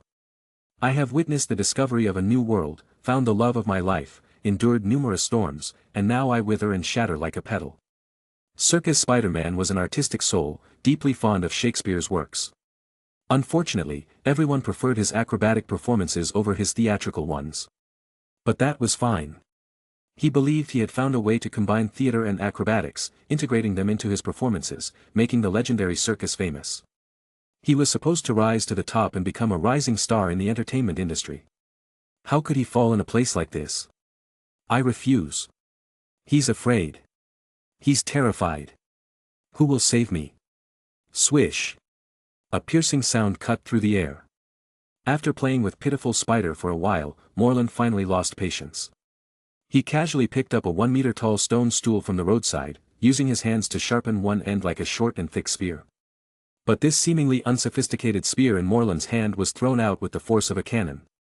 Boom! Circus Spider-Man barely changed his shape, evading the attack. The spear landed on the side of a nearby building, directly demolishing half of its wall. Although this strike didn't hit him directly, the injuries he had sustained became more severe after this tumultuous encounter. He was puzzled. His healing ability was astonishingly powerful, but why, this time, was there no sign of recovery from his severed right hand, unlike before his mutation? Boom! A fist imprinted on Circus Spider-Man's body, sending him crashing into another building while still in midair. Cough, cough, cough. Circus Spider-Man felt like his body had been dismembered. He lay limp in the debris, devoid of any strength to move. Creak, creak. Moreland gradually stepped through the shattered walls, heading directly towards the Camille lying among the ruins, a twisted smile forming on his lips. He seemed to anticipate the taste of what he was about to indulge in. With his prayers inevitably failing, Circus Spider-Man could only close his eyes in despair, bracing himself for death. Whoosh! A figure abruptly appeared between them. Mark slightly tilted his head and furrowed his brow. Am I too late? Sensing the intense emotional upheaval emanating from Circus Spider-Man, Mark had followed it and arrived just in time. But perhaps it was still a tad too late. At least the Spider-Man of this world hadn't been killed yet. Who are you? Moreland halted and looked at Mark. Mark furrowed his brow, quickly recognizing the man before him. You're Moreland. Surprised, Moreland asked, You know me? Know him? How could he not know him? Moreland was one of the earliest members of the Inheritors family to appear. He was actually a non-corporeal entity similar to Electro, but what Mark and the others saw was the appearance he acquired by integrating himself into a body. In Earth 616, commonly considered the primary universe, a man named Ezekiel informed Spider-Man 616 about his identity's origins. Spider-Man's powers were not accidental. The spider that bit him voluntarily transferred its abilities to Peter before dying. This was a totem, a bridge between humans and animals, granting them attributes from both. However, in the multiverse, some individuals aimed to destroy these totems. One of them was Moreland. Subsequently, Moreland indeed appeared in that world, repeatedly defeating Spider-Man 616. In the end, Spider-Man 616 found Moreland's weakness through a blood sample obtained during their fight. Later, Spider-Man 616 injected himself with a certain amount of nuclear radiation, resulting in a mutual destruction method that poisoned Moreland with radiation, finally defeating him.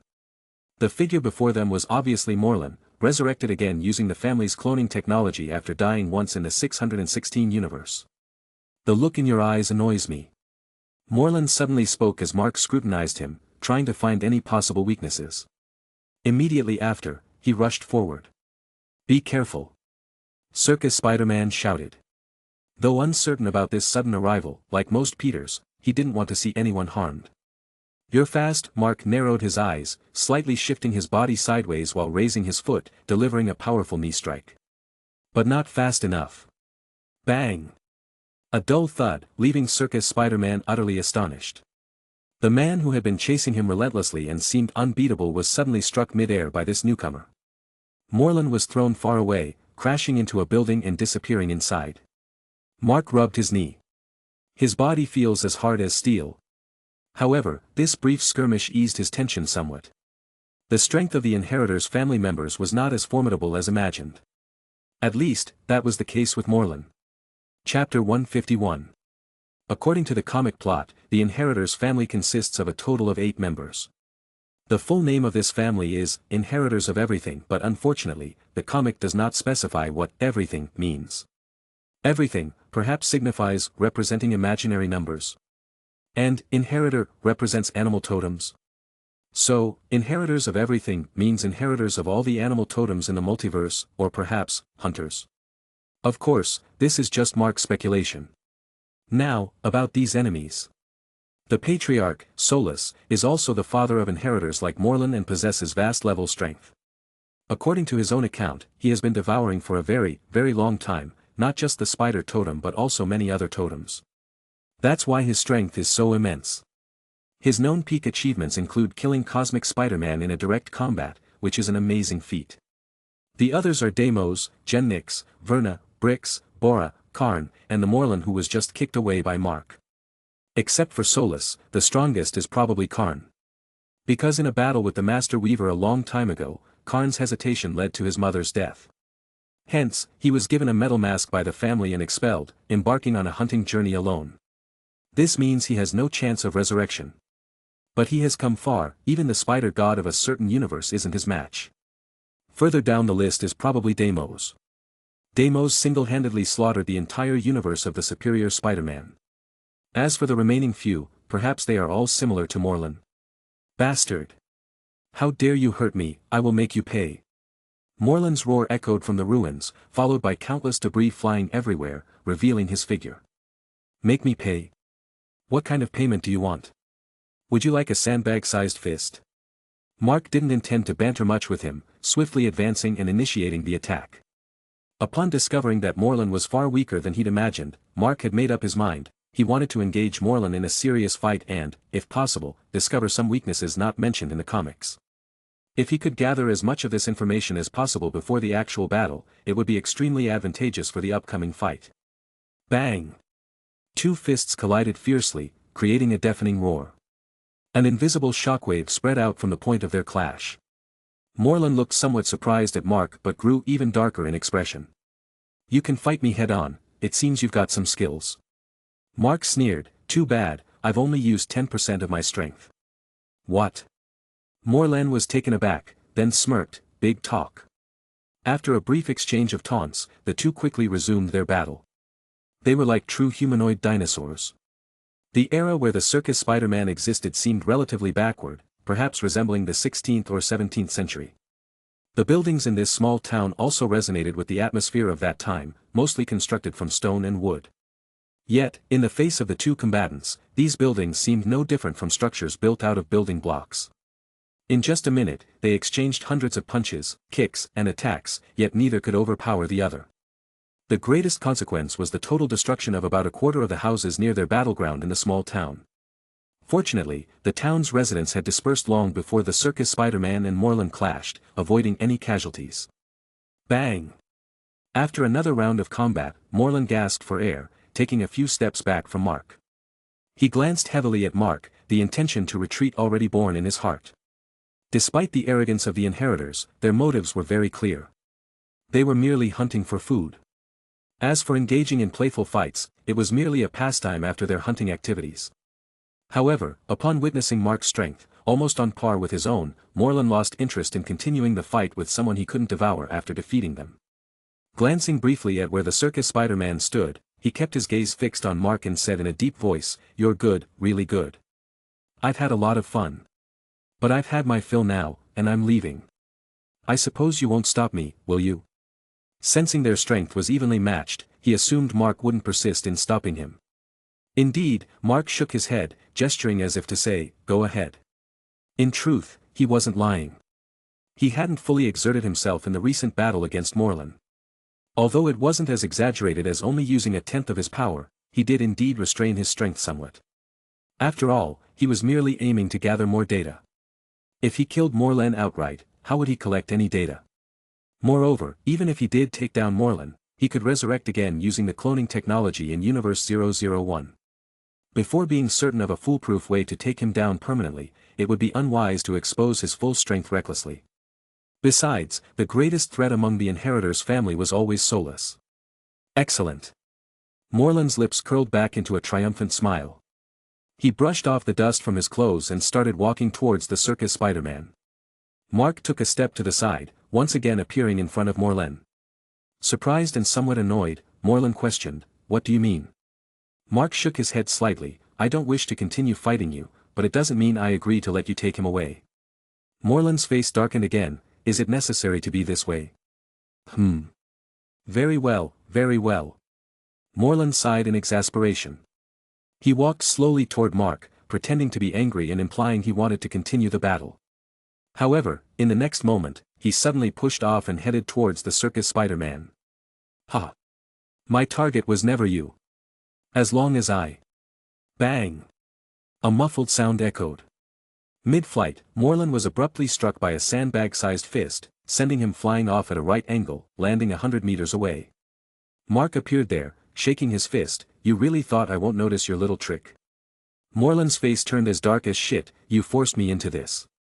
However, Mark wasn't inclined to continue this drawn-out struggle. After knocking Moreland away, he decisively approached the circus SpiderMan. Lying amidst the ruins, although unable to witness the fight, the circus SpiderMan could hear the commotion. He assumed Mark had temporarily kept Moreland at bay and was now preparing to leave. Thank you. You're amazing. But can you please take me away? It seems he's after me, and as long as I leave this place, others won't be in danger, cough cough." The circus SpiderMan's eyes pleaded. Mark crouched down. Let's go. I indeed intend to take you away from here. Thank you, the circus Spider-Man expressed his gratitude. Swoosh. As their conversation faded, the two completely disappeared from this place. Emerging from the ruins of yet another building, Morlan, who had rushed here, saw nothing but the air. The totem disappeared. Morlan was slightly taken aback, then erupted in anger. The prey was right in front of me and now it's gone. Damn it, damn it, damn it. He furiously struck the ground several times, creating huge craters around, before calming down a bit. Who is this person? He could hide the totem's aura. No, he doesn't belong to this world with a spatial aura. What does he know? Seems like it's necessary to return for a visit. After pondering for a moment, Morlan activated the interdimensional portal and left this world. Cough, cough, cough, the circus Spider-Man coughed a few times and found the world completely changed. So, I'm not dead. But am I seeing things? How did it suddenly turn night? And why are we in the desert? How long was I unconscious? Didn't he catch up? The sudden change in scenery made him think he might have passed out during his escape. But what surprised him more was that it seemed he really had been rescued by this person because the cannibal was nowhere to be seen. Mark weakly complained, why is every Spider-Man so talkative? Is this some trait that attracts the spider totem? Or is it a side effect of the spider totem? Confused, the circus Spider-Man asked, every Spider-Man? Have you seen many Spider-Men? Oh my, I thought I was the only one. And what's the spider totem? Do you know that strange man? Oh heavens, he was terrifying. Shut up, Mark glared at him and snapped his fingers. What? Wow. My body, my body. The circus Spider-Man was about to ask a question but suddenly felt his body restored completely.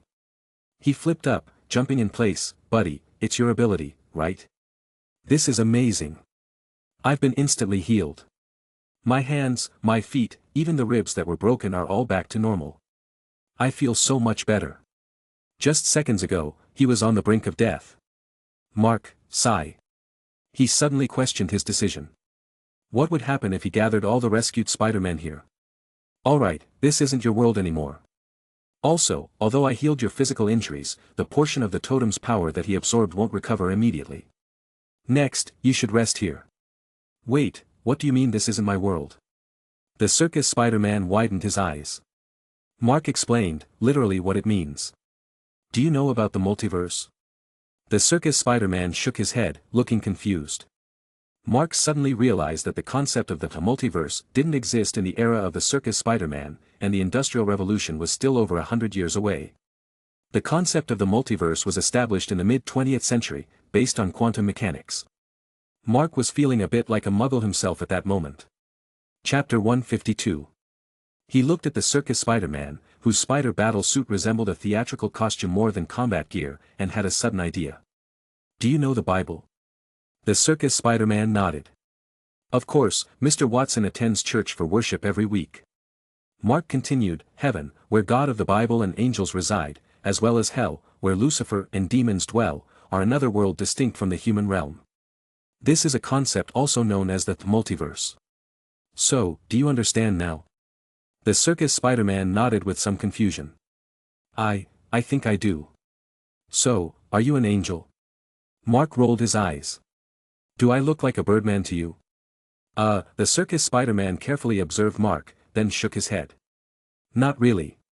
It said angels have halos and are all handsome or beautiful. Mark? Young man, you're quite brave, huh? Sensing the dangerous vibe from Mark's eyes, the circus Spider-Man forced a chuckle. Okay, I think I understand what you mean now. In short, this is a world similar to where I live, a similar world. When he mentioned similar, he paused. Evidently, the desolation nearby made his statement somewhat insincere. Mark rolled his eyes. Alright, stop explaining. As long as you understand the situation now. Oh, by the way, what about Mary Jane and Mr. Watson? Did that guy, Morlan, go after them? The circus Spider-Man suddenly asked anxiously. Mark shook his head. Don't worry, Morlan's targets are people like you and me with totemic powers. To him, others are no different from ants. Normally, he won't harm them. It's like when you see ants on the road, you don't deliberately step on them because you just don't care. Although the analogy was a bit extreme, it was easily understandable and quite fitting. In the eyes of members of the inheritors who almost possess eternal life, apart from totems seen as food, those who hinder them from eating are just to be ignored. The circus Spider-Man didn't mind his comparison and sighed in relief. Then I can relax. You said you also have that totemic power. Are you? He suddenly remembered what Mark had said earlier.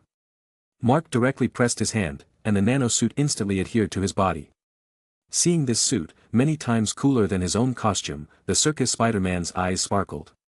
Subsequently, Mark retracted the suit. Let me introduce myself. I'm Mark, the Space-Time Spider-Man.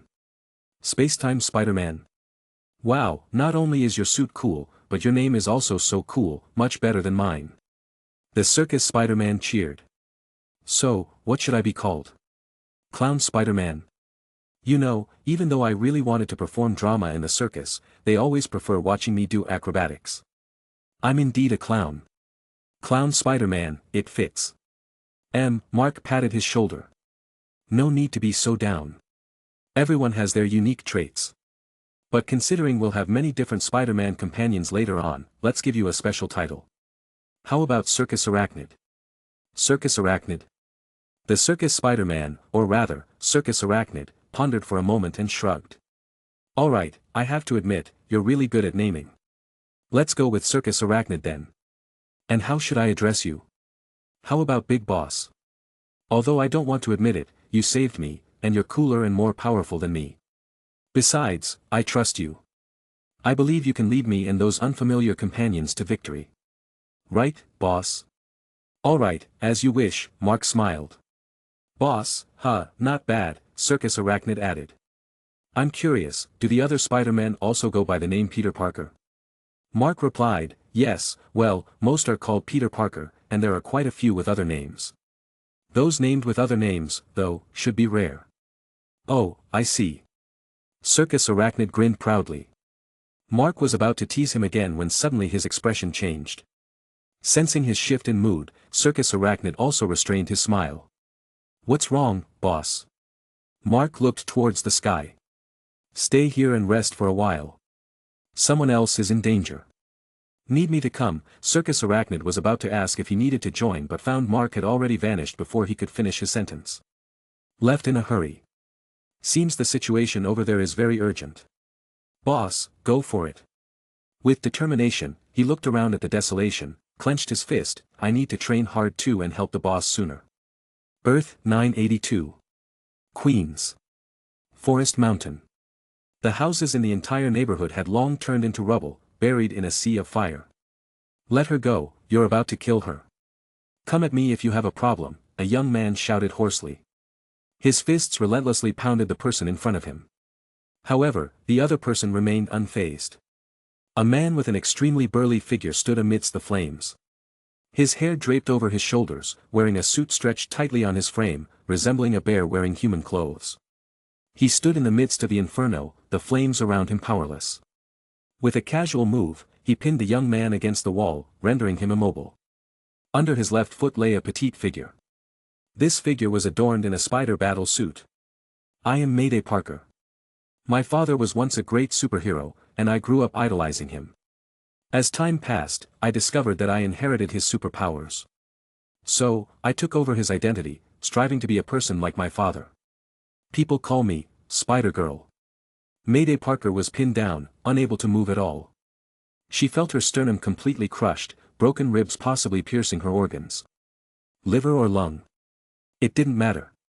At this moment, I'm willing to give everything, just to survive this monster's hands along with my father. The monster-like man lowered his head, drooling as he stared at Mayday Parker. Hearing the young man's accusation, he calmly said, No, kid, I didn't intend to kill her.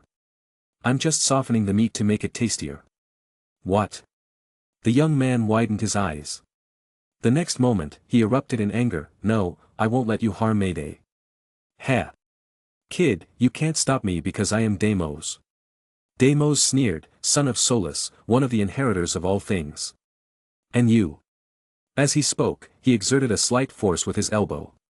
Boom! The already crumbling wall collapsed, and the young man was flung out. Deimos glanced coldly and said, Just a speck of dust, a mere fragment in the wind. Die. Boom. The young man's body crashed heavily into the ruins, his fate uncertain. No. Mayday Parker's eyes widened abruptly, a roar in her heart. Weiss, please, don't die. She struggled several times, trying to break free. But Deimos' foot on her seemed like 1,000 pounds. Even so, with her spider strength, she should have been able to lift it easily. Deimos' force felt like a mountain on her, almost suffocating her, as her consciousness began to blur. This monster's target is me. I brought him here, brought him near my family. Weiss, I'm sorry, Mayday Parker despaired. Just then, a figure with a limp appeared not far away. Beside him was a middle-aged woman holding a baby. Peter, your leg, the middle-aged woman worried about her husband's injury.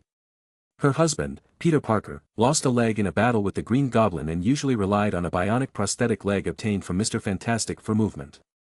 Afterward, he decided to retire and live a normal life, not engaging in battles for many years. This world's Peter Parker had indeed aged, nearing 50, his strength and abilities had waned, even showing some gray hair. Yet, at this moment, with one foot on the ground, his body slightly crouched, he still embodied the spirit of Spider-Man from his youth. He stared fiercely at Deimos, searching for the perfect opportunity to strike, saying, Mary Jane, that's our daughter. It's just a leg. Who am I? I am Spider-Man. Boom. There was a faint rumble, and Peter transformed into Spider-Man once again, a nimble figure like a released arrow, crashing fiercely into Deimos.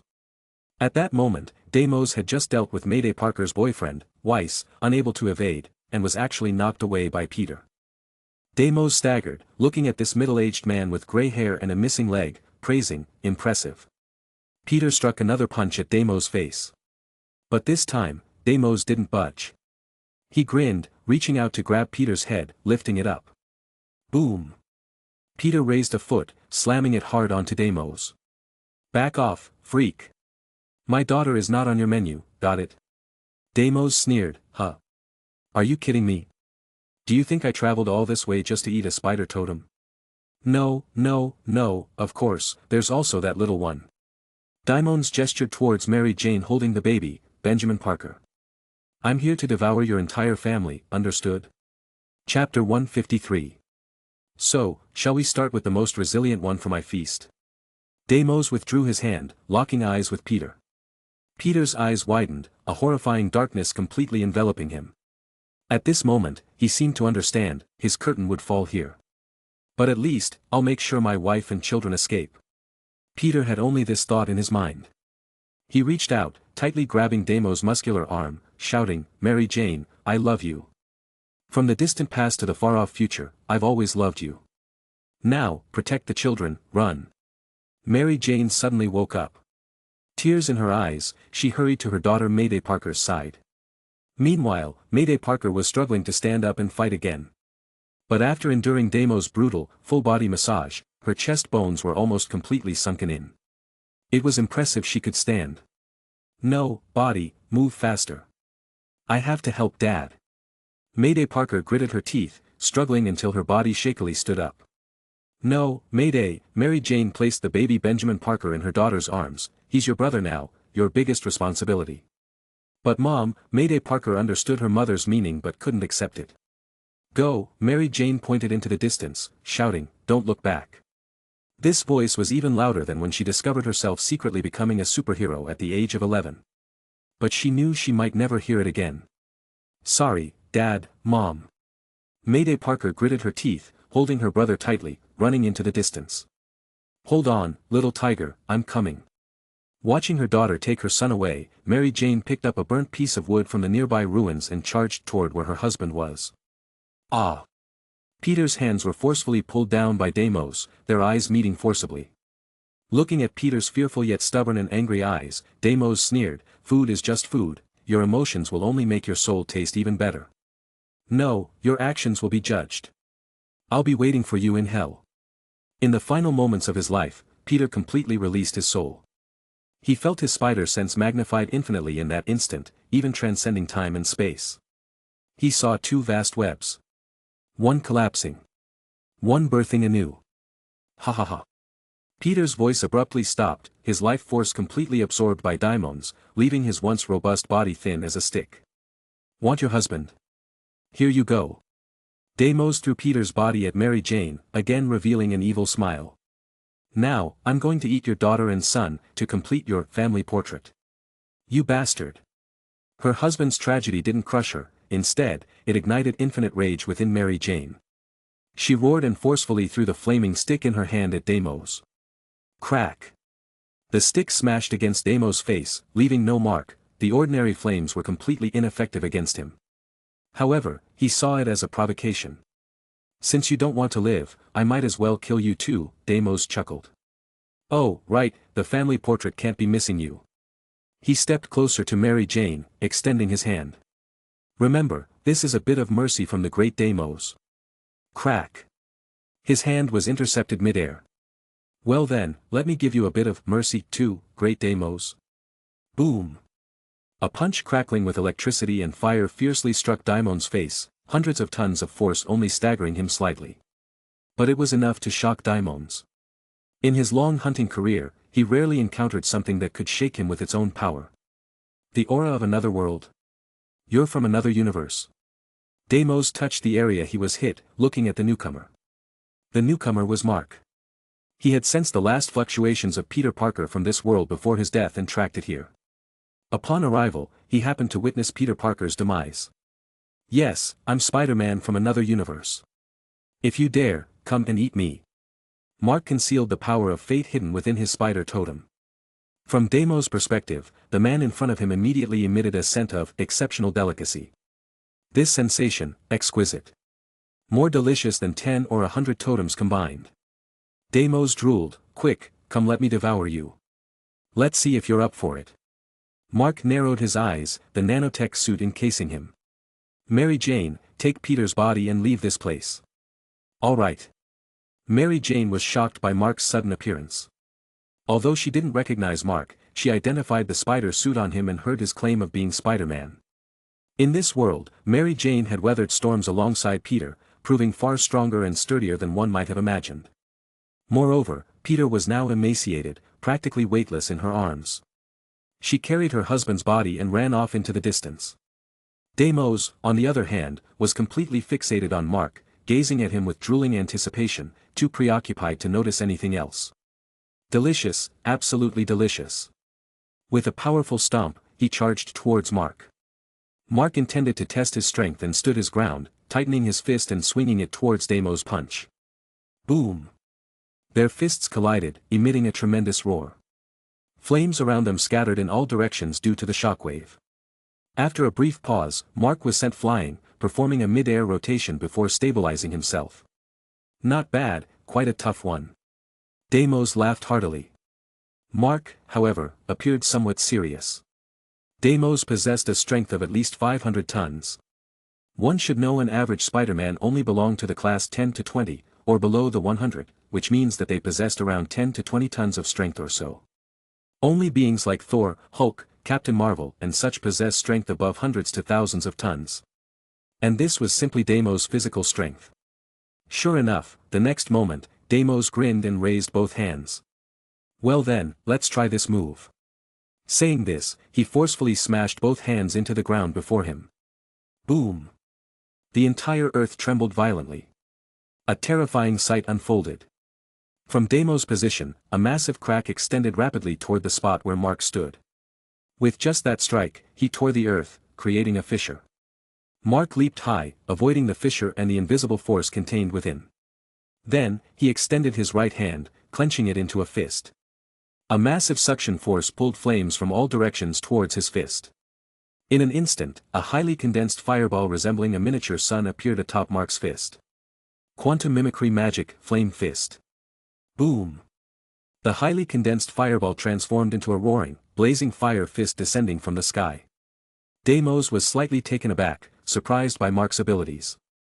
Instinctively, he extended his left hand to shield himself. Boom! The fire fist exploded instantaneously, burying Deimos' entire body beneath it. Within dozens of meters, the compressed flames burst out in a breathtaking display of power. However, when the flames dissipated, Mark found Deimos completely unscathed. The only evidence of the attack was the tattered state of Deimos' clothing. Indeed quite tricky. Mark squinted his eyes. Good, good, Deimos brushed off the dust from his clothes, impressed. You're the first to damage my outfit. To reward you, Deimos' expression then instantly darkened menacingly. I'll start by breaking your limbs and then savor the rest of you. You changed your expression so quickly. Did you learn that skill from JoJo, or are you an Oscar award level actor? You're quite something. With these words, Mark swiftly appeared behind Deimos and struck his elbow firmly into Deimos' spine. Ah!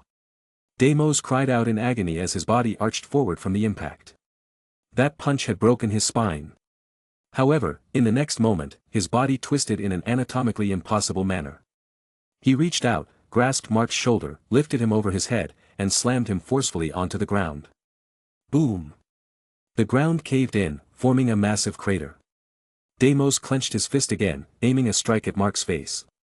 Mark quickly crossed his arms in front of himself to defend. Another tremendous bang echoed, sounding as if the numerous heavens of the pantheons were shattering. The force behind this punch was 10 times greater than before.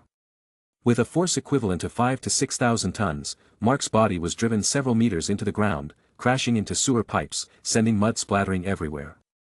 What the fuck? Does this guy have no limit to his strength? Compared to him, Morlan is nothing, Mark cursed silently as he struggled to get up. He was now confused. Was it Morlan's ineptitude or his own previous underestimation? The gap between Morlan and Deimos was too vast. Boom!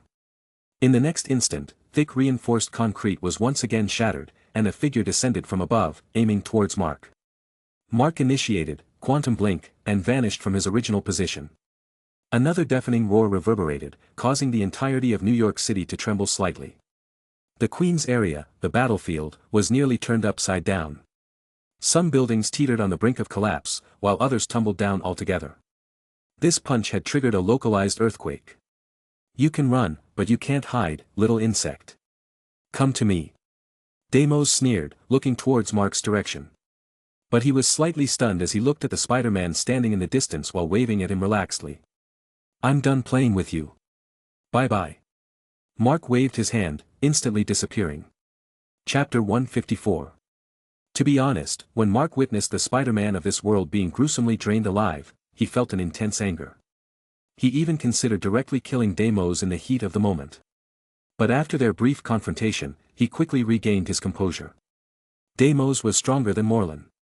To kill him, Mark would need to utilize at least one disposable Infinity Stone. And even if he killed the life force-sucking bastard, he could still resurrect. It made no sense. So, he decided on a strategic retreat. Mayday Parker ran, tears streaming down her face, cradling her brother, Benjamin Parker, in her arms. The deafening sounds behind her, the violent shaking, the upheaval of the earth, all this left her not just saddened but also deeply shocked. What kind of battle could cause such cataclysmic destruction? Who was the monster that killed her parents? And her boyfriend, Wes, his fate remained unknown. But she dared not look back, not even for a moment's pause. She knew her most crucial task now was to ensure her brother's survival. Otherwise, her parents' sacrifice would be in vain. Meanwhile, Mary Jane was falling behind. Thanks to years of conscious training, her physical endurance surpassed that of most people. However, being over 40 and carrying her husband's lifeless body, she had only managed to run a few hundred meters before Mark found her. Had Mark not arrived in time, she might have been crushed by a collapsing building. Mark swiftly took her and Peter's body away from the danger zone. Thank you, what about that monster? Mary Jane was still in shock. Mark glanced at the twig-like body of Spider-Man and sighed, I came to bid farewell to you. Though it's regrettable, since Peter's dead, you'll be safe from now on. That monster came only for him. Mary Jane's eyes flashed with sorrow. But upon hearing Mark's words, she grabbed his hand. No, that monster said his targets were not only Peter but also my daughter, Mayday, and my son, Benjamin. Can you save them? Mayday Parker. Benjamin Parker. Mark raised an eyebrow. Because he had been summoned by Peter's message before his death, he had assumed this world also had only one Spider-Man. But now, with this revelation, he roughly understood which world this was. The timeline of this world was approximately 15 years earlier than the main universe, Earth 616, which meant that most events and related characters were about 15 years behind those of Earth 616. Pragmatically speaking, this means that most of the events, history, and character history associated with the heroes of Earth 616 happened 15 years before they would have on Earth 616, but the overall political, technological, and sociological progress of the world is exactly concurrent with Earth 616. As such, a lot of the superheroes of the past have either grown up, grown old, or retired, and now new groups and new superheroes are proving themselves in protecting the world. The Avengers had disbanded for several years, and the Fantastic Four has now become the Fantastic Five. Younger heroes like Nova have become seasoned veterans, while others such as Cassie Lang and Christophe Bernard have risen to prominence. Mayday, Maeve Parker, also known as Spider-Girl, was the first child of Spider-Man Peter Parker and Mary Jane Parker in Universe 982. Her name was in memory of her Aunt May. After her birth, Mayday was kidnapped by the Green Goblin. It was with Kane's Scarlet Spider's help that Spider-Man from Universe 982 managed to rescue Mayday Parker.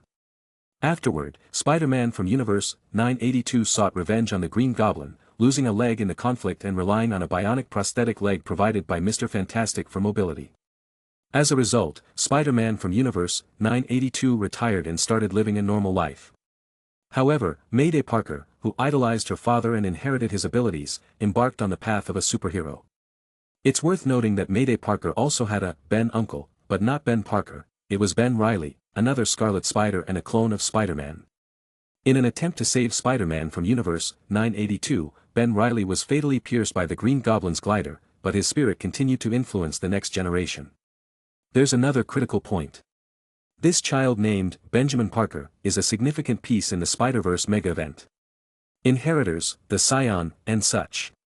Well then, since that's the case, let's find them first. I'll take them away together. Mark placed his hand on Mary Jane's shoulder and vanished instantly from the spot. Soon after, booming sounds echoed from a distance. Deimos, whose appetite was greatly stimulated by Mark but suddenly lost track of him, was now infuriated. However, he speculated that Mark might be going after Mayday Parker and her group. He followed the trail of their aura all the way there. He didn't know, though, that Mark had just learned about the existence of other spider totems in this world. It was just a twist of fate. However, Mark was faster than Deimos.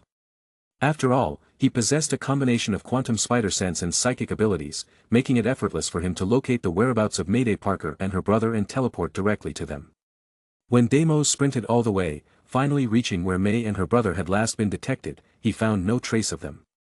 Damn it, damn it, damn it. Deimos fiercely pounded the ground, fracturing it into pieces. However, no matter how much rage he vented, he couldn't find Mark and the others.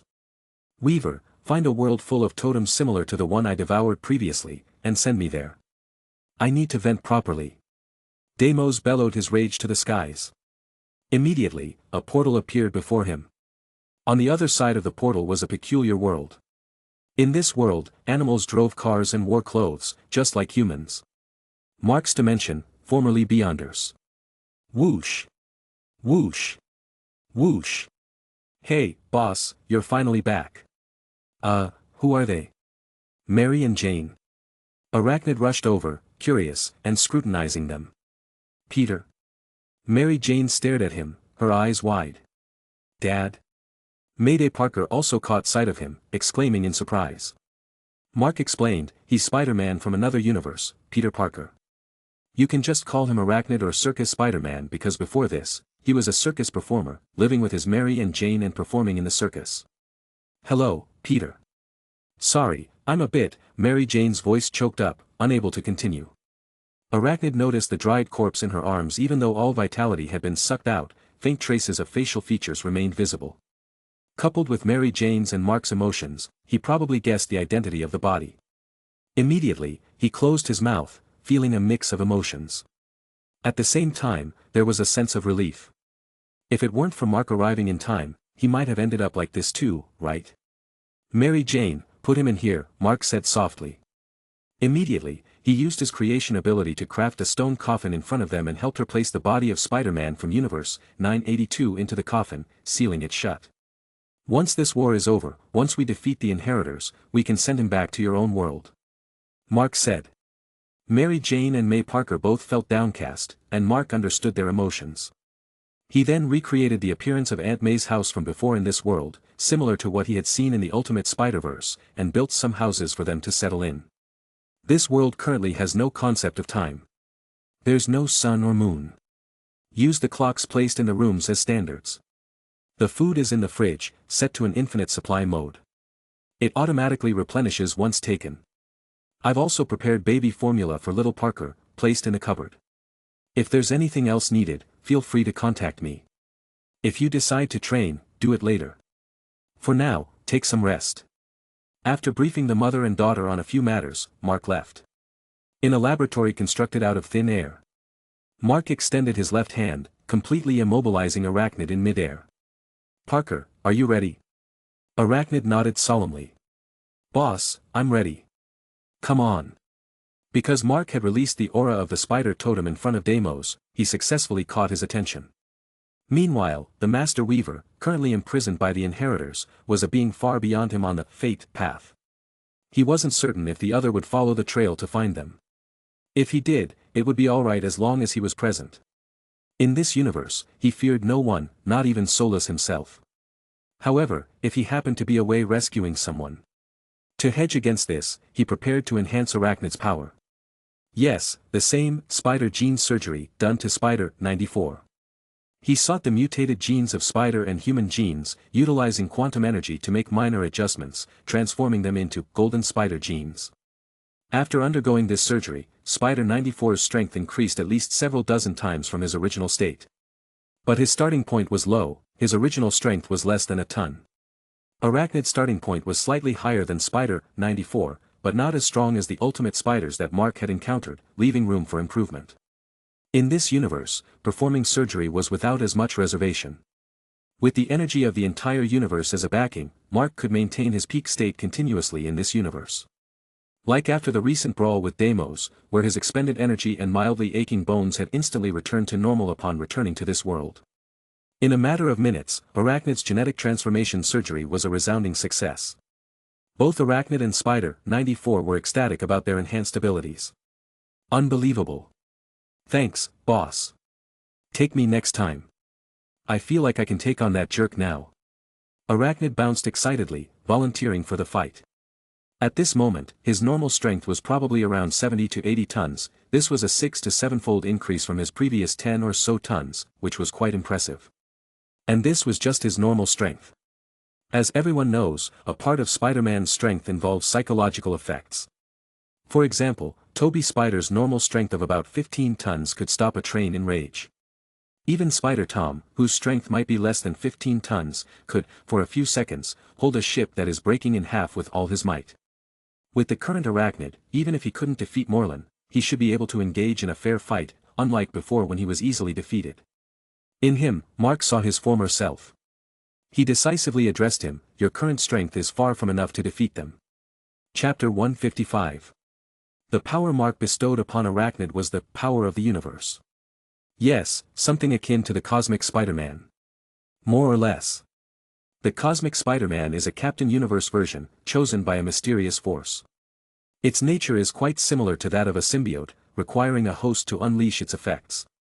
Its fundamental ability is to amplify the host's attributes, including strength, endurance, agility, physique, and also grant additional abilities such as energy manipulation, object manipulation, flight, among others. However, its power is highly subjective. When the host's will is weak or lacks confidence, it can only unleash surface-level strength. But when the host's will is resolute, it can display strength equivalent to that of a universal-level singular entity. Moreover, unlike symbiotes that are called four-dimensional beings but existing as physical entities, this entity known as unipower is an energy spirit. Unlike symbiotes that can attach to anyone, it only attaches to someone of pure and kind heart during a major crisis in the universe, making them the Captain Universe. After the crisis, it detaches from the host and continues roaming the universe. Hence, many superheroes have been possessed by it, like Doctor Strange, the Hulk, and such. Spider-Man is one of them. However, although most universes Spider-Man gained the Unipower's power during significant events, they reverted to their original selves after the events. Only a few Spider-Men continue to retain this power. One of them being the Cosmic Spider-Man of Earth 13. Unfortunately, this guy was a bit reckless. During the Spider-Verse major event, he gave the Inheritor's family head, Solus, an opportunity to directly drain his life force, causing a major loss to the Spider Camp. Mark intended to locate this universe and give the guy a heads up, but he hadn't found the location of Earth-13 yet. After all, there were far too many dimensions across countless worlds, especially in this massive amalgamation of animation and comics. Even after narrowing down to worlds with Spider-Man as a primary filter, eliminating those without Spider-Man, there were still an incredible number of options. To pinpoint more accurately, he'd need more specific criteria. Another method was to use his web of fate to sense messages transmitted by Spider-Man. Although other Spider-Men didn't have a web of fate or weren't on his web, he could sense when they faced extreme danger and precisely teleport there. As for why he didn't use Cosmic Spider-Man as a filter, that was because there was more than one Spider-Man who had gained this ability. For instance, Spider-Man from Universe 616 used this ability to deal with the Grey Hulk. The Spider-Man from Universe 91110 also transformed into the Cosmic Spider and beat up Thor, but unfortunately, later, his Cosmic Spider power was taken away by Doctor Doom. So, if Mark uses Cosmic Spider-Man as the filtering criterion, he might likely reach periods when Spider-Men from other universes held the Cosmic Spider power, not the present. Such an outcome might just create a new parallel universe, offering no real benefits for the current situation. Back to the point. The power Mark has now given Arachnid is akin to the Cosmic Spider's power. However, despite losing its technically abstract entity, the Beyonder, who sacrificed their consciousness to return to the world itself, the world didn't go unstable as Mark took control of it. At this moment, Mark is essentially this universe's abstract entity. With his authorization, Arachnid can temporarily borrow this universe's power. Of course, because this universe's energy is already scarce, the power of Cosmic Spider Arachnid is definitely weaker than the usual Cosmic Spider-Man. But weakness is relative. Compared to other Spider-Man, this Cosmic Spider Arachnid, equipped with this weakened version of universal power, has already made a considerable leap. However, Arachnid's combat abilities aren't particularly outstanding. After all, he was originally just a performer. This is a choice made out of necessity. Who else does he have on hand except Arachnid, who can be somewhat useful? Of the remaining three, Mary Jane and Benjamin Parker lack combat abilities, and May Parker hasn't recovered from the grief of losing her loved one. Arachnid is the only one who can be of some use. The good news is that although Arachnid enjoys the arts, at least he's a Peter and has a lot of ambition. Upon his return, Mark observed Arachnid tirelessly training himself. Now, he can only trust that Arachnid can guard this world during his absence. After turning Arachnid into Cosmic Spider Arachnid, Mark let him find a place to acclimate to his newly acquired power. Moreover, to protect what little energy remained in this world, Mark advised Arachnid not to use the power of the universe unless absolutely necessary. Meanwhile, Mark continued to close his eyes, carefully sensing the fluctuations on the web of fate. The death of Spider-Man 982 served as a wake-up call. Even though he could perceive the emotional fluctuations emitted by Spider-Man when they encountered near-death crises through the web of fate, precisely because these signals came at near-death moments, it might mean he's slightly too late, just a small step behind. Therefore, he must now focus entirely on monitoring these signals, striving to detect and rush there at the very first moment. The Black Widow is among the most well-known and highly venomous spiders among various poisonous spiders. When bitten by an average spider, there's usually only localized swelling and pain, rarely causing a systemic reaction. However, a bite from the lethal Black Widow spider causes systemic poisoning, and in severe cases, it may even lead to death. In many worlds across the multiverse, most Spider-Men are very kind-hearted, yet there are a few who are as ruthless and vicious as the Black Widow spider within the spider family. There exists such an individual in one of the worlds. Same starting point. Peter Parker, an ordinary high school tech enthusiast with average living conditions, was bitten by a mutated Black Widow spider with a skull pattern on its back during a science exhibition hosted by the Osborn Corporation. Instead of succumbing to poisoning or illness, he gained superpowers as a result. Subsequently, despite his modest means, he disguised himself and infiltrated the underground boxing scene, becoming a successful underground fighter, winning match after match. Fortunately, the event organizers appreciated him and provided him with a larger platform, recommending him to participate in better opportunities, such as reality shows. Initially, Parker only aimed to earn money to slightly improve his life, like buying the camera he'd always dreamed of. Thus, although he felt somewhat like a monkey in a zoo being observed, he accepted the organizers' goodwill, striving to earn more money. This was because Aunt May and Uncle Ben were the only two people in this world who were truly kind to Parker. They recognized his talent and did everything possible, even cutting back on their own comforts, to ensure that financial struggles didn't overshadow his potential. Since childhood, he remembered Uncle Ben's teachings: with great power comes great responsibility. However, compared to other Peter Parkers, this one had his own unique interpretation of this phrase. He felt that with his newfound abilities, he had a greater responsibility towards them and himself, n, if SpiderMan was in the boys' verse. Wanting to utilize these powers to improve their lives as much as possible, he designed a sleek black spider skull suit and web shooters as his performance outfit. He showcased a trick on several shows, entangling the hosts in spider webs, which garnered huge success and unanimous praise from the audience. It was then that he began to realize the potential legend of the human spider, perhaps even capable of becoming a global sensation. And with that, immense wealth would come his way. Enough to change everything, ensuring a prosperous life for himself, Aunt May, and Uncle Ben. This is the best way to take responsibility, Parker thought with a proud sense of accomplishment. As for the other parts of this world, let them be. Indeed, what did it matter to him? He was just an ordinary person who accidentally gained superpowers. Fighting crime? Was that the responsibility of an ordinary person? Certainly not. For an ordinary person, causing no trouble for others or society was the best way to take responsibility. If things continued this way, perhaps this world wouldn't have a Spider-Man but rather a spider celebrity. However, fate had other plans. Accidents always happened so suddenly, catching people off guard. After a particular underground boxing match, Parker was counting his money backstage when a security guard chased someone past him, shouting, "Stop that thief." Parker, indifferent and absorbed in counting, retorted without looking up, "Sorry, buddy, haven't seen anyone. And ensuring there's no theft here should be your responsibility." The incident was soon forgotten. He assumed it would blow over. However, one day, upon returning home, he received a notification. Peter Parker. Regrettably, son, your uncle has been shot, and the culprit is a thief. And just like that, another Parker's world collapsed. But he didn't have time to console the devastated Aunt May. Instead, he immediately headed to the abandoned warehouse where the police had surrounded the culprit. As the perpetrator aimed a gun at him, Parker's spider sense kicked in for the first time.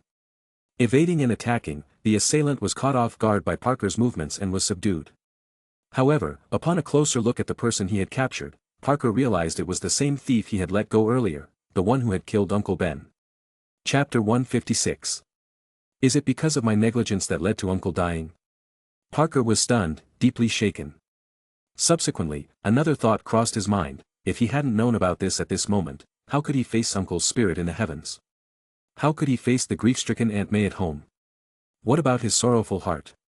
Thus, he snatched the gun from the culprit's hand and swiftly executed the criminal. Bang! A gunshot, accompanied by the landing of a heart. However, all of this was covertly captured by a Daily Bugle journalist hiding in the corner. The camera's sound was faint, but it couldn't escape Parker's sharp perception. He instinctively glanced over, startling the photographer, who almost fell off the tall building. Parker saved the journalist. However, the following day, the related report still appeared on the front page of the Horn Daily. They even gave him a unique name: Spider Punisher. Parker paid no attention to this coverage, his mind echoed the words Uncle often spoke. Since, with great power comes great responsibility, he had the duty to intervene and stop these thugs, even if it meant facing criticism and doubt from others. This was his responsibility when intervening against thugs. He had to spare no cost, fully utilize his abilities, and shoulder the responsibilities he should. Only this way could he ensure that no more uncles paid the price. However, life continued.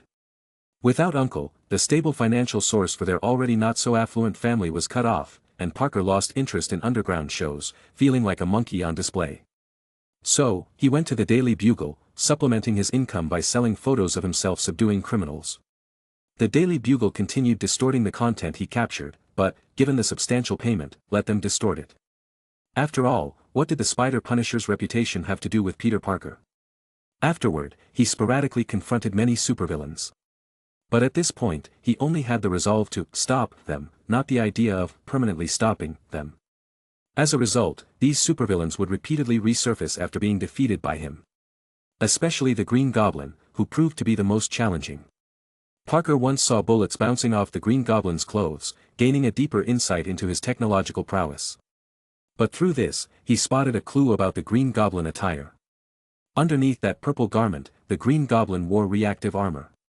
When hit by bullets, a part of the armor would reduce the kinetic energy, and then the bulletproof fibers below would supplement it, ensuring complete protection. This allowed the Green Goblin to escape unscathed amidst gunfire every time. Therefore, Parker realized he needed to increase his power and use new means to deal with these ever-growing lunatic supervillains. He had to take responsibility for those innocent people like his Uncle Ben. So, he installed a small-caliber bullet chain on the wrist-mounted web shooter, connected to a sensor in the palm, allowing him to freely select various types of ammunition. High-explosive rounds, incendiary rounds, EMP, armor-piercing rounds, and so on. After completing the weapon modification, he sought out the group called the Sinister Six. Because they had previously attempted to harm the person he cared about the most, Aunt May. So, punishment was necessary. Upon finding them, the Spider Punisher first ignited Electro with EMP ammunition, an electromagnetic pulse. When used as a single unit, it required substantial energy support, but Electro himself was a vast energy source, so Electro died on the spot. Next, he fired several shots, using high-explosive rounds to pierce the chest of Kraven the Hunter, causing this self-proclaimed, greatest hunter in the world, much like his past prey, to return to dust. Kraven the Hunter, deceased. Then, the Spider Punisher smashed the uniquely shaped fishbowl head of Mysterio with a punch. Under the force of several tons, his brain shattered like glass shards. Mysterio, deceased. Afterward, he switched to incendiary rounds, burning Sandman into glass, then a light touch turned this glass into scattered debris. Sandman, gone. As for the Vulture, he tore off his wings with brute force, causing instant death.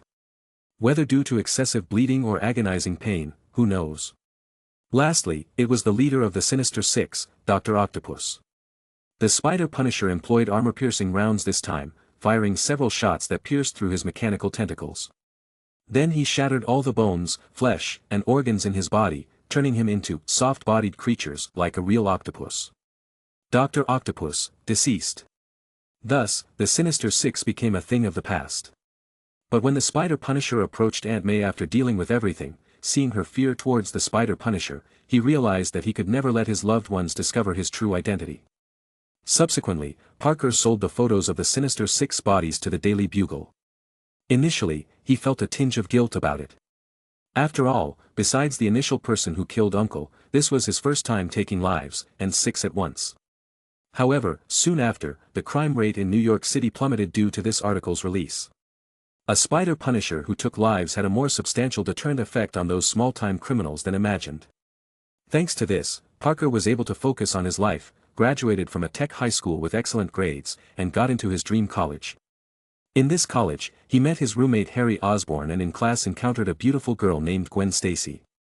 But those criminals were like weeds. They burn but grow back with the spring breeze. As crime fighters became engrossed in their personal lives, the criminals emerged again, causing mischief. Violence escalated due to gang turf wars. Generally, these gang thugs loved nothing more than killing each other, which wasn't within the Spider Punisher's scope of responsibility. But they harmed innocent civilians. Therefore, the Spider Punisher appeared once again. When a gang boss named Kingpin prepared to wreak havoc in the underworld, the Spider Punisher sent him straight to hell. Afterward, those guys fell silent once more. And the crime fighter was able to once again indulge in his love life. He introduced the girl next door, Mary Jane, to his friend Harry Osborn and tried to set them up. After all, they were good brothers. However, despite the deaths of many supervillains, one villain remained elusive. That was the Green Goblin. One day, he used a narcotic to suppress the Spider Punisher's spider sense, then brought him to a suburban room and revealed that he was Norman Osborn. The Spider Punisher broke free from the ropes and subdued the Green Goblin with a web. Although he wanted to punish him like the others, he couldn't bear to let his friend lose his father. So, when he found that Norman Osborn suppressed the Green Goblin's persona, he let him go. He hoped they could coexist peacefully. However, it didn't last long. The Green Goblin's persona awoke one day. And this time, he discovered the Spider Punisher's identity beneath the mask and his weakness. This fateful battle took place on the Brooklyn Bridge. The Green Goblin, using Gwen Stacy's life as leverage, forced the Spider Punisher to jump from the highest point of the bridge. At that moment, the Spider Punisher finally realized that if he didn't take responsibility at this moment and continue to go easy on Norman Osborn, his beloved would never find peace. So, as he jumped off the bridge, he turned and fired. The first shot activated the Green Goblin's armor defense. But that wasn't enough. Leveraging the super reflexes granted by his spider genes, he immediately fired a second shot. And it was aimed at the same spot. This shot directly hit the puncture hole in the armor, piercing through and hitting the Green Goblin's heart. The deceased Green Goblin and the unconscious Gwen Stacy fell from the top of the high bridge. The Spider Punisher instinctively shot out a web, catching Gwen's leg. Then, his mind began frantically calculating distance and angles. Right before Gwen Stacy hit the ground, she was swung onto the terrace of the bridge, and Parker arrived in the next moment.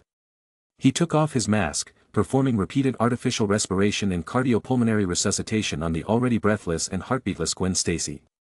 After an intense series of actions, Parker was almost in despair. At this moment, Gwen Stacy miraculously revived. However, as Peter Parker stood in his identity beside his angry friend Harry Osborn, looking at the lifeless body of Norman Osborn, he suddenly realized, in this world full of superheroes, those he couldn't save in time had only one way to go: death. He always thought he was using his abilities to take on his responsibilities, but the truth was, these powers and responsibilities only led to an endless cycle of violence. If this would hinder his responsibility towards family and loved ones, he'd rather hide these powers. So, Parker went to Gwen Stacy's hospital room and cleared everything up with her. He swore to her that he would become a good husband in the future, fulfill his responsibilities, and make the woman he loved happy. He would never neglect his duty again. After confessing everything to Gwen Stacy, Parker wore the Spider Punisher's black suit with a huge white skull on the chest for the last time and went to an unknown alley. He was ready to discard this suit and live an ordinary life from then on. Just as he reached for his headgear to remove it, a figure emerged from the darkness deep within that alley. "Let me see who's here." "Oh, such a melancholic little bug. Seems like a tasty treat." Chapter 157. The Spider Punisher paused and removed his hand from the mask. He didn't want to expose his true identity in front of others. "Who are you?" "The Spider Punisher isn't open for business today," he said in a low voice, watching the figure slowly emerging. He didn't want to complicate matters, but if this was an enemy of some Spider Punisher, he wouldn't mind punishing him. After all, in the Spider Punisher's code of conduct, those who could be punished by him were those extremely wicked individuals who posed a threat to innocent people. Appearing in front of the Spider Punisher was a man wearing a red leather cloak, with silver hair cascading down his back. In his left hand, he held a whip divided into several strands, and he wore a devilish smile, staring at the Spider Punisher. Not teaming up with Bora was indeed the right choice. "Look, I've encountered a rare delicacy." "Oh. Right, I forgot to answer your question. It's not very gentlemanly not to introduce oneself. I'm Brix, the son of Solus, one of the inheritors of reality." He did a slight mock bow with a sarcastic tone as he continued looking at the Spider Punisher with a disturbing look. Brix's intense gaze made the Spider Punisher uncomfortable. He had dealt with many lunatics, freaks, even those who wanted to tear him apart, but someone who looked at him with such voraciousness was a first. "So, Brix, what do you want?" "I don't think I know you," the Spider Punisher asked. "It's okay. Soon enough, we'll get to know each other," Bill X smirked. "When you're inside my belly, we'll become very familiar." Do you really want to eat me?" the Spider Punisher responded in surprise. Brix looked puzzled. "Can't I eat you? I'm such a gentleman, what's wrong with me eating you? It seems you're a villain who takes pleasure in cannibalism." "Very well, before I take my leave, I'll use you as the final act's gift." The Spider Punisher extended his hand, moving towards Brix. A small muzzle popped out of his webbed shooter, spewing out a volley of bullets. Brix didn't dodge or evade. As the bullets hit him, they seemed to turn into small iron balls as they fell to the ground, resembling plastic hitting metal. This sight immediately reminded him of the Green Goblin, who died at his hands not long ago. Consciously controlling the bullet firing rate, he aimed in the same spot, hoping to penetrate Brix's superficial armor. However, he quickly noticed a problem. Even if the first bullet activated the armor, the following shots still couldn't penetrate it. Moreover, the bullets weren't repelled, they seemed to hit a steel plate-like object and were flattened due to their own kinetic energy. Is it some strange force field around his body? Or is his clothing harder than steel? The Spider Punisher realized something was amiss. The difficulty level of this enemy in front of him seemed to be far beyond those he had encountered before. "Are you giving me a pre-meal massage, little bug?" Brix patted the imprints on his body, smirked, and rushed fiercely towards the Spider Punisher. The Spider Punisher's pupils contracted as he swiftly moved aside. Boom! Brix crashed directly into the adjacent wall, creating a gaping hole. Crack! The Spider Punisher took the opportunity to throw a stunning grenade, a sonic attack capable of causing dizziness or even incapacitation in ordinary people. However, it was evident that this had little effect on Brix. Several whip shadows shot out from the damaged wall, entangling the Spider Punisher before he could react. Fuck! The Spider Punisher immediately activated the flamethrower on his web shooter, spraying flames with both hands. However, this whip seemed to be made of an unknown material, impervious to the intense heat that could fuse sand into glass. It had no effect whatsoever. Emerging from the shadows, Brix seemed to recognize the Spider Punisher's confusion and said with a smile, "This whip is made from tendons and skin peeled from a deep-sea fish from another world, one that also emits a spider totemic aura. Impervious to water and fire. Such a thing exists." The Spider Punisher was taken aback, but the binding force of the whip was getting stronger, rendering him completely immobile. "What do you think you are? In a wrong turn movie?" Peeling tendons and skin, accompanied by an unexpected voice, Brix was suddenly sent flying. Initially out of control, the Spider Punisher was also thrown into the air. However, mid-air, the whip handle held by Brix slipped from his grasp, falling into another person's hands. At the same time, a strand of web wrapped around his waist, halting his movement. You're astonished." The Spider Punisher couldn't find the words when he saw the web around his waist and then looked at Mark. "Yes, just as you thought," Mark nodded, confirming his suspicions. "Interested in taking down this guy together?" "Okay." The Spider Punisher immediately agreed. Mark shook off the whip binding him, then looked at the whip reportedly made from a certain fish Spider-Man's body. Though not entirely sure, he could feel the uniqueness of its material. In such a vast world, it wasn't entirely implausible for a Spider-Man to live in the ocean. After all, there was a type of spider in nature known as the sea spider. "You dare strike the mighty Brix," a furious roar echoed from afar, as Brix swiftly charged back. Mark tossed the whip he held onto the ground. "I'll take the lead, and you assist me." The Spider Punisher was about to express his discomfort with playing a supporting role, but Mark had already darted out. So he had no choice but to follow suit. Mark came face to face with Brix, observing the burning rage on his handsome face, and sneered, "You know what? I've not only fought you but also Deimos and Morlun." "What? That's impossible." Brix's expression froze. And at that moment, Mark shot out a strand of web from his left hand, binding Brix's right hand, then forcefully executed a reinforced version of a knee strike to his midsection. While launching the attack, he channeled quantum energy within him, concentrating additional force on his knee. Boom! A loud explosion, accompanied by a crack. Brix's entire head was thrown backward, his upper body bent at an extreme angle. "Aw!" Brix screamed in agony. Among the inheritors, Brix and Bora, the twin siblings, were the youngest and thus, their strength was the weakest among all members. Usually, Brix and Bora operated together. But sometimes, they wanted to pursue their own fun, sneakily catching a little spider to feast on alone or seek other amusement. After all, being twins, they shared a certain special connection, making it inconvenient to do certain things together frequently. Though they were the weakest, it had to be relative to others. Having consumed the life force of at least 100 Spider-Men, their strength was considerably greater than that of an individual Spider-Man. In the past, their separate pursuits of fun never encountered any mishaps. Unexpectedly, this time. "Arga!" Brix let out a piercing scream, discarding all gentlemanly demeanor. He raised his leg and fiercely aimed a kick at Mark.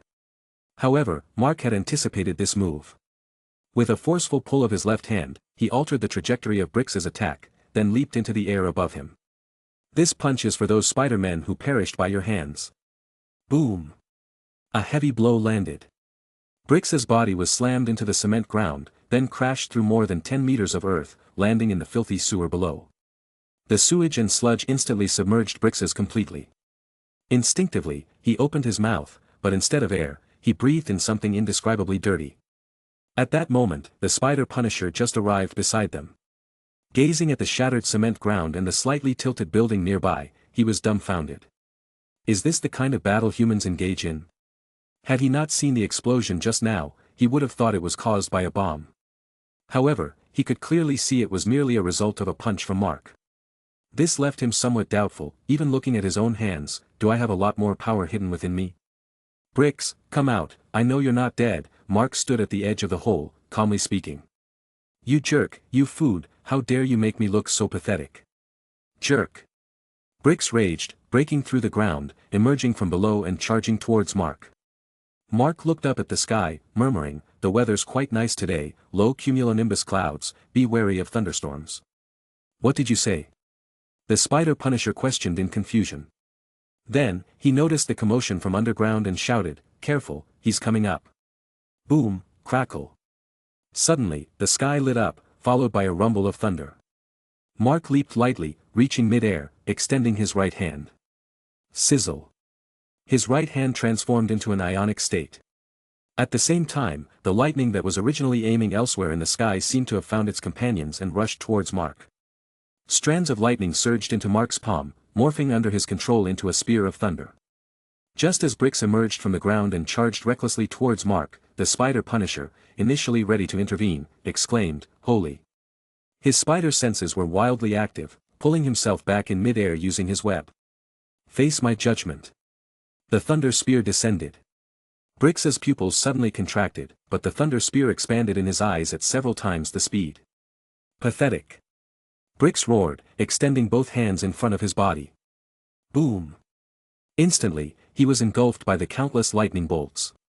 Chapter 158. The surging thunderstorm caused power outages and explosions in several nearby blocks in an instant. It took several seconds before things returned to normal. As for how many appliances were damaged during this period, it wasn't something Mark could control. Crackle. A pitch-black figure fell from the sky. It was Brix. At this moment, he was completely unlike his former composed and elegant self. His red cloak was tattered, and the meticulously arranged golden shoulder-length hair was almost entirely gone, leaving him nearly bald. As for his once resilient and fair steel-like skin, it had turned completely black, appearing as if carbonized. Well, he was struck by lightning after all. The voltage in a normal lightning strike ranges from 100 million to 1 billion volts, with a maximum current of 300,000 amperes. In reality, 3 million volts of high voltage are enough to completely carbonize a human body. Although family members of the inheritors possessed bodies far surpassing any normal creature, they still couldn't avoid these physical laws. Being carbonized was natural. However, when Mark landed from the sky and arrived beside the astonished Spider Punisher, they discovered something unexpected. Within the carbonized charred body, 2 eyeballs were still rolling. Brix glared fiercely at Mark, unable to make a sound due to his body being mostly charred. Mark pointed at those eyeballs, smiling at the Spider Punisher. We call this a centipede, dead but not stiff. Its vitality is remarkably strong. Saying this, he extended his foot and placed it on Brix's neck. Snap. A crisp sound rang out. Brix was then split in 2. And those 2 eyeballs had completely lost their vitality. However, Mark didn't stop there. He repeatedly kicked, crushing the charred parts of Brix's body, finding some relatively intact flesh and blood within. The Spider Punisher felt a shiver down his spine but restrained his impulse, thinking of Mark and Brix's identities. What are you doing? Mark explained, members of this family are the mortal enemies of all Spider-Men. I'm collecting some biological samples to research and develop weapons to counter them for my companions. The Spider Punisher hesitated for a moment and asked, could you tell me about these guys? Of course, Mark was quite curious about this figure resembling the Punisher in battle attire, but before that, let's leave this place. Sirens could already be heard in the distance. Alright. Then let's head to the Brooklyn Bridge. I've been to several worlds in this area, so I'm quite familiar with it. Saying this, Mark opened a portal and walked through it. The Spider Punisher curiously examined the portal and followed suit. Finding himself suddenly transported from a hospital in Queens to the Brooklyn Bridge a few kilometers away left the Spider Punisher somewhat astonished. However, given Mark's previous displays of shattering the ground bare-handed and manipulating lightning attacks, he didn't show excessive surprise. On the Brooklyn Bridge, traces of the battle between the Spider Punisher and the Green Goblin from a few days ago were still visible. Especially the blood gushing out from the pierced chest of the Green Goblin, some drops still visible here. Due to the bridge's height, no one could clean it up afterward. Although Mark was puzzled, he found a place to sit down and started talking to the Spider Punisher. He began by explaining in detail about the inheritor family's identity, origins, their actions, and their ultimate goal, to gather 3 special spider totems, the bride, the scion, and the other. Through a ritual, they aimed to eliminate all the Spider-Men. Then, the Spider Punisher briefly shared his own story with Mark. This was a warrior with extensive combat experience. This was Mark's initial evaluation of the Spider Punisher after listening to his story. From the Spider Punisher's perspective, Mark could sense the intense aversion toward evil and that kind of ruthless attitude. But he didn't seem as severe as Frank Castle, the legitimate Punisher. With these thoughts in mind, Mark extended an invitation to the Spider Punisher. This is a war that endangers all spider companions like you and me. Join us. The Spider Punisher didn't hesitate much. In fact, while listening to Mark, he had already considered joining the battle. Moreover, this was very much in line with his intentions. His original intention of becoming the Spider Punisher was to take responsibility for the innocent people threatened by evil. And now, the Spider-Men targeted by the inheritor family, weren't they also a group of innocent people? For the sake of his own safety and to uphold his own sense of justice, he must join this war. Even if it meant sacrificing his life, it was a sacrifice he was willing to make. Furthermore, as Mark mentioned, the demons of the inheritor family were only after those who carried the spider totems. As long as he left this world, then the people he cared about, Aunt May, Gwen Stacy, and other innocent people in New York, could be spared. Afterward, Mark helped him open a portal to the hospital. The Spider Punisher went to the hospital and explained his decision to his girlfriend. He quickly settled things here, then followed Mark out of this world. Meanwhile, Earth 802. Ever since gaining control of the Master Weaver centuries ago, Earth 001 had become the headquarters of the inheritor family. They controlled the entire world and subjected everyone in it to brainwashing. However, the tragic death of their mother during the battle against the Master Weaver made them realize that despite their immense power, they were not invincible. So, they decided to add an extra insurance for themselves. The second eldest among the inheritor family, Gen Nix, sought out a technologically advanced world, Earth 802. Here, they constructed a massive technology company. Gen Nix was somewhat different from other inheritors. Apart from the necessary activities, hunting down Spider-Men, he spent most of his time in his library or laboratory. The secret of the inheritor family's immortality lies in the ultimate cloning technology he developed. Whenever an inheritor is defeated, their consciousness is transferred to a new body stored in this technology company, allowing them to resurrect. This technology is the reason the inheritors dare to roam freely. In the distant past, the machines here were frequently activated. After all, there were always strong entities in other worlds. And as a local hero, Spider-Man, he always had some powerful companions. It was normal for them to be killed by Spider-Man's companions during the hunt. However, as the killings continued and they absorbed more totemic power, the strength of each inheritor continued to grow. Now, the cloning bodies here haven't been activated for a long time. But at this moment, gurgle. Bubbles suddenly surged in a circular glass container. A researcher nearby quickly opened the chamber. The nutrient solution in the chamber spilled all over the floor, and Bricks lay naked on the ground, breathing heavily. Another researcher immediately brought clothes for him. "Sir, do you need to eat to replenish energy?" Ignoring their efforts to dress him, Bricks punched the glass container, shattering it into pieces. "Damn bugs. Bricks, if you're killed, then go and resurrect all you want, but don't damage our facility," a faint voice echoed. Immediately after, a slightly lean man with a full beard walked in from the laboratory door. Genix, brother, I'm sorry, I was just angry." Bricks lowered his head. Gen Nix took the clothes from the researchers and gestured them to leave. "Smith, Madison, Warren, you can go about your business." "Yes, sir." The 3 researchers left one after another. Gen Nix draped the clothes over Bricks and pulled him up from the ground. "Tell me, in which world were you killed, and what did the opponent look like?" Bricks put on his clothes and stretched his body. These bodies had soaked in nutrient solution for too long, and it took a little time for his consciousness to integrate, making him feel somewhat weak. This weakness made him quite uncomfortable. Upon hearing his brother's question, an image of Mark involuntarily surfaced in his mind, and he spoke with resentment. "He's a guy wearing an iron suit, his attire is similar to those with the spider totems, but he doesn't possess the totemic aura.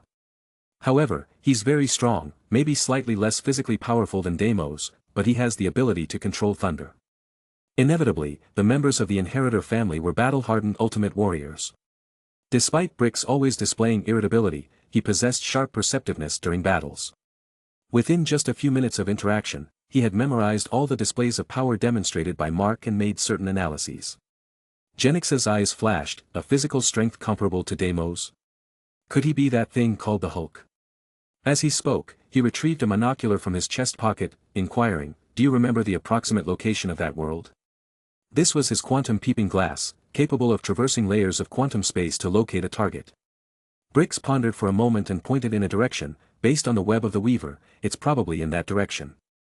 Changes immediately appeared on the quantum peeping glass in Genix's hand. In his vision, the final scene was astonishingly Mark leaving that world with the Spider Punisher. A guy with the ability to cross worlds, seemingly obstructing our hunt for the spider totems. Could he be the one from the prophecy? Interesting, very interesting. Chapter 159. Earth 90214. In 1939's New York, it remained a rather dark era. Although the Great Depression had passed for many years, the economy still hadn't fully recovered due to the ongoing war, and the lower classes continued to be squeezed, living in dire straits. 6 years ago, a passionate young man named Peter Parker, deeply influenced by Aunt May's ideals and Uncle Ben's values, chose to enter journalism. He wielded photos and truth as weapons to combat crime and protect the weak. However, in such a severely corrupted city, the abilities of a mere journalist were actually quite limited. Until one day, while covertly capturing a criminal activity, Peter Parker was bitten by a highly poisonous spider emerging from an abandoned statue. He fell into a coma and dreamt of the spider god, Ereshkigal. When he awoke in the dream, he discovered he had gained mysterious spider powers. From then on, he was reborn, becoming the Spider Noir. Afterward, he fought against gangs, dealt with capitalists exploiting laborers, and time and again fought against injustice, becoming a great hero in the eyes of many ordinary people. Simultaneously, he became a thorn in the side of many. Roxy Theater. The footage of this thrilling fight was captured 3 months ago. The location was the streets of New York, which was the last public appearance of the Spider Noir. We can see in the footage he stopped a drugstore robbery. This is quite different from his initial focus on fighting against gangsters and outliers. Today, as the chaotic era of everyone being armed and lawlessness has become a thing of the past, with the likes of Al Capone, John Dillinger, the Green Goblin, and crime lords either brought to justice or locked up, we have to consider one thing. That is, in today's America, do we really need illegal vigilantes like the Spider Noir? Below in the audience seats, an immediate discussion sparked, with people expressing various opinions. Among them was a man dressed as a gentleman, holding a cane in his hand, gazing intently at the large screen ahead and speaking to his female companion. That's him. His movements, speed, and agility are exceptional. The blood of the spider god flows within him. The woman asked, "So how do we find him? Don't tell me you're planning to rob a drugstore or something to get his attention." The man paused and replied, "I'll figure it out, otherwise, I'll have to spend the rest of my life entertaining those ignorant lower-class people. I don't want that." As they spoke, they got up and left their seats, exiting the theater. "Wow, Dad, look, it's the magnificent Mysterio." A child's innocent exclamation came from nearby. "He can make an elephant disappear out of thin air." Then, with an admiring gaze, the child asked his father, "Dad, can we go see it? Can we?" The boy's father ruffled his son's head. "I don't have money to spend on these second-rate charlatans. All this magic is just smoke and mirrors."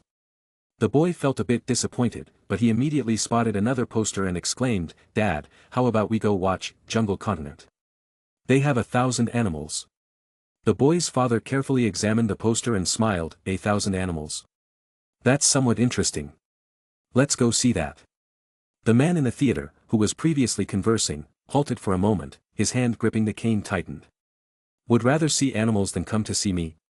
Meanwhile, on the other side, at the New York World Expo, Spider Noir, Peter Parker, was currently the happiest man in the world. To his right was his beloved Aunt May, and to his left, the woman he loved most, MJ. They walked and laughed together, filling Spider Noir with complete joy. About half a year ago, shortly after returning from accidentally traversing into another world, MJ, who had left New York to participate in a 3-year civil war, also returned here. MJ and he had been in love for 6 years, and he had planned to propose to MJ 3 years ago, but she had been gone for 3 years unexpectedly. Thankfully, she returned safely. So, ladies, what would you like to see? Spider Noir asked. How about Dream of the Goddess over there? Everyone says Salvador Dali is a genius. P.S. Salvador Dali was a Spanish surrealist artist.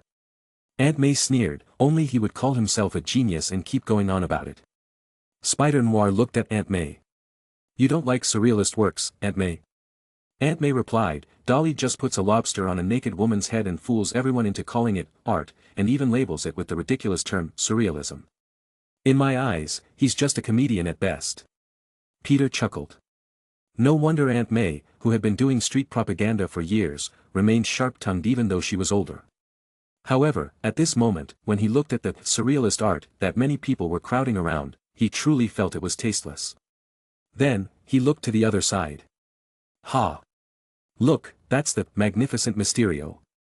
What do you think, MJ? Lobster art or magic performance? MJ glanced at the mysterious guest. Let's go with magic, it might be a bit more enjoyable. So, the three bought tickets and entered the Magnificent Mysterio's magic show. However, for some reason, from the moment they entered, Peter's spider sense kept vibrating, seemingly warning him of an impending danger. Yet, despite looking around, he couldn't pinpoint the source of danger. At that moment, the magic performance on stage began. Amidst the crowd's watchful eyes, the man called Mysterio had all his limbs bound and was suspended upside down in a spherical water tank. What you are about to witness is the most dangerous escape act in history. The Death Sphere. Ladies and gentlemen, there's no need to worry that the Magnificent Mysterio will meet his end before escaping, as he can hold his breath underwater for up to 6 minutes. In 3 minutes, this generator will input 50,000 volts of electricity into the tank, instantly killing all life in the water. 5 seconds left. 4, 3, 2, 1. And now, let the performance begin. Hum. A terrifying current surged into the tank, illuminating it brightly. When the light faded, all the fish that had been swimming in the water were found dead and floating, while the completely bound Mysterio had vanished without a trace. Shortly afterward, Mysterio emerged from elsewhere. The woman in charge of the introduction exclaimed loudly, "Ladies and gentlemen, please give a round of applause to the Magnificent Mysterio." Clap, clap, clap, clap. Seeing this spectacular performance, the audience didn't hesitate to applaud. Aunt May reluctantly clapped twice before stopping, sighing, "Those poor fish."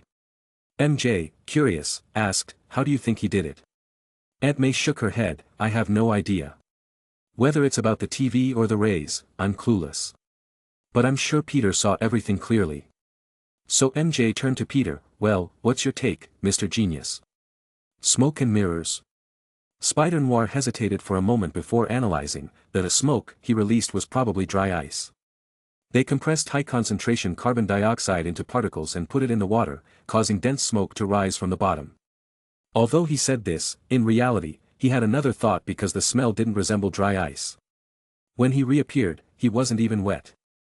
Shadow Spider continued. So he probably never went into the water, otherwise, it wouldn't have been possible for his body to completely dry in such a short time. He just used some sort of illusion to make us think he entered, nothing more. Considering his own spider sense, Spider Noir felt there was definitely something wrong, his brows furrowing slightly. MJ affectionately hugged Peter's arm, resting her face on his shoulder. "So, you actually didn't understand it at all, did you?" The softness and warmth transmitted through his arm brought Peter back to reality, and he chuckled, "That's right. But being able to see your smile is the best thing." The three of them left the place while chatting and laughing. However, in a place unknown to Peter, a conspiracy was unfolding around him. Backstage. The Magnificent Mysterio and his female companion returned here after dealing with their fervent fans. Mysterio held a ball emitting an unknown gas, covered its surface, and then dissipated the smoke. Then, they removed their masks, revealing gas masks underneath. The woman said, "We spent 3 years lurking in the Amazon jungle, living with venomous snakes and being bitten by mosquitoes before learning to make this magical smoke. And now, we're wasting it on pleasing these bumpkins." Mysterio remained silent, placed the magical smoke ball aside, and took out a bottle of wine from the cabinet. The woman continued to persuade, "Use it to deceive Wilson Fisk, and we'll be rich in minutes." Mysterio paused, then picked up 2 glasses, pouring the wine while saying, "Yes, yes. Then in a while, he'll realize it, send a masked killer. The 2 of us will instantly become tragic corpses." No, for now, I want to maintain a working relationship with Fisk. Besides, this is just the beginning. As soon as we find Spider Noir, and his blood flows into my body, Fisk will immediately understand what true power is. Chapter 160. Mysterio handed a wine glass to his companion, saying, "Then, a new king will rise in this city. Stronger than the Green Goblin, more powerful than the Crime Master." Knock, knock, knock. The knocking interrupted his boastful speech. A servant pushed the door slightly ajar and peeked in. "Excuse me, sir, there's a Mr. Wilson Fisk here." A large hand pulled the servant back and forcefully swung the door open. Following that, a burly and imposing figure, resembling a black bear, appeared in the doorway. "Good evening, Beck. I've found someone you definitely want to meet." Mysterio accompanied Kingpin into a dimly lit underground room. A man was suspended there. According to Kingpin, this man was a remnant of the Green Goblin, named Bull. With Mysterio's magical smoke, he effortlessly extracted secrets from Bull regarding Spider Noir, including how he was bitten, the origins of those who bit him, and their past encounters with Spider Noir. "So, tell me more about Felicia Hardy," Mysterio grasped onto a key point. It was said that this woman, Felicia Hardy, was Spider Noir's lover, and they frequently met. Therefore, by capturing this woman, they could force Spider Noir to appear voluntarily, and then trap him. Things unfolded just as the Mysterio and Kingpin had planned, quite smoothly. Kingpin led a group to break into Felicia Hardy's home and forcibly abducted her. Subsequently, Mysterio published this news in the Bugle and officially declared war on Spider Noir. In this week's special event, the Magnificent Mysterio will challenge the famous outlaw, Spider Noir, to see if he can save a masked woman's life. Spider Noir must offer his blood to the spider god Anansi, or else this masked woman will become the sacrifice in his place. On Thursday, due to the newspaper's promotion, the theater was packed. A huge portrait of the spider god Anansi was displayed on the theater's backdrop. In the western part of Africa, there were many stories about the prankster gods. These mischievous gods fought against the gods through pranks, gradually bringing order to the world while causing countless troubles for humans. Among them, the most famous was the spider god Anansi. He was a deity of the Ashanti people, not only a mischievous trickster but also a beloved cultural hero. His pranks brought the world night, the moon, the sun, stories, debates, diseases, and death.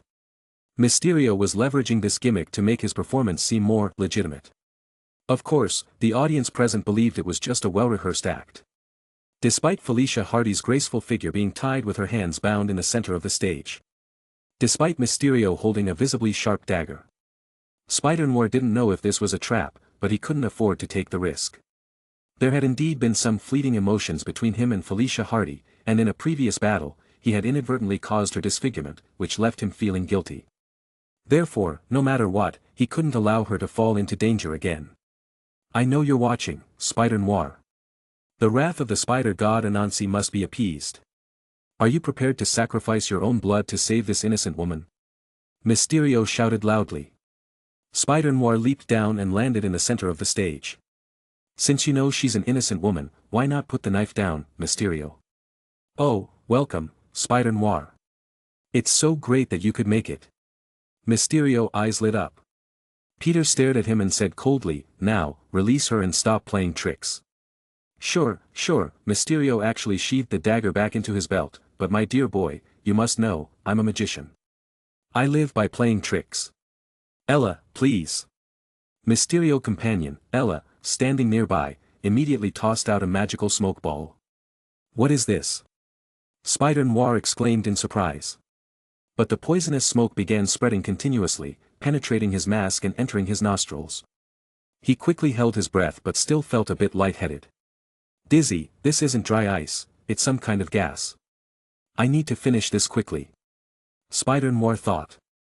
At that moment, Mysterio's seductive words echoed in his ears, "Come on, I'm right in front of you, come and strike."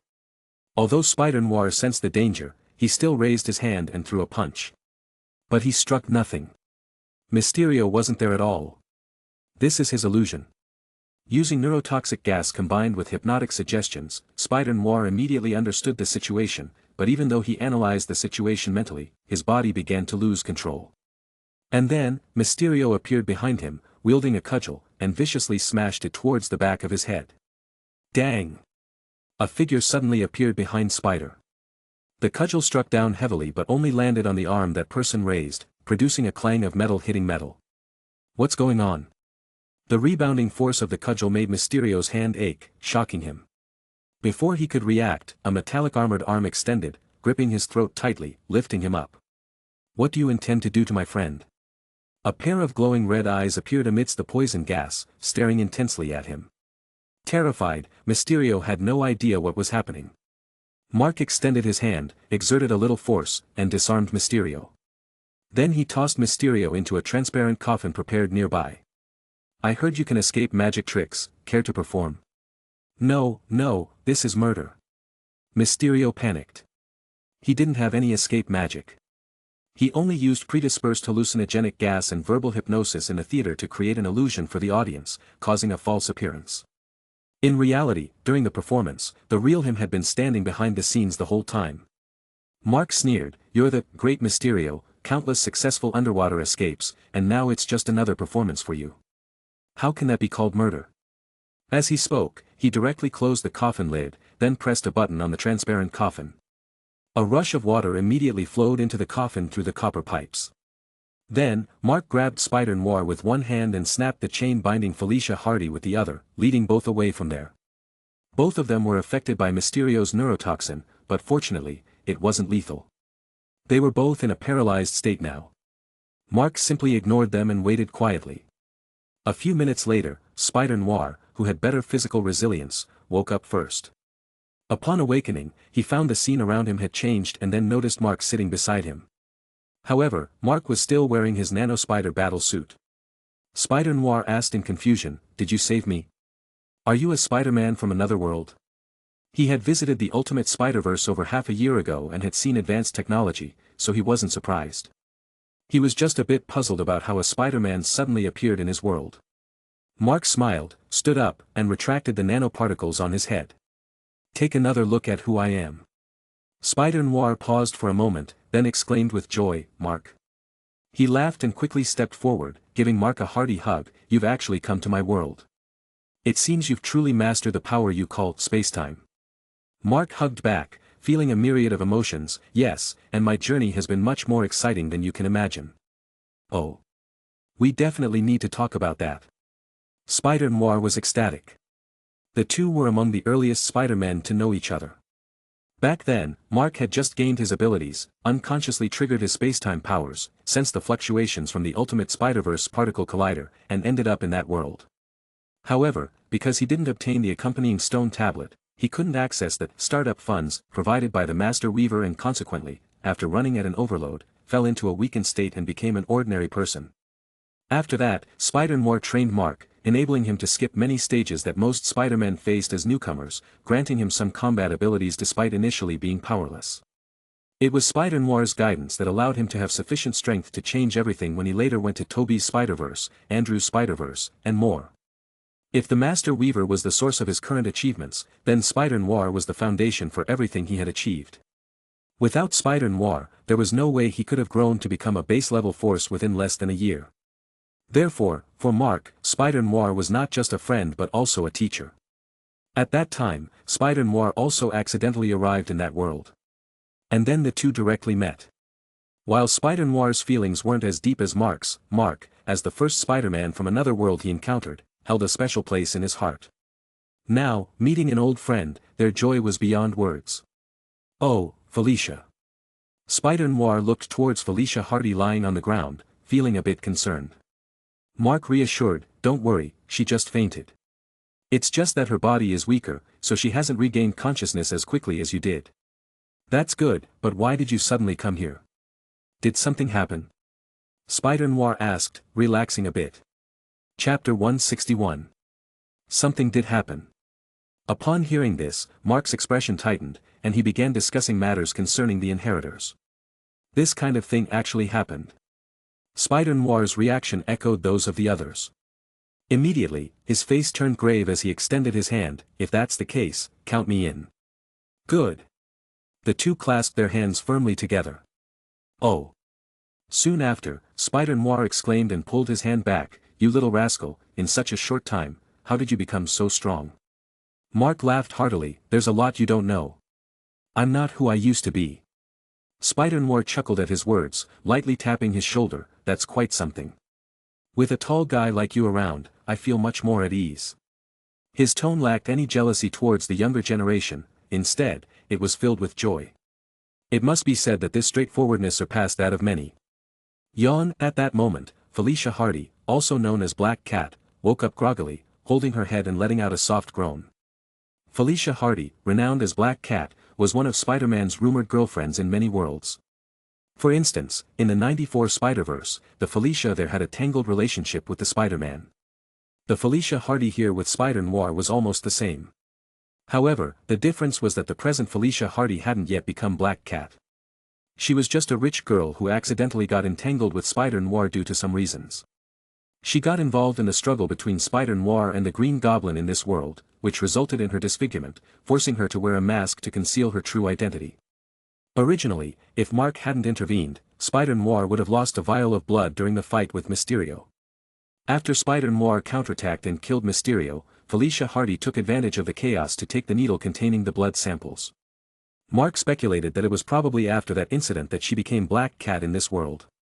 But now, with Mark's involvement, all of this would no longer exist. Mark looked curiously at Felicia Hardy. It had to be said, Spider-Man had good taste in girlfriends.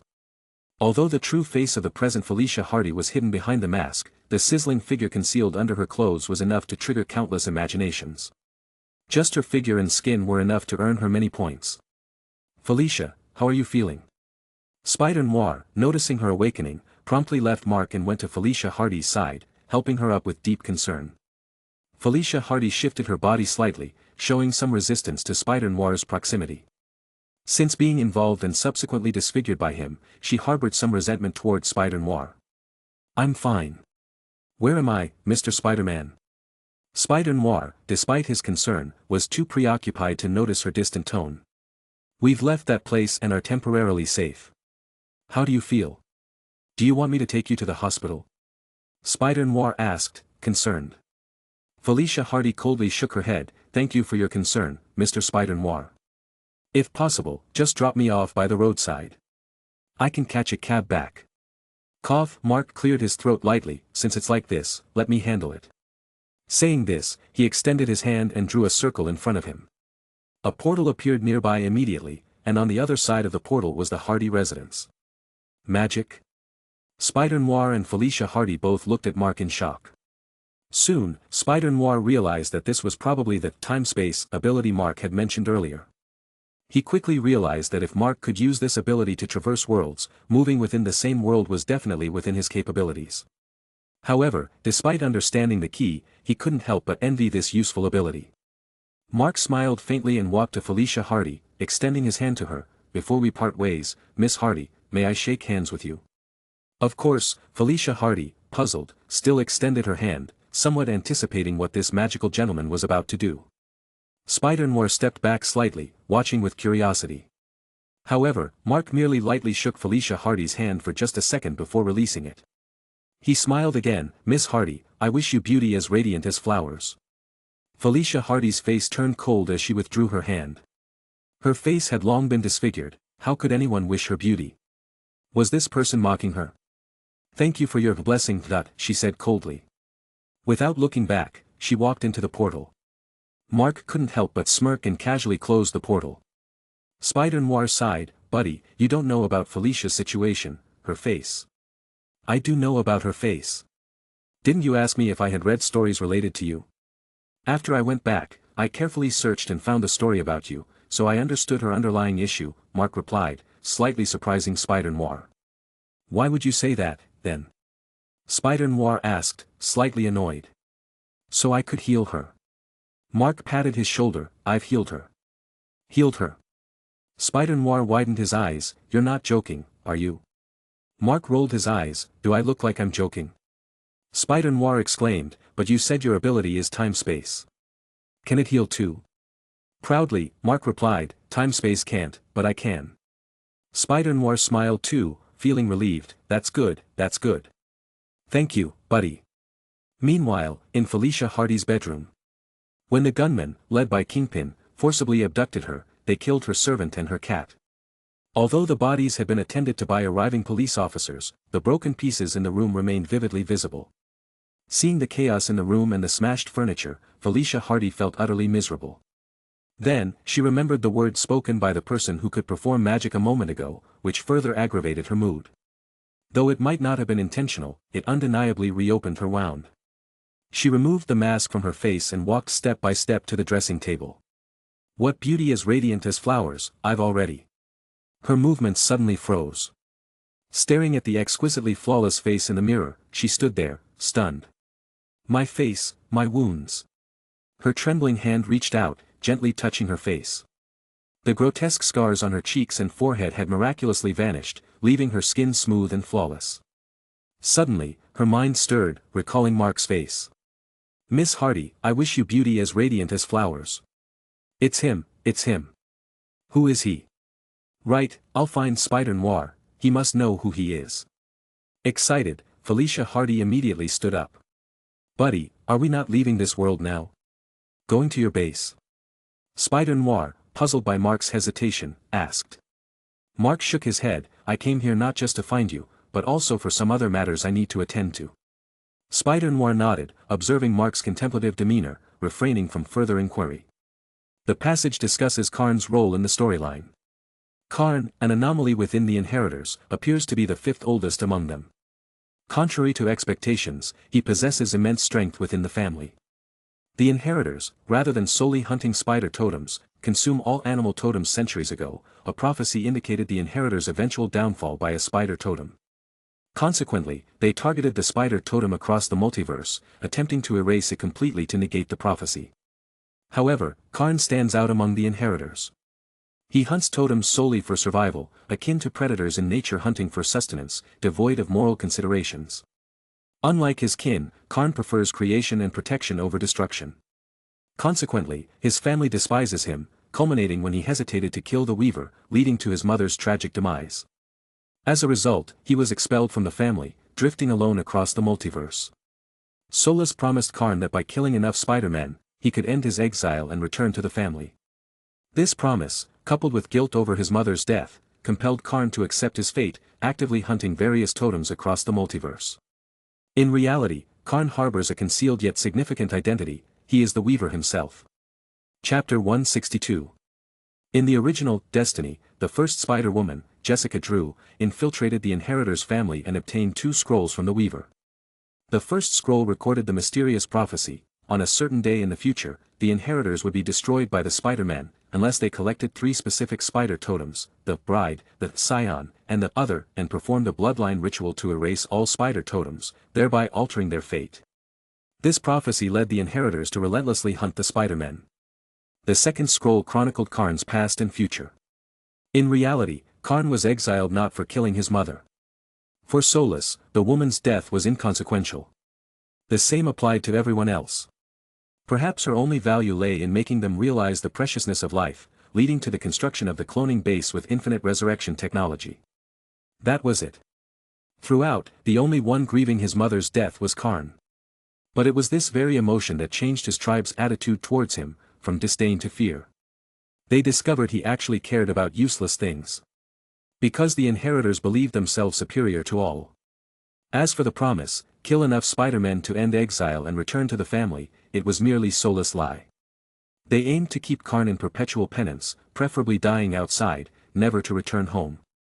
After deciphering these 2 totems, the Spider-Men found Karn, hunting Spider Aunt May on Earth 3123, and revealed everything to him. In the final battle, Karn joined the Spider-Men, fought alongside them, and ultimately triumphed. During the battle, Parker killed the Weaver and discovered that under the Weaver's mask was an older version of Karn. So, the Weaver was actually Karn from the future, a destiny long foreseen. It was all his own design. To exile his family and protect the entire universe, he left a prophecy for the Inheritors to hunt him. The spider totems were all released by him, so hunting the spider totems was, in essence, hunting him. Subsequently, he killed his mother in front of his younger self, creating a perfect excuse for Solus to exile him. During his years of exile, he devoured countless spider totems, necessary to become the Weaver, manipulating the fate of Spider-Men. His ultimate fate was to don the Weaver's helmet, becoming the Weaver in redemption. To atone for exiling his family to protect the universe. To atone for devouring countless Spider-Men to become the Weaver. To atone for causing his mother's death and leading fate to this point. Henceforth, he would forever reside in the Temple of Earth, 001, mending the web of destiny and creating more Spider-Men, protecting them. However, Mark extracted something new from this. He still remembered the Weaver's plea he previously heard: Transcendent One, I beseech you, with this insignificant link of connection, break this vast net of time and fate cycles. Breaking the vast net of time and fate cycles. If the Weaver was merely fighting against the Inheritor's family, there was no need to expend energy creating this unique Spider-Man. Because even without his involvement, the battle had already been won. But the truth was, he manufactured a spider capable of activating the web of fate, then let it traverse countless parallel universes to find him, allowing this outsider to intervene in the war. He didn't know if any new variables had arisen or if the Weaver had discovered something. But he had to be cautious. In fact, he had indeed discovered some issues. For instance, following the original plot, or rather, fate, when Deimos sought out the 982 Spider-Man family, Parker should have led a team of Spider-Men to rescue Mayday Parker. At that time, Mark was mentally prepared to meet Parker after learning about the existence of Mayday and Benjamin Parker from Mary Jane of that world. However, even after confronting Deimos and finding the Parker siblings, that Peter Parker didn't show up. He wasn't sure if it was due to his actions causing a deviation in fate.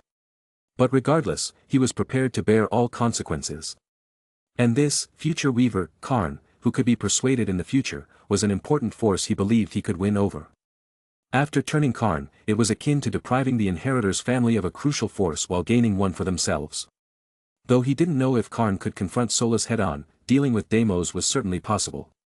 With the loss and gain, it was equivalent to directly eliminating two Inheritors. Upon careful calculation of time, Mark felt somewhat puzzled. He wondered why both Karn and Parker, who should have appeared here, were absent. What exactly caused the deviation? Could it be that the comics in my world are just comics and have great discrepancies with reality? After a hypothesis surfaced in his mind, Mark's heart skipped a beat. Spider-Noir noticed Mark's slight change in mood and asked, "What's wrong? You seem a bit distracted since a while ago." Mark shook his head slightly. "Things are slightly different from what I anticipated." "Forget it, this dull waiting isn't going to help. Why don't we go and solve some problems in passing?" Spider-Noir inquired, Like the version of Kingpin in your world?" Mark's lips curved into a wry smile. Spider-Noir was astonished. "What? There's a Kingpin in my world too?" He had witnessed Kingpin's capabilities in the Ultimate Spider-Verse, stirring up a storm in New York City, involving Spider-Men from different universes. Mark immediately chuckled, patting his shoulder, reassuringly, "It's not as exaggerated as that side, but he still has some tricks. He's about to unify the underworld of New York." Spider-Noir's expression turned cold. "I didn't expect a few months of negligence on my part to create such a big loophole for someone to exploit." Previously, he had been focused on combating gang activities for many years, taking down several gang leaders in a row. After almost completely eradicating the underground forces in New York, he shifted more attention to the capitalists. Never did he expect that just a brief period of negligence would revive what was once a stagnant underworld. This was absolutely not what he wanted to see. With that thought, Spider-Noir pulled out his handgun. "Buddy, let's go.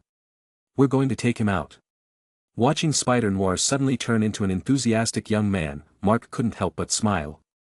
"Let's go, we're going to show them," Mark said confidently. "Let's go." On a street near the New York World Expo, a black sedan was slowly driving. A bald, muscular man sat in the back seat, puffing on a cigar, its ember flickering. Beck, that useless fool, blew such a golden opportunity. How could he let that bug escape? He even put himself in jeopardy. "Mr. Fisk, what should we do now?" asked one of his men from the front seat. Kingpin pressed the cigar into the ashtray, grinding it forcefully. "Find out what happened on the stage.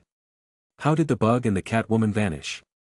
How did this fool manage to drown himself in his own props?" His subordinate replied, "It's not entirely clear yet, but we captured Ella Beck, Quentin Beck's wife. She was also on stage at the time, maybe she saw something. Take her to the base, I want to interrogate her personally." Kingpin released his grip, letting the valuable cigar fall into the ashtray. His tone darkened. "Yes." His subordinate was about to respond when suddenly, a scream pierced the air. "What?" Kingpin raised his head somewhat impatiently. However, he quickly realized he was now standing in a dark wilderness. What's going on? Weren't we on 7th Avenue? Kingpin asked coldly. The driver trembled. No idea. We were driving, and suddenly we ended up here. Kingpin's expression grew even colder. His long-standing underground instincts made him keenly aware that something was amiss. Decisively, he pulled out an exquisite handgun from the nearby seat. Stay alert, we're getting out of the car, Kingpin said in a low voice. His subordinates and the driver were also highly vigilant, each retrieving 2 guns from under their seats. Once they exited the car, they cautiously leaned against it, examining their surroundings. Kingpin crouched slightly, asking softly, any findings? His subordinate responded, we seem to be in the city outskirts, but not entirely sure where. Oh, on that issue, I can help you. This is in the southeast direction of Brooklyn. If you wait another 70 or 80 years, this place will become a power plant, a voice echoed. Who? All 3 swiftly turned, pointing their guns towards the direction of the voice. Hey, everyone, I'm your friendly neighborhood SpiderMan. Remember that name when you go to hell, and in your next life, try not to do bad things, if we go by the Hindu teachings that is. Welcoming the trio were 3 dazzling beams of electricity. Chapter 163. Why did you snatch them all? Spider Noir looked at Mark, dumbfounded, questioning. Mark chuckled, couldn't help it. After all, I am the avenger against evil, the #1 crime fighter.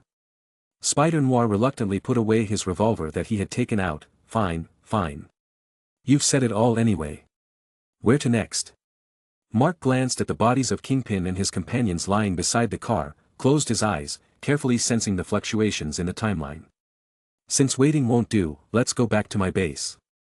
Yeah, but I need to inform MJ and Aunt May first, Spider Noir said. Mark gestured understandingly, he had seen this before in the Spider Punisher's world, indicating experience. The farewell didn't last long.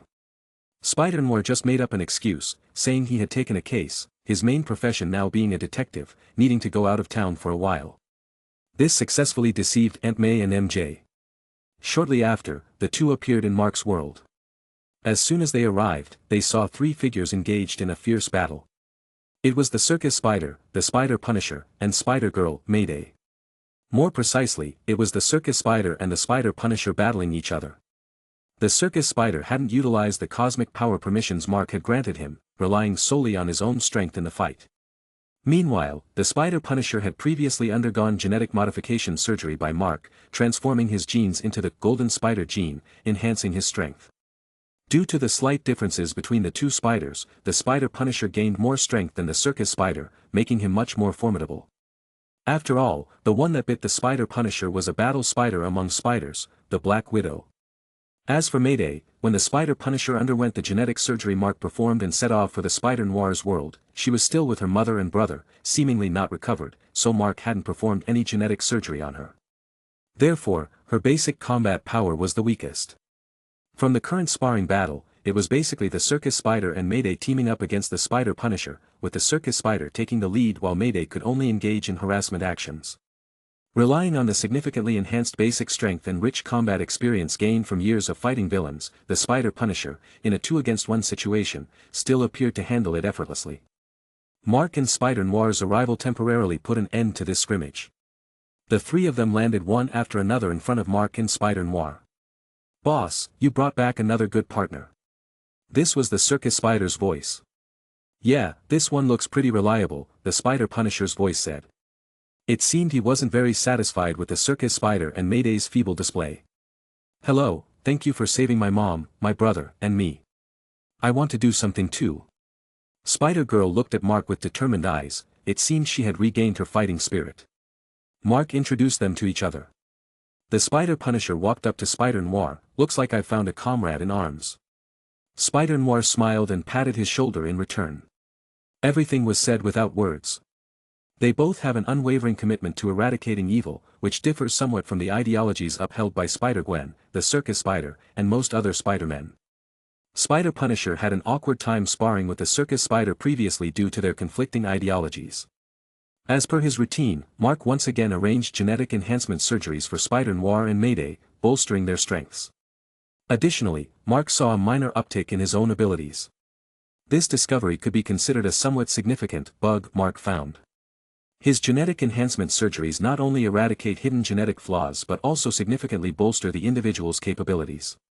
For instance, it's generally believed that among numerous Marvel heroes, Spider-Man's physical abilities fall just below those of the standard Hulk but surpass most surface-level heroes. However, Mark's surgeries can elevate him beyond the most average Hulk's level. The extent of enhancement depends on various factors such as the strength of the spider that bit the respective Spider-Man, the Spider-Man's combat will, mentality, and so on. However, the direct consequence is that any Spider-Man who undergoes these enhancements can immediately possess the pinnacle of surface-level baseline strength. Supervillains previously unbeatable can now be taken down directly. Situations that previously relied on luck or tactics can now be confronted head-on with sheer power. Without a doubt, the destinies of these altered Spider-Men have been completely transformed from this moment onward. This fact can be observed in every Spider-Man who has undergone the genetic enhancement surgery, all seen in Mark's presence. This method is also a rapid way for Mark to level up and reinforce his own abilities. His baseline strength is achieved by altering the predetermined destinies of different Spider-Men. The more residents he has on the web of destiny, the more potent his enhancements become. Previously, there were only 9 residents on his web of destiny: Spider-Gwen, 3 Andrews, 2 Tobys, the Spider-Tom, the Ultimate Spider, and the Miles. Each of these 9 had put in tremendous effort to appear on the web of destiny. But now, thanks to genetic enhancement surgeries, he has added 5 more residents to his web of destiny in a short period: 1994 Spider, Circus Spider, Spider-Punisher, Spider-Girl, and Spider-Noir. This has led to a near 50% increase in his baseline strength in such a short time. The efficiency of this method is undeniably high. Now, even if he encounters Deimos again, he's confident enough to confront him directly. Alright, continue your training. I've granted each of you access to the powers of the universe. If any inheritors dare to enter this world, annihilate them. Mark addressed the group. Yes, boss. Justice will prevail, evil will perish. I'll take them down. What immense power. If that jerk dares to come, I'll avenge my father. The 4 clenched their fists, making assurances to Mark. Mark smiled contentedly. Next, as per his knowledge of the original storyline, he planned to continue pursuing Karn, trying to locate him as much as possible and then draw him into his own camp. Another world. Once a serene New York City, now lay in ruins. Everywhere one looked, there were broken walls and debris. Boom! A massive fireball plummeted from the sky, hurtling towards the ground. Monster, meet your end. As the gigantic fireball soared, the person releasing the attack became apparent, a flame-engulfed figure, the Human Torch from the Fantastic Four. Wait, in this world, it should be the Fantastic Five. Because the Human Torch and Spider-Man were of similar age and lived in close proximity, they became friends. At the Human Torch's invitation, this world Spider-Man joined the Fantastic Four team, thus becoming the Fantastic Five, gaining considerable popularity. They had faced many dangers together, but none compared to what they encountered this time. Among the ruins below, the Thing from the Fantastic Five, Ben Grimm, had been shattered into pieces. Mr. Fantastic, Reed Richards, had his neck and body elongated grotesquely. The Invisible Woman, Susan Storm, had her eyes wide open, with 2 large holes in her abdomen. The once mighty Fantastic Five now had only the Human Torch desperately fighting in mid-air and another Spider-Man being choked by someone. Faced with the full-force attack from the Human Torch, the man choking Spider-Man remained unperturbed. Swinging the dual-pronged weapon in his right hand, he unleashed an invisible forceful gust that shattered the massive fireball in mid-air. And he faced Spider-Man with both eyes, his mouth agape. Ah, a faint, wretched cry burst from Spider-Man's mouth, a surge of life energy streaming into the man's body. Subsequently, Spider-Man's struggling body completely slumped downward. No, Peter. The Human Torch roared hoarsely, having lost his sister, brother-in-law, and close friend Ben, now losing the last brother, Peter Parker, who was as dear as family. An endless despair enveloped the Human Torch. He recklessly threw himself down. What awaited him was a spear thrown casually by the man.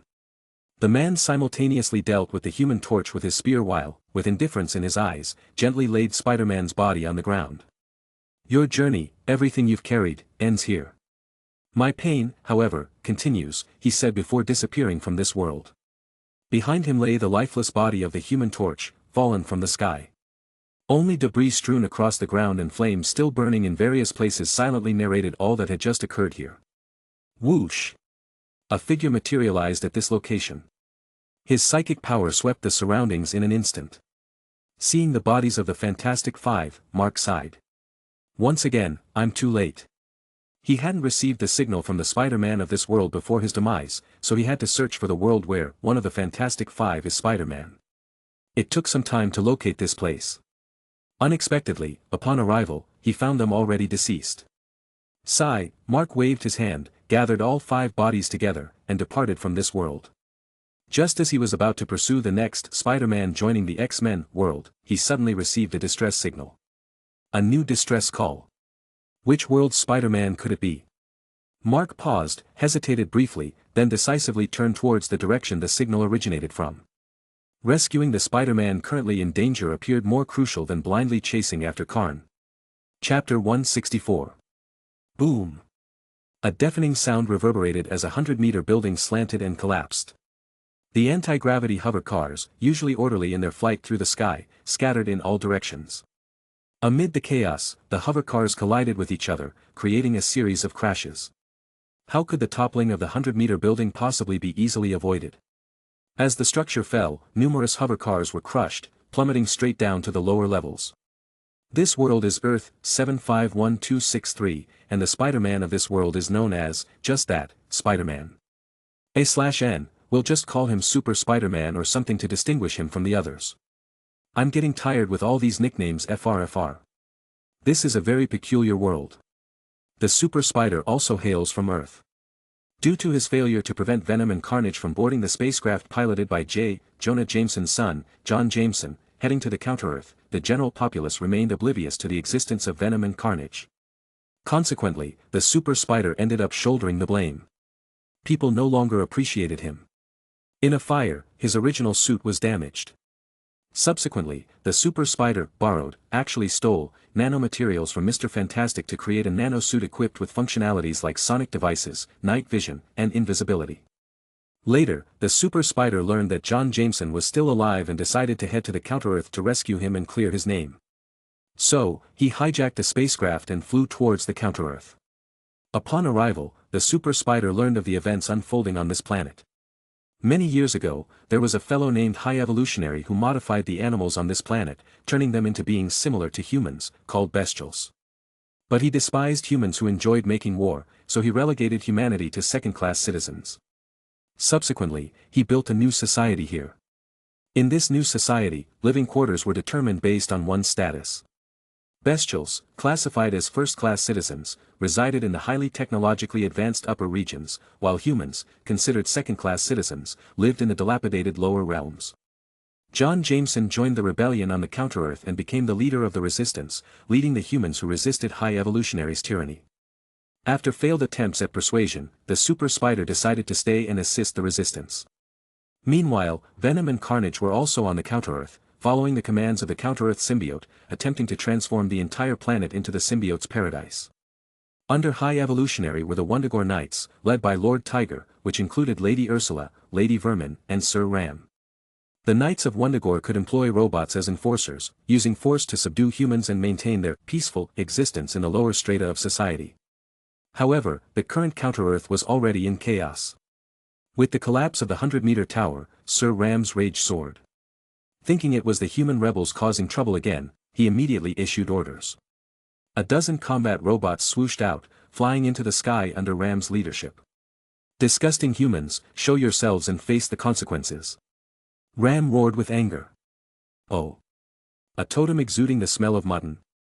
Not exactly appetizing, but tasting something new might not be too bad. A rugged and malevolent voice resounded.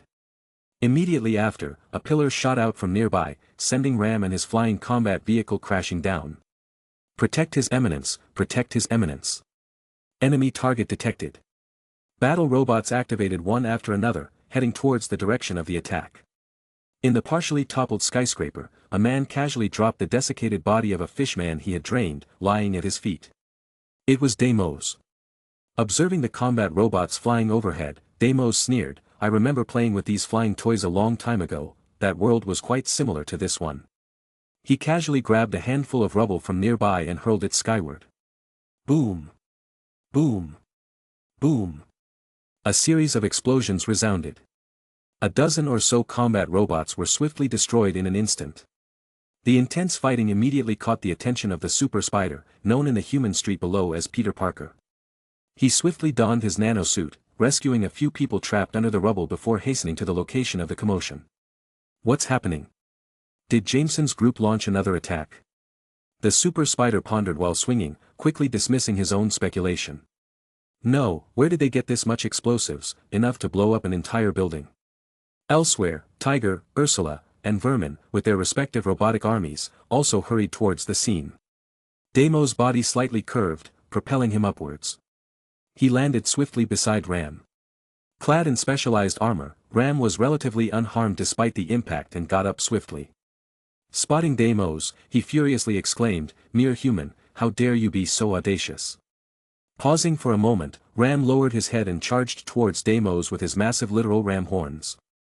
Deimos coldly snorted without moving a muscle. Interesting. Dang! Ram slammed into Deimos with all his might, but it made no impact whatsoever. Deimos' figure didn't even sway. How is this possible? Ram was taken aback. However, before he could retreat, Deimos reached out, grabbing one of his horns, forcibly twisting his head, and swiftly sucking out his life force. The taste of sheep, too gamey compared to spiders. Deimos tossed aside the now lifeless body of Ramhorn bread, licked his lips, and made a remark. Then, he squinted slightly, "Where's this world's spider?" However, Deimos glanced at the fleeing birdmen, fishmen, bullmen, monkeymen, and a smirk crept across his lips. Almost forgot, this world offers a variety of delicious meals. Having a pre-dinner appetizer before the main course wouldn't be too bad. He uttered these words and dashed into the fleeing humanoid animals. With a casual sweep of his hands, he grabbed at least 2 of the humanoid animals. Then, one by one, he devoured them as if snacking on sunflower seeds, effortless. At Deimos' speed, none of these ordinary humanoid animals stood a chance of escaping his grasp. In just a few minutes, the ground was littered with the bodies of hundreds of humanoid animals. That bastard, over there. Battle formation, initiate direct attack. The rest of the Wundagore Knights finally arrived. From a distance, they witnessed Deimos' actions and immediately ordered the combat robots to focus fire. Rat-a-tat-tat. Boom, boom. Bullets converged into a metallic storm. The whistling of shells was deafening. The area where Deimos stood was completely covered in a moment, shrouded in smoke and dust. Cease fire. After a minute of relentless firepower, Tiger raised his hand, and the widespread combat robots ceased their barrage. Tiger activated the infrared detector on his mask and looked towards the smoke and dust. However, the feedback results astonished him. The detector showed an incredibly powerful heat source. How is this possible? Fire again. Tiger roared. Ah, little insects, I've felt your enthusiasm. Now, let me show you mine. Deimos' sinister voice echoed once more.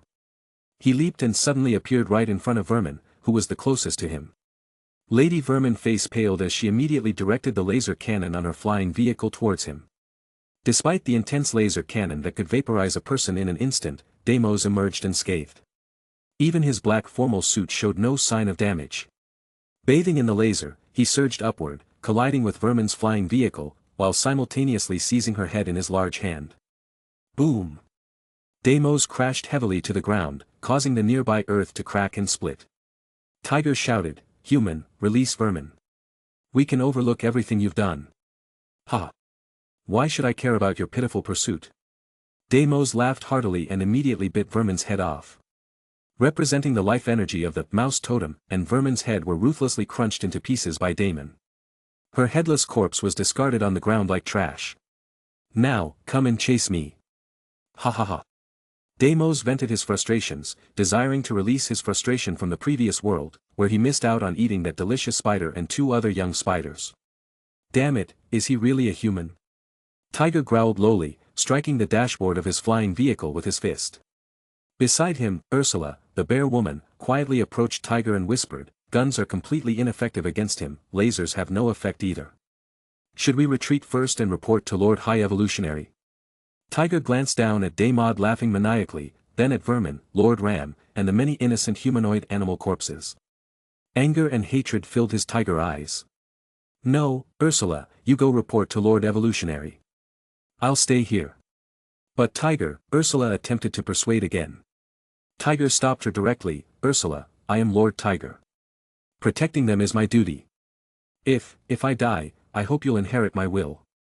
Let humans and humanoid animals coexist peacefully under the same sky, enjoying the freedom of breath. I'm counting on you, Ursula. Ursula performed a knight's salute in solemnity.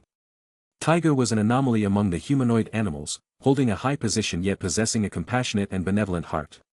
He believed humans and humanoid animals should be equals. However, due to high evolutionary's influence, he dared not reveal this ideology. Now, feeling his odds were slim, he expressed his last wish. Clang! Tiger drew his knight's great sword from his back, raised it high, and roared, Wundagore Knights, I am Lord Tiger. Charge with me. Boom! The response was the deafening sound of countless combat robot engines. Chapter 165.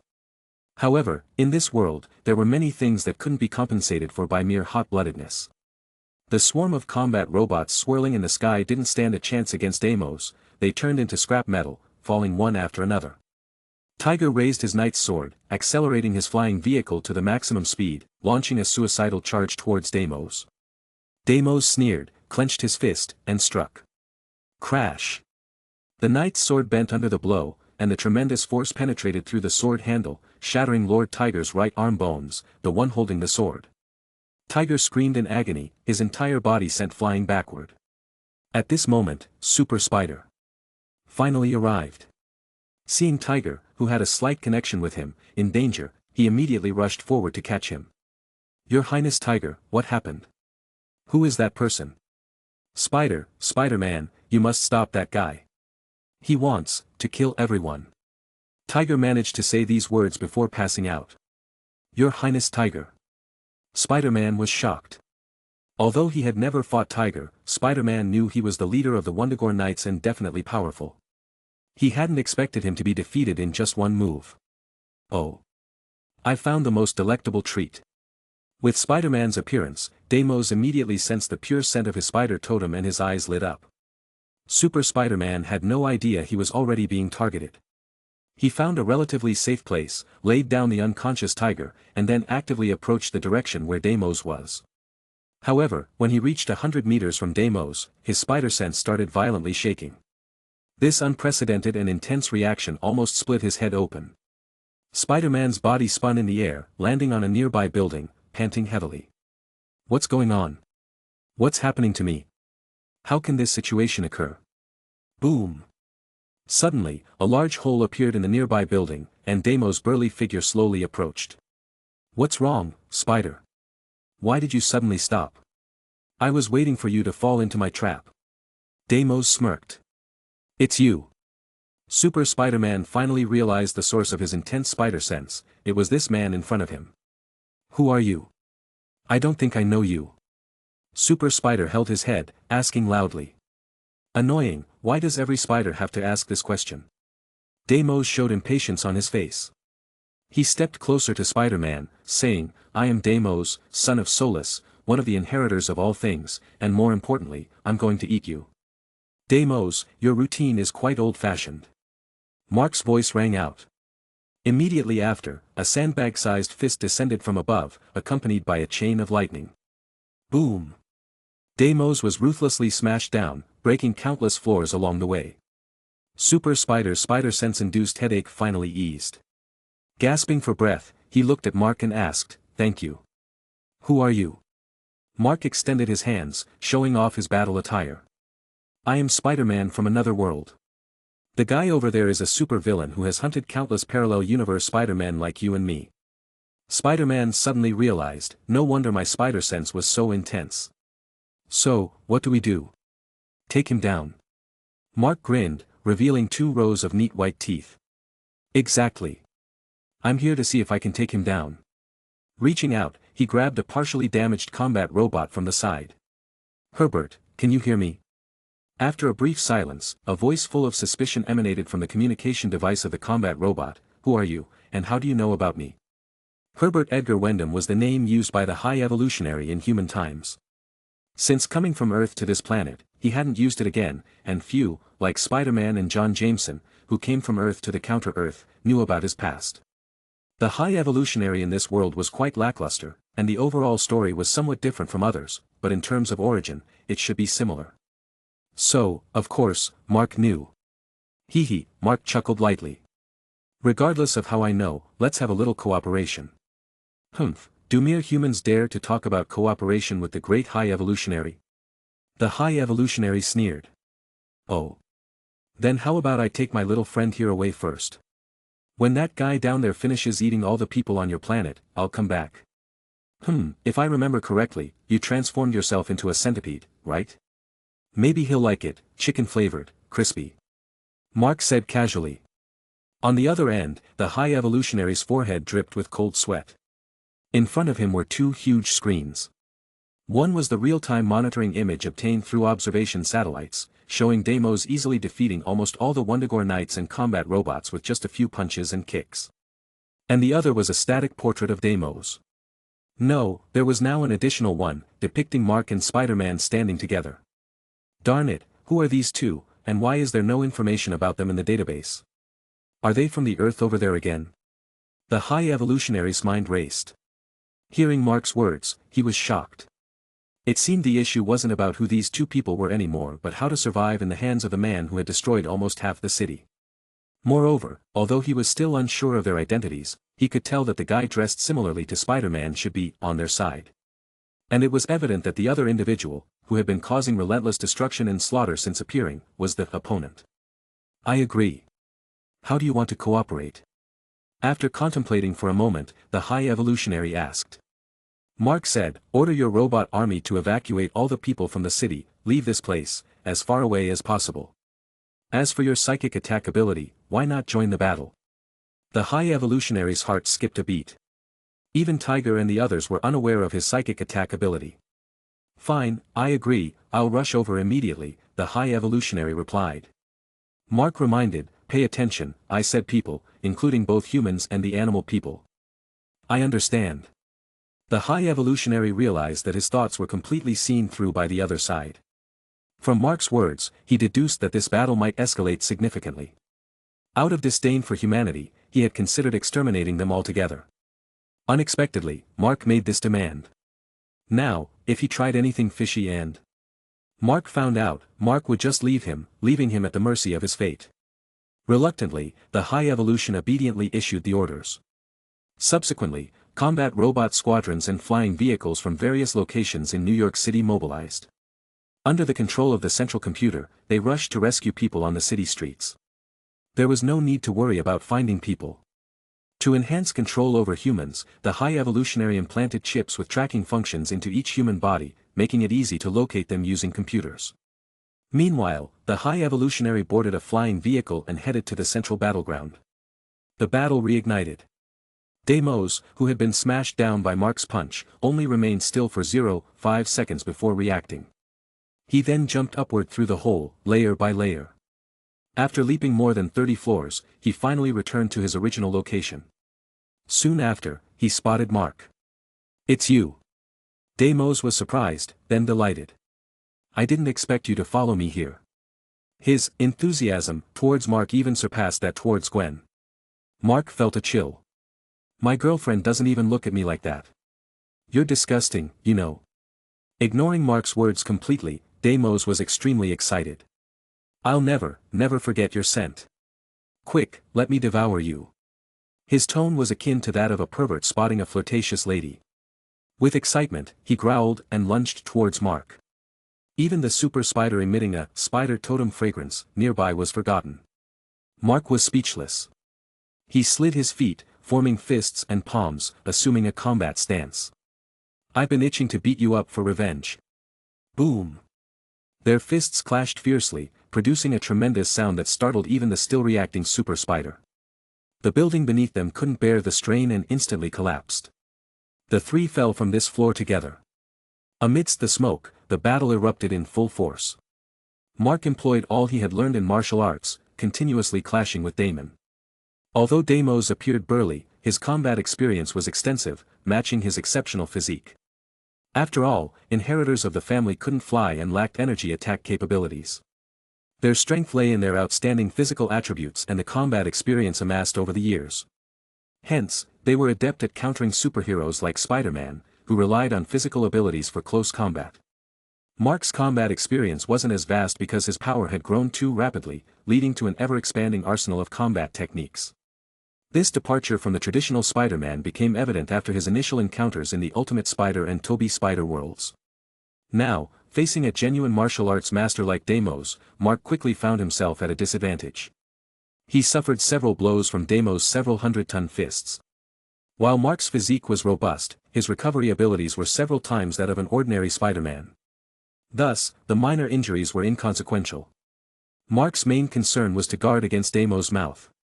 Inheritors relied on their mouths and eyes on their heads to absorb the power of the totem. As long as they avoided direct confrontation, they wouldn't be drained in an instant. In this battle, Mark's combat experience and skill were rapidly evolving. Chapter 166. Boom! Deimos landed another punch on Mark, shattering a portion of his nanotech armor. Mark's body shot out like a cannonball, stabilizing at least 500 to 600 meters away. Deimos was about to advance. At this moment, the Super Spider finally found an opportunity to intervene. He reached out and fired several strands of webbing, sticking them to Deimos' face and hands. "Hey, buddy, did you forget I'm still here?" the Super Spider called out. Deimos casually brushed away the webbing, glaring menacingly at the Super Spider. "Little bug, wait patiently. I'll deal with him first, then come for you." The Super Spider wasn't surprised, having his webbing torn off by enemies wasn't a rare occurrence. He shouted, "Oh! Your words break my heart. Am I only worthy as a dessert? Shouldn't I be at least a side dish?" Saying this, he once again used his webbing to stick a piece of cement pillar nearby, spun around several times, and precisely hurled it towards Deimos in midair. Deimos, who was eagerly closing in on Mark, was infuriated after being struck. He vigorously brushed away the rocks and cement covering him, ferociously pouncing towards the Super Spider. "Since you're so eager to die, let me grant your wish." Mid-charge, Deimos suddenly encountered a portal circle in front of him. On the other side was Mark. Mark crouched slightly, his right hand clenched into a fist. "Take this shit." Zap. Accompanied by an electric surge, his punch fiercely struck Deimos' face, abruptly halting his momentum, forcing him to retreat several steps. At that moment, the teleportation gate in front of him disappeared, replaced by a new one behind Deimos. "Let's try this again." Mark kicked Deimos' buttocks, sending him forward, countering his backward momentum. "Damn it!" Deimos roared as he turned around. However, this teleportation gate also vanished immediately. Soon after, a new gate appeared above Deimos' head. A wicked grin formed on Deimos' lips. He clenched his right fist, swinging it upwards. Yet, Mark wasn't at the other end of this teleportation gate. Damon's right hand was directly severed at the elbow. "Ah!" Deimos let out a piercing scream. Mark's figure appeared in the distance, arms crossed. "Is that all?" Deimos' gaze turned icy. "You've angered me, bug." "And then?" Mark shrugged. After clashing with Deimos this time, Mark realized that his physical strength was now almost on par with Damon's. Moreover, by utilizing his powers over spacetime and quantum energy in conjunction, he could easily outmaneuver Deimos. This opponent, who was once a formidable foe, had quickly become someone Mark could defeat in a short time. "Then, I'll just kill you." Mark clenched his fists and struck them together in front of him. In the next moment, 3 teleportation gates appeared around Damon. Deimos' vigilance peaked, yet the next moment, all 3 gates unleashed a Mark. "What?" Deimos exclaimed in shock. His surprise caused a slight delay in his reaction, only enough time to throw a punch to the figure beside him. As a result, that figure instantly transformed into a ball of lightning, causing a slight numbing effect on him. The real Mark's fist had already smashed into Deimos' face, hurling him into the cement ground. The tremendous force, coupled with Deimos' sturdy body, made the nearby ground tremble as if in an earthquake. "Die!" Mark shouted loudly, his left hand instantly transforming into a lightning sword, ruthlessly piercing into Deimos' head. Blood and brain matter that is supposed to splash everywhere wasn't able to, as it was directly evaporated by the high temperature of the electricity. Deimos' eyes widened in anger, and the next moment, his life force rapidly faded away. Super Spider-Man leaped over from a distance, looking surprised at Deimos' body. "You finished him off just like that?" Mark lifted Deimos' body, weighing it in his hand and shook his head. It's not that simple, these guys have countless cloned bodies, they can revive infinitely. Kill the High Evolutionary and let's leave. What? Why kill the High Evolutionary? The Super Spider was initially surprised by the Inheritance family's infinite resurrection ability, then more so after hearing Mark's next statement. Mark glanced at him and explained, because I can see the future fate. The future fate? The Super Spider still wore a surprised expression. Mark nodded.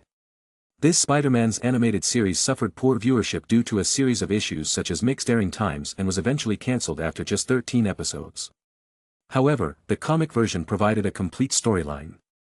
In the first season, corresponding to episodes 1 to 13 of the animated series, the Super Spider and the Rebel Army successfully prevented the outbreak of the Synoptic, defeating the High Evolutionary and the Wundagore Knights.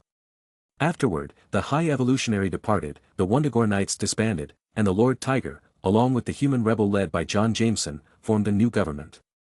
Then, after a series of battles, such as the massacre of the two symbiotes merging, the three sisters of the Counter-Earth Black Cat and Counter-Earth Black Panther, the beasts and humans of the Counter-Earth finally accepted each other and lived in harmony. However, the High Evolutionary and Ram suddenly returned to Counter-Earth, becoming extremely powerful and almost nullifying the Super Spider's long-standing efforts. After an intense battle, the Super Spider managed to defeat them again, and together with John Jameson, returned to Earth and reunited with Mary Jane. So now, wouldn't it be worthwhile to seize the opportunity to help the Super Spider take down the ultimate boss, the High Evolutionary? The Super Spider shook his head repeatedly. No, it's better not to. The High Evolutionary is despicable, but is it necessary to kill him? Although he was grateful for Mark coming to save him, he seemed to have some reservations about Mark's brutal methods of killing. His resistant attitude slightly surprised Mark. He rarely saw such emotions before, especially in Spider-Man. Perhaps because the Spider-Man he encountered were either greatly admiring him, like the Circus Spider, or had limited experiences, like the Toby Spider and the Andrew Spider, or had a compatible temperament, like the Spider Noir and the Spider Punisher. Due to these reasons, his way of defeating enemies in front of them didn't evoke any extreme reactions. However, it was apparent that the Super Spider, traditional Spider-Man with mature experience and a very kind heart, showed a slightly unacceptable attitude towards Mark's actions, which wasn't surprising. Mark shrugged. If that's the case, it's up to you. So, do you want to join me in this war to save many parallel universe buddies? The Super Spider nodded firmly. Of course. Mark reached out his free hand, placed it on the Super Spider's shoulder, focused his thoughts, and together they left this world. When the High Evolutionary arrived at the scene, observing the completely devastated New York district, he fell into contemplation. The power of humans was unexpectedly terrifying. He felt he should advance his plan to eliminate humanity. Suddenly, something caught his eye. He found a severed arm on the ground. It belonged to that powerful human. Swoosh! Mark and the Super Spider appeared in his world. Afterward, he directly threw the Super Spider over to the Spider Noir and the others, knowing they'd manage with spider sense. Once he placed the Super Spider, Mark, carrying Deimos' body, swiftly arrived in the Ultimate Spider's world. Inside a vast underground research facility. Originally the underground research lab of Fisk Industries, it was later occupied by Lady Octopus. Eventually, it became Lady Octopus and the Ultimate Spider's Research Institute for developing a nuclear radiation weapon against the Inheritors. Upon arriving, Mark quickly located Lady Octopus and Dr. Octavius, both caught up in the friction of what could be termed as a romantic spark. He tossed Deimos' body onto an empty lab table, the body weighing over a ton, causing the table to creak under the pressure. Dr. Octavius frowned, feeling a bit irritated at being interrupted in his flirtations with his beloved. Glancing at the massive body on the table, larger than an average brown bear, he looked at Mark and asked, "Who is this?" "This is a physics lab, not a biology lab, let alone a morgue. Can you please refrain from bringing corpses in here?" Lady Octopus, however, was thrilled. She briskly walked up to Deimos' body, pushed up the goggles on her forehead, and began to run her hands over Deimos' body. "Wow! Where did this body come from? Whose body is this? The biological structure is so peculiar." Mark explained, "This is the body of one of the Inheritors named Deimos. I just slaughtered him, thinking it might be of some help to your research. Wasn't the Inheritors family supposed to be extremely powerful? And yet, you managed to kill one." Lady Octopus looked at Mark in astonishment. Mark smiled confidently. Obviously, I'm stronger. Mark, a tender voice came from behind. Mark turned around, and Gwen immediately rushed into his arms. Gwen, taking the initiative, planted a kiss on Mark's cheek but remained hanging on to Mark without letting go. Ahem, everyone's watching, Mark coughed lightly. Gwen lifted her chin proudly. So what? Can't I hang on to my boyfriend? Or do you have other women outside? What? How could you even think like that, Gwen? Mark gave her a firm kiss. Alright, stop teasing. Finally, Gwen relented, stepped down from Mark, and asked, did you fight with a very powerful enemy? Mark was surprised. How did you know? Gwen furrowed her brow. I'm not entirely sure about the specifics, but it seems that whenever you have strong emotional fluctuations, I have a special sense. Just now and yesterday, I sensed 2 intense emotional fluctuations from you, and I knew you must have encountered a very powerful enemy. Earlier and yesterday? Mark was amazed. That coincided with the moment he went to Universe 982 to save Mary Jane Watson Parker and when he encountered Deimos in the Super Spider's world. Chapter 167. But what was this? Unification of hearts while they weren't even married yet. Mark subconsciously glanced at his web of fate, noticing Gwen's position at the top seemed somewhat different compared to others. Perhaps it's because of this, he pondered. He gently touched Gwen's smooth and pretty face, saying, it's okay, the person has already been taken care of by me. See, I brought the body back, just waiting for the doctors to dissect it.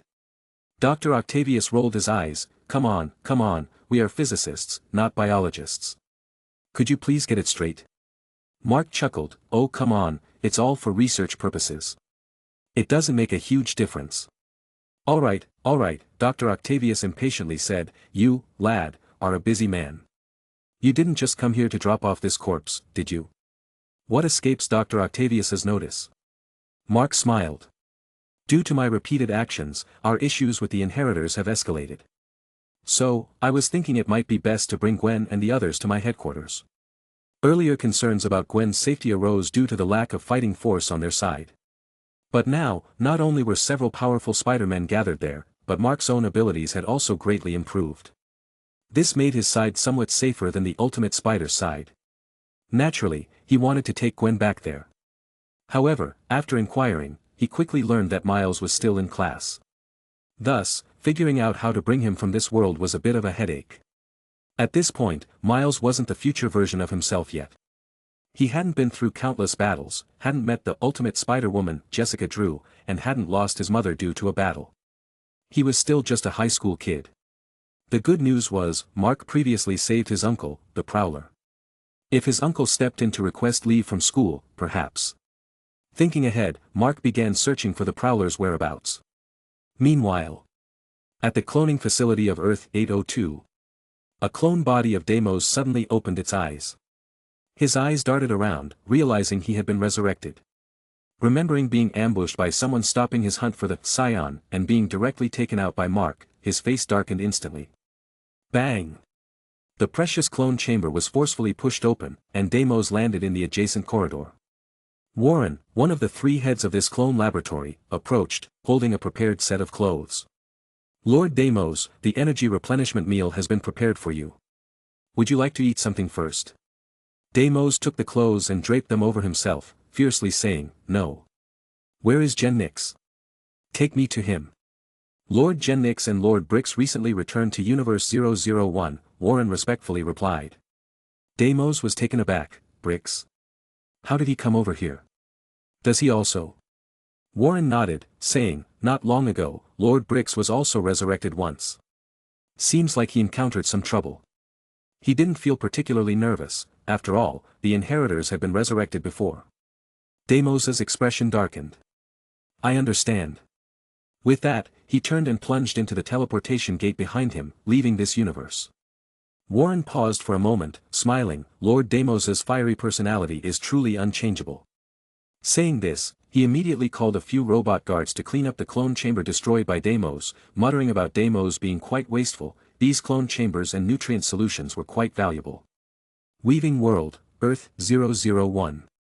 Named for housing the Weaver Master, this world became the headquarters of the Inheritors after the Inheritor family took control of the Master Weaver.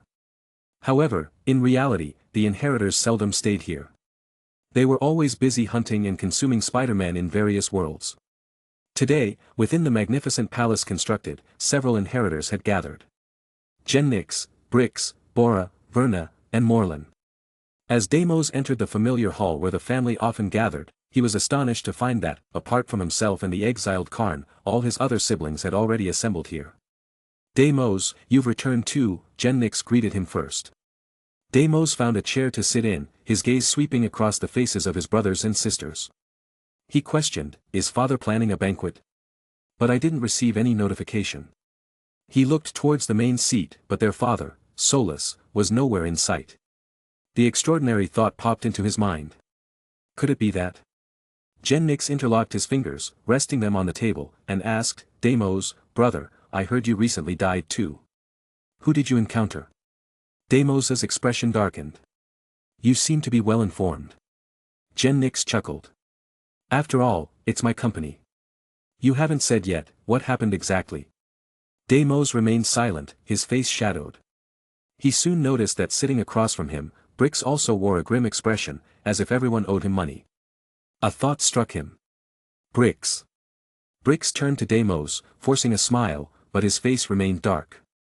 Beside them, Bora sneered, Brix was taken out by some unknown bug that appeared out of nowhere. How embarrassing. Ha ha ha. Though twins and often operating together, Bora and Brix constantly mocked and ridiculed each other, never missing a chance to taunt. That was the nature of the inheritors. Deimos's complexion worsened at the comment. He had a gut feeling that whoever killed Brix was possibly the same person who had killed him. Morlan tapped the table with his finger. Not long ago, I encountered someone in a certain universe, quite powerful. He could even conceal the totem's aura. Deimos was surprised. Was he someone wearing a metallic outfit? Metallic outfit? Morlan pondered for a moment, then shook his head. No, he wore very casual attire. Brother, did you encounter him too? Nix was somewhat astonished. Watching Deimos's reaction, he seemed to have an inkling. With a grim expression, Deimos nodded. Exactly, and I met him in 2 worlds. First in Universe 982, where he stopped me from taking the Scion, then in Universe 751263, he killed me. What? How is that possible? Nix and the others exclaimed in disbelief. Deimos was one of the strongest among them. The fact that he could be killed was shocking. Verna puzzled, did he set up a trap? Deimos shook his head. Bora asked, did he bring many people? Deimos raised a finger. Just one. Morlan gasped, you actually lost in a one-on-one fight. Deimos glared fiercely at him. Being killed in the first place had already soured his mood, and now having his wound mercilessly exposed made him even more displeased. For a moment, the atmosphere in the room turned somber. After a moment of contemplation, Nix spoke up, why don't we awaken father? Let him deal with that person. Deimos growled, go for father. Nix, are you still a child? Getting beaten up and calling for the grown-ups? Nix's expression turned cold. Then, dear brother, what do you suggest? Morlan chimed in, father is resting. No need to disturb him. But we can't let someone like that roam around disrupting our plans. In my opinion, let's bring our hunting dogs and have some fun with them. Verna's eyes sparkled, a smile creeping onto her face. Morlan's suggestion is good. I've recruited some hunting dogs from a few worlds. I'll take them out to see their training results. Oh, and my vulture legion is in Universe 94, capturing a little spider for me. A smile tugged at Morlan's lips. My legion has also expanded to over 500 members. They're quite useful. Nix shrugged. In that case, I can assign some of my clone guards for your use. Deimos glanced at them. In the past, he would have mocked these individuals as idle and bored. He always believed that true power stemmed from oneself, not from meddling in trivial matters. Verna's so-called hunting dogs were actually superpowered heroes or infamous villains she captured from various worlds while hunting spider totems. Naturally, the majority were villains. Superheroes tended to have stronger convictions, making them less trainable. Convincing superpowered villains was a much easier task. Hence, among her forces were about 50 individuals in the Hunting Dog Legion, comprising Rhino Hounds, Craven Hounds, Green Goblin Hounds, and others. She also had a Vulture Legion with around 20 members from different worlds. Verna subjected these once unruly individuals to chains, muzzles, brainwashing, and training, transforming them into ferocious hunting dogs. Whenever she went hunting, she'd select a few of these dogs to accompany her, creating a grandiose spectacle. On the other hand, Morland's Legion, the Namura Legion, was a mechanized biological force, composed of individuals with modified mechanical exoskeletons. However, he hadn't entirely completed this legion yet. It was currently in Earth 31411, hunting down that world SpiderMan, armored SpiderMan Aaron Aikman. Genix's clone guards were stationed at his clone company in Earth 802, all genetically modified humans. While individually not exceptional, they possessed modern equipment and decent combat prowess. But now, Deimos smirked, well then, siblings, gather your armies. Let's make some waves. Chapter 168. Earth 31411. In this world, there's a laboratory with top-tier medical facilities and cutting-edge technology called the Ikigami Medical Center. The owner of this institute, Kaori Ikigami, is a talented medical practitioner and surgeon. She also has expertise in specialized mechanical engineering, robotics, and prosthetic technology. Aaron Aikman is one of the scientists at the Ikigami Medical Center, specializing in medical applications of insect venom.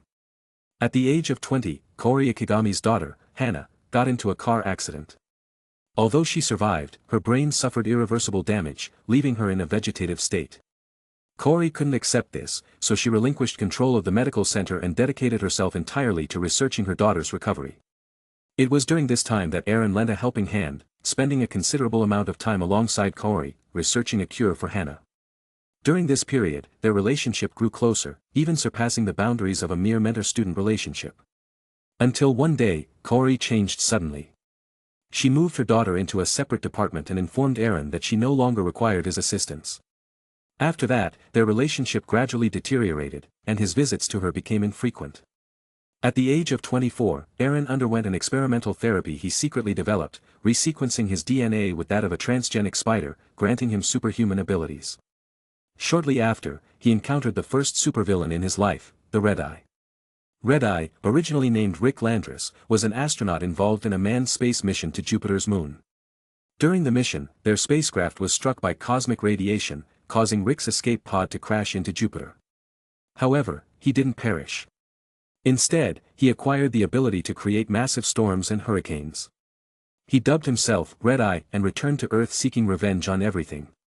To counter him, Aaron designed an armor for himself, a helmet with a series of sensors and miniature displays designed similar to a spider's multiple eyes, a gauntlet-mounted spider silk ammunition cylinder and web shooter, a neuroimpulse venomous stinger attached to his belt, and jet-propelled boots on his feet, among others. He even had a spider battle car modified from a motorcycle. With his exceptional intelligence and this advanced equipment, he defeated the Red-Eye and earned the title Armored Spider-Man. Afterward, he continuously upgraded his equipment, defeating numerous villains that emerged incessantly. Until a year ago, a semi-mechanical woman named Namura appeared. She was a new supervillain and immensely powerful. Her entire body was made of alloy, with a peculiar apparatus resembling a diving breather on her mouth. She repeatedly kidnapped people in the city and effortlessly defeated him. His webbing couldn't restrain her, and the neural venom had no effect whatsoever. As the armored Spider-Man lay defeated on the ground, Namur spoke coldly, "I passed through that doorway from the darkness. More like me are lying in wait, and you, little spider, will become their appetizer. This world will fall." As she declared this almost like a proclamation of victory, the armored Spider-Man seized the opportunity and knocked her down, then used the chance to slip away. The armored Spider-Man didn't give up, though he lost the recent battle. He collected a lot of data during the fight. After shaking off Namura, he returned to his laboratory, made some adjustments to his equipment, changed the ionizer and moisturizer in his web fluid, fine-tuned the liquid crystal orientation, nuclear magnetic resonance spectrum, and more details, ultimately creating a more targeted biological webbing. "If my compressor tubes don't clog, Namura won't escape from this new webbing." The armored Spider-Man confidently filled his armor with the newly crafted web fluid solution. As he upgraded his gear, preparing to head out to settle the score with Namura, there came a knock on his door. Opening it, the armored Spider-Man was surprised to find Kaori Ikigami, who had gradually distanced herself from him. Contrary to her usual demeanor, Kaori embraced Aaron Aikman, attempting to rekindle their relationship. However, when he inquired about why she had distanced herself, she angrily left. Despite wanting to pursue her, Eren had to suppress the thought, knowing Namura was still wreaking havoc in the city. He returned to his room, donned his armor once more, transforming back into the armored Spider-Man. Even if I'm alone, I'll still suppress this tide of crime. As long as I'm alive, evil will be vanquished. The armored Spider-Man encouraged himself with words, trying not to dwell on Kori Ikigami. Activate dynamic surveillance mode. Ignore ground activity, monitor all police radio frequencies. Audio off, display any information related to Namura on the head-mounted display.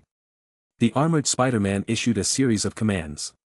The intelligent assistance system installed in his armor immediately began executing the instructions. Various surveillance devices he had previously placed throughout the city also commenced their operation. With the aid of numerous technological means, he indeed identified a problem. In the southern part of the city, a creature covered in armor with its lower body comprised of 4 mechanical spider legs was leaping rapidly between buildings. Though it appeared to be Namura from the attire, for some reason, the armored Spider-Man felt this Namura was somewhat different from the one he had faced before. This one seemed bulkier than Namura. Nevertheless, this Namura was holding an unconscious person in her grasp. Regardless of whether this was Namura or not, it was best to intervene.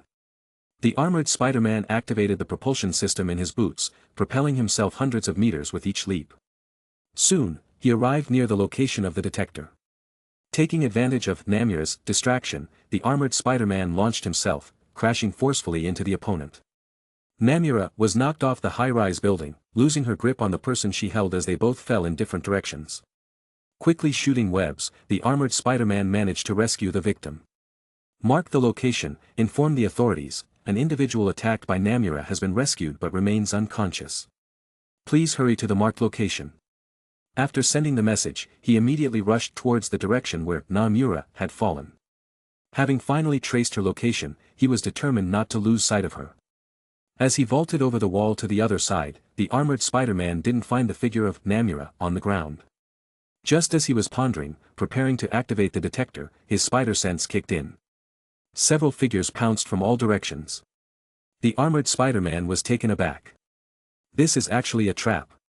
And why are there so many Namuras? Could it be that Namura is an organization?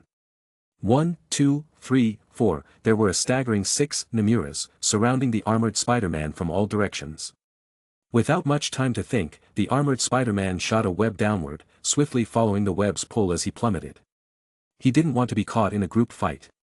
If there was a fight, he had to figure out a way to tackle them one by one. Crack, crack, crack. Amidst a series of rapid noises, a few Namuras used the mechanical spider legs on their lower bodies to tread on the walls of the building, swiftly rushing down. What principle is this? The armored Spider-Man, seeing this through his detector's screen, was utterly astonished. Mid-air, he spun around, instantaneously shooting out several webs, weaving them into a shimmering blue giant net. 3 Namuras didn't break and immediately crashed into the web, getting entangled into a bundle. The remaining 3, slightly lagging behind, swiftly maneuvered around the web from different sides and continued their pursuit downward. The armored Spider-Man had been closely monitoring the effect of the web when he noticed the 3 trapped Namuras struggling but unable to free themselves. A smile appeared on his face. Immediately, he executed an upward swing, forcibly changing his direction and charging towards those Namuras. Assisted by the new type of web, the armored Spider-Man effortlessly subdued the remaining 3 Namuras as well. He bound all 6 individuals with the webbing and laid them on the ground. Namurich, it's all over. The armored Spider-Man walked up to one of them. The terror you've brought to this city has lasted long enough. Now, tell me, where have you taken the people you've abducted? Do you have any more accomplices? He forcefully removed the metal mask from the face of the Namura in front of him. What? You're not Namura. He was stunned when he saw the face underneath. Wait, I recognize you, you're one of the victims. But why? Suddenly alarmed, he hurried to the others, removing their metal masks one by one, only to discover that all of these people were among those who had disappeared throughout the year. This meant. A terrible feeling crept into the armored Spider-Man's heart. If every abducted person had been transformed into such Namuras, did this imply that the hundreds of people who had gone missing over the past year meant there could be hundreds of these monsters? As he was contemplating this uncertainty, the 6 Namuras he had subdued began to speak in unison. There are many more like us, countless. Your efforts are futile. Your victory is an illusion. You're the one who let the spiders into your body, right? Ha ha ha. When we passed through that door from the darkness, we saw it. Death is approaching you in the channel where two worlds converge, Spider-Man. You won't become their hero, humanity will perish, and this world will ultimately become the base for our Namuras. Chapter 169. Could you imagine 6 people, with only half of their normal bodies left, looking dispirited, suddenly surrounding you, staring at you, repeatedly uttering the same chilling words? This scene, to say the least, was terrifying. Even the armored Spider-Man, despite his bravery, was startled by their actions. Then, a hint of anger rose within him. These individuals, though former victims, now seemed like perpetrators from their appearance. And here they were, boasting. A fierce resolve ignited within him. He grabbed the jaw of one male Namura in front of him and demanded, "Speak. Who is behind you? Where is your base?" Ha ha ha. The male Namura laughed heartily. Another Namura nearby shouted, "The great master is crossing through that door from the darkness. You're doomed, Spider-Man." A thought raced through the armored Spider-Man's mind. Could the mastermind be about to appear? What does it mean to cross through that door from the darkness? Suddenly, his spider sense started violently trembling. What is this? The armored Spider-Man tensed his entire body. He sensed a great terror rapidly approaching, like a heavy storm cloud bearing down on him, suffocating him. Crack. Suddenly, a dazzling light portal appeared behind the armored Spider-Man. A bunch of useless beings who can't even catch a spider, leaving me no choice but to come in person. Moreland stepped out of the light portal, his voice cold.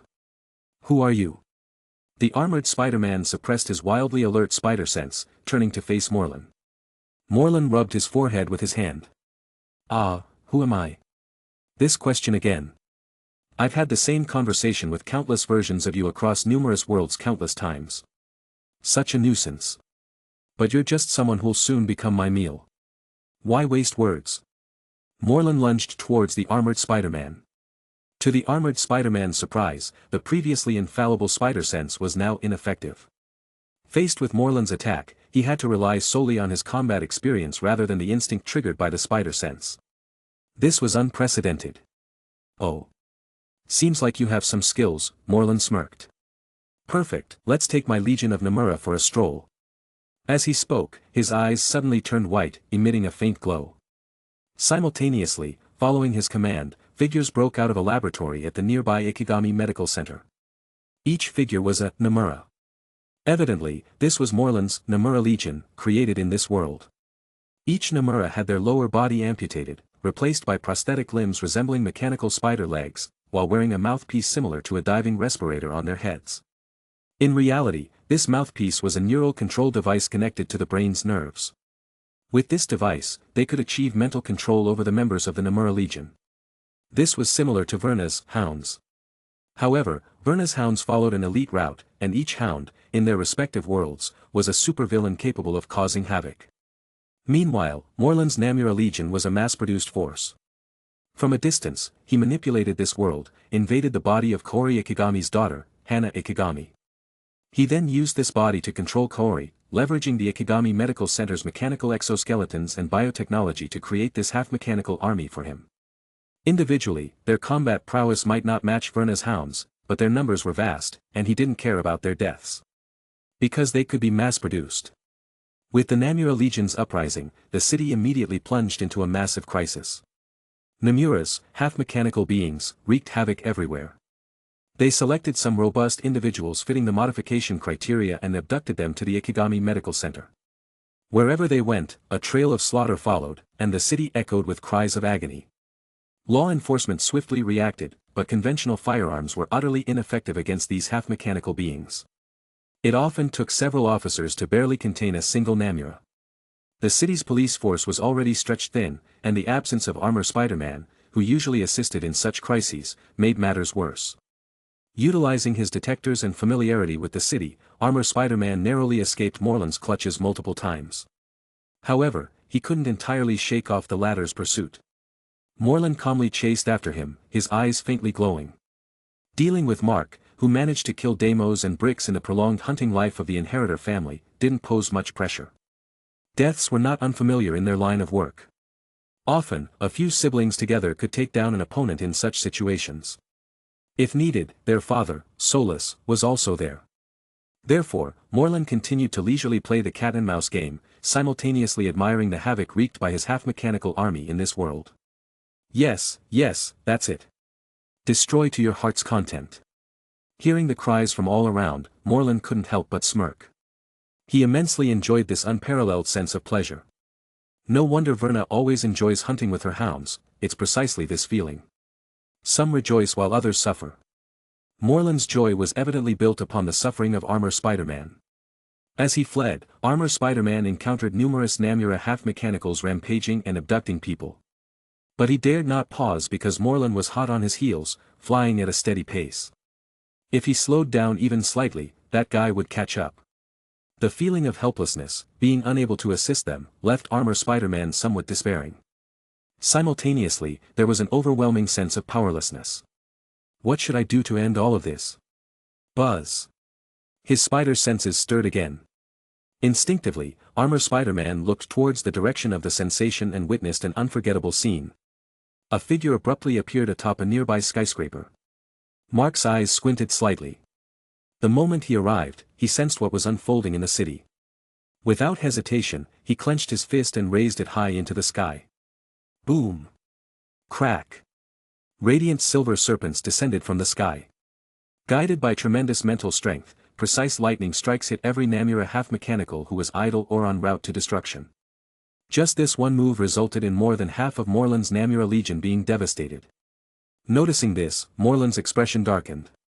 He swiftly turned to Mark. Are you this world's Thor? Of course not, I'm still not that strong, but, Mark tipped his toes and appeared next to Morlun. Morlun, you seem to have forgotten a lot. You've even forgotten this dear old me. That voice sounds familiar. It's you. The Dimension Traveler from Universe 311 who stopped me. Morlun exclaimed, shocked. Wait, does this mean you're also the one who killed Deimos and Bricks? Mark said, you guessed well, but unfortunately, no prize. However, Morlun chuckled, ahaha. We were just about to look for you. Didn't expect you to show up voluntarily, so. Mark sensed something and was somewhat surprised. No way, are you trying to call for reinforcements? Morlun paused, and his expression froze. He was a bit annoyed by Mark's sarcasm. Mark continued, Tisk TSK, didn't expect this.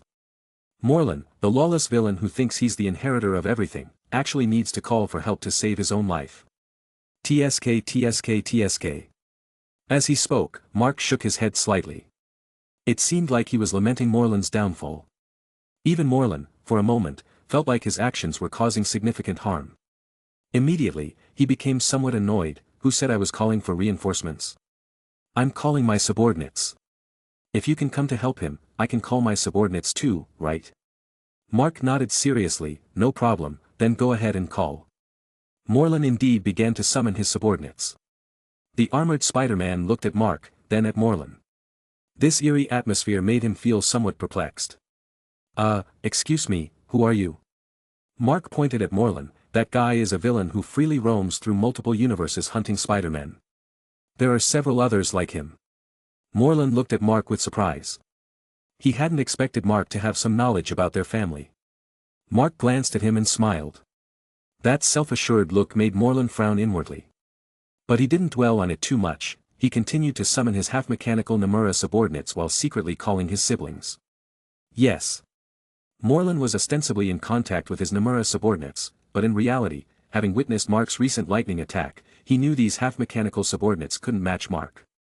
So, his real goal was to stall for time and let his siblings arrive. Upon receiving Morlun's signal, Deimos, Bricks, and Bora, waiting in the Earth 001 universe, stood up and headed towards this world.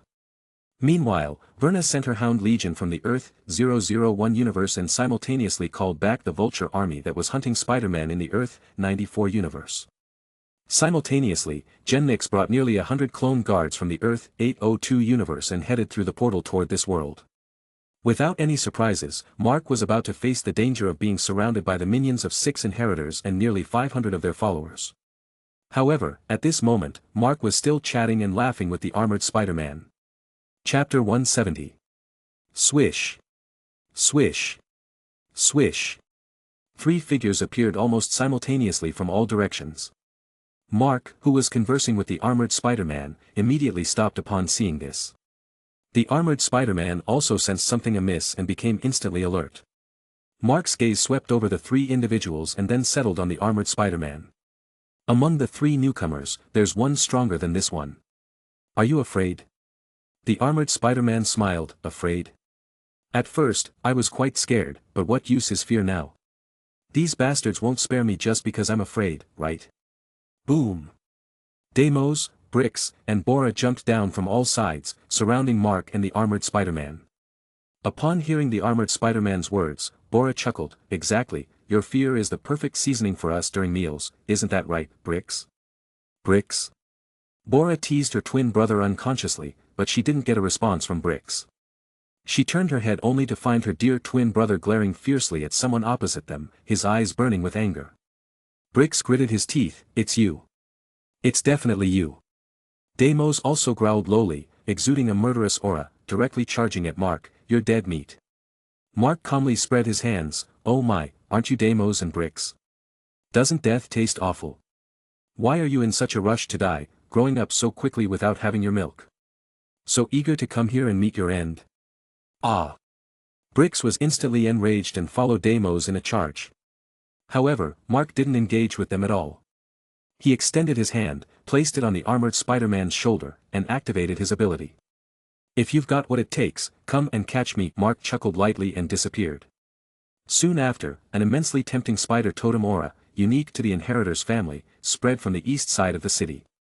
Morlan looked at his 2 brothers in surprise. Deimos, Bricks, could it be that the one who killed you was him? Deimos nodded grimly, then swiftly darted towards the source of the aura. Today, I'll definitely kill him. I'll tear his fingers off one by one and leave nothing behind to eat. Bricks' face didn't look any better. Furious and flushed, he flew silently behind Deimos, swiftly heading towards where Mark's aura emanated. Morlan and Bora exchanged a glance, mutually puzzled. Bora asked, Brother Morlan, what should we do? Morlan replied irritably, what should we do? Obviously, we follow. These 2 idiots, having died once already, still rush in so recklessly. He directed the remaining Nomura's half-mechanical robots to head in that direction. Simultaneously, he informed what they had discovered and the approaching Gen Nix from their side. Gen Nix was somewhat surprised. Although he had seen Mark's figure when Bricks died, he hadn't witnessed who killed Deimos. Deimos, being proud and arrogant, wouldn't disclose such an embarrassing matter to his siblings. If that's the case, what's his purpose? Gen Nix wondered. Even though he managed to kill Deimos alone, he wouldn't think he could challenge all of us alone, right? Morlan also furrowed his brow slightly, feeling something was off. He remembered his first encounter with Mark, a brief confrontation before Mark fled with the spider he saved. Now, Mark was acting so aggressively, as if there were some conspiracy afoot. Wait! Morlan suddenly whispered, seemingly grasping something. What's wrong? Gen Nix asked. Morlan said urgently, Gen Nix, how many guards are left in your cloning company? Gen Nix replied, 500 in total. I brought 100, so there are still 400. Why? Morlan swiftly said, you must return immediately. Go back to your cloning company. Gen Nix initially furrowed his brow, then realized, surprised, do you think he's intentionally luring us here and sending those other spiders he saved to destroy our cloning devices? Exactly. The cloning company and the Master Weaver are our 2 most crucial places. We don't need to worry about the Weaver, with Father there, no matter how many spiders go, they won't come back. But your cloning company is different. These spiders may be weak, but each possesses some unique ability. You need to be extremely cautious. Morlan stated. Gen Nix understood suddenly. He immediately halted and asked the Master Weaver to create a pathway back. I understand. I'll personally oversee the cloning company. Meanwhile, I'll gather all those enslaved in this world near the company. We'll talk once you've concluded things on your end. Good. Morlan nodded, ending the call. Sensing the tantalizing spider totem aura emanating from Mark in the distance, he smirked. I nearly fell into your trap, but alas, I'm a step ahead. Your delicious life forces, will take them. Thinking, his speed increased a few notches. Meanwhile, Mark chose the eastern side of this city as the battlefield. This area seemed to be under development, with wastelands scattered around and further away, directly connecting to the ocean, plenty of room to unleash some serious action. He turned to look at the armored Spider-Man and said, "You're not fit for the incoming battle. Go help my teammates." "Huh? Your teammates? Where are they?" The armored Spider-Man looked around puzzled. With a thought, Mark brought the armored Spider-Man to another world. "All my teammates are in this world. We'll act together in a while," Mark explained. Afterward, he turned and returned to the Earth 31411 universe. He was the most crucial bait and couldn't stay away for too long. Setting up such a trap for the inheritors wasn't easy. If they left that world, regathering them would become quite challenging. Mark didn't have to wait too long. Deimos' figure appeared before him. Deimos charged through like a cruise missile, knocking down all the buildings in his path. Mark exclaimed, "So, you can fly. Why didn't you fly the last time we met? Did you lose your mind?" He referred to their encounter in the Spider-Man Unlimited universe. At that time, Deimos had been punched down to the depths and had jumped back up layer by layer, not flown directly. Mark assumed Deimos couldn't fly. Deimos remained silent, clenched his fist, and charged at Mark. Mark, speechless, exchanged a punch with him, saying, "Did you exchange your speaking ability for flight? Sorry for the audacity, but are you the Little Mermaid?"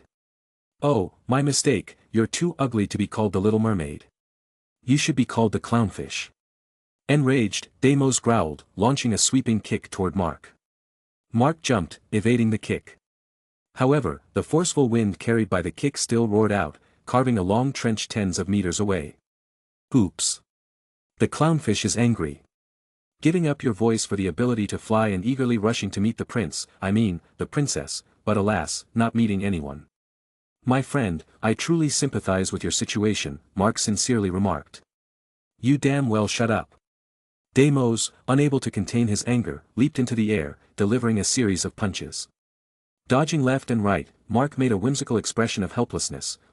Unable to meet the lovely princess, but there's no need to vent on me, right? With your temperament, no girl will like you, and of course, no boy either. F this." Deimos cursed furiously, intensifying his attacks.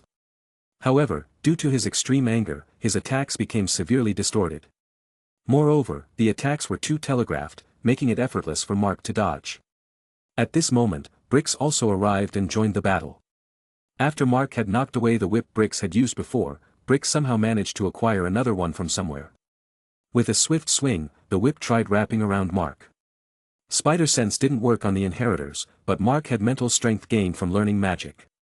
Moreover, this mental strength had grown several times over due to the effects of the Mind Stone. Thus, even without spider sense, Mark dodged with ease. Despite being outnumbered, he didn't seem to fall behind. Upon witnessing this scene, Morlun and Bora were greatly surprised.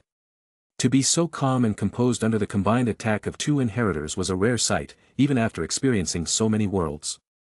Morlun even began to doubt his own speculations. He pondered, perhaps Mark genuinely had the confidence to face them alone, which is why he appeared here alone. Bora, on the other hand, didn't dwell on such thoughts. She let out a low growl, her eyes filled with excitement glowing red.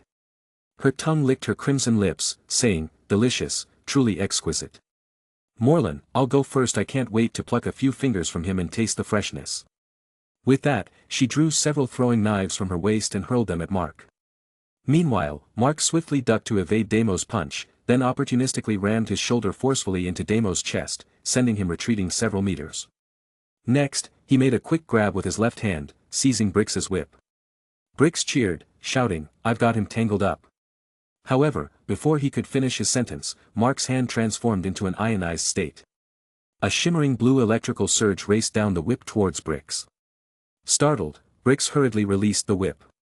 With no guidance, the electrical surge diverted. At this moment, the flying knives thrown by Verna arrived. Prepared, Mark swiftly caught two knives, then hurled them, one towards Brix and the other towards Deimos. The knife struck Deimos, but, due to his extraordinary physique, it didn't pierce. Instead, it ricocheted off to the side. However, Brix emitted a painful scream. There was a throwing knife lodged in his abdomen. Chapter 171. "What are you doing, stupid Bora?" Brix angrily cursed. After throwing the flying knives, Bora was charging with two more in hand. Upon hearing this, she roared in anger, "You're the stupid one, Bricks. Why could Deimos avoid it, but you couldn't? You big idiot." Morlun, not far away, couldn't help but facepalm. They hadn't even exchanged blows yet, and his team was already bickering. Deimos clenched his fists tightly, making a grinding sound. "My dear siblings, stop your affectionate play. Get him now, or I won't mind smashing your heads." "Yes, Deimos." Bora and Bricks immediately stopped arguing, stood together, and blocked one side of Mark. With Morlun now joining, the four of them once again formed a triangular formation, besieging Mark at the center. "Well, let's give you a proper reception." Deimos grinned wickedly and charged again. Mark chuckled and lifted his foot. Boom! A massive force lifted the nearby ground like ripples. Several inheritors quickly ascended, avoiding the dangerous shockwave transmitted through the ground. "Petty tricks." Morlun sneered, emitting a sharp shriek as he flew towards Mark. "Is that so?" Mark coldly chuckled, both hands moving simultaneously, sketching over a dozen circles behind him. Suddenly, Morlun crashed into one of the circles, colliding fiercely with Bricks on the other side. "When did spiders learn to use dimensional magic?"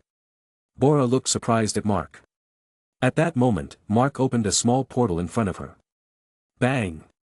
A fist emerged from the portal, landing squarely on her face, distorting her delicate features.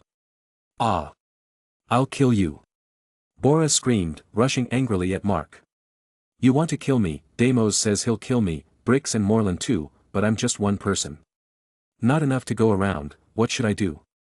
Mark's voice echoed. He dodged Bora's rapid dual-blade assaults, seemingly lost in thought. Then, with a punch and a palm, he lightly tapped, as if an epiphany struck him. "Or how about this? Let's hold a martial arts tournament. I'll host, you guys pair up, fight each other, and pick a champion to face me afterward."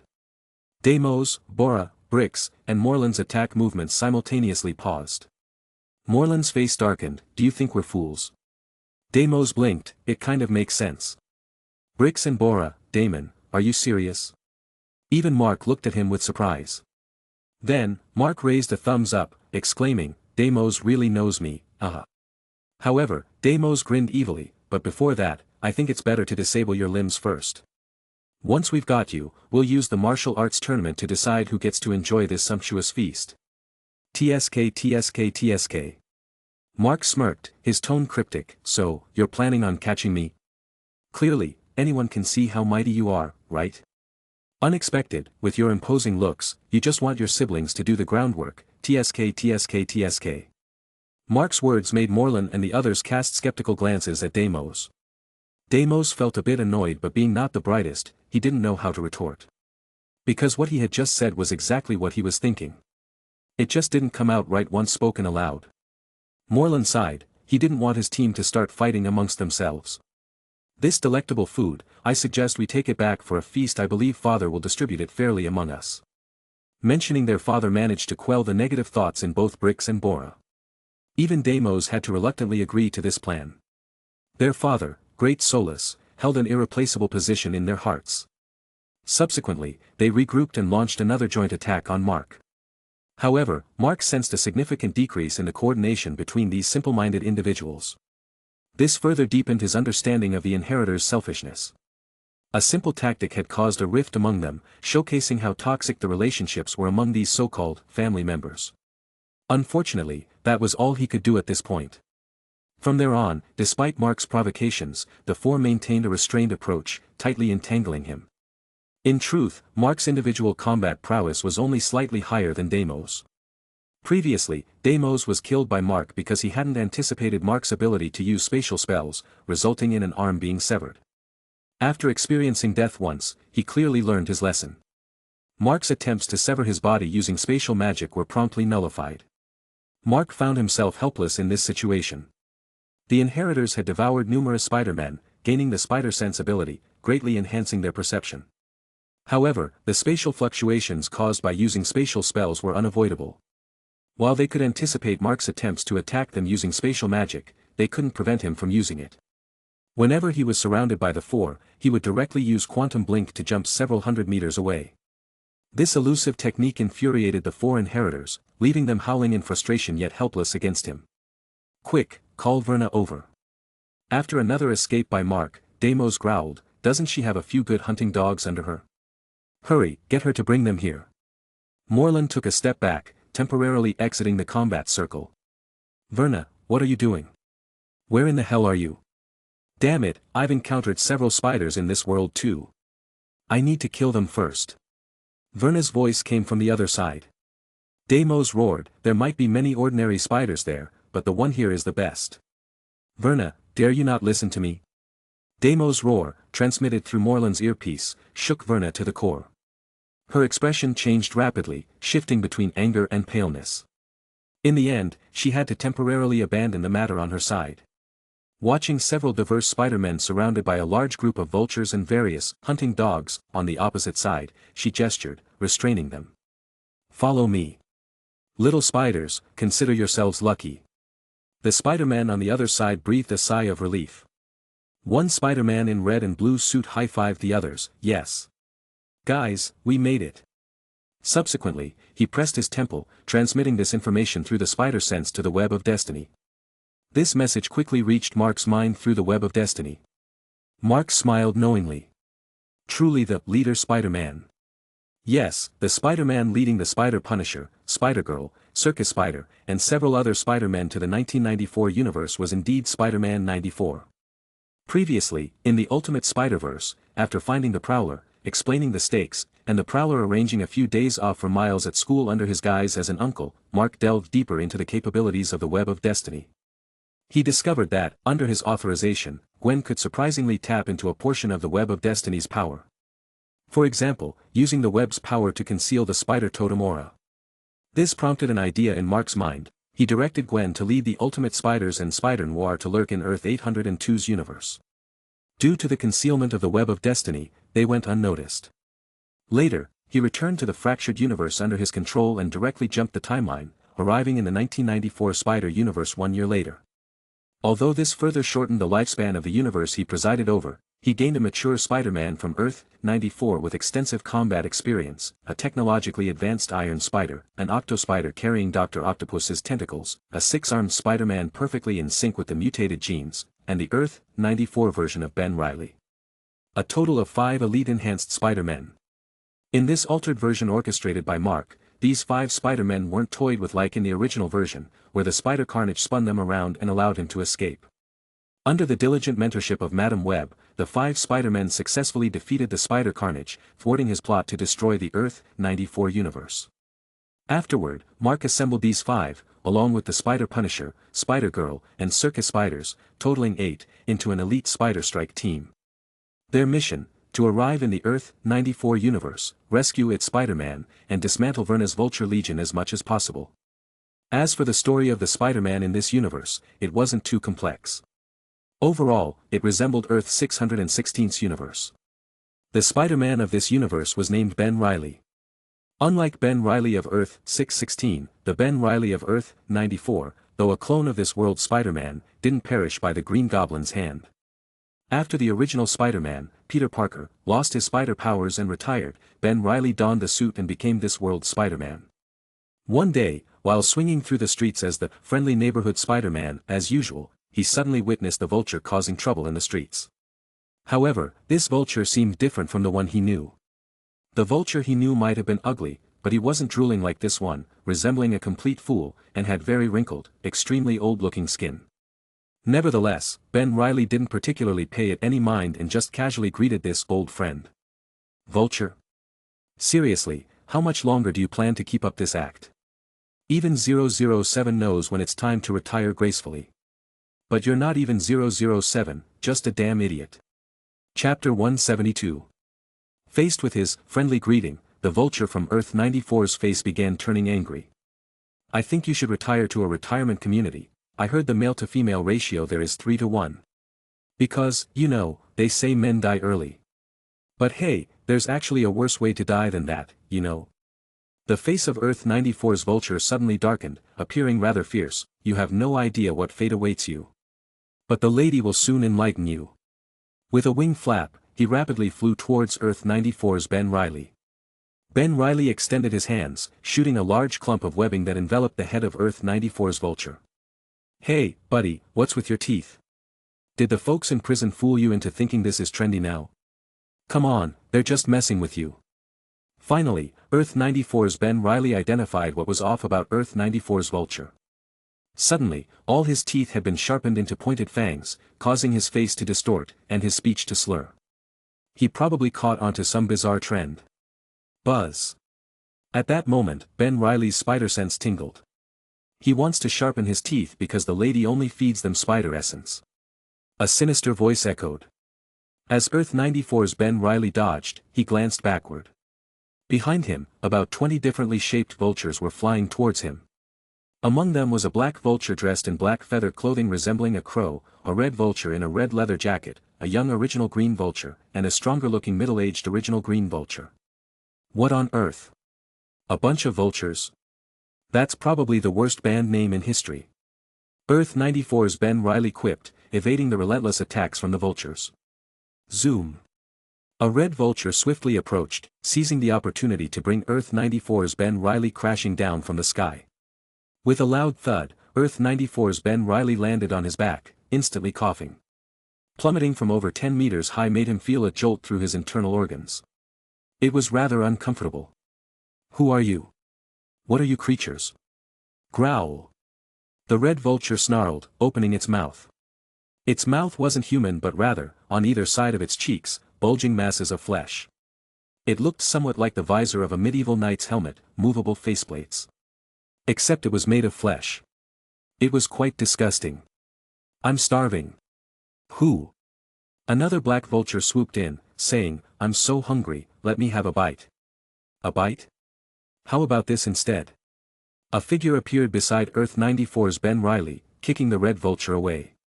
Simultaneously, a web shot out, pulling the black vulture up. Earth 94's Ben Reilly stood up, looking at the person who came to his aid. To his surprise, it was someone wearing a SpiderMan suit similar to his brother's, this universe, Peter Parker, previous attire. Thanks, who are you? Earth 94's Ben Reilly asked in confusion. He was certain his good brother had lost his spider powers, and this person didn't quite feel like him. 94 Spider extended his hand, using webs to stick the red vulture to the ground, saying, Hello, I'm a Spider-Man from another universe. You can call me Earth 94 Spider. Though I don't know why he calls me that, with so many partners, it's more convenient this way. Earth 94's Ben Reilly exclaimed, Are you really Spider-Man? From another universe? So, are you also Peter? Earth 94's Spider nodded, Yes, aren't you? When Mark summoned him, he was only told that this world was labeled as Earth 94 but wasn't informed of this world's Spider-Man's true identity, so he naturally assumed the person before him was Peter Parker. Earth 94's Ben Reilly shook his head, I'm a clone of this world's Peter, I'm Ben Reilly. This surprised Earth 94's Spider. Wow, you're also Ben Reilly. Hey, Reilly, you've got a brother here. That last sentence was directed at the 1994 version of Reilly. Meanwhile, the 1994 version of Reilly was battling a heavily built bear vulture. Hearing Earth 94 Spider's shout, he momentarily paused. Thankfully, his spider sense was sharp enough, allowing him to dodge the strike in time. Annoyed, he remarked, Boss, focus on the fight. Don't slow us down, okay? The spider punisher caught the black vulture's head with a strand of web and swiftly retracted it. At the same time, the barrel of a shotgun emerged from his left wrist. Bang! The shotgun's immense power, fired at close range, obliterated the black vulture's head into pieces. The spider punisher coldly severed the web, allowing the headless corpse to plummet from the building, then resumed seeking the next target. The iron spider adapted 2 shoulder-mounted machine guns, firing a burst toward the densely packed vulture legion. However, these bullets, specifically downsized for individual combat, had limited impact. Several vultures covered in ammunition chains immediately lifted their wings, and the metallic wings implanted into their bodies deflected all the bullets. Octospider, using his webbing and 4 mechanical tentacles in tandem, quickly subdued one of the vultures. Although Spider-Girl seemed somewhat inexperienced, she cooperated with Circus Spider, engaging in combat amid the urban structures. Despite the legion of vultures numbering over 20, the Spider-Man's side consisted of 9 individuals. For a moment, the battle seemed evenly matched. Among them, the Spider Punisher stood out the most. He wasn't the most powerful among these Spider-Men, nor did he possess equipment comparable to the Iron Spider. However, his ruthlessness was unparalleled. Any vulture caught by his webbing usually met one of three outcomes: a large caliber handgun bullet to the head, a shotgun blast to the skull, or a high-voltage electric shock. In just a few minutes, 3 more vultures fell at his hands. This kind of combat made these vultures, driven only by a desire to kill, feel a chill down their spines. The other Spider-Men also began to cast sidelong glances at him. Is he really a Spider-Man? Is he really Peter? He seems to have a story. The elite Spider team from 1994 universe discussed among themselves. Circus Spider and Spider-Girl had more contact with the Spider-Punisher. However, because they weren't villains, the Spider-Punisher's attitude towards them was rather kind. Previously, the only thing that made them feel different from him was that during their sparring sessions, the Spider-Punisher tended to unintentionally use excessive force. Perhaps he was accustomed to fighting with that level of strength. Now, they finally witnessed the Spider-Punisher's combat style. Seeing his way of fighting, an image of her father's final moments involuntarily flashed through Mayday's mind. Suddenly, she clenched her fist and punched the chest of the nearby vulture, causing a significant dent in his chest armor. The cyborg vulture coughed up a large amount of blood. Spider-Girl followed up with a flying kick, sending him crashing away, lying motionless on the ground, his fate unknown.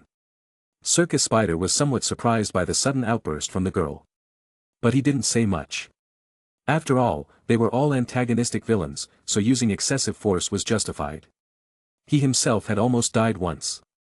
With this thought in mind, Circus Spider's attacks became heavier.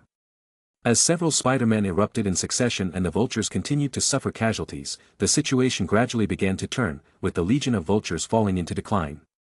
Just when everyone thought the situation was settled, their spider senses suddenly all went off simultaneously. Hum. In mid-air, a portal opened. A terrifying figure stepped out of the portal. She wore a tight purple dress and styled her hair in a medieval noblewoman's manner. Her revealing attire showcased 2 large white semicircles at her chest, adding a touch of allure to her appearance. But at this moment, no one cared about her beauty. Because she was the 4th in the line of the inheritors, Verna. Verna stood proudly in the sky, devoid of wings, yet defying physics as she stood suspended in the air. The portal behind her didn't close. Instead, figures continued to emerge from it. A silver mink hound in a black bodysuit with silver hair draped over her shoulders. A brawny figure with a mane of lion fur on his shoulders, the Craven Hound. A gray-skinned, horned rhino hound. Verna, accompanied by her legion of hounds, had descended.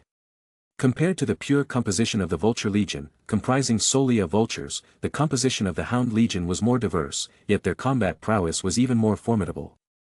Although the silver mink lacked superpowers, she possessed strength, agility, physical capabilities surpassing ordinary individuals, outstanding combat skills, and firearms proficiency, making her a formidable mercenary. The 616 universe's silver mink had some ambiguous relationship with the Spider-Man of that world. Fortunately, this one obviously didn't hail from the 616 universe, she was a silver mink captured from another universe.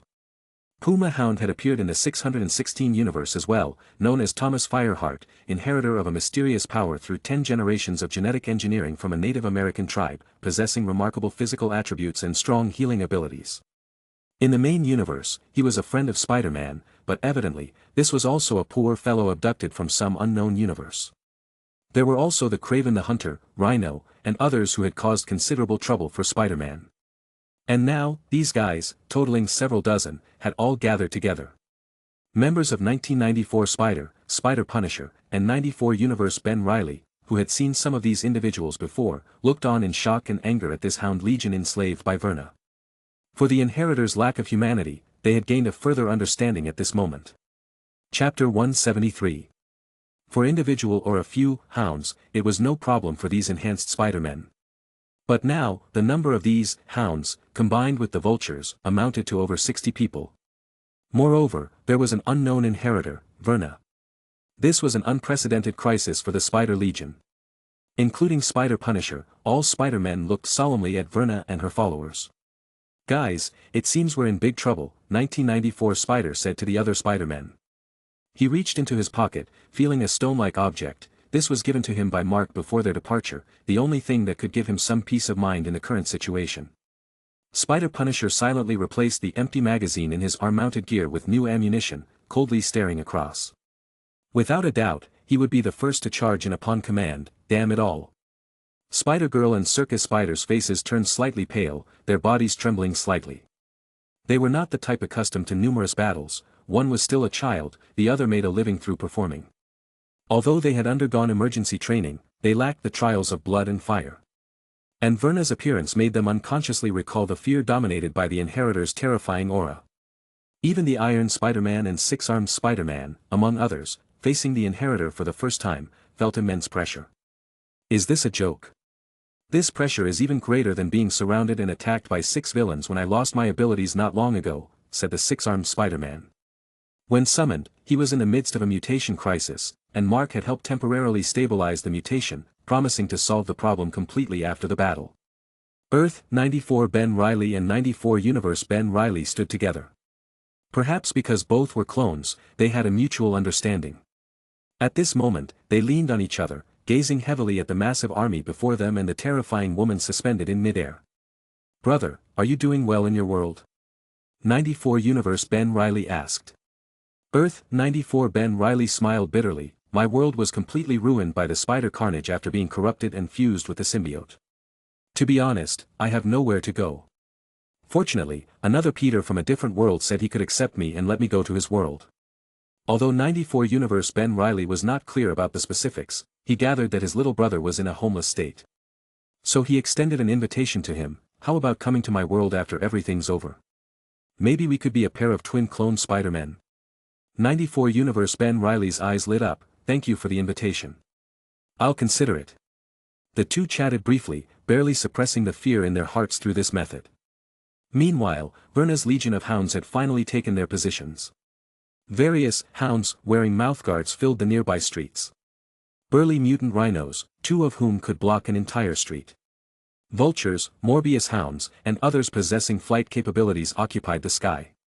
Verna looked down, believing she had control of the situation. Looking at so many Spider-Men, smelling their scents, she almost salivated. Didn't expect this, that this world would have such a delicious feast waiting for me. Ah! She was delighting in herself just by sniffing the scent. My faithful hounds, seize them all for me. I want a feast. Verna's face turned crimson as she screamed. Her screams were unbearably piercing, resembling a banshee. As the sound waves traveled, glass windows in the surrounding streets shattered one after another. Fortunately, the residents of New York City were already familiar with battles between superheroes and supervillains. Whenever a fight broke out here, ordinary people had already mostly evacuated. However, the city's officers were now arriving from all directions. In the distant sky, several helicopters were also closing in on this location. Evidently, the authorities in this city were not fools, they knew things were not simple and immediately dispatched a considerable amount of firepower. However, even before the official forces were in place, the battle here had already begun. Spider-Punisher indeed took the lead. He shook both hands, launching 2 EMP projectiles from his modified web shooter toward the nearest Electro Hound. In his world, that Electro was taken out by his EMP, this moment was a classic replication. However, this Electro Hound here seemed to have more battle experience than his world's version. And was more ferocious. Seeing no way to dodge, he unexpectedly reached out and grabbed another hound in front of him. Ah! The captured hound let out a miserable scream as 2 EMP projectiles pierced his chest. The electromagnetic pulses in the EMPs instantly erupted, damaging his body's tissues, causing him to collapse on the ground. But the Electro Hound, who had injured his teammate, showed no remorse. Instead, he viciously glared at Spider-Punisher, raising his hand to discharge an electrical surge toward him. Spider-Punisher immediately dodged, deploying a web with his left hand and a blade from his right wrist, actively engaging the opponent in fierce combat. The Iron Spider was even more thorough. Unlike the original version, which only used the armor as protective gear, this enhanced Iron Spider-Man had received significant enhancements. Mark had provided a lot of guidance to Madame Web regarding Iron Man's inventions and ideas, which she then conveyed to the Iron Spider-Man at the right moments. As a result, he became a unique entity equivalent to both Spider-Man and Iron Man. Suddenly, several slots opened on his back, releasing a total of 6 miniature missiles. These miniature missiles swiftly shot into the densely populated area of the Hound Legion. Several explosions rang out, and only a few with relatively fast reactions barely escaped. In an instant, several hounds were eliminated. The sudden display of power by the Iron Spider-Man boosted the morale of the Spider Legion. For a moment, the Spider Legion resisted the combined siege of the Hound Legion and Vulture Legion with a 5 to 6-fold numerical advantage. However, this prompted Verna to step in herself.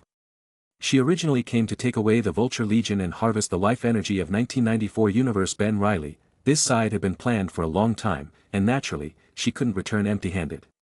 But if her Hound and Vulture Legions consumed too much here, and if she lingered here for too long, it would undoubtedly incur her brother's displeasure. Although Verna was arrogant, maniacal, and had a penchant for killing, she was more afraid of the volatile Deimos. With a shrill cry, Verna extended her hands, resembling a female ghost as she swooped down directly from the sky toward Mayday's direction. Her favorite delicacy was those young and vibrant little spiders. Because she felt that this type of spider would offer the best taste. Moreover, she had carefully observed during the recent battle, Mayday's combat strength was the weakest among the group of Spider-Men below. Choosing her as an appetizer seemed evidently fitting. The inheritors had devoured countless Spider-Men, so their actions could not be foreseen through spider sense. Mayday was currently engaged in close combat with a silver mink hound and was completely unaware of the impending danger. However, Octo Spider-Man beside them noticed something amiss.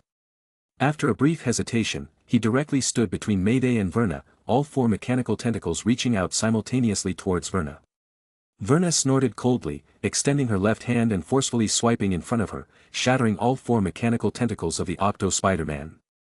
Those special alloy steel-made mechanical tentacles in front of her were surprisingly fragile, shattering upon contact as if they were ice. This scene not only shocked the Octo Spider-Man but also startled 1994 Spider, who subconsciously glanced in this direction.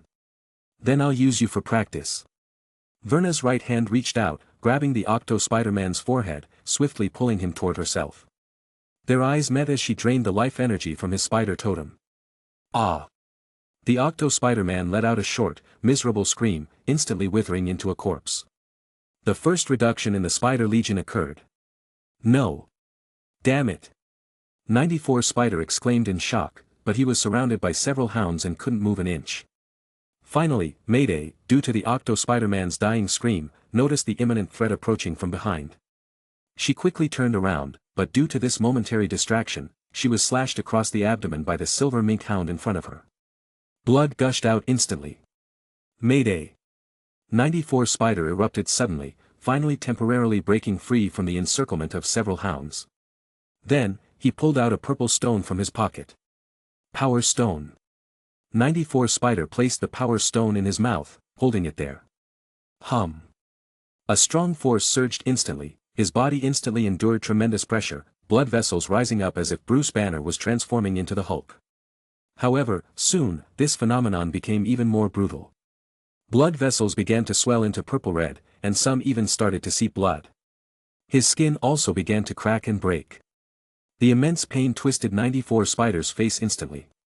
He almost couldn't resist letting out a loud scream. But thinking of that Power Stone, he forcibly held it in. Giggles.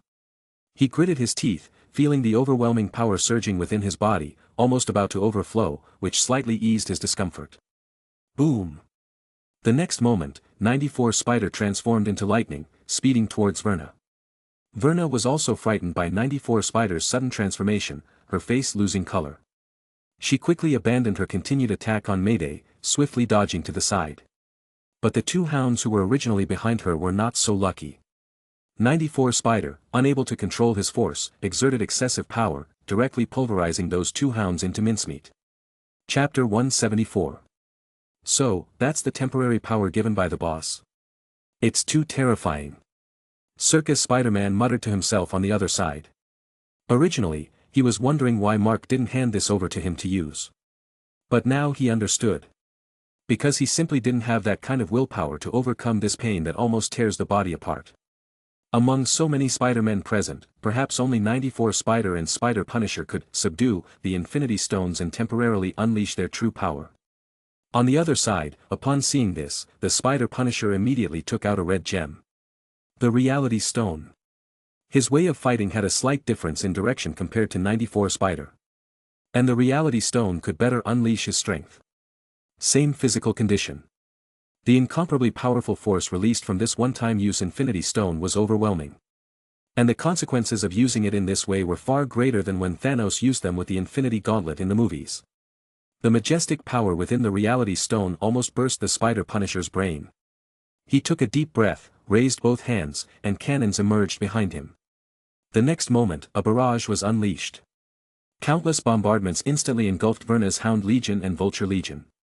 Just this single attack caused them massive losses. If it weren't for the inability to fully unleash his attacks in this urban setting, his assault would have been even more violent. Verna's heart bled. Training these hounds wasn't a matter of a day or two. But right now, she couldn't afford to focus on that because 94 Spider had lunged at her again. With the Power Stone's enhancement, each punch and kick from 94 Spider possessed the force of thousands of tons. In fact, if the body could support it, this limit would be even higher. Verna couldn't handle more than 2 punches. Her figure was sent flying from the city center to the outskirts. And 94 Spider chased after her, vowing to finish her off within the duration of the gem's power. As for the battlefield here, there was no need to worry. The Spider Punisher manifested a large amount of firepower using the Reality Stone. Before the effect of the stone ended, Verna's 2 legions were simply receiving a beating. Despicable. Verna, both shocked and furious, on her way flying through the air, grabbed a helicopter and hurled it towards 94 Spider behind her. 94 Spider forcibly suppressed the impulse to smash her with another punch. He reached out, halted the already broken rotor above the helicopter, then tossed it aside, using his web to stick it in place. Several armed soldiers inside the helicopter looked on in fear at 94 Spider. Due to their attire, they all assumed he was their world's Spider-Man. They never imagined Spider-Man's power was this immense. After a brief rescue, 94 Spider remained silent and continued chasing Verna toward the city outskirts. Boom! Verna's body crashed into an electrical tower, toppling it. Clutching her chest, she coughed violently, the intense battle leaving her exquisite attire in tatters, revealing her underneath. However, at that moment, neither Verna nor 94 Spider cared about such things. They were adversaries with eyes locked in fierce confrontation. With another piercing scream from Verna, the two engaged in a rapid battle. However, Verna wasn't foolish. After a short bout, she discerned 94 Spider's weaknesses. She noticed that the Spider-Man before her had a limited time of empowered strength, obtained at a great cost. Therefore, after a few rounds of combat where she found herself outmatched, she simply fled, heading back towards the battleground at the city center. Despicable. 94 Spider felt his condition worsening, the Power Stone seemed to be draining his life force. But he couldn't afford to give up at this moment. Gritting his teeth and cursing internally, he once again followed behind Verna. He regretted not being able to fly at this moment. If he could, he would definitely crush Verna. When the two returned to this battlefield, they found it in utter devastation. Despite the Spider Punisher's efforts to control it, the aftermath of the battle unavoidably leveled nearby buildings and everything in its wake. Several Spider-Men were injured, their battle suits in tatters. Verna's Hound Legion and Vulture Legion also suffered heavy losses, leaving Verna seething with rage. However, at that moment, Deimos and Morlun transmitted their message across time and space. Although Verna felt unwilling, she understood the bigger picture. Additionally, the overwhelming aura emanating from 94 Spider and Spider Punisher made her uncertain. She always felt that their aura was on the verge of disappearing, yet it remained, leaving her uncertain about the two. After a quick analysis of the situation, Verna chose to follow her instincts. After leaving a harsh remark, she departed with her 2 damaged legions, each with less than half their original strength, from this world. Yeah. Guys, we did it. 94 Spider first shared the joy of victory with his comrades, then conveyed the news to Mark. After completing these tasks, he retrieved the Power Stone emitting a faint purple light from his mouth. Whoosh, the Power Stone quickly transformed into specks of starlight, completely vanishing into the air. It was a one-time use, disappearing completely after usage. Subsequently, 94 Spider's body heavily fell backward, he felt his eyelids becoming incredibly heavy, overcome by a deep sleepiness. On the other side, Spider Punisher, who had used the one-time Reality Stone's power, was also not faring well. He fell faster than 94 Spider did. With the disappearance of the one-time Reality Stone, all the weapons he had manifested also vanished. Neither Spider Punisher nor 94 Spider collapsed directly onto the ground, they were supported by 2 Ben Reilly, one on each side. The two looked at each other, raised a thumbs up simultaneously, and then heavily slumped down, fainting simultaneously. This battle was evidently brutal. Out of 9 Spider-Men, Octo Spider died in battle, and 94 Spider and Spider Punisher were severely injured. Others like Circus Spider and Mayday sustained varying degrees of injuries. Even the Iron Spider-Man was rendered unusable. As for the purpose behind all this, it was evidently not just about striking the Inheritor's lackeys. Earth 31411 Universe. Mark was still here, alone, facing 4 heirs. Thankfully, his strength was considerable, and he had an array of tactics. Compared to the Spider-Man on the other side, forced to use every means against an Inheritor and her lackeys, Mark was relatively comfortable. He grabbed Morlun rushing toward him and slammed him onto Brix's body. Then he fiercely punched Deimos, making the ground beneath them groan once again. Bora wielded twin blades, ready to strike from behind. But Mark shifted his body and struck Bora nose with his left elbow, causing blood to gush out. When dealing with Inheritors, he showed no mercy whatsoever. But just then, he sensed a ripple in the fabric of time and space. Mark felt a surge of joy. It was Verna, she had finally arrived. Morlun's lips curled into a malicious smile. Little Spider, I admit, you're quite powerful, but now, your time is up. Is it? Mark activated the quantum flash, darting hundreds of meters away. He chuckled, I guess you're counting on Verna to corner me, aren't you? Morlun squinted, looks like you know quite a bit. So, any last words? Mark tilted his head, puzzled, oh, I'm so scared. I just wanted to ask, where's Gen Nix? Gen Nix? Why are you asking about him? Morlun frowned, sensing something amiss. Mark grinned, I'm here to challenge all 6 of you Inheritors. Missing one wouldn't be fair, right? Deimos roared, Morlun, why waste time talking to him? Verna's here with her minions, let's finish him together. Yeah, big bro Morlun, he really hurt me. Bora's face wore an extremely aggrieved expression. Perhaps in her original state, she could use her charm, but now, with a broken nose and missing teeth from Mark's assault, her bloodied face made her look like a demon. Bora seemed to realize her current unattractive appearance. The next moment, her expression changed, fiercely declaring, I want to tear him apart. Brix's handsome face was marred, his blonde hair mixed with blood, making him look terrifying. For the first time, he and his sister reached an agreement. I want to devour him. At that moment, Morlun suddenly remembered something. He looked at Mark, somewhat bewildered. Have you really found our cloning base? Are you just bait? Mark raised an eyebrow, seems you're not that dumb after all. Morlun sneered, too bad, you're one step behind. Mark's expression shifted slightly, oh really? Morlun smirked, I've sensed something amiss for a while, so I had Gen Nix guarding the cloning base. No matter how powerful your allies are, they can't defeat him on his turf. And... Morlun paused briefly, then his expression became even more triumphant. And I'll contact our father, the Great Solus. He will awaken and personally go to the cloning base, take down your allies, and then come for you. Mark nodded slightly, I see.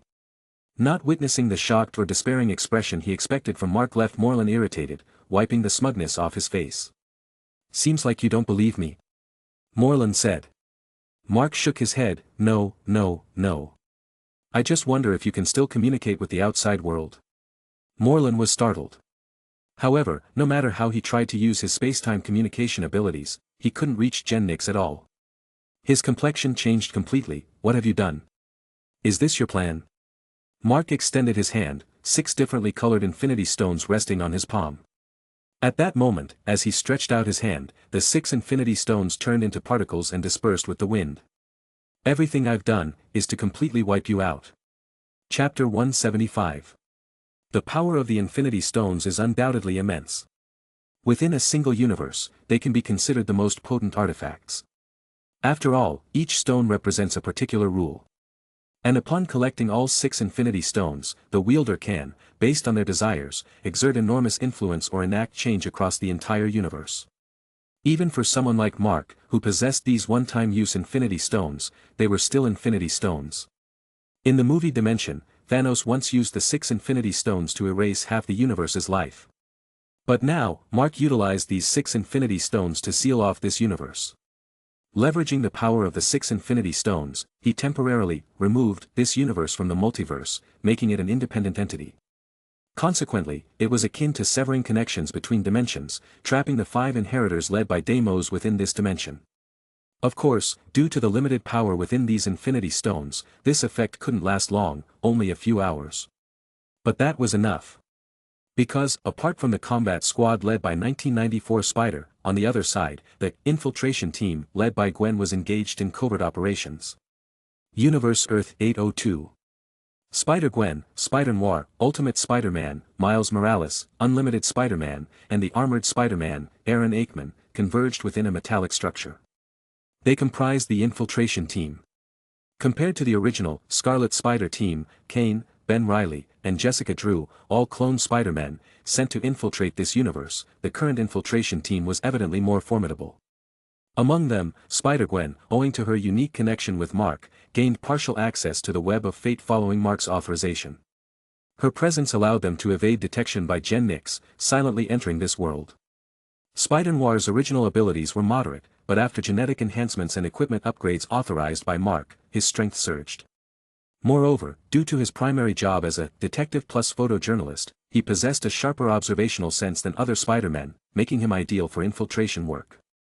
After all, no one knew what might occur within the cloning company. It was a matter of professional habit, something that couldn't be compensated for by anything else. Ultimate Spider-Man, apart from being an exceptionally experienced warrior, also possessed significant technological prowess. The Inheritors' cloning technology relied on high-tech, which was the forte of Ultimate Spider-Man. Miles Morales was here due to his innate abilities. His unique stealth ability could even evade infrared detectors, surpassing any technological means of invisibility and making him most suitable for this kind of covert work. Unlimited Spider-Man also possessed stealth capabilities, but his were weaker compared to Miles' innate talent for stealth. His inclusion here was a supplement. Although Miles could become invisible, his combat experience was still lacking, and being too young, he required the guidance of a mature Spider-Man during operations. As for Armored Spider-Man, he was proficient in both mechanical and biological fields. The Inheritors' cloning technology corresponded precisely to these two specialties. His only flaw was that Mark hastily sent him here without time for genetic surgery. Hence, among the group of Spider-Men, his foundational combat ability was the weakest. Thankfully, he had technological means to compensate, and his primary role was his knowledge, not his fighting prowess. It wasn't too bad after all. Unlimited Spider-Man surveyed the environment, pinched his nose, and grumbled, "Can't we wait in a more comfortable environment? Are we spiders only destined to stay in places filled with chemical odors and waste, giving off this putrid stench?" Spider-Noir shrugged, "Come on, it's not that bad. Haven't you seen the sewers in my hometown? Neglected for years, some parts are even blocked by all sorts of filth. But what can you do? Sometimes, you just have to crawl, that's the way of the spider's survival, isn't it?" Miles greeted Armor Spider-Man, "Hey. Hi there, buddy. Which world are you from?" Armored Spider-Man observed the various spider-clad individuals and marveled once more at the wonders of the multiverse. "Hello, everyone. I'm Aaron Aikman. I don't know how my world should be called, but I come from Earth. I suppose everyone here is from Earth too." Miles smiled, "Nice to meet you, Mr. Aikman. I'm Miles Morales. You can also call me Spider-Boy, whatever you prefer. Indeed, we all come from Earth, and we all come from New York. It's just that we're from different eras." "Different eras?" Armor Spider-Man was puzzled. "Does that mean there's a difference in the time flow of each world in the multiverse?" "That's right," Spider-Noir interjected. "For instance, my time is 1939, not long after the Great Depression ended. Times were tough, we were in the middle of a war and dealing with the inhumane folks exploiting the situation. So, my duty is to remind them they're still human beings, not blood-sucking parasites leeching off people." Unlimited Spider-Man said, "In my world, it's the year 2045. Before coming here, I was fighting against Beastrals on another Earth." "Well, the counter-Earth should also be considered Earth, right?" Miles and others had previously had brief exchanges with him, so they knew his background story, which wasn't surprising to hear again. Armored Spider-Man, however, showed considerable interest in the information he revealed. "Counter-Earth? Beastrals?" Unlimited Spider-Man nodded. "It said that there's a mad scientist named High Evolutionary. He used technology to induce humanoid evolution in animals, turning them into new intelligent humanoid beings, Beastrals. However, they were targeted by these monsters, resulting in heavy casualties." As he spoke, Unlimited Spider-Man's mood became somewhat subdued. Although he wasn't on good terms with the Knights of Wundagore, compassion was a common trait among most Spider-Men. He deeply sympathized with the tragic deaths of Lady Vermin, Lord Ram, and the severe injuries suffered by Lord Tiger. This further intensified his determination to eradicate the inheritors. Meanwhile, Ultimate Spider-Man and Spider-Gwen were adjusting a few pieces of equipment. These were prototypes of a portable nuclear radiation weapon that Ultimate Spider-Man had developed in his lab. Originally, the development of a portable nuclear radiation weapon wasn't this fast. However, there were some technological breakthroughs during the process, coupled with the significance of the body of Deimos sent by Mark, which contributed significantly. In this way, the first generation of a portable nuclear radiation weapon was actually created during this initial assault.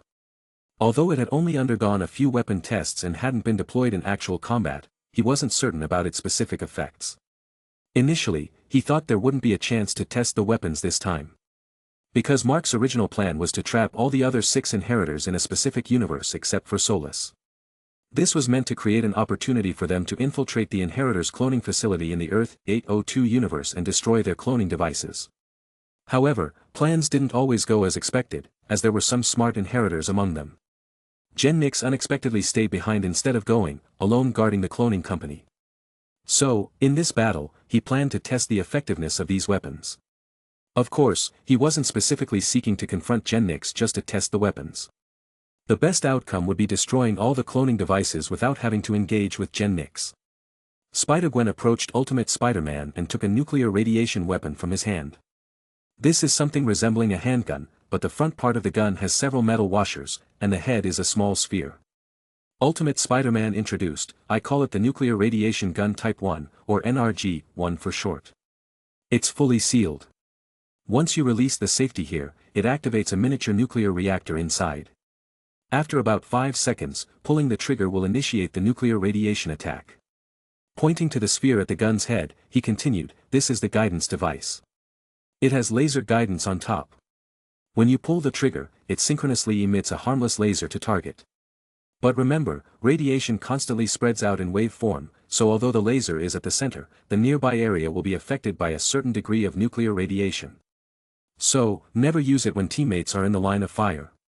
It's best to coordinate it with our webbing to immobilize the target first. Spider-Gwen nodded, how many times can it be used then? Ultimate Spider-Man smiled wryly, holding up one finger, just once. Due to safety concerns, the loaded elements inside are only a few micrograms considering the effect seen from Deimos' body. To achieve a successful weakening effect, it needs to be released all at once. Moreover, because the gun uses laser heating to catalyze nuclear reactions, once the safety is released, it must be fired within 20 seconds, or the NRG-1 will explode. Ultimate Spider-Man warned seriously. Spider-Gwen and others nodded in understanding. So, the practical lifespan of this gun is actually within 5 to 20 seconds after releasing the safety, is that correct? Spider-Noir patted his holster, saying. Apart from a regular handgun, he now also carried an NRG-1 nuclear radiation gun. Ultimate Spider-Man nodded. Due to the hurried nature of their mission, there were currently only 3 of these handguns. One was with Spider-Noir, one with Ultimate Spider-Man himself, and the third one was with Spider-Gwen. This meant they only had 3 chances to weaken Gen Nix. Spider-Gwen further inquired, so, if it hits, approximately how long can it weaken him for? Chapter 176. Ultimate Spider-Man shook his head, according to Mark, the strength of each inheritor differs, so we'll have to observe each situation specifically. When we tested it earlier, the nuclear radiation from NRG-1 could last for about 30 seconds on the corpse of Deimos before he returned to his original state. However, it said that Deimos is the strongest among most of the inheritors. So, when dealing with this guy named Gen Nix, perhaps it could extend this time a bit longer. Spider-Gwen nodded, sliding the NRG-1 into the newly attached holster on her thigh, understood. At that moment, Spider-Man Noir walked over, puzzled, if it's going to explode, why not throw it after the 20-second mark, like a grenade? Spider-Gwen shot him a glance, saying impatiently, that's nuclear radiation. If it spreads in all directions, it won't just affect the inheritors, but us as well. Spider-Man more awkwardly scratched his head. Ultimate Spider-Man patted his shoulder, smiling, your idea does have some merit. Dr. Octavius and MS Liv are currently researching nuclear radiation grenades. However, if we're going to deploy them in actual combat, we need to upgrade our spider suits first. Radiation-resistant spider suits. Spider-Man Noir's eyes lit up, raising a finger, wide-eyed. Yes, Ultimate Spider-Man chuckled. Just as everyone was about to say something, Spider-Gwen's expression suddenly became grave. Everyone sensed her change and turned to her. With a resolute gaze, Spider-Gwen scanned everyone before saying, "Mark sent a message. He's going to seal off Universe Earth 31411. We've got about 5 hours to act. From now on, we must seize every moment and give it our all." Then, she extended her hand, for the spiders. Ultimate Spider-Man placed his hand on hers, for the spiders. Following suit were Spider-Man Noir, Spider-Girl, Unlimited Spider, and Armored Spider. The hands of the 6 Spider-Men came together, representing their determination to prevail. "Now, activate the optical invisibility mode," Ultimate Spider-Man ordered. Except for Spider-Man Noir and Armor Spider, the other 4 pressed a button on their suits. Unlimited Spider had a built-in invisibility suit, using his cape to assist in becoming invisible. Spider-Gwen, Ultimate Spider-Man, and Spider-Man Noir had suits previously modified with optical invisibility, a creation of Ultimate Spider-Man's technology. However, optical invisibility could only deceive regular cameras and human eyes, not high-end cameras with infrared sensors. This is where Spider-Man Noir came in, to seek alternative routes. Looking at his invisible companions, Armor Spider was somewhat dumbfounded. "Ah, forgot," Ultimate Spider-Man chuckled awkwardly, taking a vial from his waist pocket and tossing it to Armor Spider. "These are nanomaterials with optical invisibility effects. They can adhere directly to your armor." Before the mission, Mark foresaw that a new Spider-Man would surely join their mission, so Ultimate Spider-Man prepared this in advance. Unfortunately, in the midst of calibrating the nuclear radiation gun, he forgot about it. This oversight left Ultimate Spider-Man feeling a bit embarrassed. Luckily, the nanomaterial adhered quickly.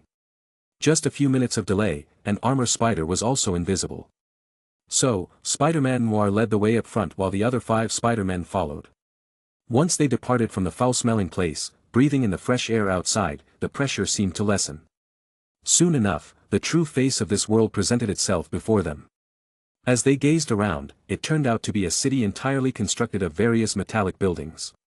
The structures were orderly but eerily lifeless. Involuntarily, it reminded them of the background of science fiction stories that involves the MC becoming the last person on Earth. At this moment, this lifeless steel city in front of them appeared eerily similar. However, they quickly noticed several airships floating in the sky. With their keen vision, they soon realized these airships were actually large surveillance devices. At regular intervals, these devices were stationed, providing real-time control of the entire city to the actual controller behind these surveillance airships.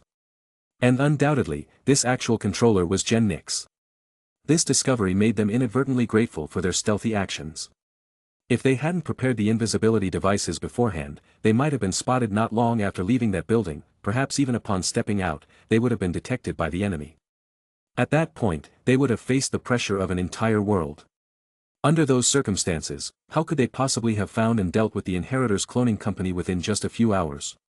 Amidst their relief, the group continued to descend along the buildings. "Huh. There's a group of people coming from over there." Suddenly, Spider-Man Noir stopped, then returned quietly to the group. "People?" They exchanged glances, a bit surprised. "There are people here, maybe they can inquire about something from them." However, they quickly became disappointed once again. 2 rows of people were walking down the street, 1 row of men and 1 of women.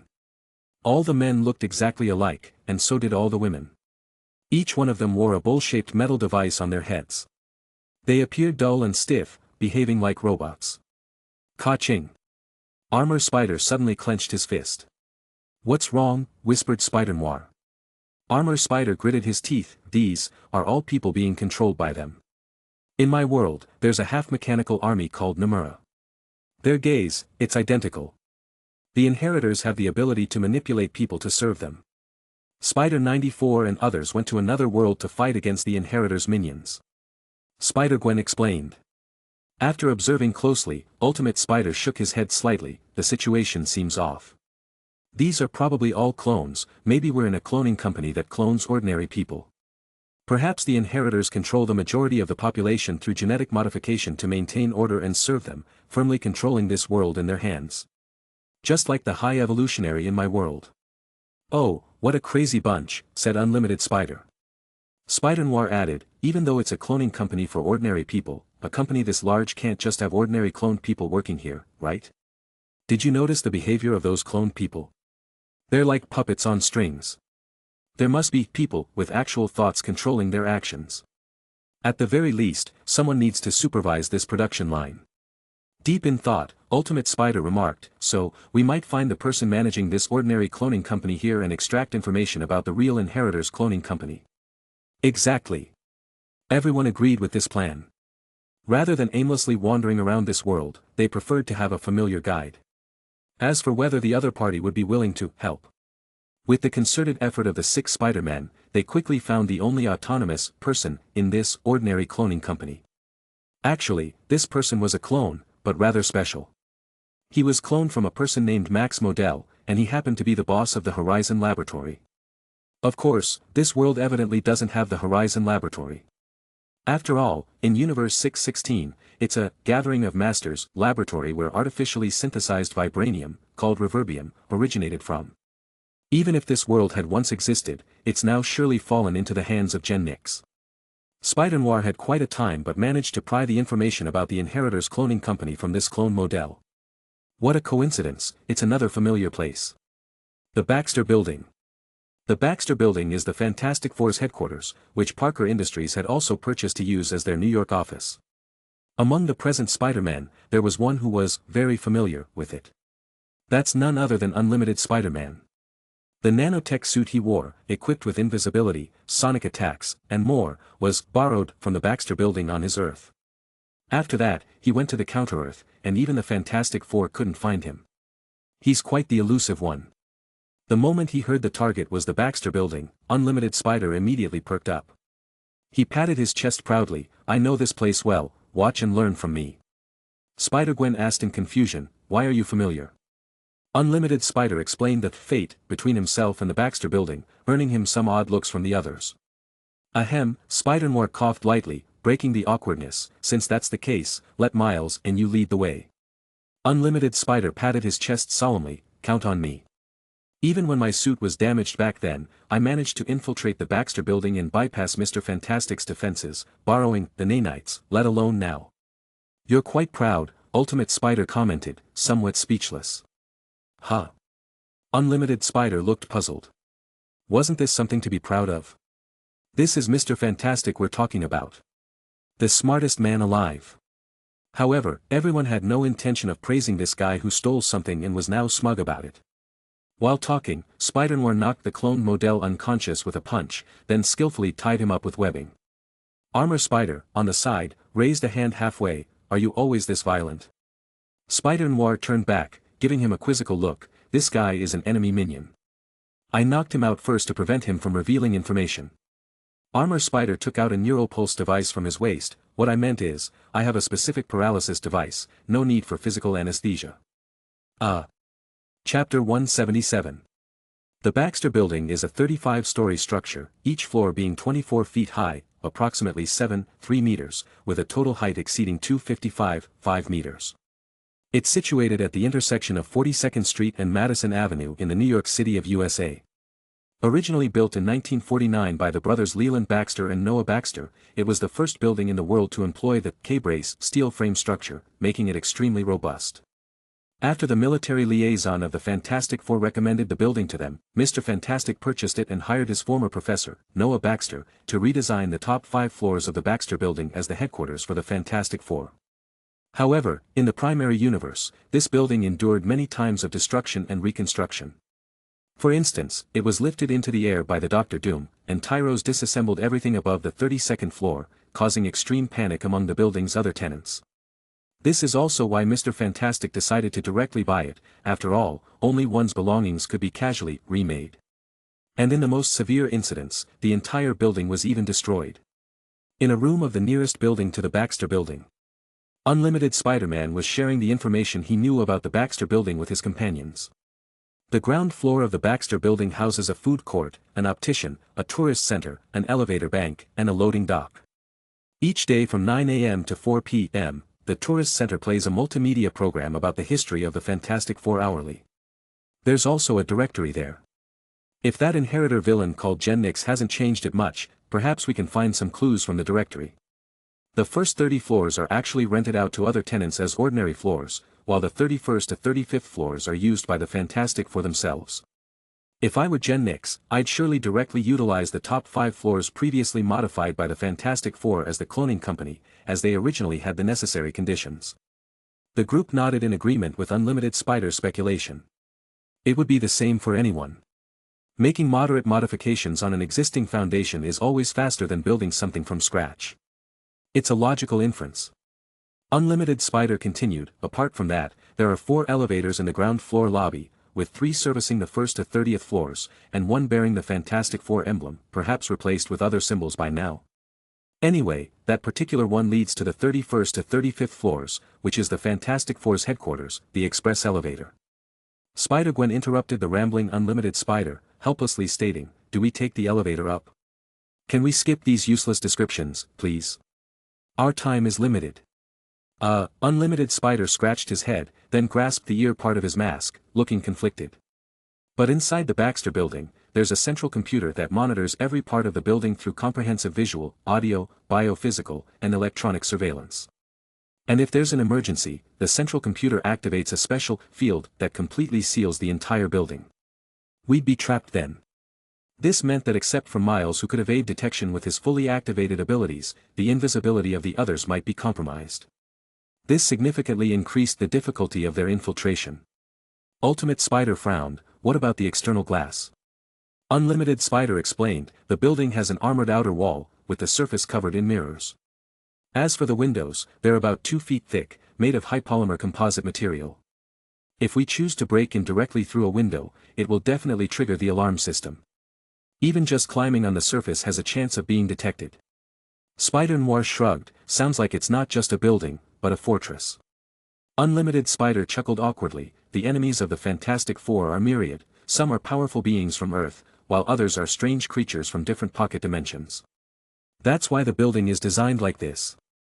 Spider-Gwen sighed in frustration. If only we recruited a few members of the Fantastic Four from other worlds. It shouldn't be particularly difficult for them to invade their own base, right? Ultimate Spider suggested. Actually, in my world, we have Mr. Fantastic. Why don't we go back and bring him here? Spider-Gwen shook her head. While Mark has granted me the ability to traverse time and space, my control over the space-time energy is limited. The remaining energy might only be enough for us to leave this world. Moreover, since Mark's plans have been completed on his end, it means the connection between Gen Nix and the other inheritors has temporarily ceased. Consequently, he'll surely strengthen his control over this world's temporal energy. Traveling between worlds at this moment greatly increases the risk of exposure. Ultimate Spider nodded in understanding. But if that's the case, it eliminates the possibility of entering the Baxter building from the outside. What about from above? Ultimate Spider pointed towards the top of the Baxter building. The top of the Baxter building is a flat surface, seemingly a decent entry point. Flat at the top, no extra structures, just a massive Fantastic Four emblem and a retractable hatch for launching aircraft, Unlimited Spider explained. Spider-Noir rubbed his chin in thought. Seems like a good entry point then, isn't it? Ultimate Spider nodded. Indeed. The top floor lacks any cover, making it hard for normal people not to be detected, but perhaps we can invisibly infiltrate it. The only issue is, it sounds like apart from the retractable hatch for launching aircraft, there's no other entrance to access the lower floors from the top level, right? Unlimited Spider clarified. Not entirely true. In one corner of the top level, there's a dome that can lower through the floor directly into the hangar located on the 35th floor. It's used for launching rocket ships, docking, and the ingress and egress of large aircraft. But that would require someone to infiltrate the interior of the building and activate this device, right? Spider-Gwen detected the issue. Unlimited Spider nodded, sighing. Yes, that's the problem. In that case, should we start from the elevators? Spider-Gwen seemed to understand why Unlimited Spider initially mentioned the elevators. Unlimited Spider nodded. Yes, that's how I got in originally. Find that direct elevator to floors 31 to 35, then climb in from the elevator shaft. Ultimate Spider shook his head. This method might work, but there's a significant problem. Chapter 178. Unlimited Spider asked, what's the problem?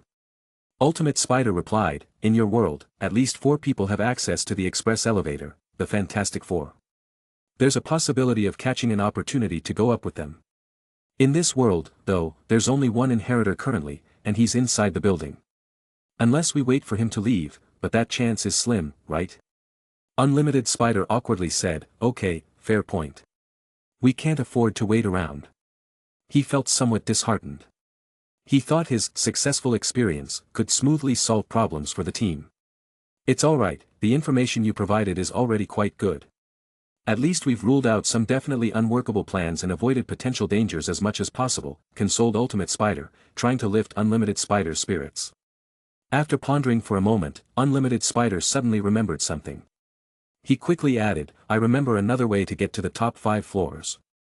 The others brightened up, turning their attention to him. Unlimited Spider continued, when I was a student visiting the Baxter building, I learned that if visitors take one of the regular elevators in the lobby to the 30th floor, they can find the Fantastic Four reception area, inside.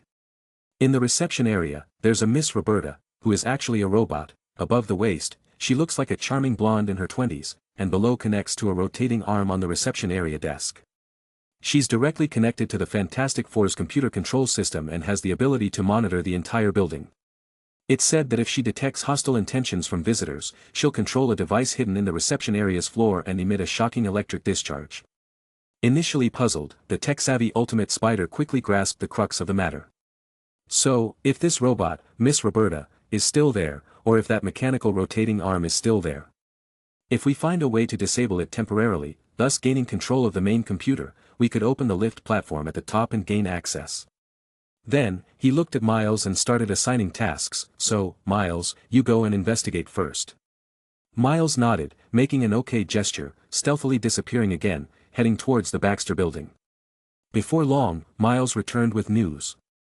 Perhaps because the entire world had already been overtaken by the inheritors, they were quite open in placing some information on the surface. Through the lobby's floor directory, they could visually see the entire layout of the Baxter building, or rather, the surface distribution structure of the inheritors' cloning company. Floors 1 to 30 remained ordinary floors. However, in reality, there were no ordinary tenants inside. Instead, each floor had a large number of clone guards assigned, an unknown quantity. But from Miles' brief observation in the lobby, it seemed no less than 20 people on each floor. This meant there were 500 to 600 clone guards just in the ordinary floors alone. Still, soldiers in exoskeleton armor, armed with large-caliber firearms, were everywhere. Sure enough, on the 30th floor, there was a reception area, but it was uncertain whether the robotic receptionist, Miss Roberta, was still present. However, this was now the only possible breakthrough point. Even if she wasn't there, they had to try. What surprised them, though, was that floors 31 to 35 were specifically labeled with their respective purposes. The 31st floor was designated as a residential area, housing the residents of each inheritor in this world. The 32nd floor contained recreational areas, medical laboratories, libraries, and data rooms. As for the 33rd, 34th, and 35th floors, they were all labeled as laboratories. Though not very detailed, if these floor labels were accurate, their ultimate goal lay within these 3 floors, 33, 34, and 35. Following this, they began reallocating tasks. This time, they planned to divide into 2 teams. One team needed to infiltrate the building's interior and reach the 30th floor. This team required ample infiltration skills and computer expertise, black computing, so it was decided that Ultimate Spider would lead Miles and Unlimited Spider. The other team had to find a way to reach the top floor of the building, wait for the lift platform to open, quickly search from top to bottom, and cause disruptions. This team consisted of Spider-Gwen, Spider-Noir, and Armored Spider. Once assignments were made, the 2 groups split up and commenced their actions. Meanwhile, in another universe, the battle between Mark, the 5 inheritors, and their henchmen had escalated into a fierce confrontation. Verna's involvement had significantly boosted the strength of the inheritors' side. The arrival of her henchmen and Vulture's aides had impressed Mark. To prevent complications where they might defeat the inheritors here, only to have them revived in the Earth 802 universe, potentially interfering with Spider-Gwen and her team's actions, Mark had been carefully trying to control the battle on his end. Actually, he had several opportunities earlier to directly take out Bora and Brix, the 2 relatively weaker inheritors, but he refrained from doing so. Now, with the arrival of Verna's Hound Legion, Vulture's forces, and the addition of Morland's Namura Legion, the semi-mechanical army finally gathering from various parts of the city, Mark could finally let off some steam against these individuals who had been chasing him around. With a swift movement, he appeared in front of two of Verna's hounds. His rapid action startled even Verna, who had just arrived. Mark extended both hands, gripping the necks of the two hounds, fiercely knocking their heads together, and then forcefully shoving them toward the incoming vulture. One of the vultures clearly didn't expect this sudden attack and was directly hit. The other, quicker in reaction, dodged the blow. Mark charged directly towards the downed vulture, clasping his hands together into a large mace, viciously striking him. Ah! The vulture emitted a sharp and brief scream, plummeting straight down from dozens of meters high. His spine was directly shattered by Mark's blow, severely injuring him in midair, and upon crashing to the ground, he succumbed to the injuries. Ha! Mark shouted loudly as flames erupted from his feet, allowing him to levitate in midair. This was a mimicry of the Human Torch's abilities from the Fantastic Four, granting him the power of flight. But that was just the beginning. Mark extended his hands, and fireballs emerged from his body like an all-around Gatling gun, rapidly shooting in all directions. The sudden attack caught the closer vultures and airborne hounds off guard, hitting them. Only those at a greater distance managed to react and evade the onslaught. Chapter 179. Damn it, what the hell is he, and why does this spider have so many strange abilities? Brix voiced the thoughts of all the inheritors. Deimos frowned. This is the most unique spider. I even sensed a scent on him similar to that of the Master Weaver. I wonder, could he possibly be the successor of the Master Weaver? That's impossible. Bora exclaimed in surprise. Ignoring his sister's shock, Morland looked at Deimos. Are you suggesting he might be the new Master Weaver? Deimos nodded. They conversed casually, paying no attention to the casualties among their minions. The recent battle with Mark had made them realize that his strength was immense, far beyond any enemy they had previously encountered. Except for the Master Weaver. Their battles with the Master Weaver hadn't been much of a strain, to be honest. Apart from their mother dying in battle, the fight had surprisingly gone smoothly, almost as if the Master Weaver had held back. But none of the inheritors, including Solus, dwelled much on this. In their minds, they were supposed to dominate the Master Weaver. How could the Master Weaver possibly show mercy to them? However, in reality, the Master Weaver had indeed shown mercy. After all, he was the future Karn. And Karn's ultimate goal in all this was simply to use these inheritors to turn over a new leaf, to make them less inclined toward hunting and destroying various totems across the multiverse.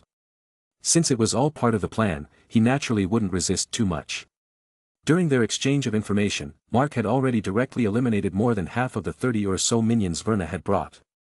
Although these minions were also labeled as supervillains, in reality, they were not the cream of the crop from various worlds. Their strength was limited.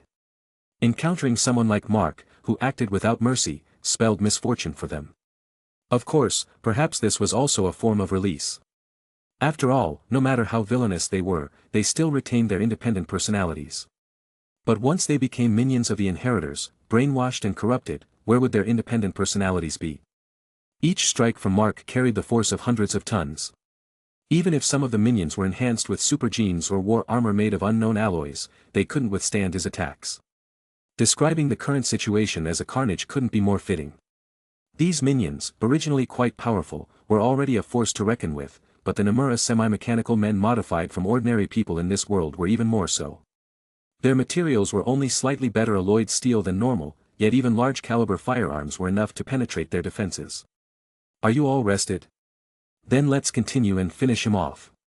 Deimos stretched his muscles, cracking them audibly, and snarled menacingly. Yes, brother. Brix and Bora were already impatient, considering their side's overwhelming power against Mark. Come on, if the 5 inheritors couldn't handle this spider, how could they still consider themselves great beings who had hunted countless spiders? Swoosh, swoosh, swoosh. The 5 rushed swiftly from their respective directions toward Mark's position. The main course is here, so I don't have time to play with you all. Mark slashed the sky horizontally with the flame blade formed by his quantum ability, silently cutting through half the sky with its spatial cutting ability. This atom-level cutting sliced everything it touched in half. Hunters, vultures, and Namura semi-mechanical men were all cut into halves and plummeted downward. It was like a rain of blood. However, this kind of attack also burdened Mark significantly. It made his breathing slightly frantic. Bang! Moreland's fist landed on Mark, slamming him straight into the ground below. Have you experienced quantum magic? Mark's voice came from underground. Boom! The earth suddenly rose, eventually forming a giant made entirely of rocks, trapping Moreland and Bora in its hands. With a forceful grip, both individuals screamed in pain. Deimos flew forward and smashed the stone giant's head with a punch. But the next moment, the shattered head restored itself. Meanwhile, Brix punched the wrist of the hand holding Bora, breaking it, and barely managed to save his twin sister.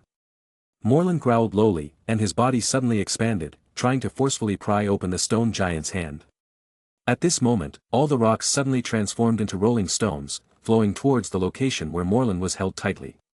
In a matter of moments, a massive stone sphere, with a diameter of over 100 meters, appeared on the ground.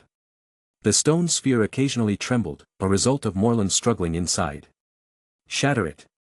Damon roared, rushing towards the stone sphere. Though he didn't particularly like Moreland, there were no conventional emotions among the inheritor siblings. He knew Mark's strength was significant and couldn't afford to lose such a powerful aide like Moreland.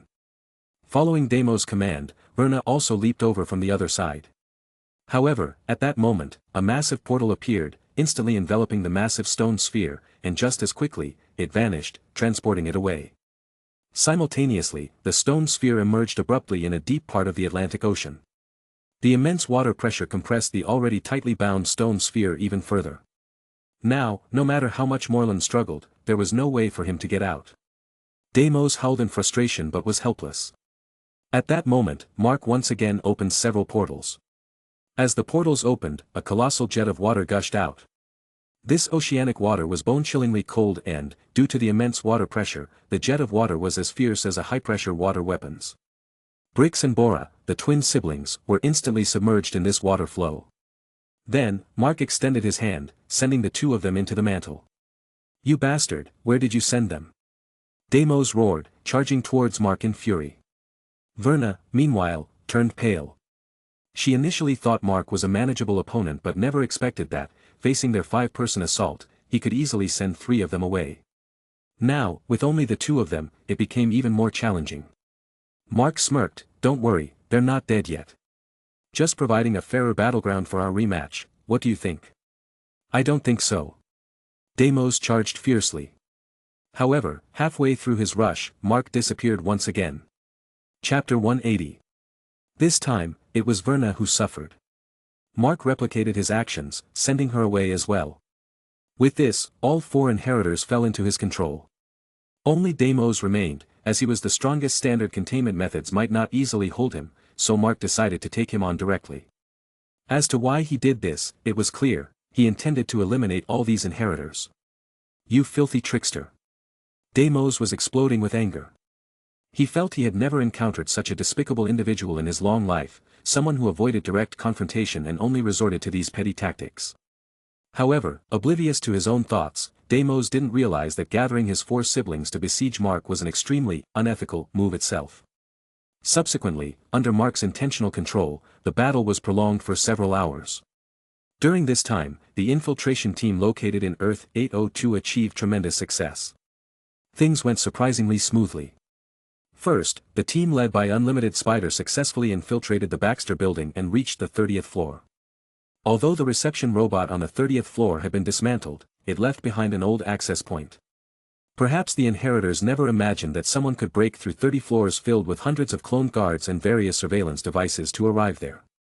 Afterward, Unlimited Spider spent some time hacking the main control computer on the 33rd floor of the building, using it to open the platform above, allowing Spider-Gwen's team to successfully infiltrate from above. Simultaneously, they themselves successfully entered the 31st floor from below. They discovered that the layout of the building was remarkably similar to the plan they had obtained. The real cloning facility was on the 33rd and 34th floors. As for the 35th floor, it served as their armory, where Gennix usually stored equipment he tinkered with in his spare time. The 6 spider people wreaked havoc, annihilating all the clones and even destroying the cloning apparatus. These devices held crucial components, making it challenging for Gennix to restore them quickly. Of course, Gennix discovered the grand destruction carried out by Spider-Gwen and her team. However, upon his arrival, all he could witness was a scene of devastation. As for Spider-Gwen and the others causing the chaos, they had slipped away long before their successful mission. On the other side, Mark couldn't immediately know the situation due to the temporary world blockade.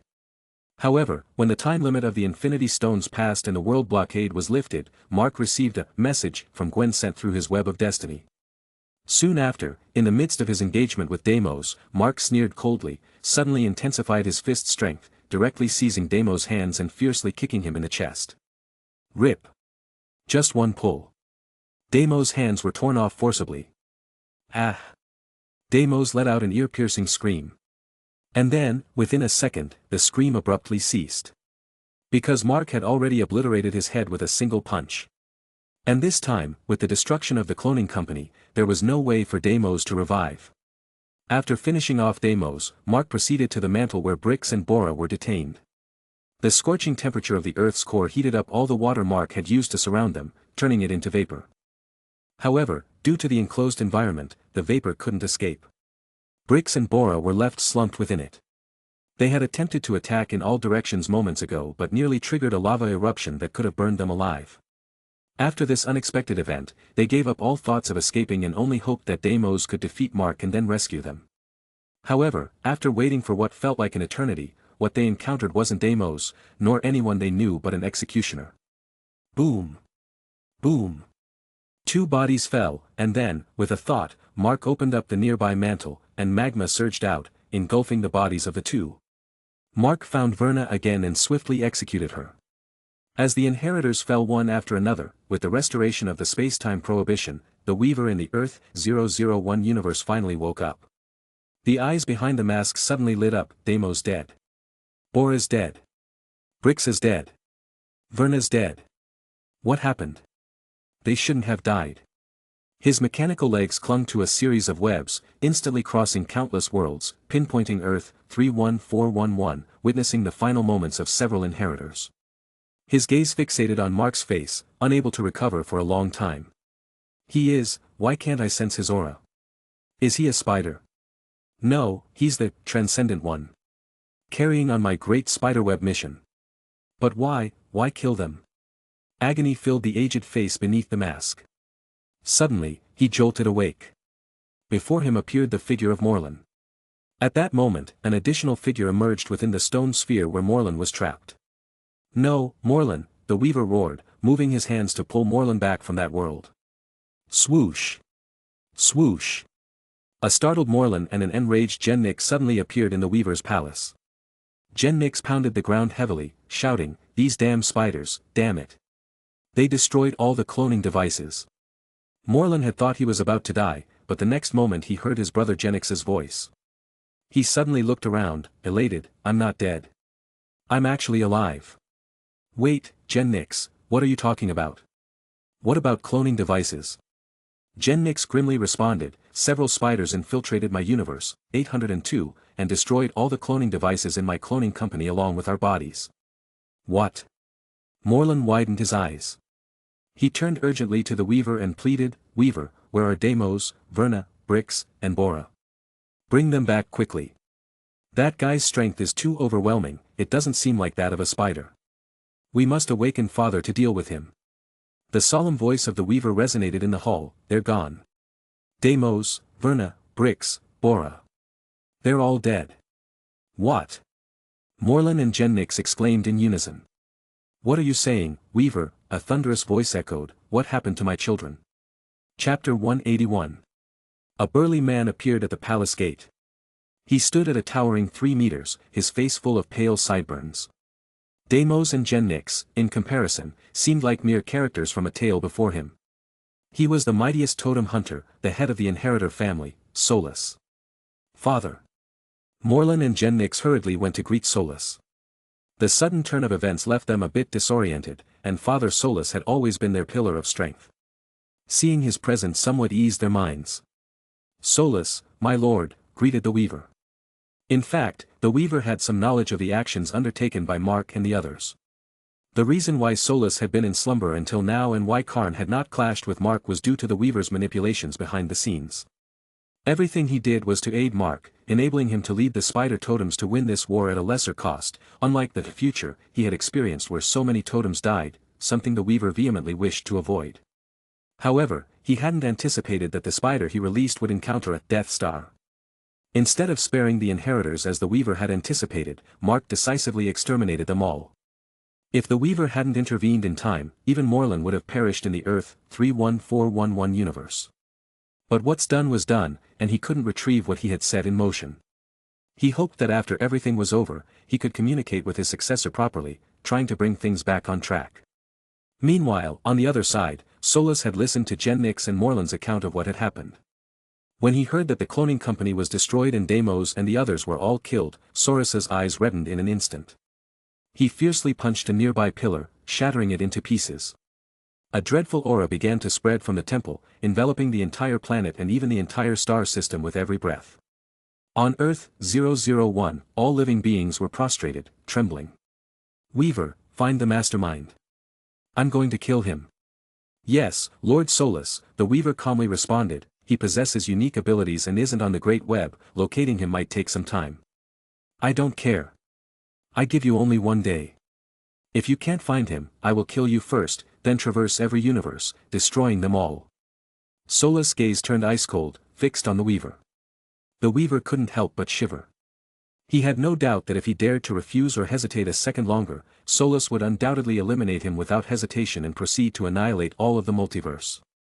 That was the kind of person he was. Fortunately, there's still a day, the Weaver sighed silently. The situation had reached this point, and he wasn't sure if it was good or bad. He regretted his earlier actions now, but recalling the threads of fate within the Great Web and the obscure glimpses of a dark future, the Weaver's resolve gradually solidified. I understand, Lord Solus, he replied before falling silent, entirely engrossed in his work on the Great Web, as if genuinely scouring for Mark and the others' traces. Though Solus was furious and wanted to take lives, he realized he still needed the Weaver to locate people, so he refrained from further conflict. He left with Morlun and Gen Nyx. In Universe 616, perhaps due to years of wrongdoing, Dr. Octopus, Otto Octavius faced retribution, his body was gradually failing. After numerous battles with the main universe SpiderMan, he gathered crucial data and invented a golden Octobot, a consciousness-switching device. Unexpectedly, the main universe SpiderMan fell into the trap, and his body was seized by Dr. Octopus, landing in that dying body. Refusing to perish, the main universe SpiderMan, leveraging a plan from Dr. Octopus's memories, contacted several supervillains, escaping from the prison, aiming to apprehend Spider-Man. However, Spider-Man had already prepared himself. He used a carbon-plated fiber layer, nullifying the effects of the consciousness-switching device, and defeated the main universe Spider-Man, who arrived dragging his ruined body. At the brink of death, the main universe Spider-Man made Otto, who's inside the former's body, experience his life, making him understand the phrase, "With great power comes great responsibility." Thus, after the real Peter Parker of the main universe passed away as Dr. Octopus, Otto replaced him, becoming the superior Spider-Man who aimed to do better. He defeated the new Sinister Six, parted ways with Mary Jane, blinded Vulture, severely injured Boomerang, and executed Massacre, and more. He even created mechanical spiders to monitor his activities throughout, ensuring he could fulfill his responsibility better. Though quite far-fetched, under Otto's meticulous management, the chaotic life of the original Spider-Man, Peter, strangely began to improve. However, recently, there was an unexpected spacetime displacement accident. In the year 2099, due to a life-threatening situation involving Alchemax's CEO, Tyler Stone, Spider-Man 2099 traversed through time back to this era, hoping to do something before Alchemax transformed into a dire company, attempting to save Tyler Stone's life. Otto Parker, LOL, and Spider-Man 2099 subsequently engaged in a fierce fight. Later, the Horizon Labs was destroyed due to an internal explosion, and the superior Spider-Man, Jean Parker, disappeared. Hold on, Otto, think. In a chaotic and bizarre tunnel, superior Spider-Man continuously encouraged himself. However, in reality, he couldn't even move his body, he could only observe as his body drifted aimlessly within the tunnel. It must be like this, I'm caught in some sort of reverse time. These constantly floating scenes ahead are strange images from other worlds, this is evidence. But these worlds are not entirely similar, some are even contradictory, as if the timeline has been split into countless scattered fragments. This means I might land anywhere. Plop. A strange sound echoed, and Otto Parker felt like he was spit out from that strange temporal tunnel, akin to water being expelled from a whale's belly. However, regardless of the situation, he indeed felt more comfortable now. At least, he had regained control of his body. Ah, I should have realized it earlier. Nature abhors a vacuum. 2099 lost its Spider-Man, so the universe allowed me to take his place. Chapter 182. Otto Parker stood up, surveyed the surroundings, and quickly reached a conclusion. He was now in the year 2099. That was the era of Spider-Man 2099, who had come back to his time and fought against him. Because the technology here was significantly more advanced than his own time. Otto Parker shrugged, thinking optimistically, this outcome is actually acceptable. My genius was already a century ahead of my time, and now I can combine it with the technology of this era. Finding a way to travel back shouldn't be too hard, as long as I find a well-equipped research facility. He lifted his spirits. However, Otto Parker clearly didn't realize that this era was somewhat different from his own.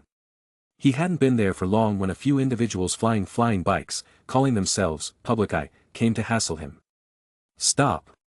Spider-Man, you're under arrest by us. Please don't attempt to escape, one of them in uniform shouted. Escape? Otto Parker turned back, coldly staring at the one who spoke, then suddenly dashed toward them. You've got the wrong person. In the nick of time, as his body was in mid-air, for crimson spider legs extended from his back. Boom! Boom! Two explosions rang out as Otto Parker's figure swiftly flew through the air. Meanwhile, the two flying bikes behind him exploded right where they were. Retreat, retreat, call for backup. The uniformed personnel hurriedly activated the devices on their combat suits, reducing their descent speed. Usually, when Spider-Man sees us coming after him, he flees. Who the hell is this guy, not playing by the rules? Another uniformed person, frustrated, opened a cushioning device, cursing as they watched Otto Parker's silhouette. By this time, Otto Parker was already dozens of meters away. He glanced back at the two floating figures in the air and sneered, that's right, fools, hurry and escape to save your pitiful little lives. If your brains are still intact, remember to stay away from me in the future. At this moment, a flying car arrived in front of Otto Parker and hovered in the air. Spider-Man, what are you doing here, enjoying yourself alone? The man in the car shouted. They'll be back soon, and it'll be worse. If you don't want more trouble, come with me now. Otto Parker scrutinized the man warily and replied, I'll trust you for now, but if this is some kind of trick, be careful. I'm not the Spider-Man you might know. The man faintly smiled and said, actually, I know exactly who you are. Your outfit is different from his, but now that I've heard your voice, I'm sure. You're that Spider-Man from the heroic era, Peter something, right? Well, Otto Parker felt a bit annoyed, but his caution told him that even in this unfamiliar era, he couldn't reveal his true identity. So, he remained silent, tacitly agreeing. It was the man who seemed surprised. You don't remember me? Otto Parker chuckled, is that really so strange? After all, it was a long time ago. Besides, you look pretty ordinary. Is it that easy to remember you? A vein appeared on the man's forehead. You, fine then, let's reintroduce ourselves.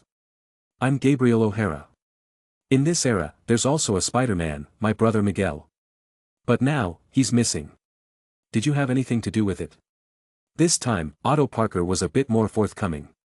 He shook his head, absolutely not. In fact, I'm a victim, just like him.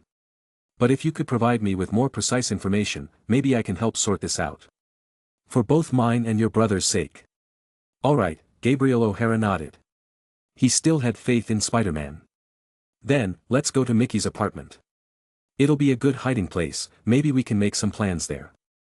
So, chatting along the way, the two changed direction and headed to their destination. After some analysis, Otto Parker quickly understood what he needed to do now. First, he paid a visit to Stark Industries in this era, already seized by force, and borrowed a temporal energy vocalization device. Then, he went to Alchemax and borrowed technology related to spatial jumps, materialization, dematerialization, and some accompanying components. For this, he directly robbed a large truck. Although this made him a wanted criminal in this era, after he defeated many uniformed personnel and some of this era's superheroes in a row, the pursuit of him temporarily came to a halt. Perhaps they were recalculating Spider-Man's combat power and devising a more sophisticated capture plan. But at least, Otto Parker did manage to buy himself some time. In some ways, Otto Parker proved to be quite capable. However, it's uncertain how Gabriel O'Hara felt upon seeing this mess. After all, for the people of this era, there's only one Spider-Man in the world. Feeling ashamed to face Gabriel O'Hara, Otto Parker found a relatively spacious abandoned warehouse in the ruins of New York City and completed his unfinished design there. So, this is future technology. Bah! After quickly deciphering the mysteries behind the technologies he acquired, Otto Parker didn't hide his disdain. I guess being too far ahead in intelligence for my own time is unfortunate. There's nothing in this world that can keep up with my thinking. Fortunately, these gadgets are barely usable. Ugh! With hands in his pockets, Otto Parker gazed proudly at the contraption he assembled in half a day. Luckily, only his self-designed artificial intelligence assistant could witness everything. Is your time channel ready, Doctor? Otto Parker nodded, almost there. And you, adjust your hairstyle a bit shorter. Adjusting now. Is this fine? The artificial intelligence quickly made adjustments to its appearance. Otto Parker couldn't help but reach out and gently brush its cheek. Perfect. Alright, let's get to business. Download yourself into my wristwatch, get ready for the time jump. Saying that, Otto Parker picked up the mask of his battle suit placed nearby. Okay, Doctor. Check the flashback command to avoid any mishaps. All systems are functioning properly. Very well, then let's go. Chapter 183. Wow, is that Spider-Man? Hasn't he been here before? Why bother? Don't you know what evacuate means? As Otto Parker traversed the complex parallel universe space, he landed in a new world and heard a conversation among a few individuals. Evacuate? He's been here before. What does that mean? Otto Parker tapped his head. The time-space travel made him feel uncomfortable, but he quickly adjusted, then began observing his surroundings. Soon, he discovered some key elements. In the distance, there was a body engulfed in roaring flames. In the center of the blaze, the figure of the Human Torch from the Fantastic Four could be vaguely seen. Then, on another side, he found a pile of stones that used to be the Thing, Ben Grimm, a Mr. Fantastic, Reed Richards, whose neck and body were stretched out long, and an invisible woman, Susan Storm, with 2 large holes pierced in her abdomen. Reed Richards, the Human Torch, and the Thing. I anticipated Richards'